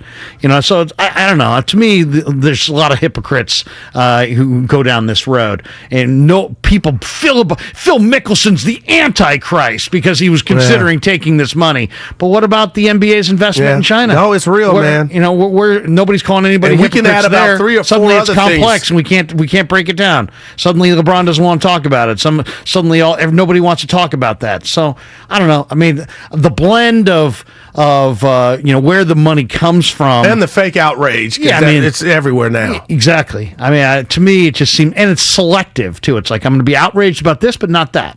Where's the consistency? I'm random. And Tiger, by the way, is firmly about tradition. He's got so much money to turn that down. He's pushed back on all these golfers who have joined that tour, man. Dude, I mean, if you had, let's say you had 10 million, would you be doing what you do now? Would you still be doing the YouTube? No, I'd be Larry. I would throw the deuces. I would be seriously. I think I'm going to Canada to find Steiny's estate. But yeah, I'm going Vancouver. I'm getting out of here, man. I want to. I'm playing cards with Willie Nelson and Willie Nelson and Don Nelson on Maui. Look at Will. All right. You know, seriously, I'm sitting on a beach in Maui, kicking up my feet. Now tomorrow we got the first preseason game again, the Hall of Fame game, and I'll be on it. That's what I was going to ask. Do you bet? Are you a wager? Are you a guy that wagers a lot? Larry, I will bet on 2 ants going across the street. So to answer your question, yes. Will you bet on the preseason NFL? The under, yes. You will? Yeah. I mean, you got to take in a meeting, man. Oh, man. But I don't have much draw the chicken, line so there, still. man. But Larry, they got overseas hoop where they got the lines. You're not Dibs, are you? You betting on all that? Yeah, we got a podcast Sunday, BetQL 9-1. It's him and I. So you're betting on everything. He does the stuff in Europe and I don't even know about, but I ain't too far behind him. How about that? Oh my God! Don't judge me, Larry. I'll bet baseball. I'll bet regular season baseball. It's the best sport to bet. I'll bet some NFL. Yeah, okay. I'll bet no NBA. I'll bet an NBA only in the playoffs. That's when I kind of stop. I can't bet in the regular season. Wow. Because it's a freaking crapshoot. Did I ever tell you when I bet on the Kings? Tell me. I bet on the Kings. I was at Sac State. I bet on the Kings. They're given 3. And Kenny Smith, it was a 3-point spread. Yeah. Kenny Smith is playing for and he gets the ball with like 5 seconds left in the backcourt, and all he's got to do is just not score. He dribbles the length of the court and lays it in. And I'm like screaming, no! Oh, I see that all the time. Have some class. Oh, well, they were losing, so he got his bucket. But I mean, come on. Larry, again, I don't want to go politics on you, but I don't know how soon California's close to this, but I do know this. And the hippie lettuce, hey, do what you do, Snoop Dogg. But how can you legally go buy pot, but you can't make a wager on a game in the state? I mean, what? Come on. You can go get the hippie lettuce, but you can't make a bet. No, I get you. And I'm for, I mean, heck, you can go play all kinds of different, gambling games, but you can't bet on sports. Why not have why not have the ability for people to bet on sports? And I understand there's a lot of pushback. But you should be able to do it. Yeah. What you don't know how many people's lives would be ruined. But you could go get the green. Seriously. If you sit down and buy a 2-liter of Smirnoff and pound it to your head, but you can't bet on the Raiders -5. Drinks, I mean, you know what I mean? I mean, seriously, you can go into Pleasanton at the Simulcast Center and put an exacta wager on something from Aqueduct, but I can't go bet on the Jets. Yeah. Larry, it's been a great 3 days, man. It's been fun, man. And then we got 3 next week, too. That's Monday, Tuesday, Wednesday. We had a great time. Damon and Ratto coming up. They'll have the great Charlie Steiner at 4:15, Dodgers radio voice. And then also what we've been talking about all day is Vin Scully. They'll replay their interview they had last year with him at 5 p.m. It's been fun. Damon and Ratto next, right here on 95.7 The Game. The Giants didn't make a splash at the deadline. The Giants might have the least amount of star power in the National League West. The Giants are what? Brandon Belt in a sea captain's hat? Yeah, Brandon Crawford? Is either one of those guys selling tickets? Is either one of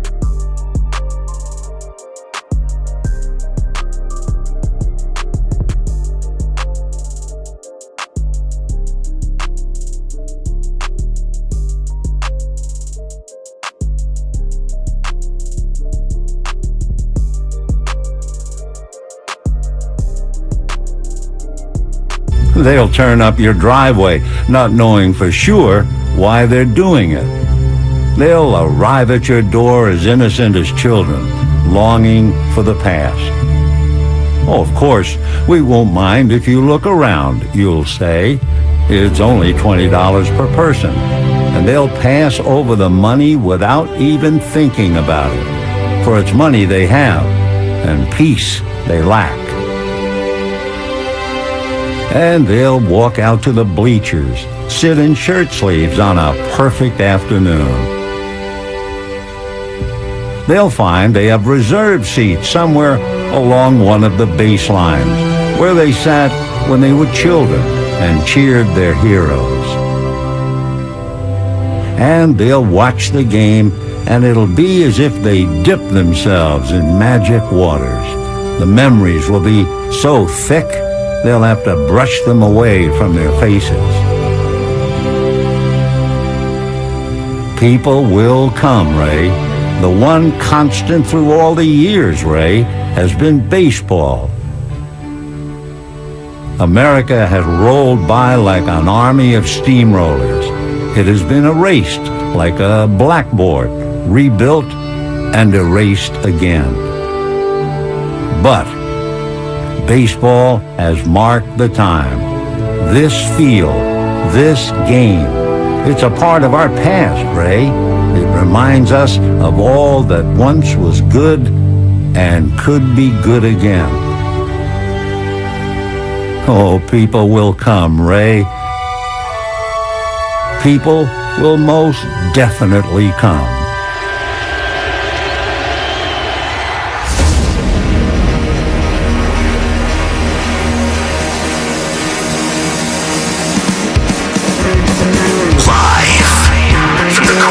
Broadway and Battery. You're listening to Damon Bruce and Ray Ratto on 95.7 The Game. Brought to you by BMW Fairfield.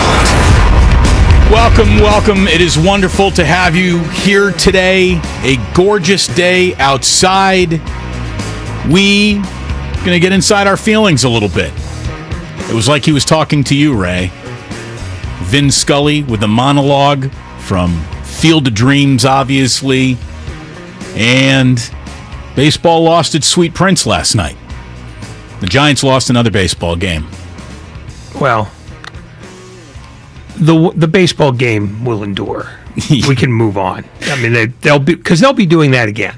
That will be happening again. But no, Vin Scully was basically America's larynx for, as he said, 67 years. And nobody has been better. Nobody's been as good. Nobody's been close since then. He defined the art, as it came out of the black and white television era. And he's still defining the art now because of so many people who tried and failed to imitate him. The only thing that hasn't endured, that should have endured, was his brilliant use of dead air, where he would let a moment breathe. Nobody does that anymore. And it's a great loss to ears everywhere. He was literature. He was poetry. Other broadcasters are books. Just books compared to Vin Scully. I'm sure that an awful lot of you have heard about this and read quite a few think pieces about this already, and tributes and the outpouring of really mourning the passing of Vin Scully. It's coming from all precincts, everywhere. And, we have some things to get into today for sure. We have a little baseball to talk about. We have the Padres putting on big boy pants in a way that you never really even expected them to wear. We have the Giants playing brutally right in front of Farhan while he's in the booth with Krug and Kipe last night. That's some broadcasting right there. Yeah, I'll tell you, it's a friendly clinic on how to keep a conversation going when things aren't exactly going smoothly in front of the GM who put together the frying pan team that was playing last night. That outfield was awful. Brandon Belt at first was just, We'll have some baseball to talk about. Vin Scully would want us to talk some baseball today. And I got to tell you, it really felt like he timed his passing to not get in the way of the trade deadline. That or the family. I haven't seen an actual time of death on Vin Scully. I know when the Dodgers announced it, it happened on Twitter, and obviously the news spread quickly and widely. But I wouldn't be surprised if there was an intentional, like Vin actually made sure that his passing got past the deadline, or his family itself said, let's wait until later tonight to share this with everyone because baseball's actually having a good day in the headlines. And Vin would want it that way. I mean, there is just something, and even if that didn't happen, Ray, I would like to attach the romance to even thinking it. I really would. Vin Scully was about romance. The romance of language, the romance of broadcasting, the romance of baseball on the radio. And every single broadcaster, I think, is a little bit emotional about Vin Scully passing because it's what we chose to do. And obviously we're not doing play-by-play here. You know, no one's going to go down as an iconic anything here. But I don't think it's short saying that Vin Scully isn't just the best broadcaster in the history of sports. I think he's the best broadcaster in the history of broadcasting. You know, Edward R. Murrow, Walter Cronkite, Vin Scully. Feels like they're all kind of in that same group of universal respect. No other person has ever been the defining voice of any medium and also been attributed with a season. Vin Scully was summer for so many people. And, you know, the greatest Dodger of all time, Ray, it can be debated as long as you keep it amongst the players. Who is the greatest Dodger of all time? If you just open it up to everyone, Vin Scully really is number one. No, he's the best Dodger. And ignore the players. He's the reason why people kept coming back to their radios year after year after year.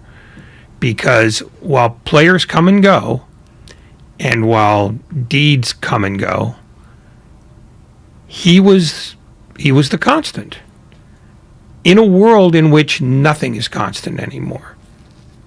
I mean, 67 years is remarkable to spend at any one job, much less a broadcasting job. Yeah, and only got better. I mean, when you said, you know, you would like to think that, you know, that the family, you know, kept quiet so that baseball could have its day. Even though I don't believe that, you get to believe whatever you want because that's what Scully was. He would put up a canvas every day and he would paint it, but he would leave open spaces for you to go wherever you wanted to go. And that's the final beauty of him, is that everybody's got their own version of what Scully was, and they're comfortable with it because they were comfortable with him, because he let the sport breathe, he let the broadcast breathe, he let his place in history breathe. He never stood in front of anything. And the moment that stands out most for me was the perfect game in '65 that Sandy Koufax threw, where when the last pitch is delivered, he says, and Sandy Koufax has pitched a perfect game, and then he got up and purposely backed away from the microphone for 40 seconds because he wanted the crowd to tell the story. Nobody does that anymore. That's how much trust he had in his ability to paint a picture. And that's the thing that is gone now, because nobody can do that like he did. And nobody even tries anymore. We had the remarkable opportunity just last postseason to do what I don't think is an oversell, to tell you it was a rare interview with Vin Scully. Vin Scully did not do an awful lot of interviews when he was an active broadcaster. When he laid his microphone down, it felt like he did even fewer. For whatever reason, Vin Scully decided to come on with us, since it was Giants and Dodgers in the postseason for the first time ever. And it was a wonderful conversation that I think is among the greatest days in the history of this station. Because anytime you have Vin Scully on your station's having a great day, just by definition of broadcasting excellence. We will be replaying that interview at 5 o'clock in its entirety, leaving in conversation about, two teams that have been put to bed by history. Neither the Giants nor the Dodgers won the World Series last year. We were thinking, should we cut out the actual game talk? And then I thought, no, you would never cut out a moment of a Pavarotti solo. You would never cut out a moment of Jimi Hendrix guitar solo. You let the master work, and we will go ahead and let the master work. I think you're going to want to be here at 5 o'clock today for what was a real high water mark for the station, for my career. I made the mistake of calling him Mr. Scully at the beginning, and he quickly corrected me. Call me Vin. It was an honor to talk to him, and we'll have that for you at 5 o'clock. Charlie Steiner is going to join us at 4:15, obviously, with the Dodgers broadcast now. Dodgers are still in town. Dodgers got a chance to take the series with another win either tonight or tomorrow afternoon. They have taken 2 in a row against the Giants and clearly are the better baseball team, and that could be the understatement of the day, where we will be celebrating the most understated, greatest broadcaster to ever step behind a microphone.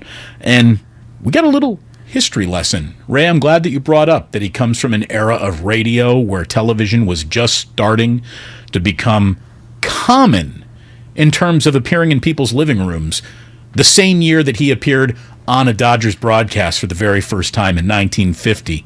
In the world that we live in now that moves so fast, he comes from a different world, a different planet, a different reality. So we'll try to circle back to it and remind everyone where he came from and what he brought to us. The man was essentially a time machine coming out of your radio. So we got a good one today. We have some football to talk about. It is Tom Brady's 45th birthday, and there are some interesting stats just around that alone.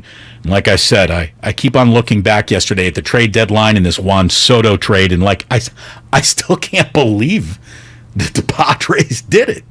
So we got an awful lot to get into today. Some wonderful sounds, some great memories, and a Vin Scully interview replay at 5 o'clock that you're not going to want to miss. You're not going to want to hear it anywhere else because it's ours. No one else has it but us. So stay with us. If you're on hold, you want to talk, you want to get in your memories, we want to talk with you, obviously, today. It is good to have you here. We are brought to you by BMW Fairfield, becoming the top-rated BMW dealer in the Bay Area since opening their doors in July of 2021. Visit BMWFairfield.com today to book your visit. It was a thrill having Will Clark on.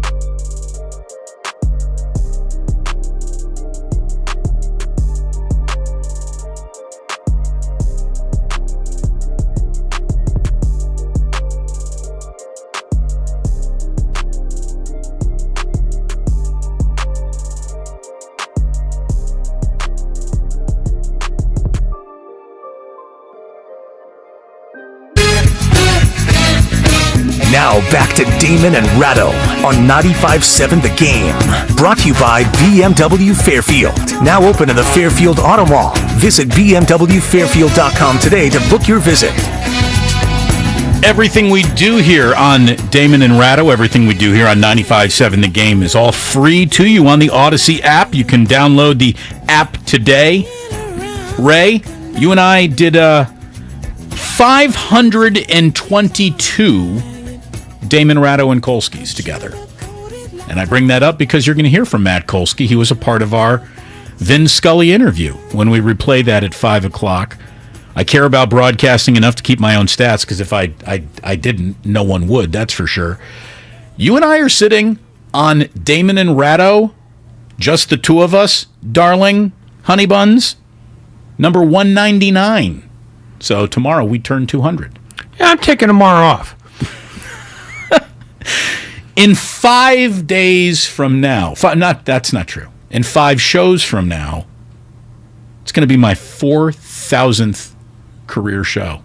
You're taking that day off. I'm not. I will be on the air because I love broadcasting, which is why the story of Vin Scully passing really hit me last night. I'm not going to, try to be brave and tell you that I didn't choke up a little when the actual news came across. I have a romantic feeling about baseball on the radio, sports on the radio, broadcasting, the radio itself.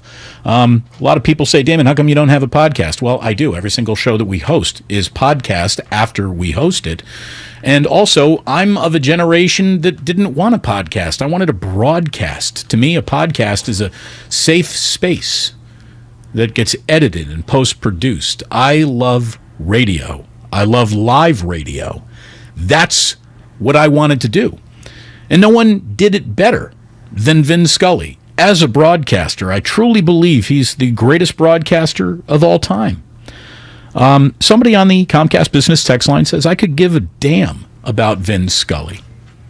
I feel sorry for you. I mean, I don't know what to tell you other than that you cannot recognize beauty or excellence or someone who is the greatest of all time at what they do. You don't deserve to eat in fine restaurants. You don't deserve to drink good anything. You're just in a world where there's more beauty than Kraft macaroni and cheese. You insist on being Kraft macaroni and cheese. Hey. I said boxed crummy macaroni and cheese. Not great macaroni and cheese. But the truth is that if you could give a damn about Vin Scully, you're disqualifying yourself from the appreciation of an older generation.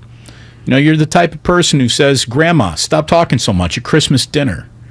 There's something definitely wrong with you if that's how you feel and how petty you must be in life to try to put your cigarette out in warm memories that people are expressing, that people are hurt today because it feels like a family member has passed away.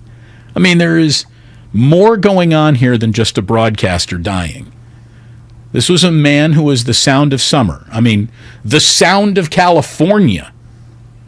It's essentially a Beach Boys soundtrack with Vin Scully playing somewhere around it.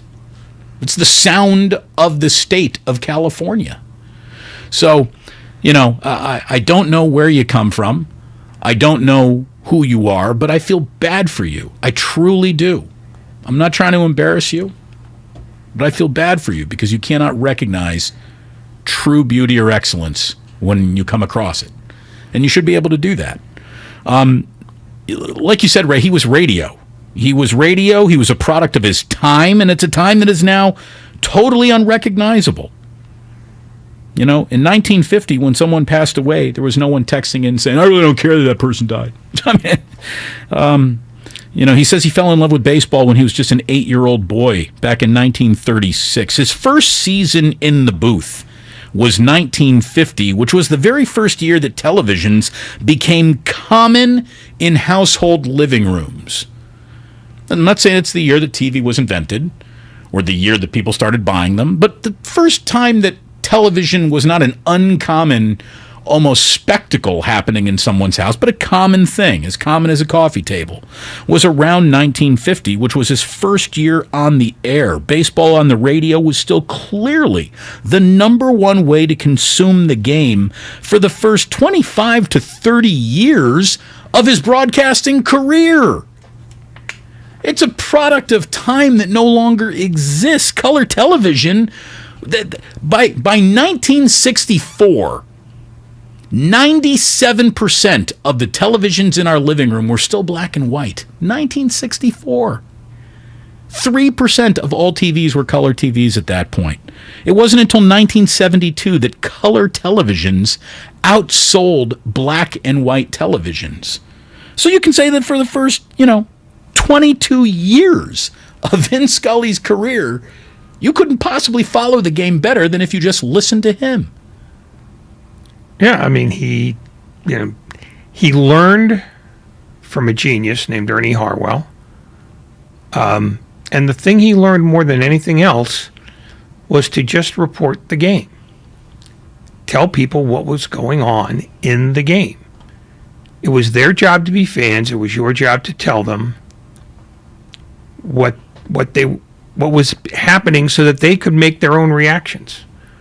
And part of that learning was to let the game breathe. And he maintained that for all 67 years. And I suspect that those times are now over, because you don't hear anybody using dead air anymore as anything other than a placeholder to slip in the next urge. Please go buy a $150 sweatshirt. I'll say tickets this for Saturday's game are then. It's just, he was put in the booth to tell you what was going on in the game, and then tell you stories that you would find interesting, amusing, or time passing while the game was going on. There was a clip I saw today of him describing a car on fire in the Dodger Stadium parking lot as he, gleefully went through the Phillies starting lineup. And he kept looking back and reporting on the update of the car every few minutes until the car was finally put out. And there was no reason to do that. And I'm sure that today there'd be somebody in the booth saying, don't talk about the car. Don't Stop talking about the car. And he's describing it probably like, orange and yellow flames licking into the night sky. Yeah. Just the most beautiful, vivid detail of a car on fire you could ever get. But not even that. He didn't even get into a lot of the details of the car, but he was weaving it around Juan Samuel and Von Hayes batting fourth and fifth for the Phillies that day. Just seamlessly. And the car is still on fire, and people are coming over to it. Perhaps the fire will be extinguished soon, And here's the pitch, 2-1 outside. Yeah. I mean, just he was a spellbinder. 888-957-9570. Scott is in Clayton. He's been waiting patiently. Thank you, Scott. What do you got today? Hey, Damon. Hey, Ray. Thanks for taking my call. I'm actually watching you guys on the YouTube live stream, and Ray, I want to say you're wearing the Atlanta Thrashers in the Bay Area when there's a hockey team in San Jose. Shame on you. Yeah, well, get used to it. Well, anyway, actually, Damon, no, I'm calling because, you guys have all been talking about Vin Scully, and, Vin has been, unfortunately, I'm not old enough. I'm only 33, so I didn't really get to listen to a lot of Vin, but I've heard the stories about him, and DB, you're right. Vin was definitely, hands down, probably the greatest sportscaster in the history of sportscasting. And I'll use this analogy, and I've used it in the YouTube chat today, and I've said, Vin was to baseball what John Madden was to the NFL. There's no doubt about that. I mean, when you get a guy like Vin Scully doing baseball, you got people glued to their radios, and that was the same thing with John Madden. I mean, I would hear John Madden do games on the radio. I would watch him do it on TV. Those two just made listening to any sport just fun, and it was educational about it it was educational too. So this is not just a loss in the Bay Area. This is a loss all over the sports world. So, and if you ask me, Damon, I'll say this: the Mount Rushmore of sportscasters are definitely Vin Scully, John Madden, John Miller, and you'd probably have to put Ray Ratto. At least Harry Carey when he was doing the Cubs games from way back when. Look, thank you, Scott, very much. Again, what John Madden and Vin Scully did have in common was almost universal acceptance. As a matter of fact, I don't think that there's ever been one person in any medium that has ever, in all markets, all listeners, all viewers, that polled at 100%. Vin Scully polled at 100%, except for the one person who texted in here on the Comcast Business text line. Well, he wasn't opposed to Scully. He just didn't want to listen to talk about Scully, and more's the pity for him. Yeah, maybe. But it's rare when you find someone that is liked by just about everyone in every single market, no matter what brand of, no matter what kind of car you were driving. If you were being puttered around Los Angeles in a limousine or the biggest POS on the street that day. The one on fire. The one on fire. That one too. You loved Vin Scully. He crossed generations. He crossed all barriers. He in a fragmented, segmented world, his pie chart was the entire pie. There wasn't any pie of people who didn't like Vin Scully in the pie chart. It was 100%. Well, he had one thing going for him that prevented that more than, his body of work. It's that he never aged. He never started to lose it the way guys who stay in the booth that long usually do. I mean, Marv Albert was considered sacrosanct till the last 5 years because it was clear that he was slowing down and slowing down audibly. Vin, while he talked slower, was still as sharp as ever. So he didn't really give you a reason to be dissatisfied with his work. And that goes a long way toward people having nothing but fond memories about him, because whether you were 20 or 70, you got to hear him at an elite level. And I think that is part of his allure, is that he never fell out of fashion. He never started to show his years. And the other thing is, in the 67 years that he did Dodger baseball, he only had to describe 10 teams with a losing record. Not bad. That matters too. Not bad. Yeah, I mean, it's like Chick Hearn and the Lakers. The Lakers never lost for Chick Hearn. And that's why Chick Hearn is held in such high esteem in L.A. It's just, when you're delivering good news all the time, people are going to like you. When you do it the way Scully did, people are going to love you. We're brought to you by the San Diego Tourism Authority. Endless sunshine, coastline, outdoor adventures inspire waves of feel-good vibes. Plan your trip today, I should say, at sandiego.org. One of the most beloved things that Vin Scully did came from a San Diego radio station, KGB, when I don't know what broadcaster asked him to, but Vin, would you just please read a grocery list? You can make anything sound great. We've got a dozen eggs, a quart of milk, a loaf of bread, a can of frozen orange juice, 6 small white onions, a green pepper, garlic powder, a package of American cheese, pickles, kosher that is, bananas, cornflakes, maple syrup, toothpaste, paper towels, toilet paper, 6 bars of soap, hot dogs, quarter pound of chopped meat, steak, lamb chops, package of spaghetti, 3 apples, bologna, cottage cheese, a pound of butter, 2 ears of corn, beer, ketchup, peanut butter, soy sauce, and a half a pound of coffee. Come on. I mean, who else had a more sing-songy voice than that guy? Yeah, no, he was a lyricist. That's the thing, because, and people who are skilled in public speaking have said this, is that he was a song. And it lasted 3 hours. Most operas start to drag after about 2. But again, he knew when to sing and when not to. He's okay. The Comcast business text line. I love how Mr. Scully says Bologna. Me too. Me too. Hey, Damon, where does Bob Costas land on your list? I mean, he's high up there, but he'd be the very first to tell you that he's nowhere in the class of Vin Scully. And really, so many people have described their feelings and emotions, and we're going to continue to do that throughout today's show.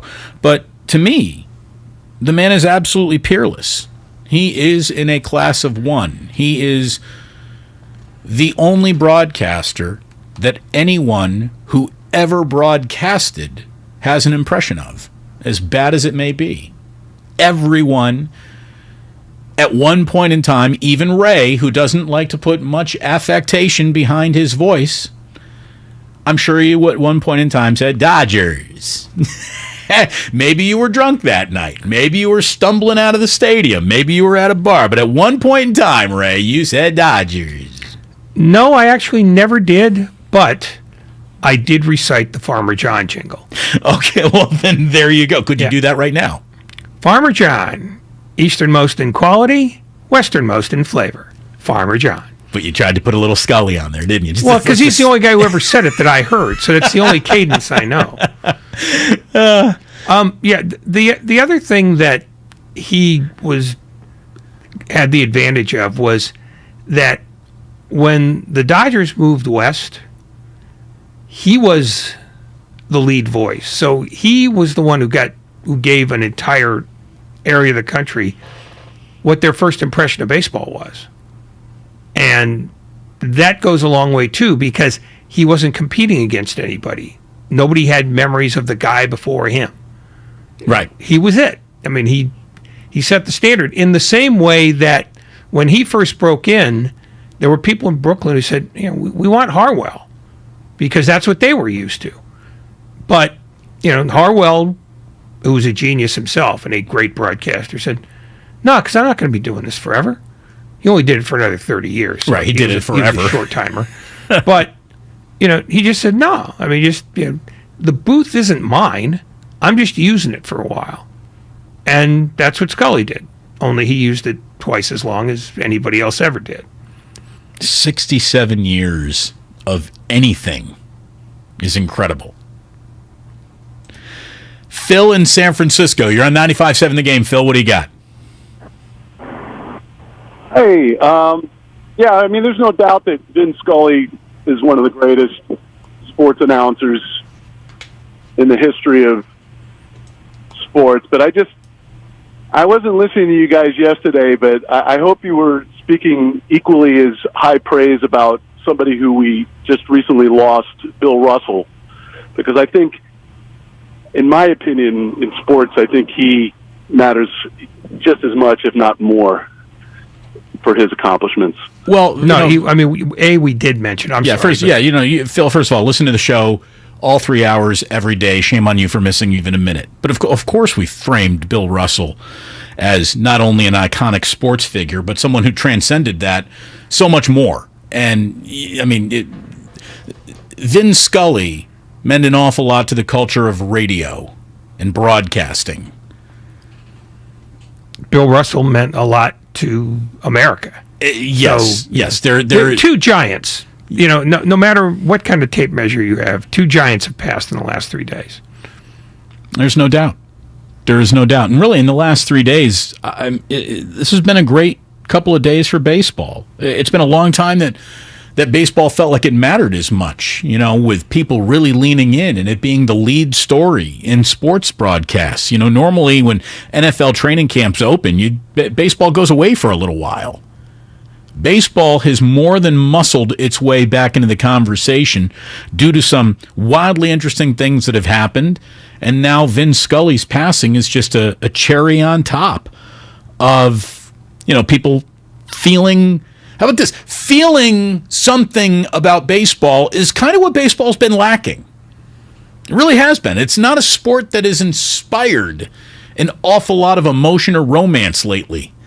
And Leave it to Vin Scully to bring us back to a simpler time, a more precious time. And that's really what he is. He is a time machine through sound that a lot of people associate with fond memories of their grandparents, their great-grandparents, their parents, their brothers, their sisters. I guarantee you an awful lot of people got on the phone last night and called someone that they maybe hadn't talked to in a really long time to talk about, man, did you just hear that Vin Scully passed away? And even if you don't like baseball, he was the guy who did the NFC Championship game in 1981 that the 49ers won. Oh, you mean... He made the Dwight Clark call. You mean this? They're 6 yards away from Pontiac. 3rd and 3. The right side, possibly. Montana looking, throwing in the end zone. Caught it! Dwight Clark! It's a madhouse at Candlestick with 51 seconds left. Dwight Clark is 6'4". He stands about 10 feet tall in this crowd's estimation. So I'm sure we edited out about 30 to 40 seconds worth of just the crowd at Candlestick roaring there. And we have to do that these days because no one's sticking around for roaring crowds on the radio. But yeah, that was Vin Scully on CBS doing the 81 title game. His voice dots a staggering amount of sports moments. He did the Masters for several years. He was Jim Nantz before Jim Nantz. And then he realized, you know what? Way too much travel in this for me. I'd rather be home. Yeah. I mean, he didn't get fired. They wanted to try to figure out a way to keep him. And he just said, nah, I'm good where I am. Just going to go back and do Dodgers games. That's all I really want to do. He didn't mind doing the other stuff, but he didn't like being away from the wife. Yeah. No, look, he's a special moment in time. There's no doubt. And yeah, somebody brought up the fact that Nichelle Nichols was a very important passing recently. Yeah, so, same day as Russell. Yeah, I am. It's a shame that she got, her passing was dwarfed by the news of Bill Russell passing, but she was a huge figure. We talked about how representation matters. She was the first African-American woman to be on television in a role that wasn't a servant or a maid or a cook or someone who was subservient. She was the chief communications officer of the freaking USS Enterprise. And I am no Star Trek fan at all. But yeah, I mean, I think Whoopi Goldberg tells a great story about how the very first time she ever saw an episode of Star Trek, she screamed, Mom, Grandma, come on in. There's a black woman on television who's not a maid. Yeah, I mean, Star Trek was one of the first shows that had women in positions of power and influence. Yeah. Without exception. And without explaining it. Without, just, this is a matter of fact. This is how society will evolve one day. Yeah, and it still hasn't made it yet. We're on our way.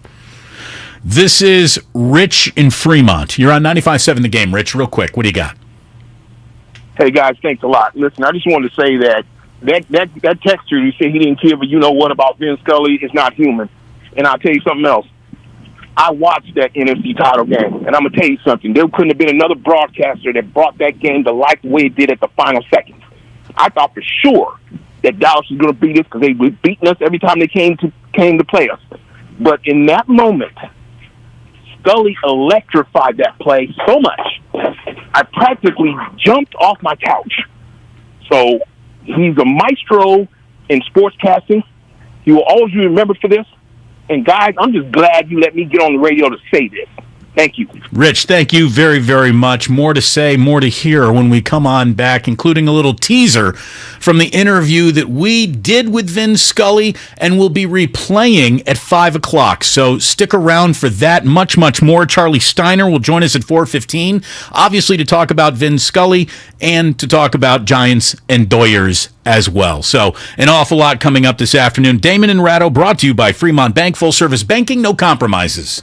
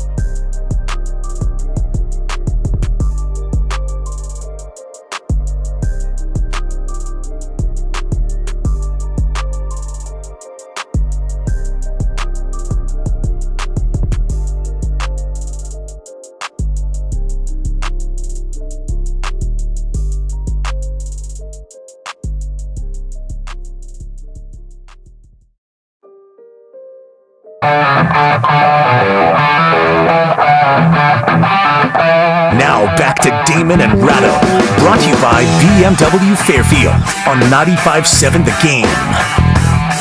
So everybody's got a go-to meal at their favorite restaurant. It's time to head into their kitchen, including Go-To, presented by Trimark. Check out Tacolicious at 957thegame.com. Tacos. Yes. I vote yes on tacos. I don't vote yes on tacos, but my vote is not binding on anybody except me. So enjoy. Thank you. I certainly will. It is good to have you here today. We've been obviously wrapped up in the passing of the great broadcaster Vin Scully, who is not just a great sportscaster, but as great of a broadcaster as any broadcast has ever had. We were so lucky to have a conversation with Vin Scully last October while the Giants and Dodgers were in the playoffs, facing each other in the playoffs for the very, very first time. We're going to replay the entirety of that interview for you at 5 o'clock, so if you are feeling romantic about Vin Scully, you're going to want to be listening at 5 o'clock. You're not going to hear the interview anywhere else because it was ours. Give you a little bit of a teaser right now. Vin explaining that he fell in love with baseball by feeling sorry for, at the time, the New York Giants. October the 2nd, 1936, I was coming home from grammar school, and I came by a Chinese laundry, and they had the line score of the World Series between the Yankees and the Giants. And the Yankees won, I believe it was 18-4. And as a little kid, I immediately felt badly for the Giants, and I became a rabid Giant fan, and I grew up that way. My grammar school was within walking distance of the Polo Grounds, so I went to a lot of games free, and then selling soda pop bottles, I went in the weekend. So I grew up in the Polo Grounds. My boyhood idol was Mel Ott, so you don't have to run any farther with that angle than that I was deeply committed. However, once you sign a deal and you become a broadcaster with another team and a great rival, you no longer become a fan. I'm not a fan anymore. I wasn't a fan when I went into the booth. I really and truly tried as best I could to give you an honest description of what took place. And he hit that mark. And Ray, I know that you are almost allergic to homers. So much so that you're a little bit of an awayer, but that's just why we love you. And Vin Scully stayed true to that. But he might not have been a fan of the Dodgers, but he certainly was the greatest caretaker of Dodgers baseball there ever was. And he was a caretaker of the game by extension of that. Very much so. And every time he said, because that's a line he used a lot, he says, once I went into the booth, I was no longer a fan. Even Dodger players got that. Because they're used to now, the local broadcasters fawning over them, on the air, off the air, just worshiping them. And Vin didn't do that. And as a result, most players worshipped him. I mean, when he would say something about something they did in a game, it mattered more than if it was Ross Porter or Charlie Steiner, who will be on later, or anybody else. Vin put an imprimatur on that moment for that guy. And they all, the tributes from current and former Dodgers, they just went on forever. Because when he spoke with the authority of not only the sport, but the art of reporting. I think there was a little bit of an old saying that you're not really a major leaguer until you get traded. I've also heard you're not really in the big leagues until you hear Vin Scully say your name. So it's the one time where players would ask for a segment of a broadcast to send along to their parents and their grandparents. Listen to me, Mom and Dad, Grandma, Grandpa. It's not just me. Here's me striking out, but who cares? Vin Scully called it. Yeah, there's one guy in every sport, but Vin not only was baseball, he might very well have been football and golf, and maybe something else if he'd only wanted to stay doing it. But, he grew up in a baseball booth and liked it better than everything else, which is why when he had a chance to be the voice of CBS Sports, he did it for a while and then said, I'm okay. Yeah, I think he did it from like 76 to mid-80s. He did about a decade on the road. He did his time. Yeah. But he just said, it's not for me. And then he went back to the Dodgers and only worked for another 40 years after that. Pete in Napa. You're on 95.7 The Game, Pete. What do you got? Well, I really appreciate you guys letting me get on here for a couple minutes. I am a New Englander. I'm from Newport, Rhode Island. So I grew up listening to Johnny Most, Heinsohn, and so forth. And we would actually turn the TV off to listen to Johnny Most.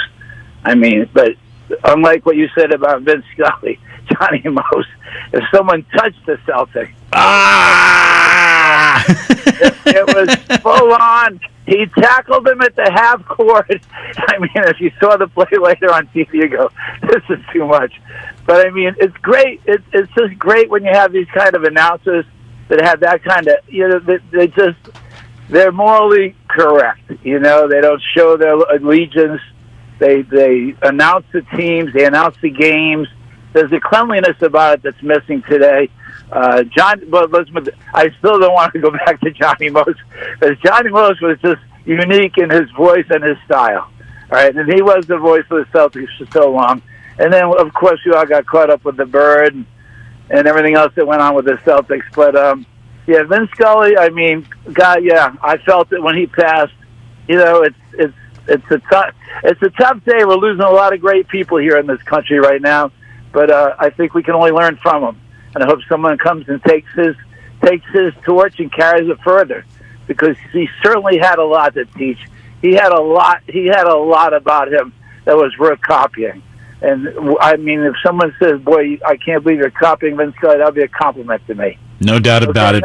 Pete, thank you very much for the phone call. And if nothing else, Vin Scully helped you love the language, because he was a master of it. He was a master of the language. Nobody could communicate just a simple moment as good as he did. I was listening to the Koufax Perfect Game, and we have it sliced up into a few slices. We'll play some of it for you a little bit later on.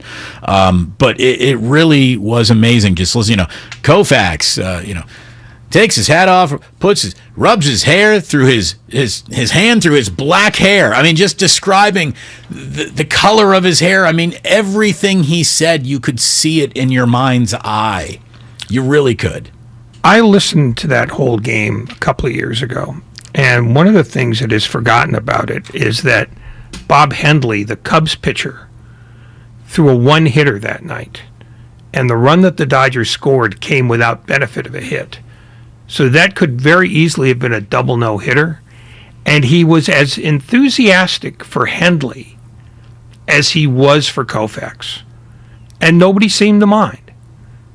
I mean, it's still the game with the fewest number of hits in history, won. And he was enthused that he might see a no-hitter even though it was being thrown at the Dodgers. That's how much he gave you an honest count. Well, and the real honesty was him saying no-hitter, perfect game. I mean, you talk to a lot of broadcasters who will tell you don't say that actually during the broadcast. What are you going to create, a jinx? Vin Scully, I remember him talking about that unwritten rule that so many broadcasters applied to, and he said, well, how does your listener understand what's going on if you don't tell them? Duh. Yeah. What a concept. By the way, speaking of Giants pain, we have a little to talk about. I think we probably should here in just a minute. But let me tell you, we are brought to you by BMW Fairfield, now open in the Fairfield Auto Mall with over 400 Google reviews. They've got the highest rating of any BMW dealer at 4.8 throughout the entire Bay Area. Visit BMWFairfield.com today to book your visit. So, Ray, the Giants playing just brutal baseball while Farhan was in the booth last night talking to Kruk and Kipe. You want to talk about a clinic and how to just keep a conversation friendly, man?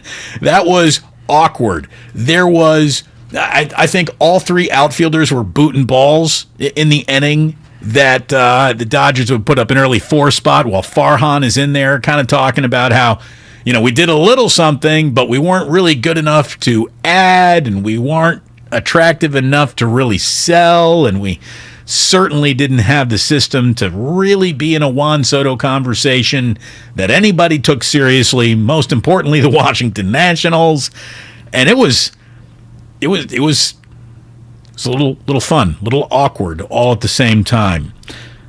Yeah, but the thing about that is that Farhan didn't try to make this into we had a good day. I mean, he at least had the good sense. He wore it. To wear it, because he knew he was dealing with a card with a deck with 31 cards in it. He wasn't going to be able to play poker with what he had. And he knew that. And the fact that he came on and basically copped to it allowed Kruk and Kipe to not have to badger him about it, which they might have if he had tried to say, oh, no, we did really well in the rough deal. J.D. Davis is going to turn this season around for us. So they all kept it in the fairway, and that's to their credit. By the way, let me just give everybody credit for tuning in. Thank you so much for listening to Damon and Ratto as we move on in to our 4 o'clock hour. You're listening to 95.7 The Game, KGMZ FM in HD1 San Francisco. Always live on the free Odyssey app, if that's what you call living. By the way, from the Comcast Business text line says, the interview that Vin Scully did with you guys on October 8th, 2021, which is according to my text that the station has sent me, is the best segment of radio I've ever heard. Kudos to whoever booked him at the station. That is Lucas's high water mark, without a doubt. That is the day. I remember I walked into the studio and I gave Lucas a $20 bill. There you go. You were in this today. Go get a beer. Yeah, but it wasn't for that. No, I said go get a beer. Go get a beer. You have officially earned this. That is, it's one of the great moments in the history of my career, Ray. It's one of the great moments in the history of your career, whether you want to admit it or not. And it's certainly one of the great moments in the history of the radio station, and we are going to replay it for you in its entirety in 1 hour from right now at 5 o'clock. Charlie Steiner, who is now the radio voice of the LA Dodgers, is going to be joining us at 4:15, And we'll be talking about the Giants and Dodgers. Alex Cobb against Urias tonight. The Dodgers have won 3 in a row. Now sitting on 70 wins on the season. The Giants are not. That's just the best way to say it. The amount of outclassed the Giants have looked against the Dodgers has been a little bit embarrassing for sure. Tim Kawakami, writing in The Athletic today, I think, said it perfectly, and this is something that you and I have been kind of harping on in the last couple of days, is that the Giants are about as stuck as a franchise can get. Certainly not all bad, definitely not all good.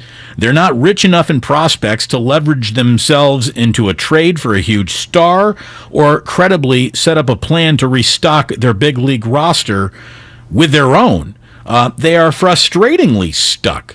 This is exactly the position you'd think that Farhan Zaidi would never, ever, ever want for this team, but here the Giants were, 10 months after finishing off a 107-win regular season, sputtering in and out of Tuesday's trade deadline, hard to make a buy deal to get better right now, and even harder to make a sell deal to get better in the long term.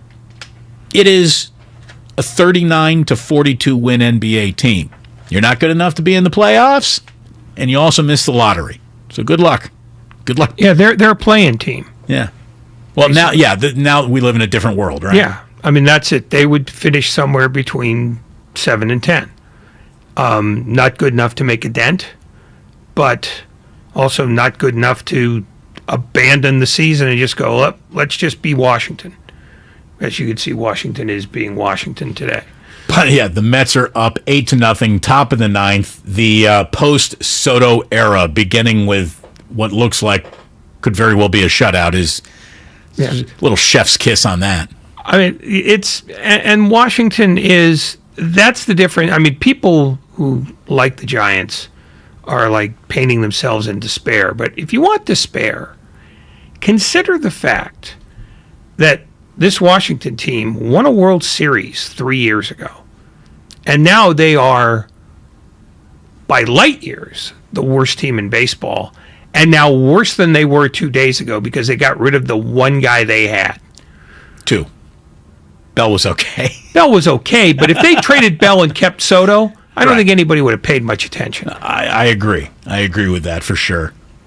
It's a matter of perspective. The Giants are stuck, and they're mediocre.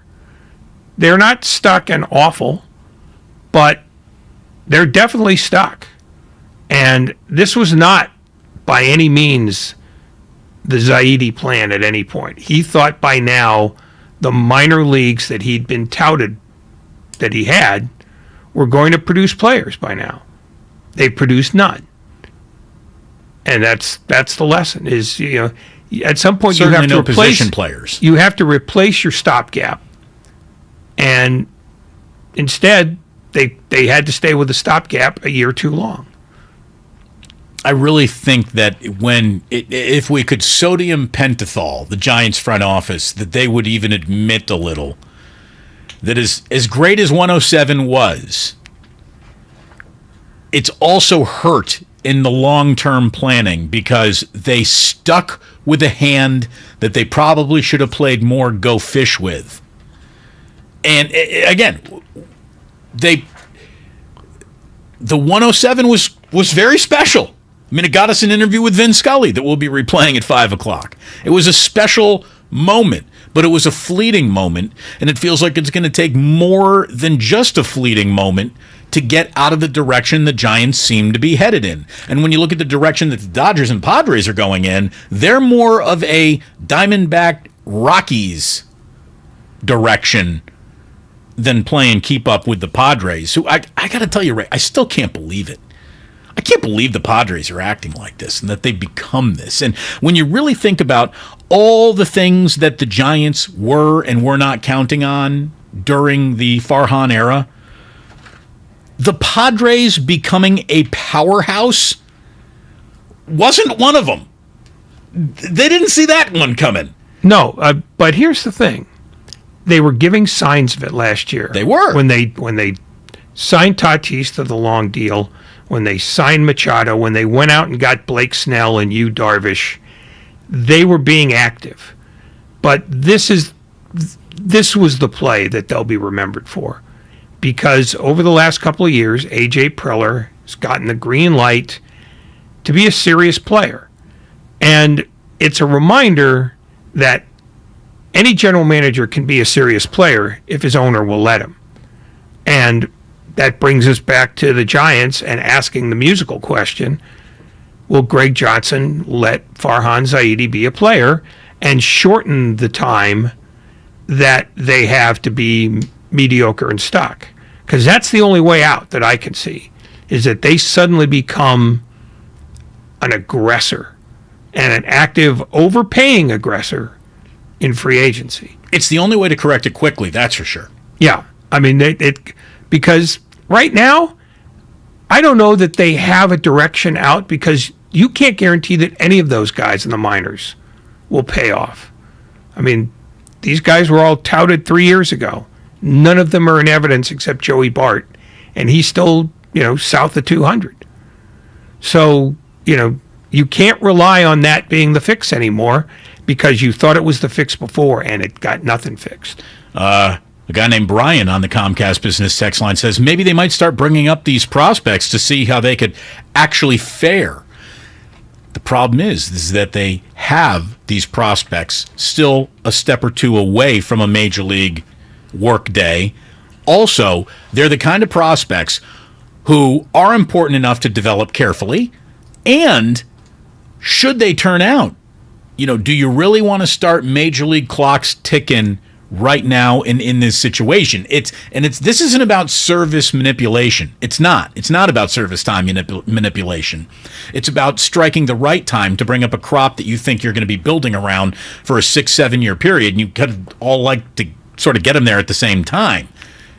Do they have the right guys is a legitimate question. By the way, a legitimate name giving us a call here, 888-957-9570.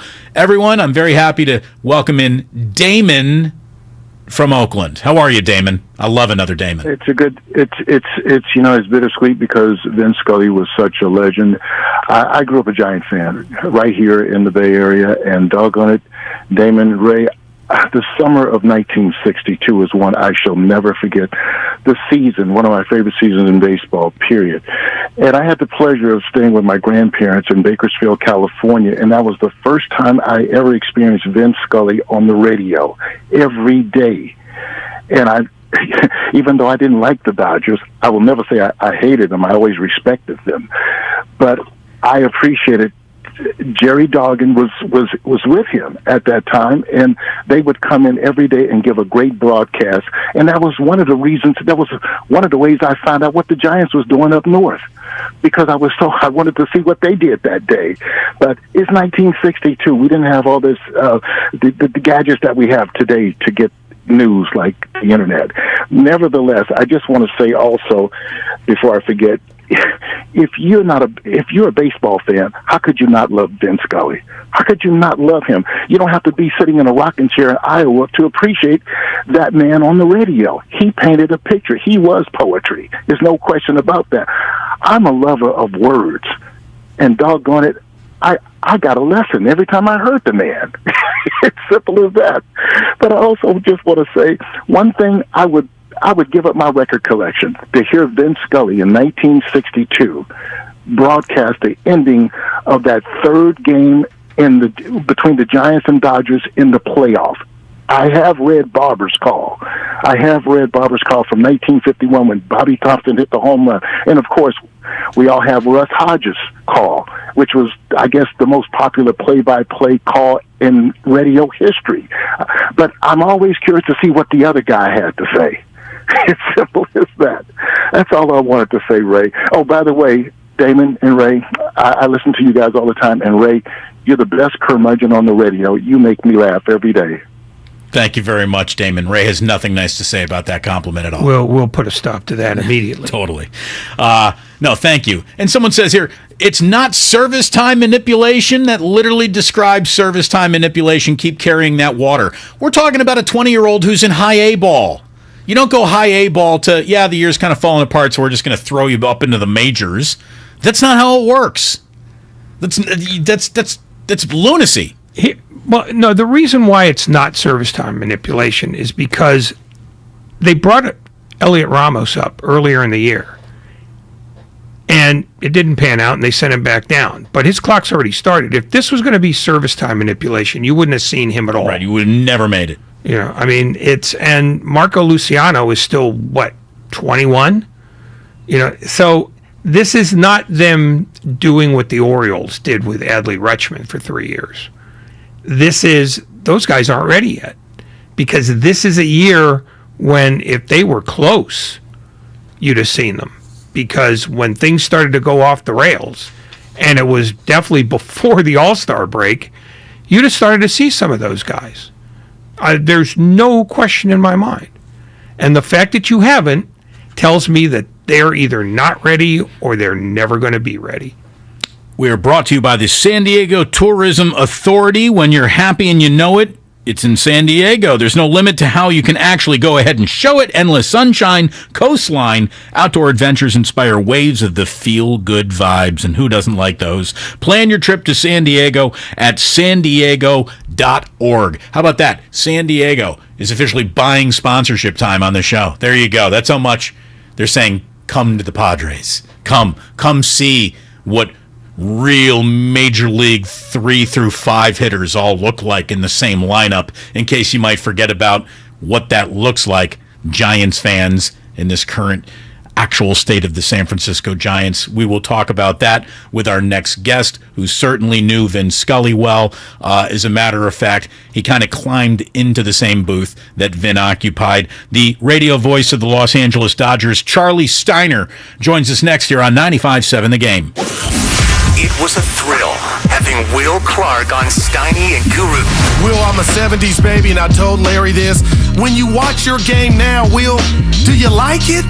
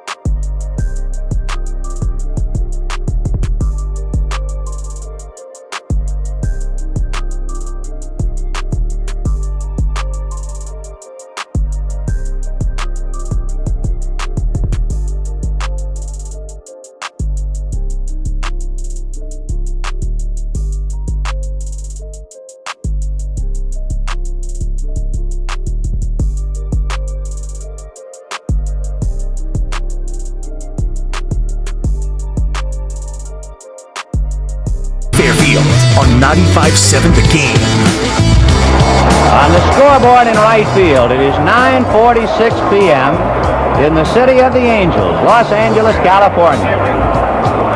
And a crowd of 29,139 just sitting in to see the only pitcher in baseball history to hurl 4 no-hit, no-run games. He has done it 4 straight years, and now he capped it on his 4th no-hitter. He made it a perfect game. And Sandy Koufax, whose name will always remind you of strikeouts, did it with a flourish. He struck out the last 6 consecutive batters. So when he wrote his name in capital letters in the record books, that K stands out even more than the OUFAX. Absolutely brilliant. Sound, of course, courtesy of the Dodgers Radio Network, as is our next guest here on Damon and Ratto. He is the voice of the Dodgers, Charlie Steiner, nice enough to join us to talk a little baseball. And obviously, Charlie, the Dodgers family, all of baseball, didn't just lose a family member last night. We lost our patriarch of all sportscasting as far as we're concerned. The great broadcasters all genuflect in one direction, and that was the direction of Vin Scully. Thank you so much for joining us. Can we just start with where you were when you got the news? I'm assuming you got it before we did. Yeah, he had been in ill health for a while, and I knew 2 or 3 days ago the end was near. And I got a call last night about a half hour or 45 minutes before it was released. And even knowing and even expecting, it was still a horrific gut punch. I'm in this business because of him. When I was 5 years old, and the first time I listened to a baseball game on the radio, the Brooklyn Dodgers, and I heard the sound of the crowd and the crack of the bat and this overarching voice, I was that RCA Victor dog just staring at the speaker. And really from the time I was 5, that's all I ever wanted to be when I grew up. And so in losing Vin, who over the years, thankfully, had become a second father in many ways, a mentor, an icon, and ultimately a friend. It was one of those that has hit me, and I've been talking to a lot of folks today about Vin, and I keep thinking, well, the more I talk about it, the easier it's going to get. I hope that may happen tomorrow, but it's been a tough day. It was a tough night last night, and he was, next to my dad, the most important man in my life. As somebody who worked with him, how hard was it for you not to fall into the trap that a lot of broadcasters did of trying to sound like him? Because he was the most influential baseball broadcaster, probably of all time, I think it's fair to say. So how did you manage to maintain the discipline not to end up trying to sound like a clone of his? If it hurts when you do this, don't do this. That's simple. I mean, Vin was a master. The very first time I introduced Vin, it was spring training 2005 in Vero Beach. There had just been a horrific hurricane, and we weren't sure whether or not we were going to play that day. Palm trees were down and scattered. The electronic scoreboard was dangling by an electronic cord. And I'm trying to describe it as best as I possibly can. And then it's time for me, for the first time, to introduce him. Ladies and gentlemen, now in his 50-something year, whatever it was, as the voice of the Dodgers, here's Vin Scully. As I did it, I got goosebumps, and I said, I can't believe I am doing this. And then he says, thank you. And then he talks about the palm trees. And the palm trees, there were old ones that were down and crushed, and they weren't coming back. There were some that were hanging on by a thread, And then there were some young palm trees that happened to survive. And as he surveyed the scene of palm trees, he said, "But isn't that like life anyway?" And I went, "Oh man, I can't play on this level." I was just dumbstruck and just awe-inspired by the simplicity with which he saw these palm trees in utter disarray, some still standing, some barely hanging on. And in that sentence, I said, "All right, Chucky, don't go there."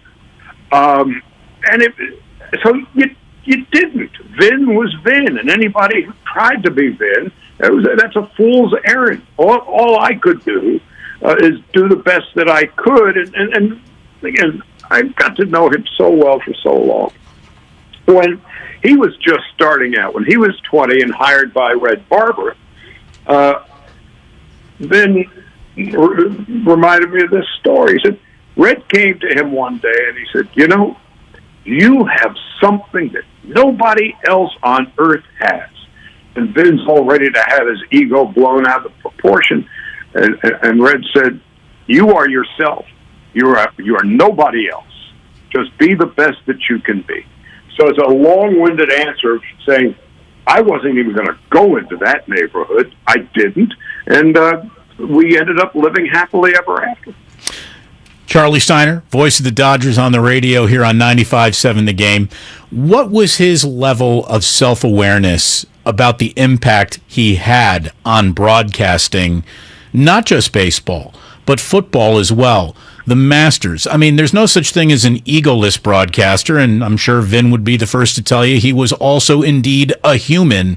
But what was his real level of awareness of how on top of the pecking order of all of this he always was?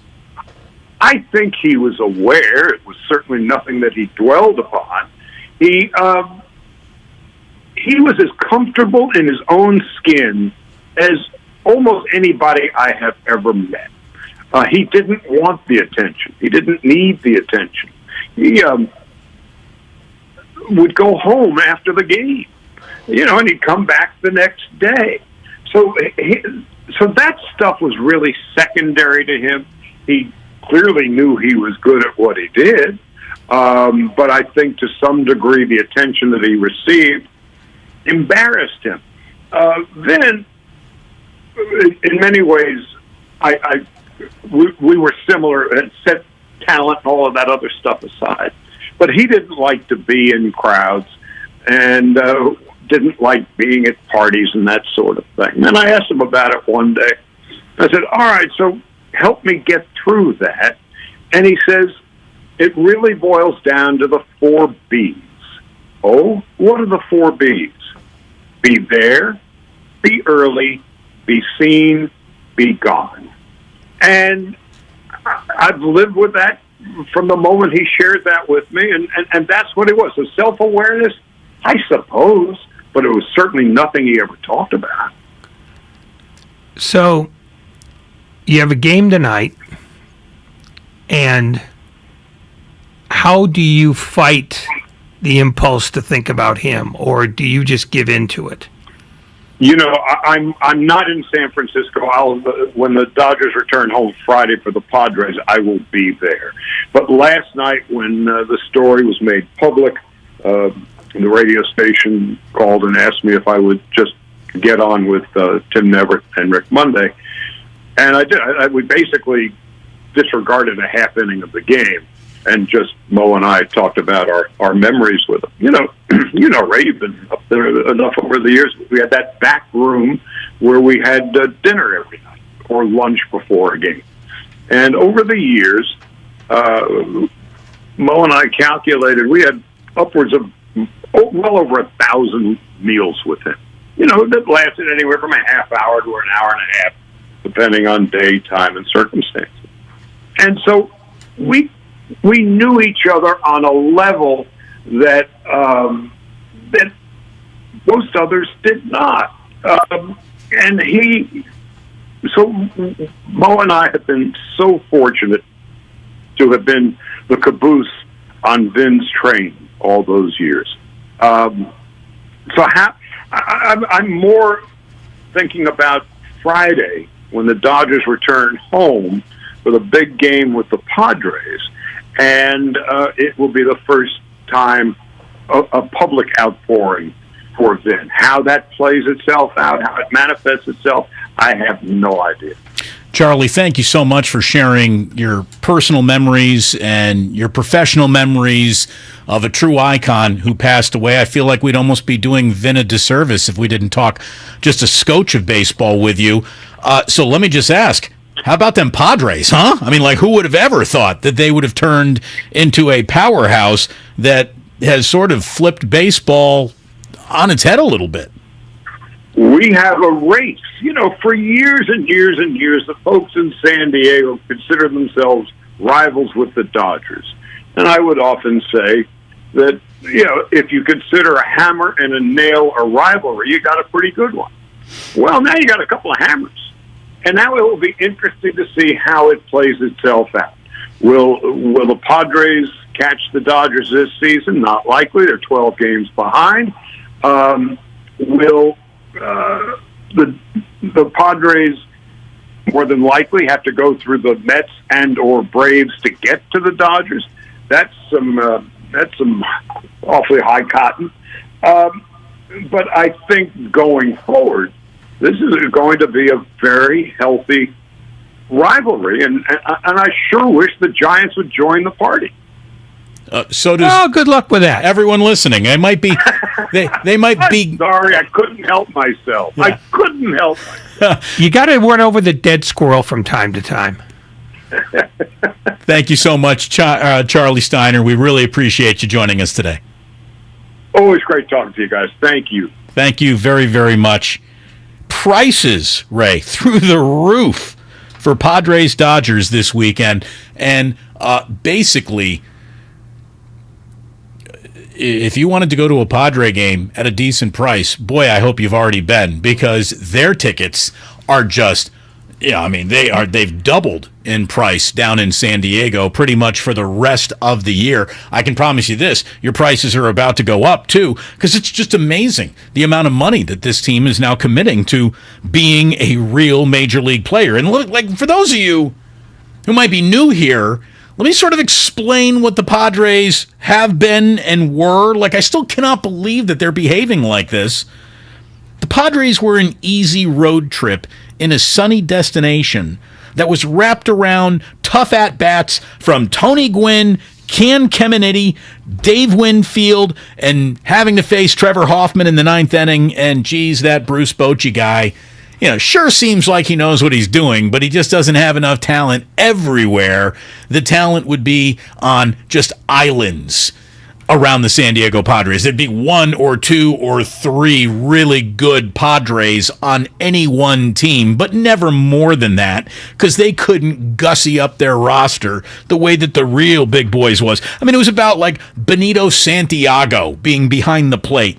The Padres were basically, hey, Tim Lincecum, who's, not who he used to be, could maybe throw a no-hitter today. Like, they were an afterthought. An afterthought. By the way, how about this for a little Padres trivia? Don't mean to catch you off guard here, but without looking, stare in my eyes. Don't look anywhere else. Ew.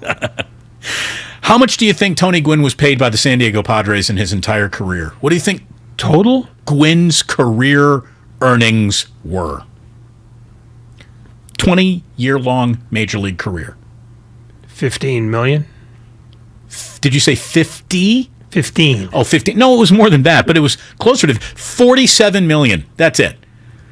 There's a scenario where Juan Soto gets that maybe in a year. If they do sign him to a long-term contract. The point is that wherever the Padres spent their money, it basically went in that one pile of talented player, and there wasn't much left to put a team around that talented player. And look, the 10-year, $300 million deal that Manny Machado signed, back in 2019, that really looked like, well, there's an overpay for a talent, and obviously Manny is just going to take the money. He doesn't really want to win. He's just going to take that huge contract, and they'll never really be able to build around him because, remember, they had just inked Eric Hosmer to an 8-year, $144 million. So those two mega contracts were basically going to be it. And Hosmer, you could sort of understand because, he took that money to a team that was going nowhere, but he, had just finished his rookie deal in Kansas City, and he got a ring.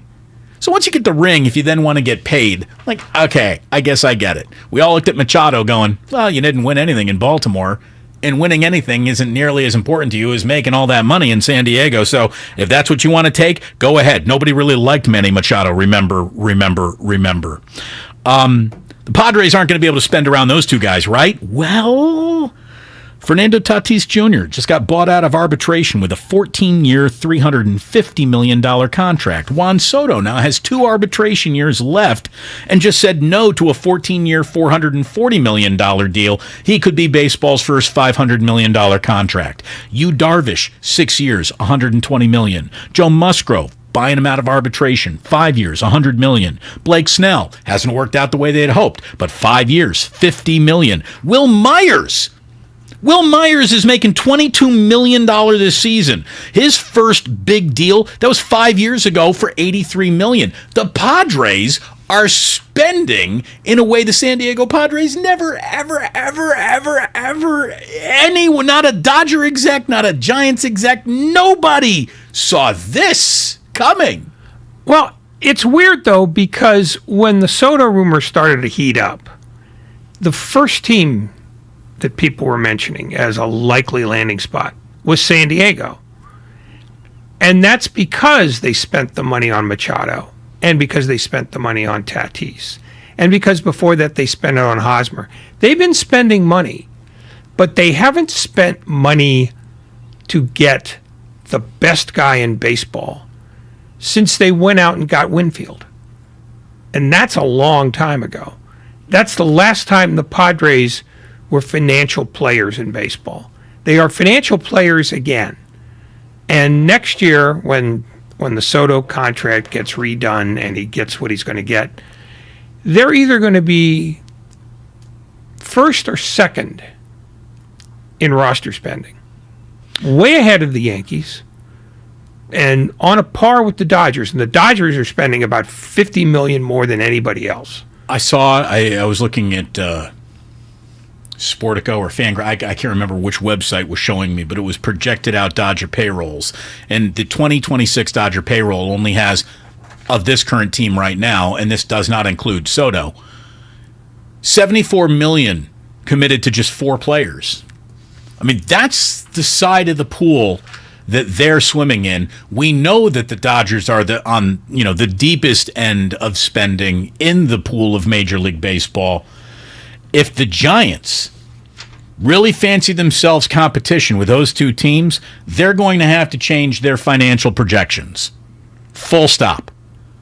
That, or they're going to have to strip this sucker down to a Houston Astros level of you bottomed out, you lost 100 games, multiple seasons in a row, and you are now 3 years away from being 4 years away again. Yeah, and I don't know if they have the stomach for that. So they're touching both the rock and the hard place at the same time. Because if they decide they're not going to invest, this is a team that will be abandoned by this fan base, at least in terms of attendance. Because people in this town don't go to see a loser. Just not interested. They have other stuff to do. They'll listen on the radio or they'll watch on TV, but their attendance is not mandatory in their minds. And the question becomes, well, how does Greg Johnson feel about that? Because he's the guy calling the shots now. The other option they have is to just roll up their sleeves and become the Padres. And even then, it's not going to be an instantaneous hit because they're going to get told no more than they're going to get told yes early on. But they just have to keep going after players. That means that they overpay. And they have to be comfortable with overpaying. They got to blank check some negotiations. Yeah. And the first blank check might be for somebody like C.J. Cron, who you wouldn't think would be a blank check kind of guy, but they need some pop in the lineup. They need people that people want to come out and see. They need athletes, and they have precious little of that right now. When your best player is a guy you will only get to see in your home ballpark 16 times a year, you got a problem.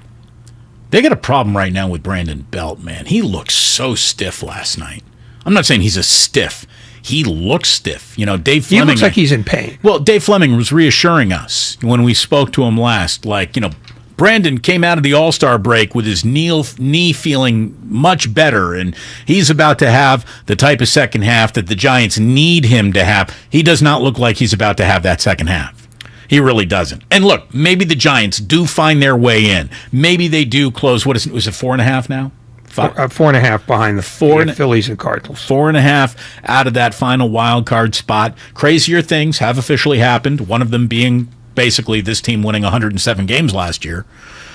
It doesn't look like it's going to happen. It would be, at this point, it sounds like there's nothing left to even aim for, so you might as well aim at that. I heard Carlos Rodon basically said, well, I'm still here, so we might as well try to win. Doesn't sound like a huge, and I'm going to be here for a very, very long time endorsement. They just tried to trade me, for goodness sakes. But there is no easy way out here. So, good luck. Play good baseball and try to get in and just tease everyone by looking like you had a decent final 50, 58 games, however many games are left for them. It doesn't look like it's about to happen, though. It officially looks bad. And I would be surprised to see the Dodgers not get to 71 wins tonight. Well, the Giants, the first thing they have to do is stop making baseball look like it's an incredible burden to them. They have to stop playing like it's a chore. And that's a mind over matter thing. The next thing they sort of have to do is get back in the race with the Cardinals and Phillies, because that's the only two teams they can catch. Right, that's the only race there is for them. Yeah, and the Phillies made themselves better yesterday. The Cardinals basically stood pat. All they did was get Jordan Montgomery for Harrison Bader. They're still waiting for Tyler O'Neill to get healthy. And other than Paul Goldschmidt, and to a lesser extent Nolan Arenado, they don't have much. So, that's where you stake your hope right now, is that the Cardinals stay mediocre and that they can somehow figure out a way to have the underachieving Phillies remain underachievers even after Bryce Harper comes back. That's what they have to look forward to in the short term. In the long term, the plan seems clear, at least to me. You either strip it down for parts and be bad for 5 years, hoping that you won't be bad for 10, or you decide to, start throwing elbows in the offseason. And that's not something they have indicated that they've wanted to do since Greg Johnson came out to run the franchise. We are going to replay our conversation that we had with Vin Scully last October as the Giants and Dodgers were meeting each other for the first time formally in the postseason. Like in a way where you keep the actual stats. It doesn't happen in the ether of a playoff series, play-in series, whatever it was called back then. But their first official, this is the playoffs, that happened last year, and that was enough to get Vin Scully on the phone with us. And Vin Scully certainly didn't do many interviews. Why he chose to do one with us, we still do not really know. But we can comprehend what it meant. It meant the world. It's one of the great moments in the history of this show, this station, and if you missed it, don't go anywhere, because in less than 20 minutes, we will bring the memory of Vin Scully right to you. So stay with us here on 95.7 The Game. When we do come on back, though, there was some news in football today that I was anticipating maybe happening. Ray, I know you were voting against it. We will talk about what is going to be happening with Deshaun Watson. Looks like going forward, interesting times. Roger Goodell does want to be able to go out to brunch one day and not be jeered. After all, we are brought to you by Fremont Bank, full service banking, no compromises. In remembrance of the late, great Vin Scully, we remember one of the finest moments in our station's history. Historically, Mr. Scully did not do an awful lot of interviews.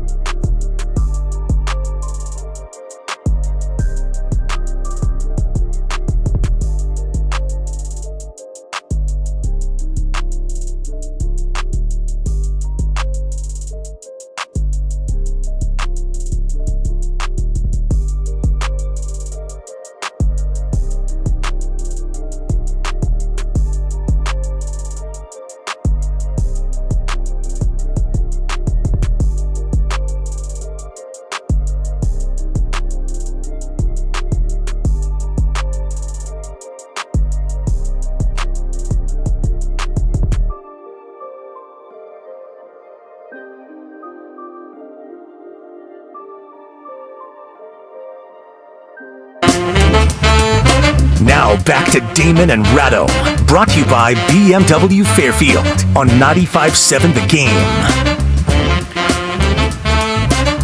In 12 minutes from right now, our interview with Vin Scully from October of last year, as Charlie Steiner said, introducing him for the first time gave him the chills. I had the chills introducing Vin Scully. We will have that interview for you in 12 minutes from right now here on Damon and Ratto on 95.7 The Game. It really is one of the great days of broadcasts I've ever done. I went home and kissed my wife. I said, anyway, I got to talk to Vin Scully today on the radio. He came on a show that I claimed to be hosting, that Ray claims to be hosting. It was like receiving a papal blessing. So that is going to be joining us and happening in about 10 minutes from right now.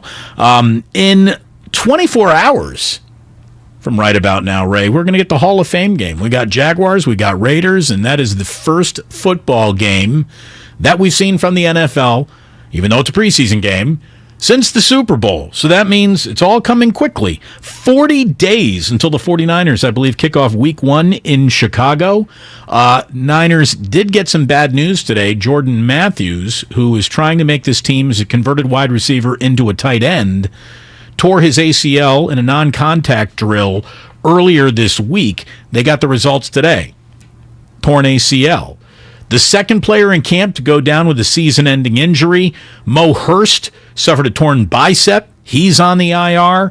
So they'll obviously put Jordan Matthews on the IR, and hopefully no more IR talk between now and the start of the season. The war of attrition has officially begun around this league. There's going to be another war, though, Ray, that is absolutely brewing in this league, and it's a war that I thought I felt coming just based on the way the wind of outrage was blowing concerning Deshaun Watson's 6-game suspension, which the entire world basically said that's not enough, except for the arbitrator.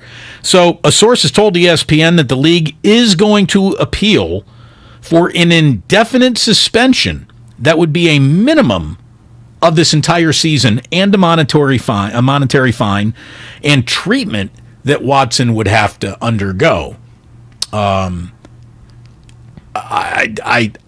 had the feeling that there was more coming based on the fact that the NFL didn't basically come out and say, yeah, we're just going to stick with what the arbitrator decided right away, because he figured that they would just want to take all their bullets and then get the hell out of the news cycle, and it would have died. This has not died, and I think Roger Goodell caught wind of that. And, he talks about sending this off to another arbitrator. The truth is, that's a little... there's no reason to do that. The NFL's collectively bargained him to be the arbitrator of the... If Roger Goodell wants Deshaun Watson to sit a year, Deshaun Watson's going to sit a year. Well, here's the thing, though, because I was reading up on this since the NFL made its announcement that it was going to appeal. This looks like it's headed toward a settlement because two things are in play. It's one, they want to attach a fine in addition to the money he would lose through a suspension. And the fine would be substantial, like high 7, low 8 figures. The second thing is the union and Rusty Hardin, who is Deshaun Watson's attorney, are going to bring up the Ben Roethlisberger case, in which he was accused of raping 2 women and got 6 games, later reduced to 4. And I think they're going to try to use that as precedent. So I think they're trying to find a place where they can settle and not get to court. Because I think if they're going to dig into the sand and try to make a thing of this, I think it does go to court. And then at that point, you're going to see temporary restraining orders. You're going to see, the suspension as is held up until it's adjudicated in court. And there are going to be mutual requests for discovery to see all the files attached to Watson and all the files attached to not only Roethlisberger, but their other suspensions over the years. Because the longest suspension they've had for something in this neighborhood was Greg Hardy's 10-game suspension. So I think we're either heading for a fast settlement of some sort that everybody will find annoying but benign, or this is going to a real court of law where Roger Goodell is not the last word. Because I think that's why I thought they probably wouldn't be hardliners about this. So they have to find a settlement place, and they have to find it pretty quickly. But what is there to settle if the terms of the discipline and how it's doled out have already been agreed upon by both sides? Deshaun Watson might not be happy with the outcome, but he is a member of the exact same NFLPA that agreed to Roger Goodell being the ultimate final word and arbiter of any arbitration should it get there. But you can sue based on claiming that the NFL was unfair to Deshaun Watson based on other suspensions that have been handed out over the years. And that's for a court of law. I'm not a lawyer, but from what I've read, that's a real possibility. Whether Roger Goodell ends up being the final arbiter or he chooses the final arbiter, which is what the CBA says, is that he can choose the final arbiter out of this appeal, which could be him or not him. And either way, if it's a huge step beyond what Watson's already had and or what Roethlisberger got, because apparently that's the closest comp that anybody's got, then Watson's people can go to court and sue, and Rusty Hardin does not mind suing. Jake Trotter of ESPN says the league said NFL Commissioner Roger Goodell would determine who will hear this appeal. Under the CBA, Goodell has the option to consider the appeal himself or can appoint a designee to do so. To me, like, if you're going to go down this path, why not paint yourself as the good guy? And for the first time in your entire career, look like you might actually have a mechanism in you that is built to care about such things. Like I kept on saying yesterday, Ray, Roger Goodell is a multi-millionaire into the hundreds of millions of dollars earned being an NFL commissioner. At some point, he needs to go to his golf club and not be jeered at or sneered at by everyone's wife who says that's the guy who let everything.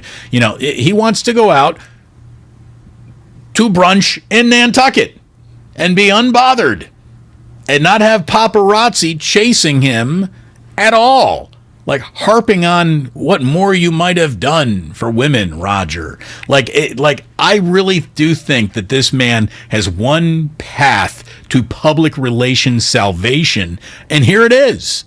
Here it is. I'm surprised if he's not considering exercising it. Well, again, I don't know because I'm, this is all new, I think, to everybody. Andrew Brandt was somewhat surprised, and he's a specialist in this area. And he seems to think that this is headed for a fast settlement because nobody wants the discovery. Nobody wants discovery. Because the discovery that exposes Watson could make what we know of the cases involved make him look significantly worse. And the NFL has done such a dodgy job with player discipline anyway that digging into all those old cases and applying them to this one can only make the league look bad. And Roger Goodell's place at the golf course, may pale in significance if this turns into the crap storm that it could be.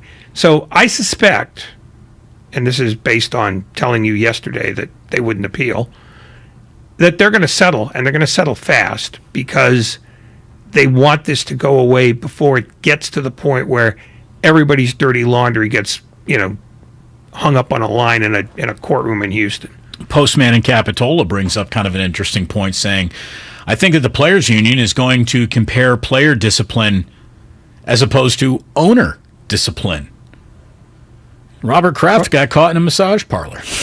Yeah, but they don't have any jurisdiction over the owners. I mean, if they want to get messy, though, they can, dig up the reports that said that the Houston Texans were helping facilitate Deshaun Watson's, hiring of masseuse after masseuse after masseuse. Not only did they help him in the hiring of the masseuse process, but they also arranged the off-campus location. Yeah. I mean, it was a little bit like the White House that the Dallas Cowboys used to have in Michael Irvin's time. And so this not only affects Jimmy Haslam now, but it also affects Cal McNair. It's also going to affect the Rooneys if they're going to dig up the Roethlisberger case. And down the road, the amount of exposure to the number of owners involved, I still think may end up creating a situation where they basically say, see what you can get, but don't make a thing of this, because we don't want to have to go back into court and have to buy people out to make sure that our files don't get looked at. I don't know. We'll find out. You got both sides digging trenches right now. There is no doubt. There's going to be a fight here. Yay, fights. Or maybe money just makes things go away, which is the lesson. Bank on it. Which is the lesson that I guess you'd be trying to prove false, but we know how much of that is actually true. Let us welcome everyone listening to your 5 o'clock hour. You're listening to 95.7 The Game, KGMZ FM in HD1 San Francisco.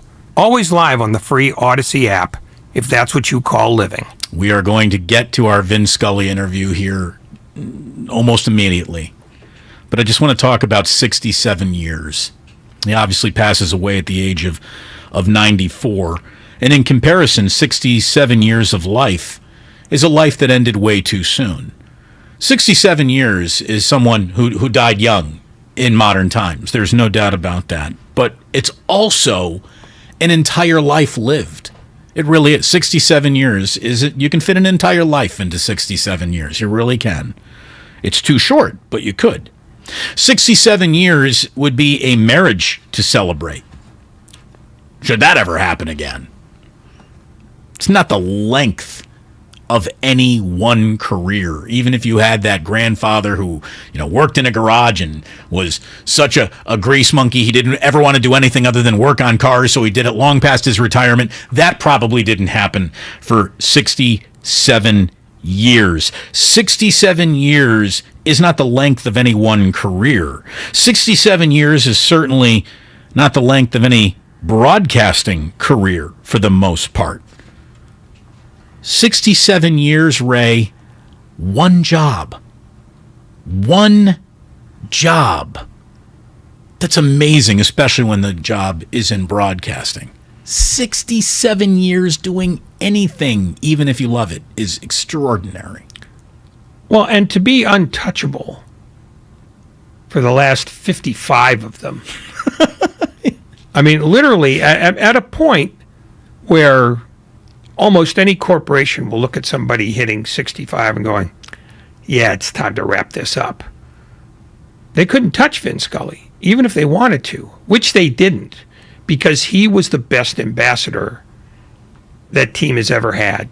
More than Koufax, more than Kirk Gibson, more than Fernando Valenzuela.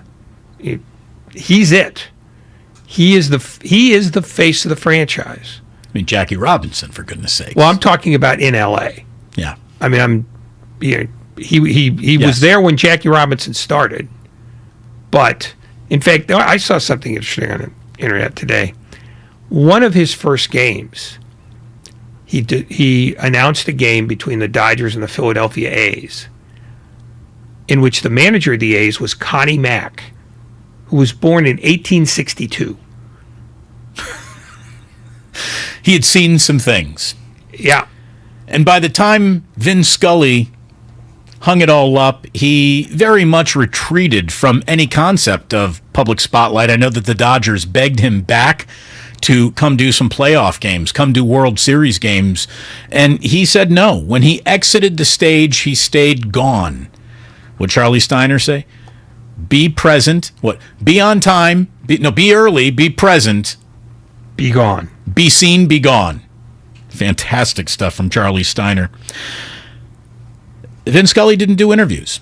He didn't do very many interviews during his career. He did even fewer after his career.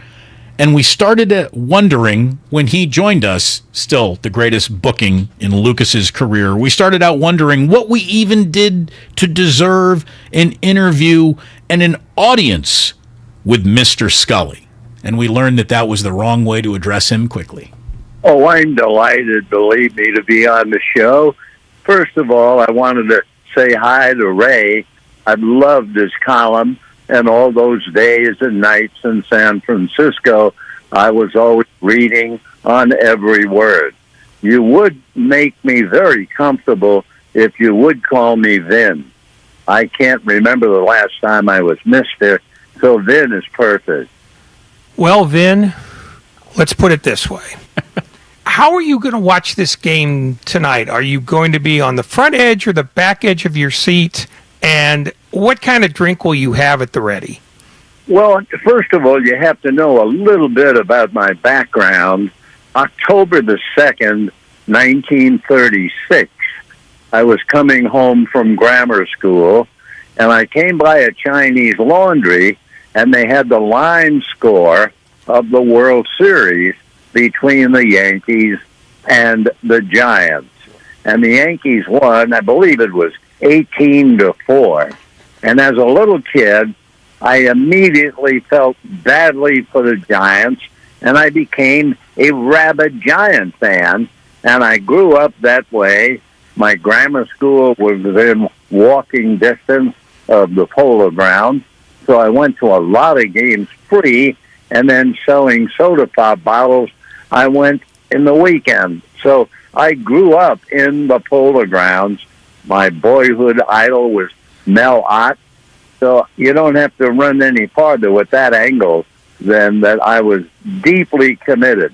However, once you sign a deal and you become a broadcaster with another team and a great rival, you no longer become a fan. I'm not a fan anymore. I wasn't a fan when I went into the booth. I really and truly tried as best I could to give you an honest description of what took place. So as far as the game is concerned, I'll just sit back and watch. I'll probably just have water, and I know that's a squeaky sound, but it is true. And, I'm coming up 94, so water is a pretty good drink. In all of your many years calling games for the Dodgers, did you ever see a team this good that failed to win a division? Well, if you talk about being with good, then you're talking about how many wins they had, and 106 wins is incredible. And the Giants topped them at 107. It really takes your breath away. And to be honest, I know it is thrilling what's going on, but I hate to think that after a long, bruising season, you wind up winning 107 or 106, and you can lose in a 3-game series. But that's the way it's set up. Those are the rules. But to me, there's some misgivings about it. I don't think the Giants should lose until the World Series, and I don't think the Dodgers should lose until the World Series. Of all the guests we will ever have, I need to reintroduce this one the least. But just to be a professional, Vin Scully is joining us here on 95.7 The Game. And Vin, again, you have watched more Giants-Dodgers than anyone in front of your eyes. With this being the first time they have appeared together officially in the postseason, because we know that extra games in the past really did not exist in postseason statistics, can we say without too much hyperbole that this could very well be the most important Giants and Dodgers series we will ever get? Well, you will look at it, and you will see it one way or whatever. You will determine whether it is the greatest or not, and that's an individual choice. So what bothered me in the old days, let me roll back the years. In Ebbets Field in 1950, there was a doorway that opened between the two clubhouses. Things got so hot between the two teams that they nailed the door shut. And from 1950, certainly through 56, I really and truly would say a prayer before a Giant-Dodger game so that no one would get hurt. There was an intensity with Leo DeRocher, now suddenly the Giant manager, and the Dodgers with Walter Alston, and before him, Charlie Dressen.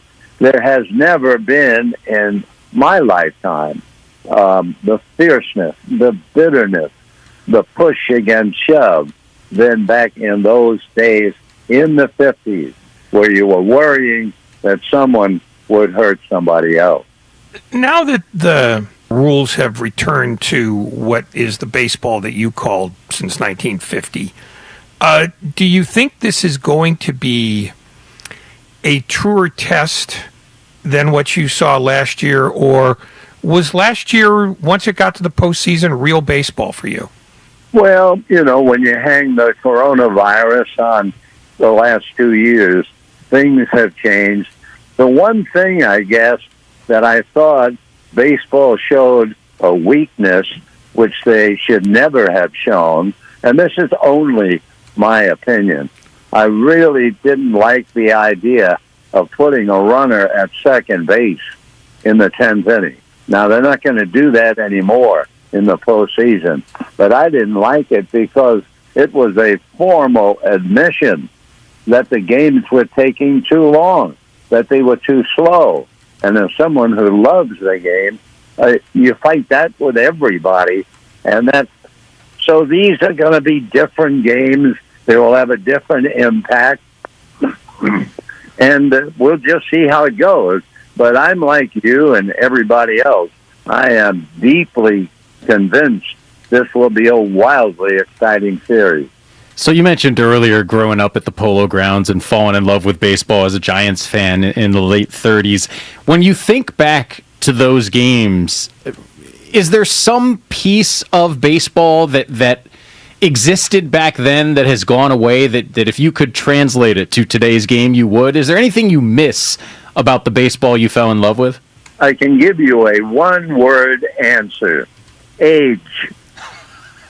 When I was 10, 11, 12, sitting in the bleachers in the Polo Grounds, I was in a special world.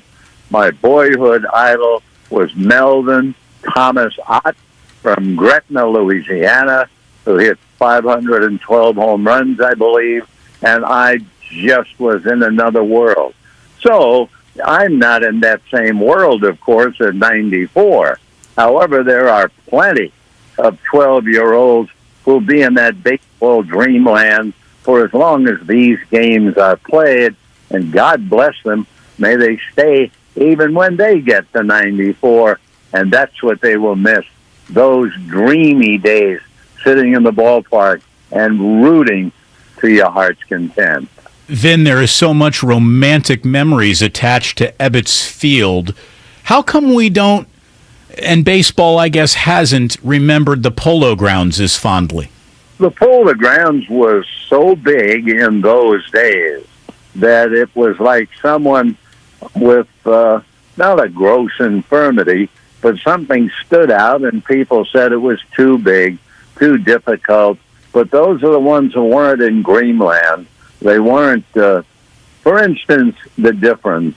In Ebbets Field, I had just started with Red Barber, and Red was doing his great job, and I was sitting next to him just keeping my scorebook, and we had a lady named Hilda Chester.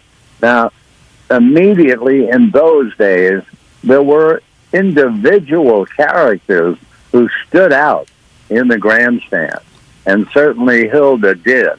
So this was a quiet, lazy summer Saturday afternoon, and all of a sudden, from down below, coming up towards me, this voice from Hilda Chester, she said, "Vin Scully, I love you."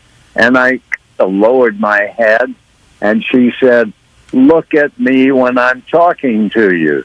And the crowd, maybe 8,000, went bananas laughing at me, and I died a little bit in the booth. It's pretty hard in the modern-day stadium, for instance, at Dodger Stadium, where you have 53,000. It's hard to find individuals who'll be able to holler up to the booth and, if they can, embarrass the broadcaster. Of all the things when you prepped for postseason games, and maybe when you prepped for the 3-game series in 1951, when you talked to baseball people, did they tell you anything that specifically separated those games from regular season games that you could carry with you not only into the booth, but into your head for future seasons? No, I don't think so, in the sense they're certainly not going to share secrets with me. Also, I think it's the excitement of the series that changes everything. Everyone connected with the game is up and at 'em. There's no another day, ho-hum, another ball game, ho-hum. No, these, as you know, and I'm sure as the good city of San Francisco knows, and the city of Los Angeles, these are one-in-a-lifetime experiences, and you just want to wring them dry.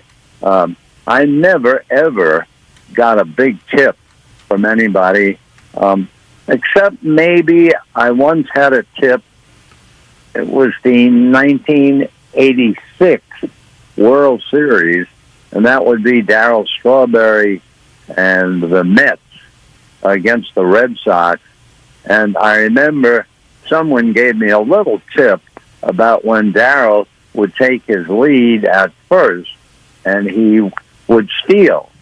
So every time he got on base, I was watching, looking for the tip, and once or twice I knew he was going, so maybe I got the good jump that he had. But as far as, really inside stuff, no, because you don't want to get too far away from the fella at the other end of the broadcast. I mean, after all, we're not talking about heart surgery here. So I'm just as happy as just going down the middle as best I can and being as accurate as I can. Those were your concerns. Obviously, you have called as many Giant-Dodger matchups as anyone, far more, in fact, than anyone else. When you think of that great rivalry, are there specific moments that stand out to you above the rest? Well, as I mentioned earlier, there was an atmosphere back in the 50s between the two teams that were bitter. I can't explain it any better to say that there was so much emotion. And I'm talking about baseball, normal games played in the afternoon and at night, scrape away postseason, just the regular games. And they were like lions and tigers or rattlesnakes and something else. They just destroyed each other. Probably one of the big stories that I can remember. Let me see if I can get my facts straight, because it's a long time ago. Sal Maglie, one of the great Giant pitchers who eventually pitched a no-hitter for the Dodgers. But Sal was pitching for the Giants. They called him the barber because he was giving hitters a shave. He'd come up and in around the whiskers. Next thing you know, he'd have you looking for the pitch away. You'd look for the pitch away, and he'd come right back in on top of you again. And so Sal was not only a great pitcher against the Dodgers, they detested him. And this particular day, I believe it was Jackie Robinson who bunted up along first base because Jackie wanted to retaliate. That's the way they played it then. Sal didn't cover. He fielded the bunt. And little Davey Williams, who was Alvin Dark's closest friend, raced to the bag to cover. Well, all Jackie knew in his fury was the sight of a Giant uniform at first base. So Davey was, I don't know, 155 pounds. Jackie was a good 200, former running back at UCLA. And unfortunately, he destroyed Davey Williams. I believe that Davey never played again.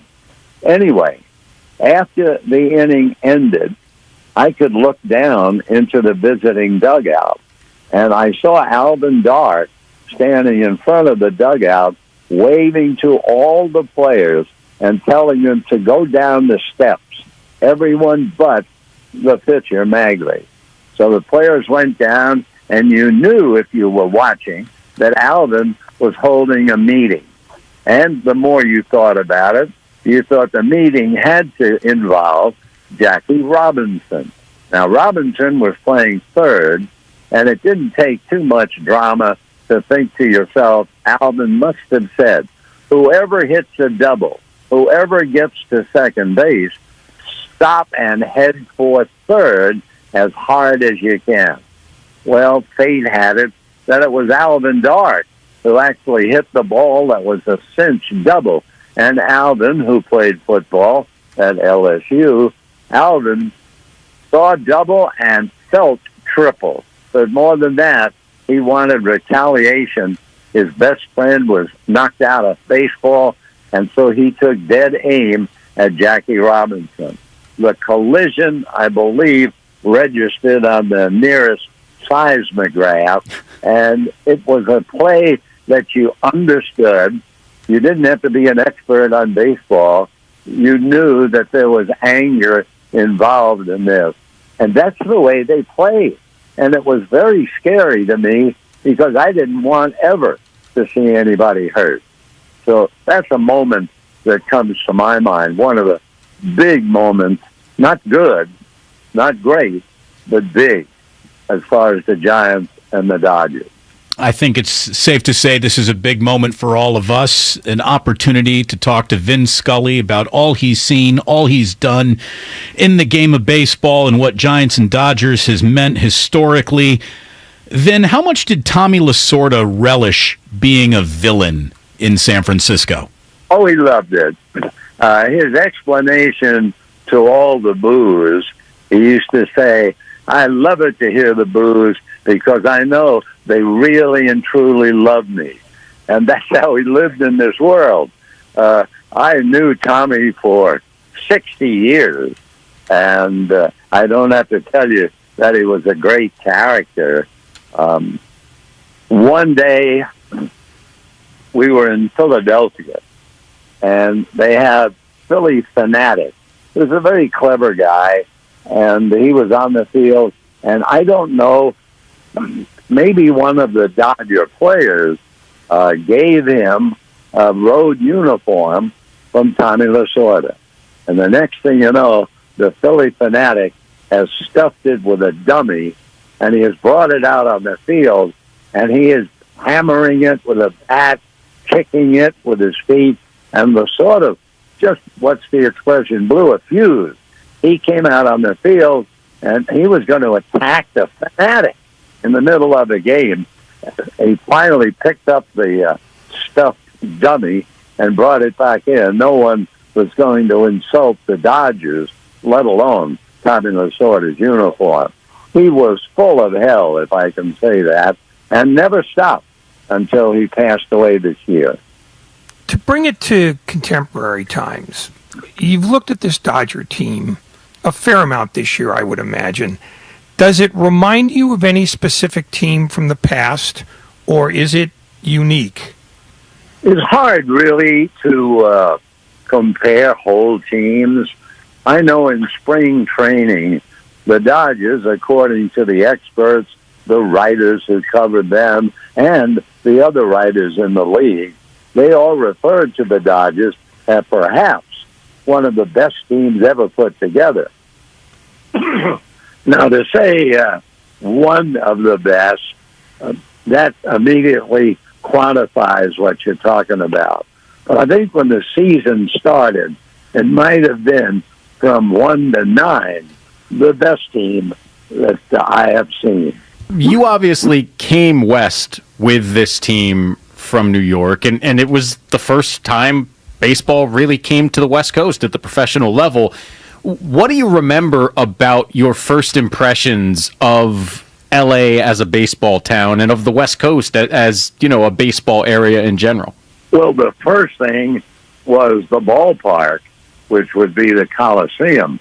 It was never meant for baseball, and we had a screen down the left field line that was about 249 feet from home plate. And there were writers, especially the fellows in New York, I think, who were angry that the Dodgers and Giants had left. And in 59, the Dodgers were not only far from Brooklyn, they were in the World Series. And people were writing from the East, they'll make a joke of the World Series with the screen. Well, if you look back to the 1959 World Series, one of the games with the White Sox, the final score was 1-0. So there was some bitterness in the criticism, and they did very well with big crowds, especially with the Giants. And it was fun watching the development, knowing that they were building Dodger Stadium, which would open in 1962. This has been such a wonderful conversation with you, Vin. Thank you so much for joining us today. The amount of people who are weighing in and texting us and letting us know that they just felt like they were back in their own childhood, which you mentioned earlier is such a powerful memory to evoke. Thank you for being part of the music of our lives. It has meant so much to every baseball fan, and it's been a true honor to have you on today. Thank you so much. Well, I was delighted. Thanks for having me. And obviously the music stopped last night as Vin Scully passed away at the age of 94. What a special moment that was for the show. A lot of people are weighing in here saying the man's recall was impeccable. Indeed. And I loved how he would frame the specifics, Ray, of let me see if I can get this right, when he knew that he's got it more right than any baseball reference page you're ever going to look at. Well, because he told every story 100 times. I mean, in 67 years, you're going to repeat yourself a few times. Like the story about, when he fell in love with the Giants. He's told that, to my knowledge, at least 50 times on tape for other people. And it's almost word for word every time. So, yeah, he is modest enough, or he was modest enough to make it sound like he wasn't sure, when in fact, nothing got by him. He knew. Guys, really love listening to the show today. I'm a huge Dodgers fan, born and raised in Los Angeles, moved up here a couple of years ago and grew up on Vin Scully. Now that he's talking Giants and Dodgers, have you ever wondered how the rivalry started? Why these two teams hated each other? Well, it's because they shared the same neighborhood, even when they moved, across the country. California, as far as they were concerned, was still the same neighborhood. And that's where it stems from. And they were the only two teams west of the Mississippi for God only knows how long. So it's, I guess technically St. Louis is west of the Mississippi. And it is. No, St. Louis sits west of the Mississippi River. It's the Missouri River that it spawned. Yeah, whatever. I was trying to put geography in my head, and I shouldn't have done Don't do that. But no, the Giant Dodger rivalry goes back to John McGraw, and the fact that they played 22 times every year after year, within a $5 cab ride of each other, that's going to get your blood boiling a bit. Comcast Business text line saying that interview is aged like fine wine, you lucky bastards. Indeed, we were. Love for Matt Kolsky coming in from all precincts, too. It was nice to hear his voice again. Vin Scully brings families together, old friends together. He brings memories back. It's what he did. It's who he was. And a precious, precious resource is now gone, is now silenced. And he really was like a modern storyteller, the way that, before written word even happened. You know, the tales of cultures came from elders in a never-ending chain of stories and memories. And he came from a time, Ray, as we were saying earlier in the show, by the time Vin Scully was 22 years into his career, color televisions finally started outselling black and white televisions. That didn't happen until 1972. 1972 was his 22nd year in the booth already.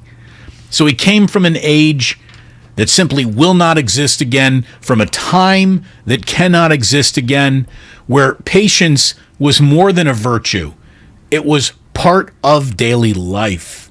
Patience has been eliminated from daily life. Well, the other thing that's been eliminated from daily life is the idea of baseball as a place for stories to grow and be told and told again, because managers used to have to be able to tell stories, because they would meet with the press every day in their offices, and it wasn't always about what are you going to do today with this pitcher or how are you going to play that guy. You know, sometimes they would just sit and spin yarns. Now you don't get those moments anymore.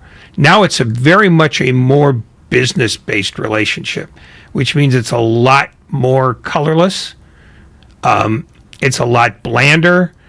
And it's not nearly as interesting. Well, and information is now protected as if it's a government secret, where it used to be shared, and shared in full with a broadcaster who would then protect the difference between I'm allowed to share this information with you or I need to guard this information. But it wasn't so much the information, it's just sometimes you were just killing time sitting in the dugout or standing around the cage. Isn't it funny that we have less storytelling ever in a game that's never lasted as long as it currently does? Yeah, because everybody hates the fact that it lasts so long, which I never understand. I mean, you don't like the pace of the game, you can get up and leave.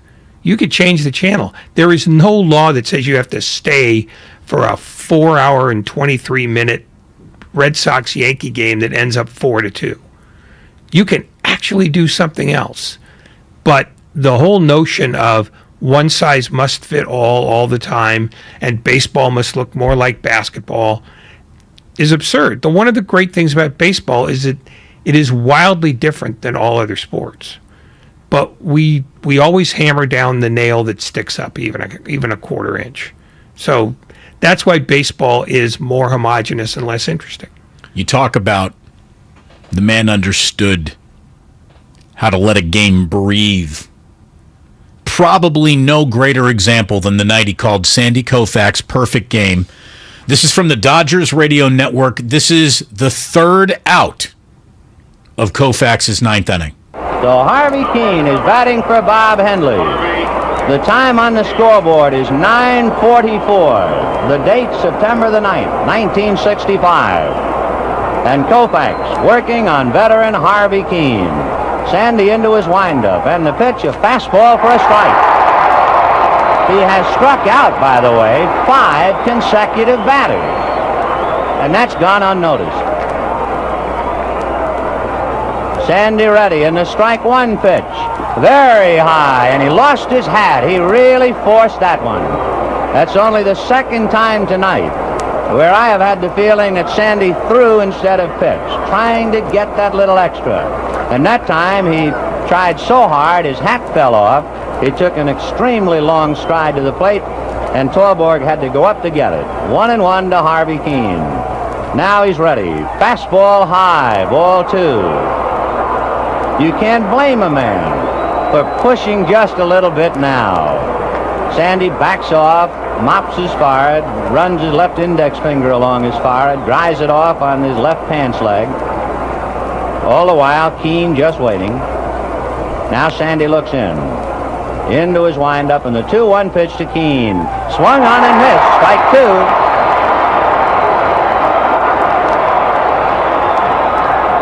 It is 9:46 p.m. 2-2 to Harvey Keene. 1 strike away. Sandy into his windup. Here's the pitch. Swung on and missed. A perfect game. For the next 40 seconds, Vin Scully would lay out of the broadcast and let the crowd at Dodger Stadium roar in appreciation of everything that it had just seen. He would come back 40 seconds later, after letting that crowd roar, with this. On the scoreboard in right field, it is 9:46 p.m. in the city of the Angels, Los Angeles, California. And a crowd of 29,139 just sitting in to see the only pitcher in baseball history to hurl 4 no-hit, no-run games. He has done it 4 straight years, and now he capped it on his 4th no-hitter. He made it a perfect game. And Sandy Koufax, whose name will always remind you of strikeouts, did it with a flourish. He struck out the last 6 consecutive batters. So when he wrote his name in capital letters in the record books, that K stands out even more than the OUFAX.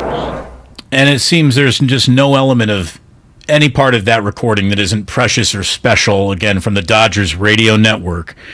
The story behind that is actually amazing. A 17-year-old Dodger fan who was living in San Diego had decided to go on a date with his high school sweetheart, and had basically set up a chance to record it on a transistor radio, off a transistor radio, and he actually forgot to press record. A little bit later that night, the father walked into his room, noticed that the game wasn't recording, and turned the device on. He recorded the game, and as a result, we have that high-quality recording of Vin Scully's call of Sandy Koufax's perfect game, and the young Dodger fan ended up marrying the girl that he went out on that date with that night. They had a daughter and named her Sandy.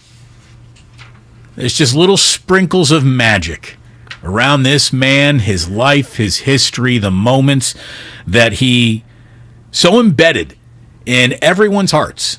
And as we were saying earlier, I don't think any other person, certainly no broadcaster, in any medium was as adored, as revered in all markets. Every listener, every viewer, didn't matter who you rooted for.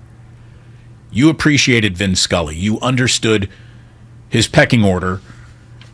And his pecking order is just him. The hen pecks once. You get one Vin Scully, and that's all there is.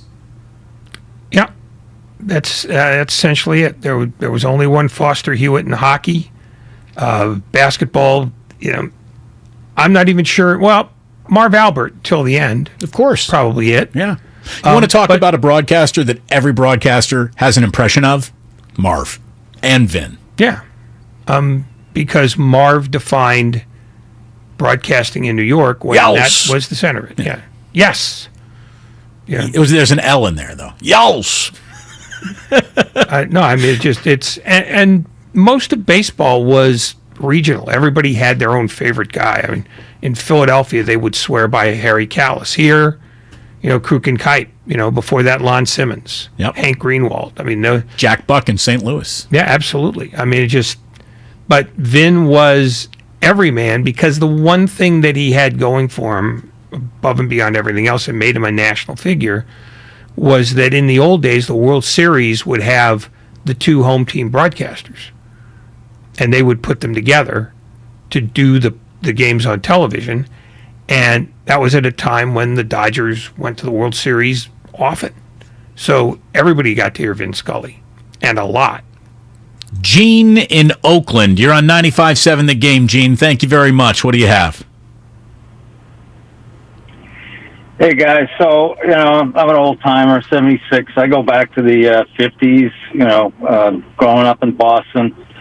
The thing that struck me the most, at least initially, with Vin Scully was his voice. He and 2 other guys I can name, Kurt Gowdy that I grew up with in Boston, and Mel Allen, in New York. Those are the only 3 I would say had the perfect baseball voice. And I don't know if I can articulate it well here, but it just was a voice where it just made you feel it was soothing, it was comfortable. It was what the game at least used to be all about, where you just sit back, relax. They call it the pastime for a reason. So, yeah, I mean, what amazes me the most, and how he stands out, say, from the other two or any of the others, is that he was able to do it for so damn long, 67 years, and he was still pretty close to as good at the end as he was in the beginning. So, rest in peace, Vin.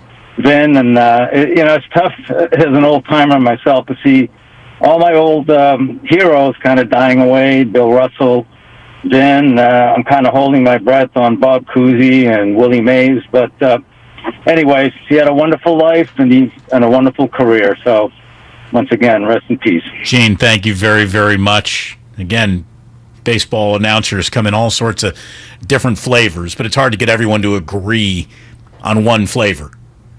Because his flavor wasn't vanilla. I mean, that's the thing. Vin Scully could provoke emotion in you and stoke fires in you, yet it never turned bitter or angry. It just was reassuring. He did have a reassuring voice. Bill King had a great voice. I don't know how reassuring Bill was. I'll say this. John Miller.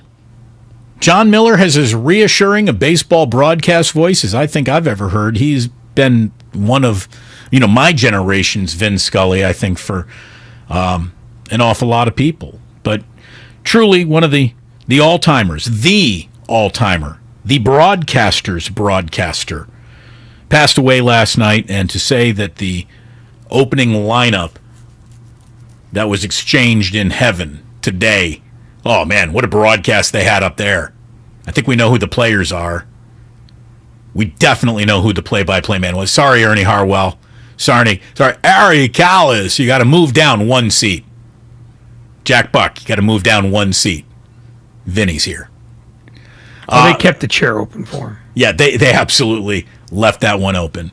When we do come on back, thanks again to Lucas, who booked that interview with Vin Scully. One of the great days we've ever had here. Thank you for listening once again. I know a lot of people were touched by his passing. When we do come on back, a birthday boy or two to celebrate. It's definitely worth noting that somebody turns 45 today, and somebody turns 3 years old today. So stick around for that. We are brought to you by Lucky California. 5 p.m. emails from your boss. Missing soccer cleats. Don't have any time to find them. Certainly don't have any time to go to the store. Oh, the in-laws are coming on now. What are you going to do? Go ahead and go to Instacart. Right now you can save $10 when you spend spend $50 using promo code LUCKYCA10. You can place your order at shopluckysupermarkets.com. It was a thrill having Will Clark on.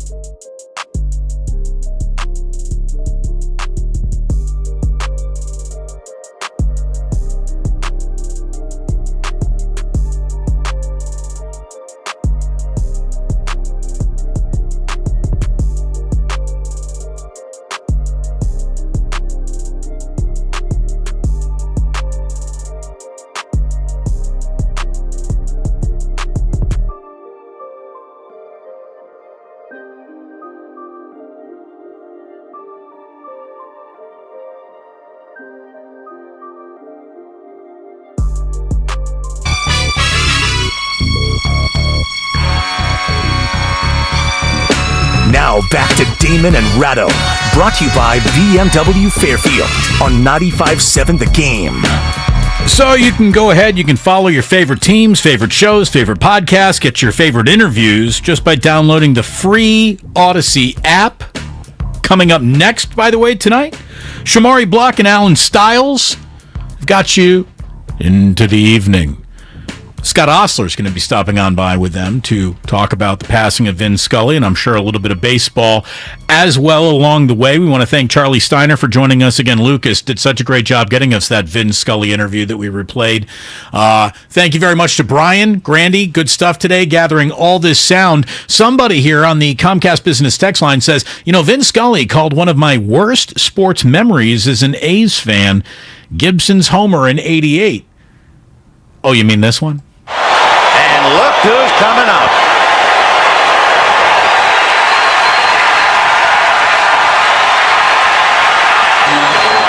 All year long, they looked to him to light the fire, and all year long, he answered the demands until he was physically unable to start tonight with two bad legs, the bad left hamstring and the swollen right knee.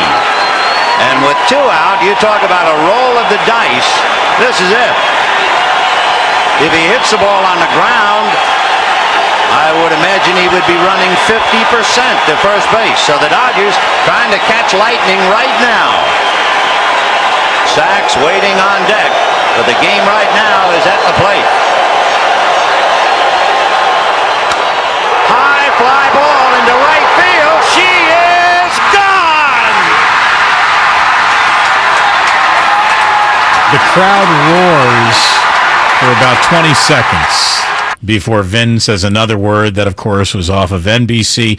Two things stand out to that moment. He's right. There was no way Gibson was going to leg out anything. Him fist pumping as he goes around second, one of the all-time baseball highlights. And what I also remember from that, other than Dennis Eckersley serving that up, was all of the red taillights that were already on their way out of the Dodgers parking lot. The amount of fans that had given up on that game. And what's Dodgers seat, about 50,000? 56,000. At least 6 had already left, and 100,000 will tell you that they were there till the end of the game. Well, I was there. More than 6,000 had left by that point because it's 2-1. Eckersley's in the game. You're assuming that's it. This is done. And no, the place, and in fairness, it is difficult getting out of there. It's a slog. It is. Echo Park. But that's the one time that people who left early lied about leaving early. Yes, they did.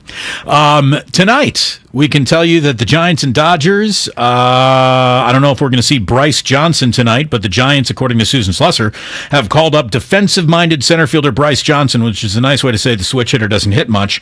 But, boy, they use a little bit more help than they got last night. Slater played a sloppy center field, took an 0 for 5. At least Mercedes' 0 for 4 didn't come with any sloppy play because he played DH last night, but you had Luis Gonzalez turn into an adventure in right field. You had Lamont Wade Jr. get a bad break on the ball and take an 0 for 4. The Giants had 3 different hitters with a batting average that started with a digit 1 in their lineup last night. So nowhere to go but up, Ray. Nowhere to go but up. Well, no, you could stay the same. Bryce Johnson's in the starting lineup. Bam, there you go. There you go. There you go. Nothing to fear. The future is here. It's now, baby. By the way, the future is now for Tom Brady. His 45th birthday today, and I will never, unfortunately, be able to not remember Tom Brady's birthday because it's also Jack Bruce's birthday. 3 years old today. Nice job, young man. Tom Brady, though, setting some precedent for quarterbacks born on August 3rd. 7-time Super Bowl champion, starting a 23rd season. Ray, in his 40s alone, just his 40s, Tom Brady's got more passing touchdowns than Troy Aikman had in his entire career. That's unbelievable. Well, the game is radically different. Still. But the other thing... But unbelievable. Tom Brady is also the only quarterback ever to get the owner of another franchise suspended. Bravo. He is now older than 13 head coaches in this league, and over 100 active players were born after he was drafted. So, old man Brady, it feels like it's going to be his last season unless he wants to play the I'm retired, no I don't card again. I don't think he does. I know a lot of you got no appreciation left. Just going to say appreciate him before he's gone, because he'll be gone soon. Probably in this year's Super Bowl. God. He's probably getting a phone call from Steve Renars even as we speak. Oh, no. That would be double secret probation, and we know that he doesn't. There isn't any probation on this. We will have more on that, what the Giants and Dodgers look like tonight, coming up tomorrow. Thank you so much for tuning in.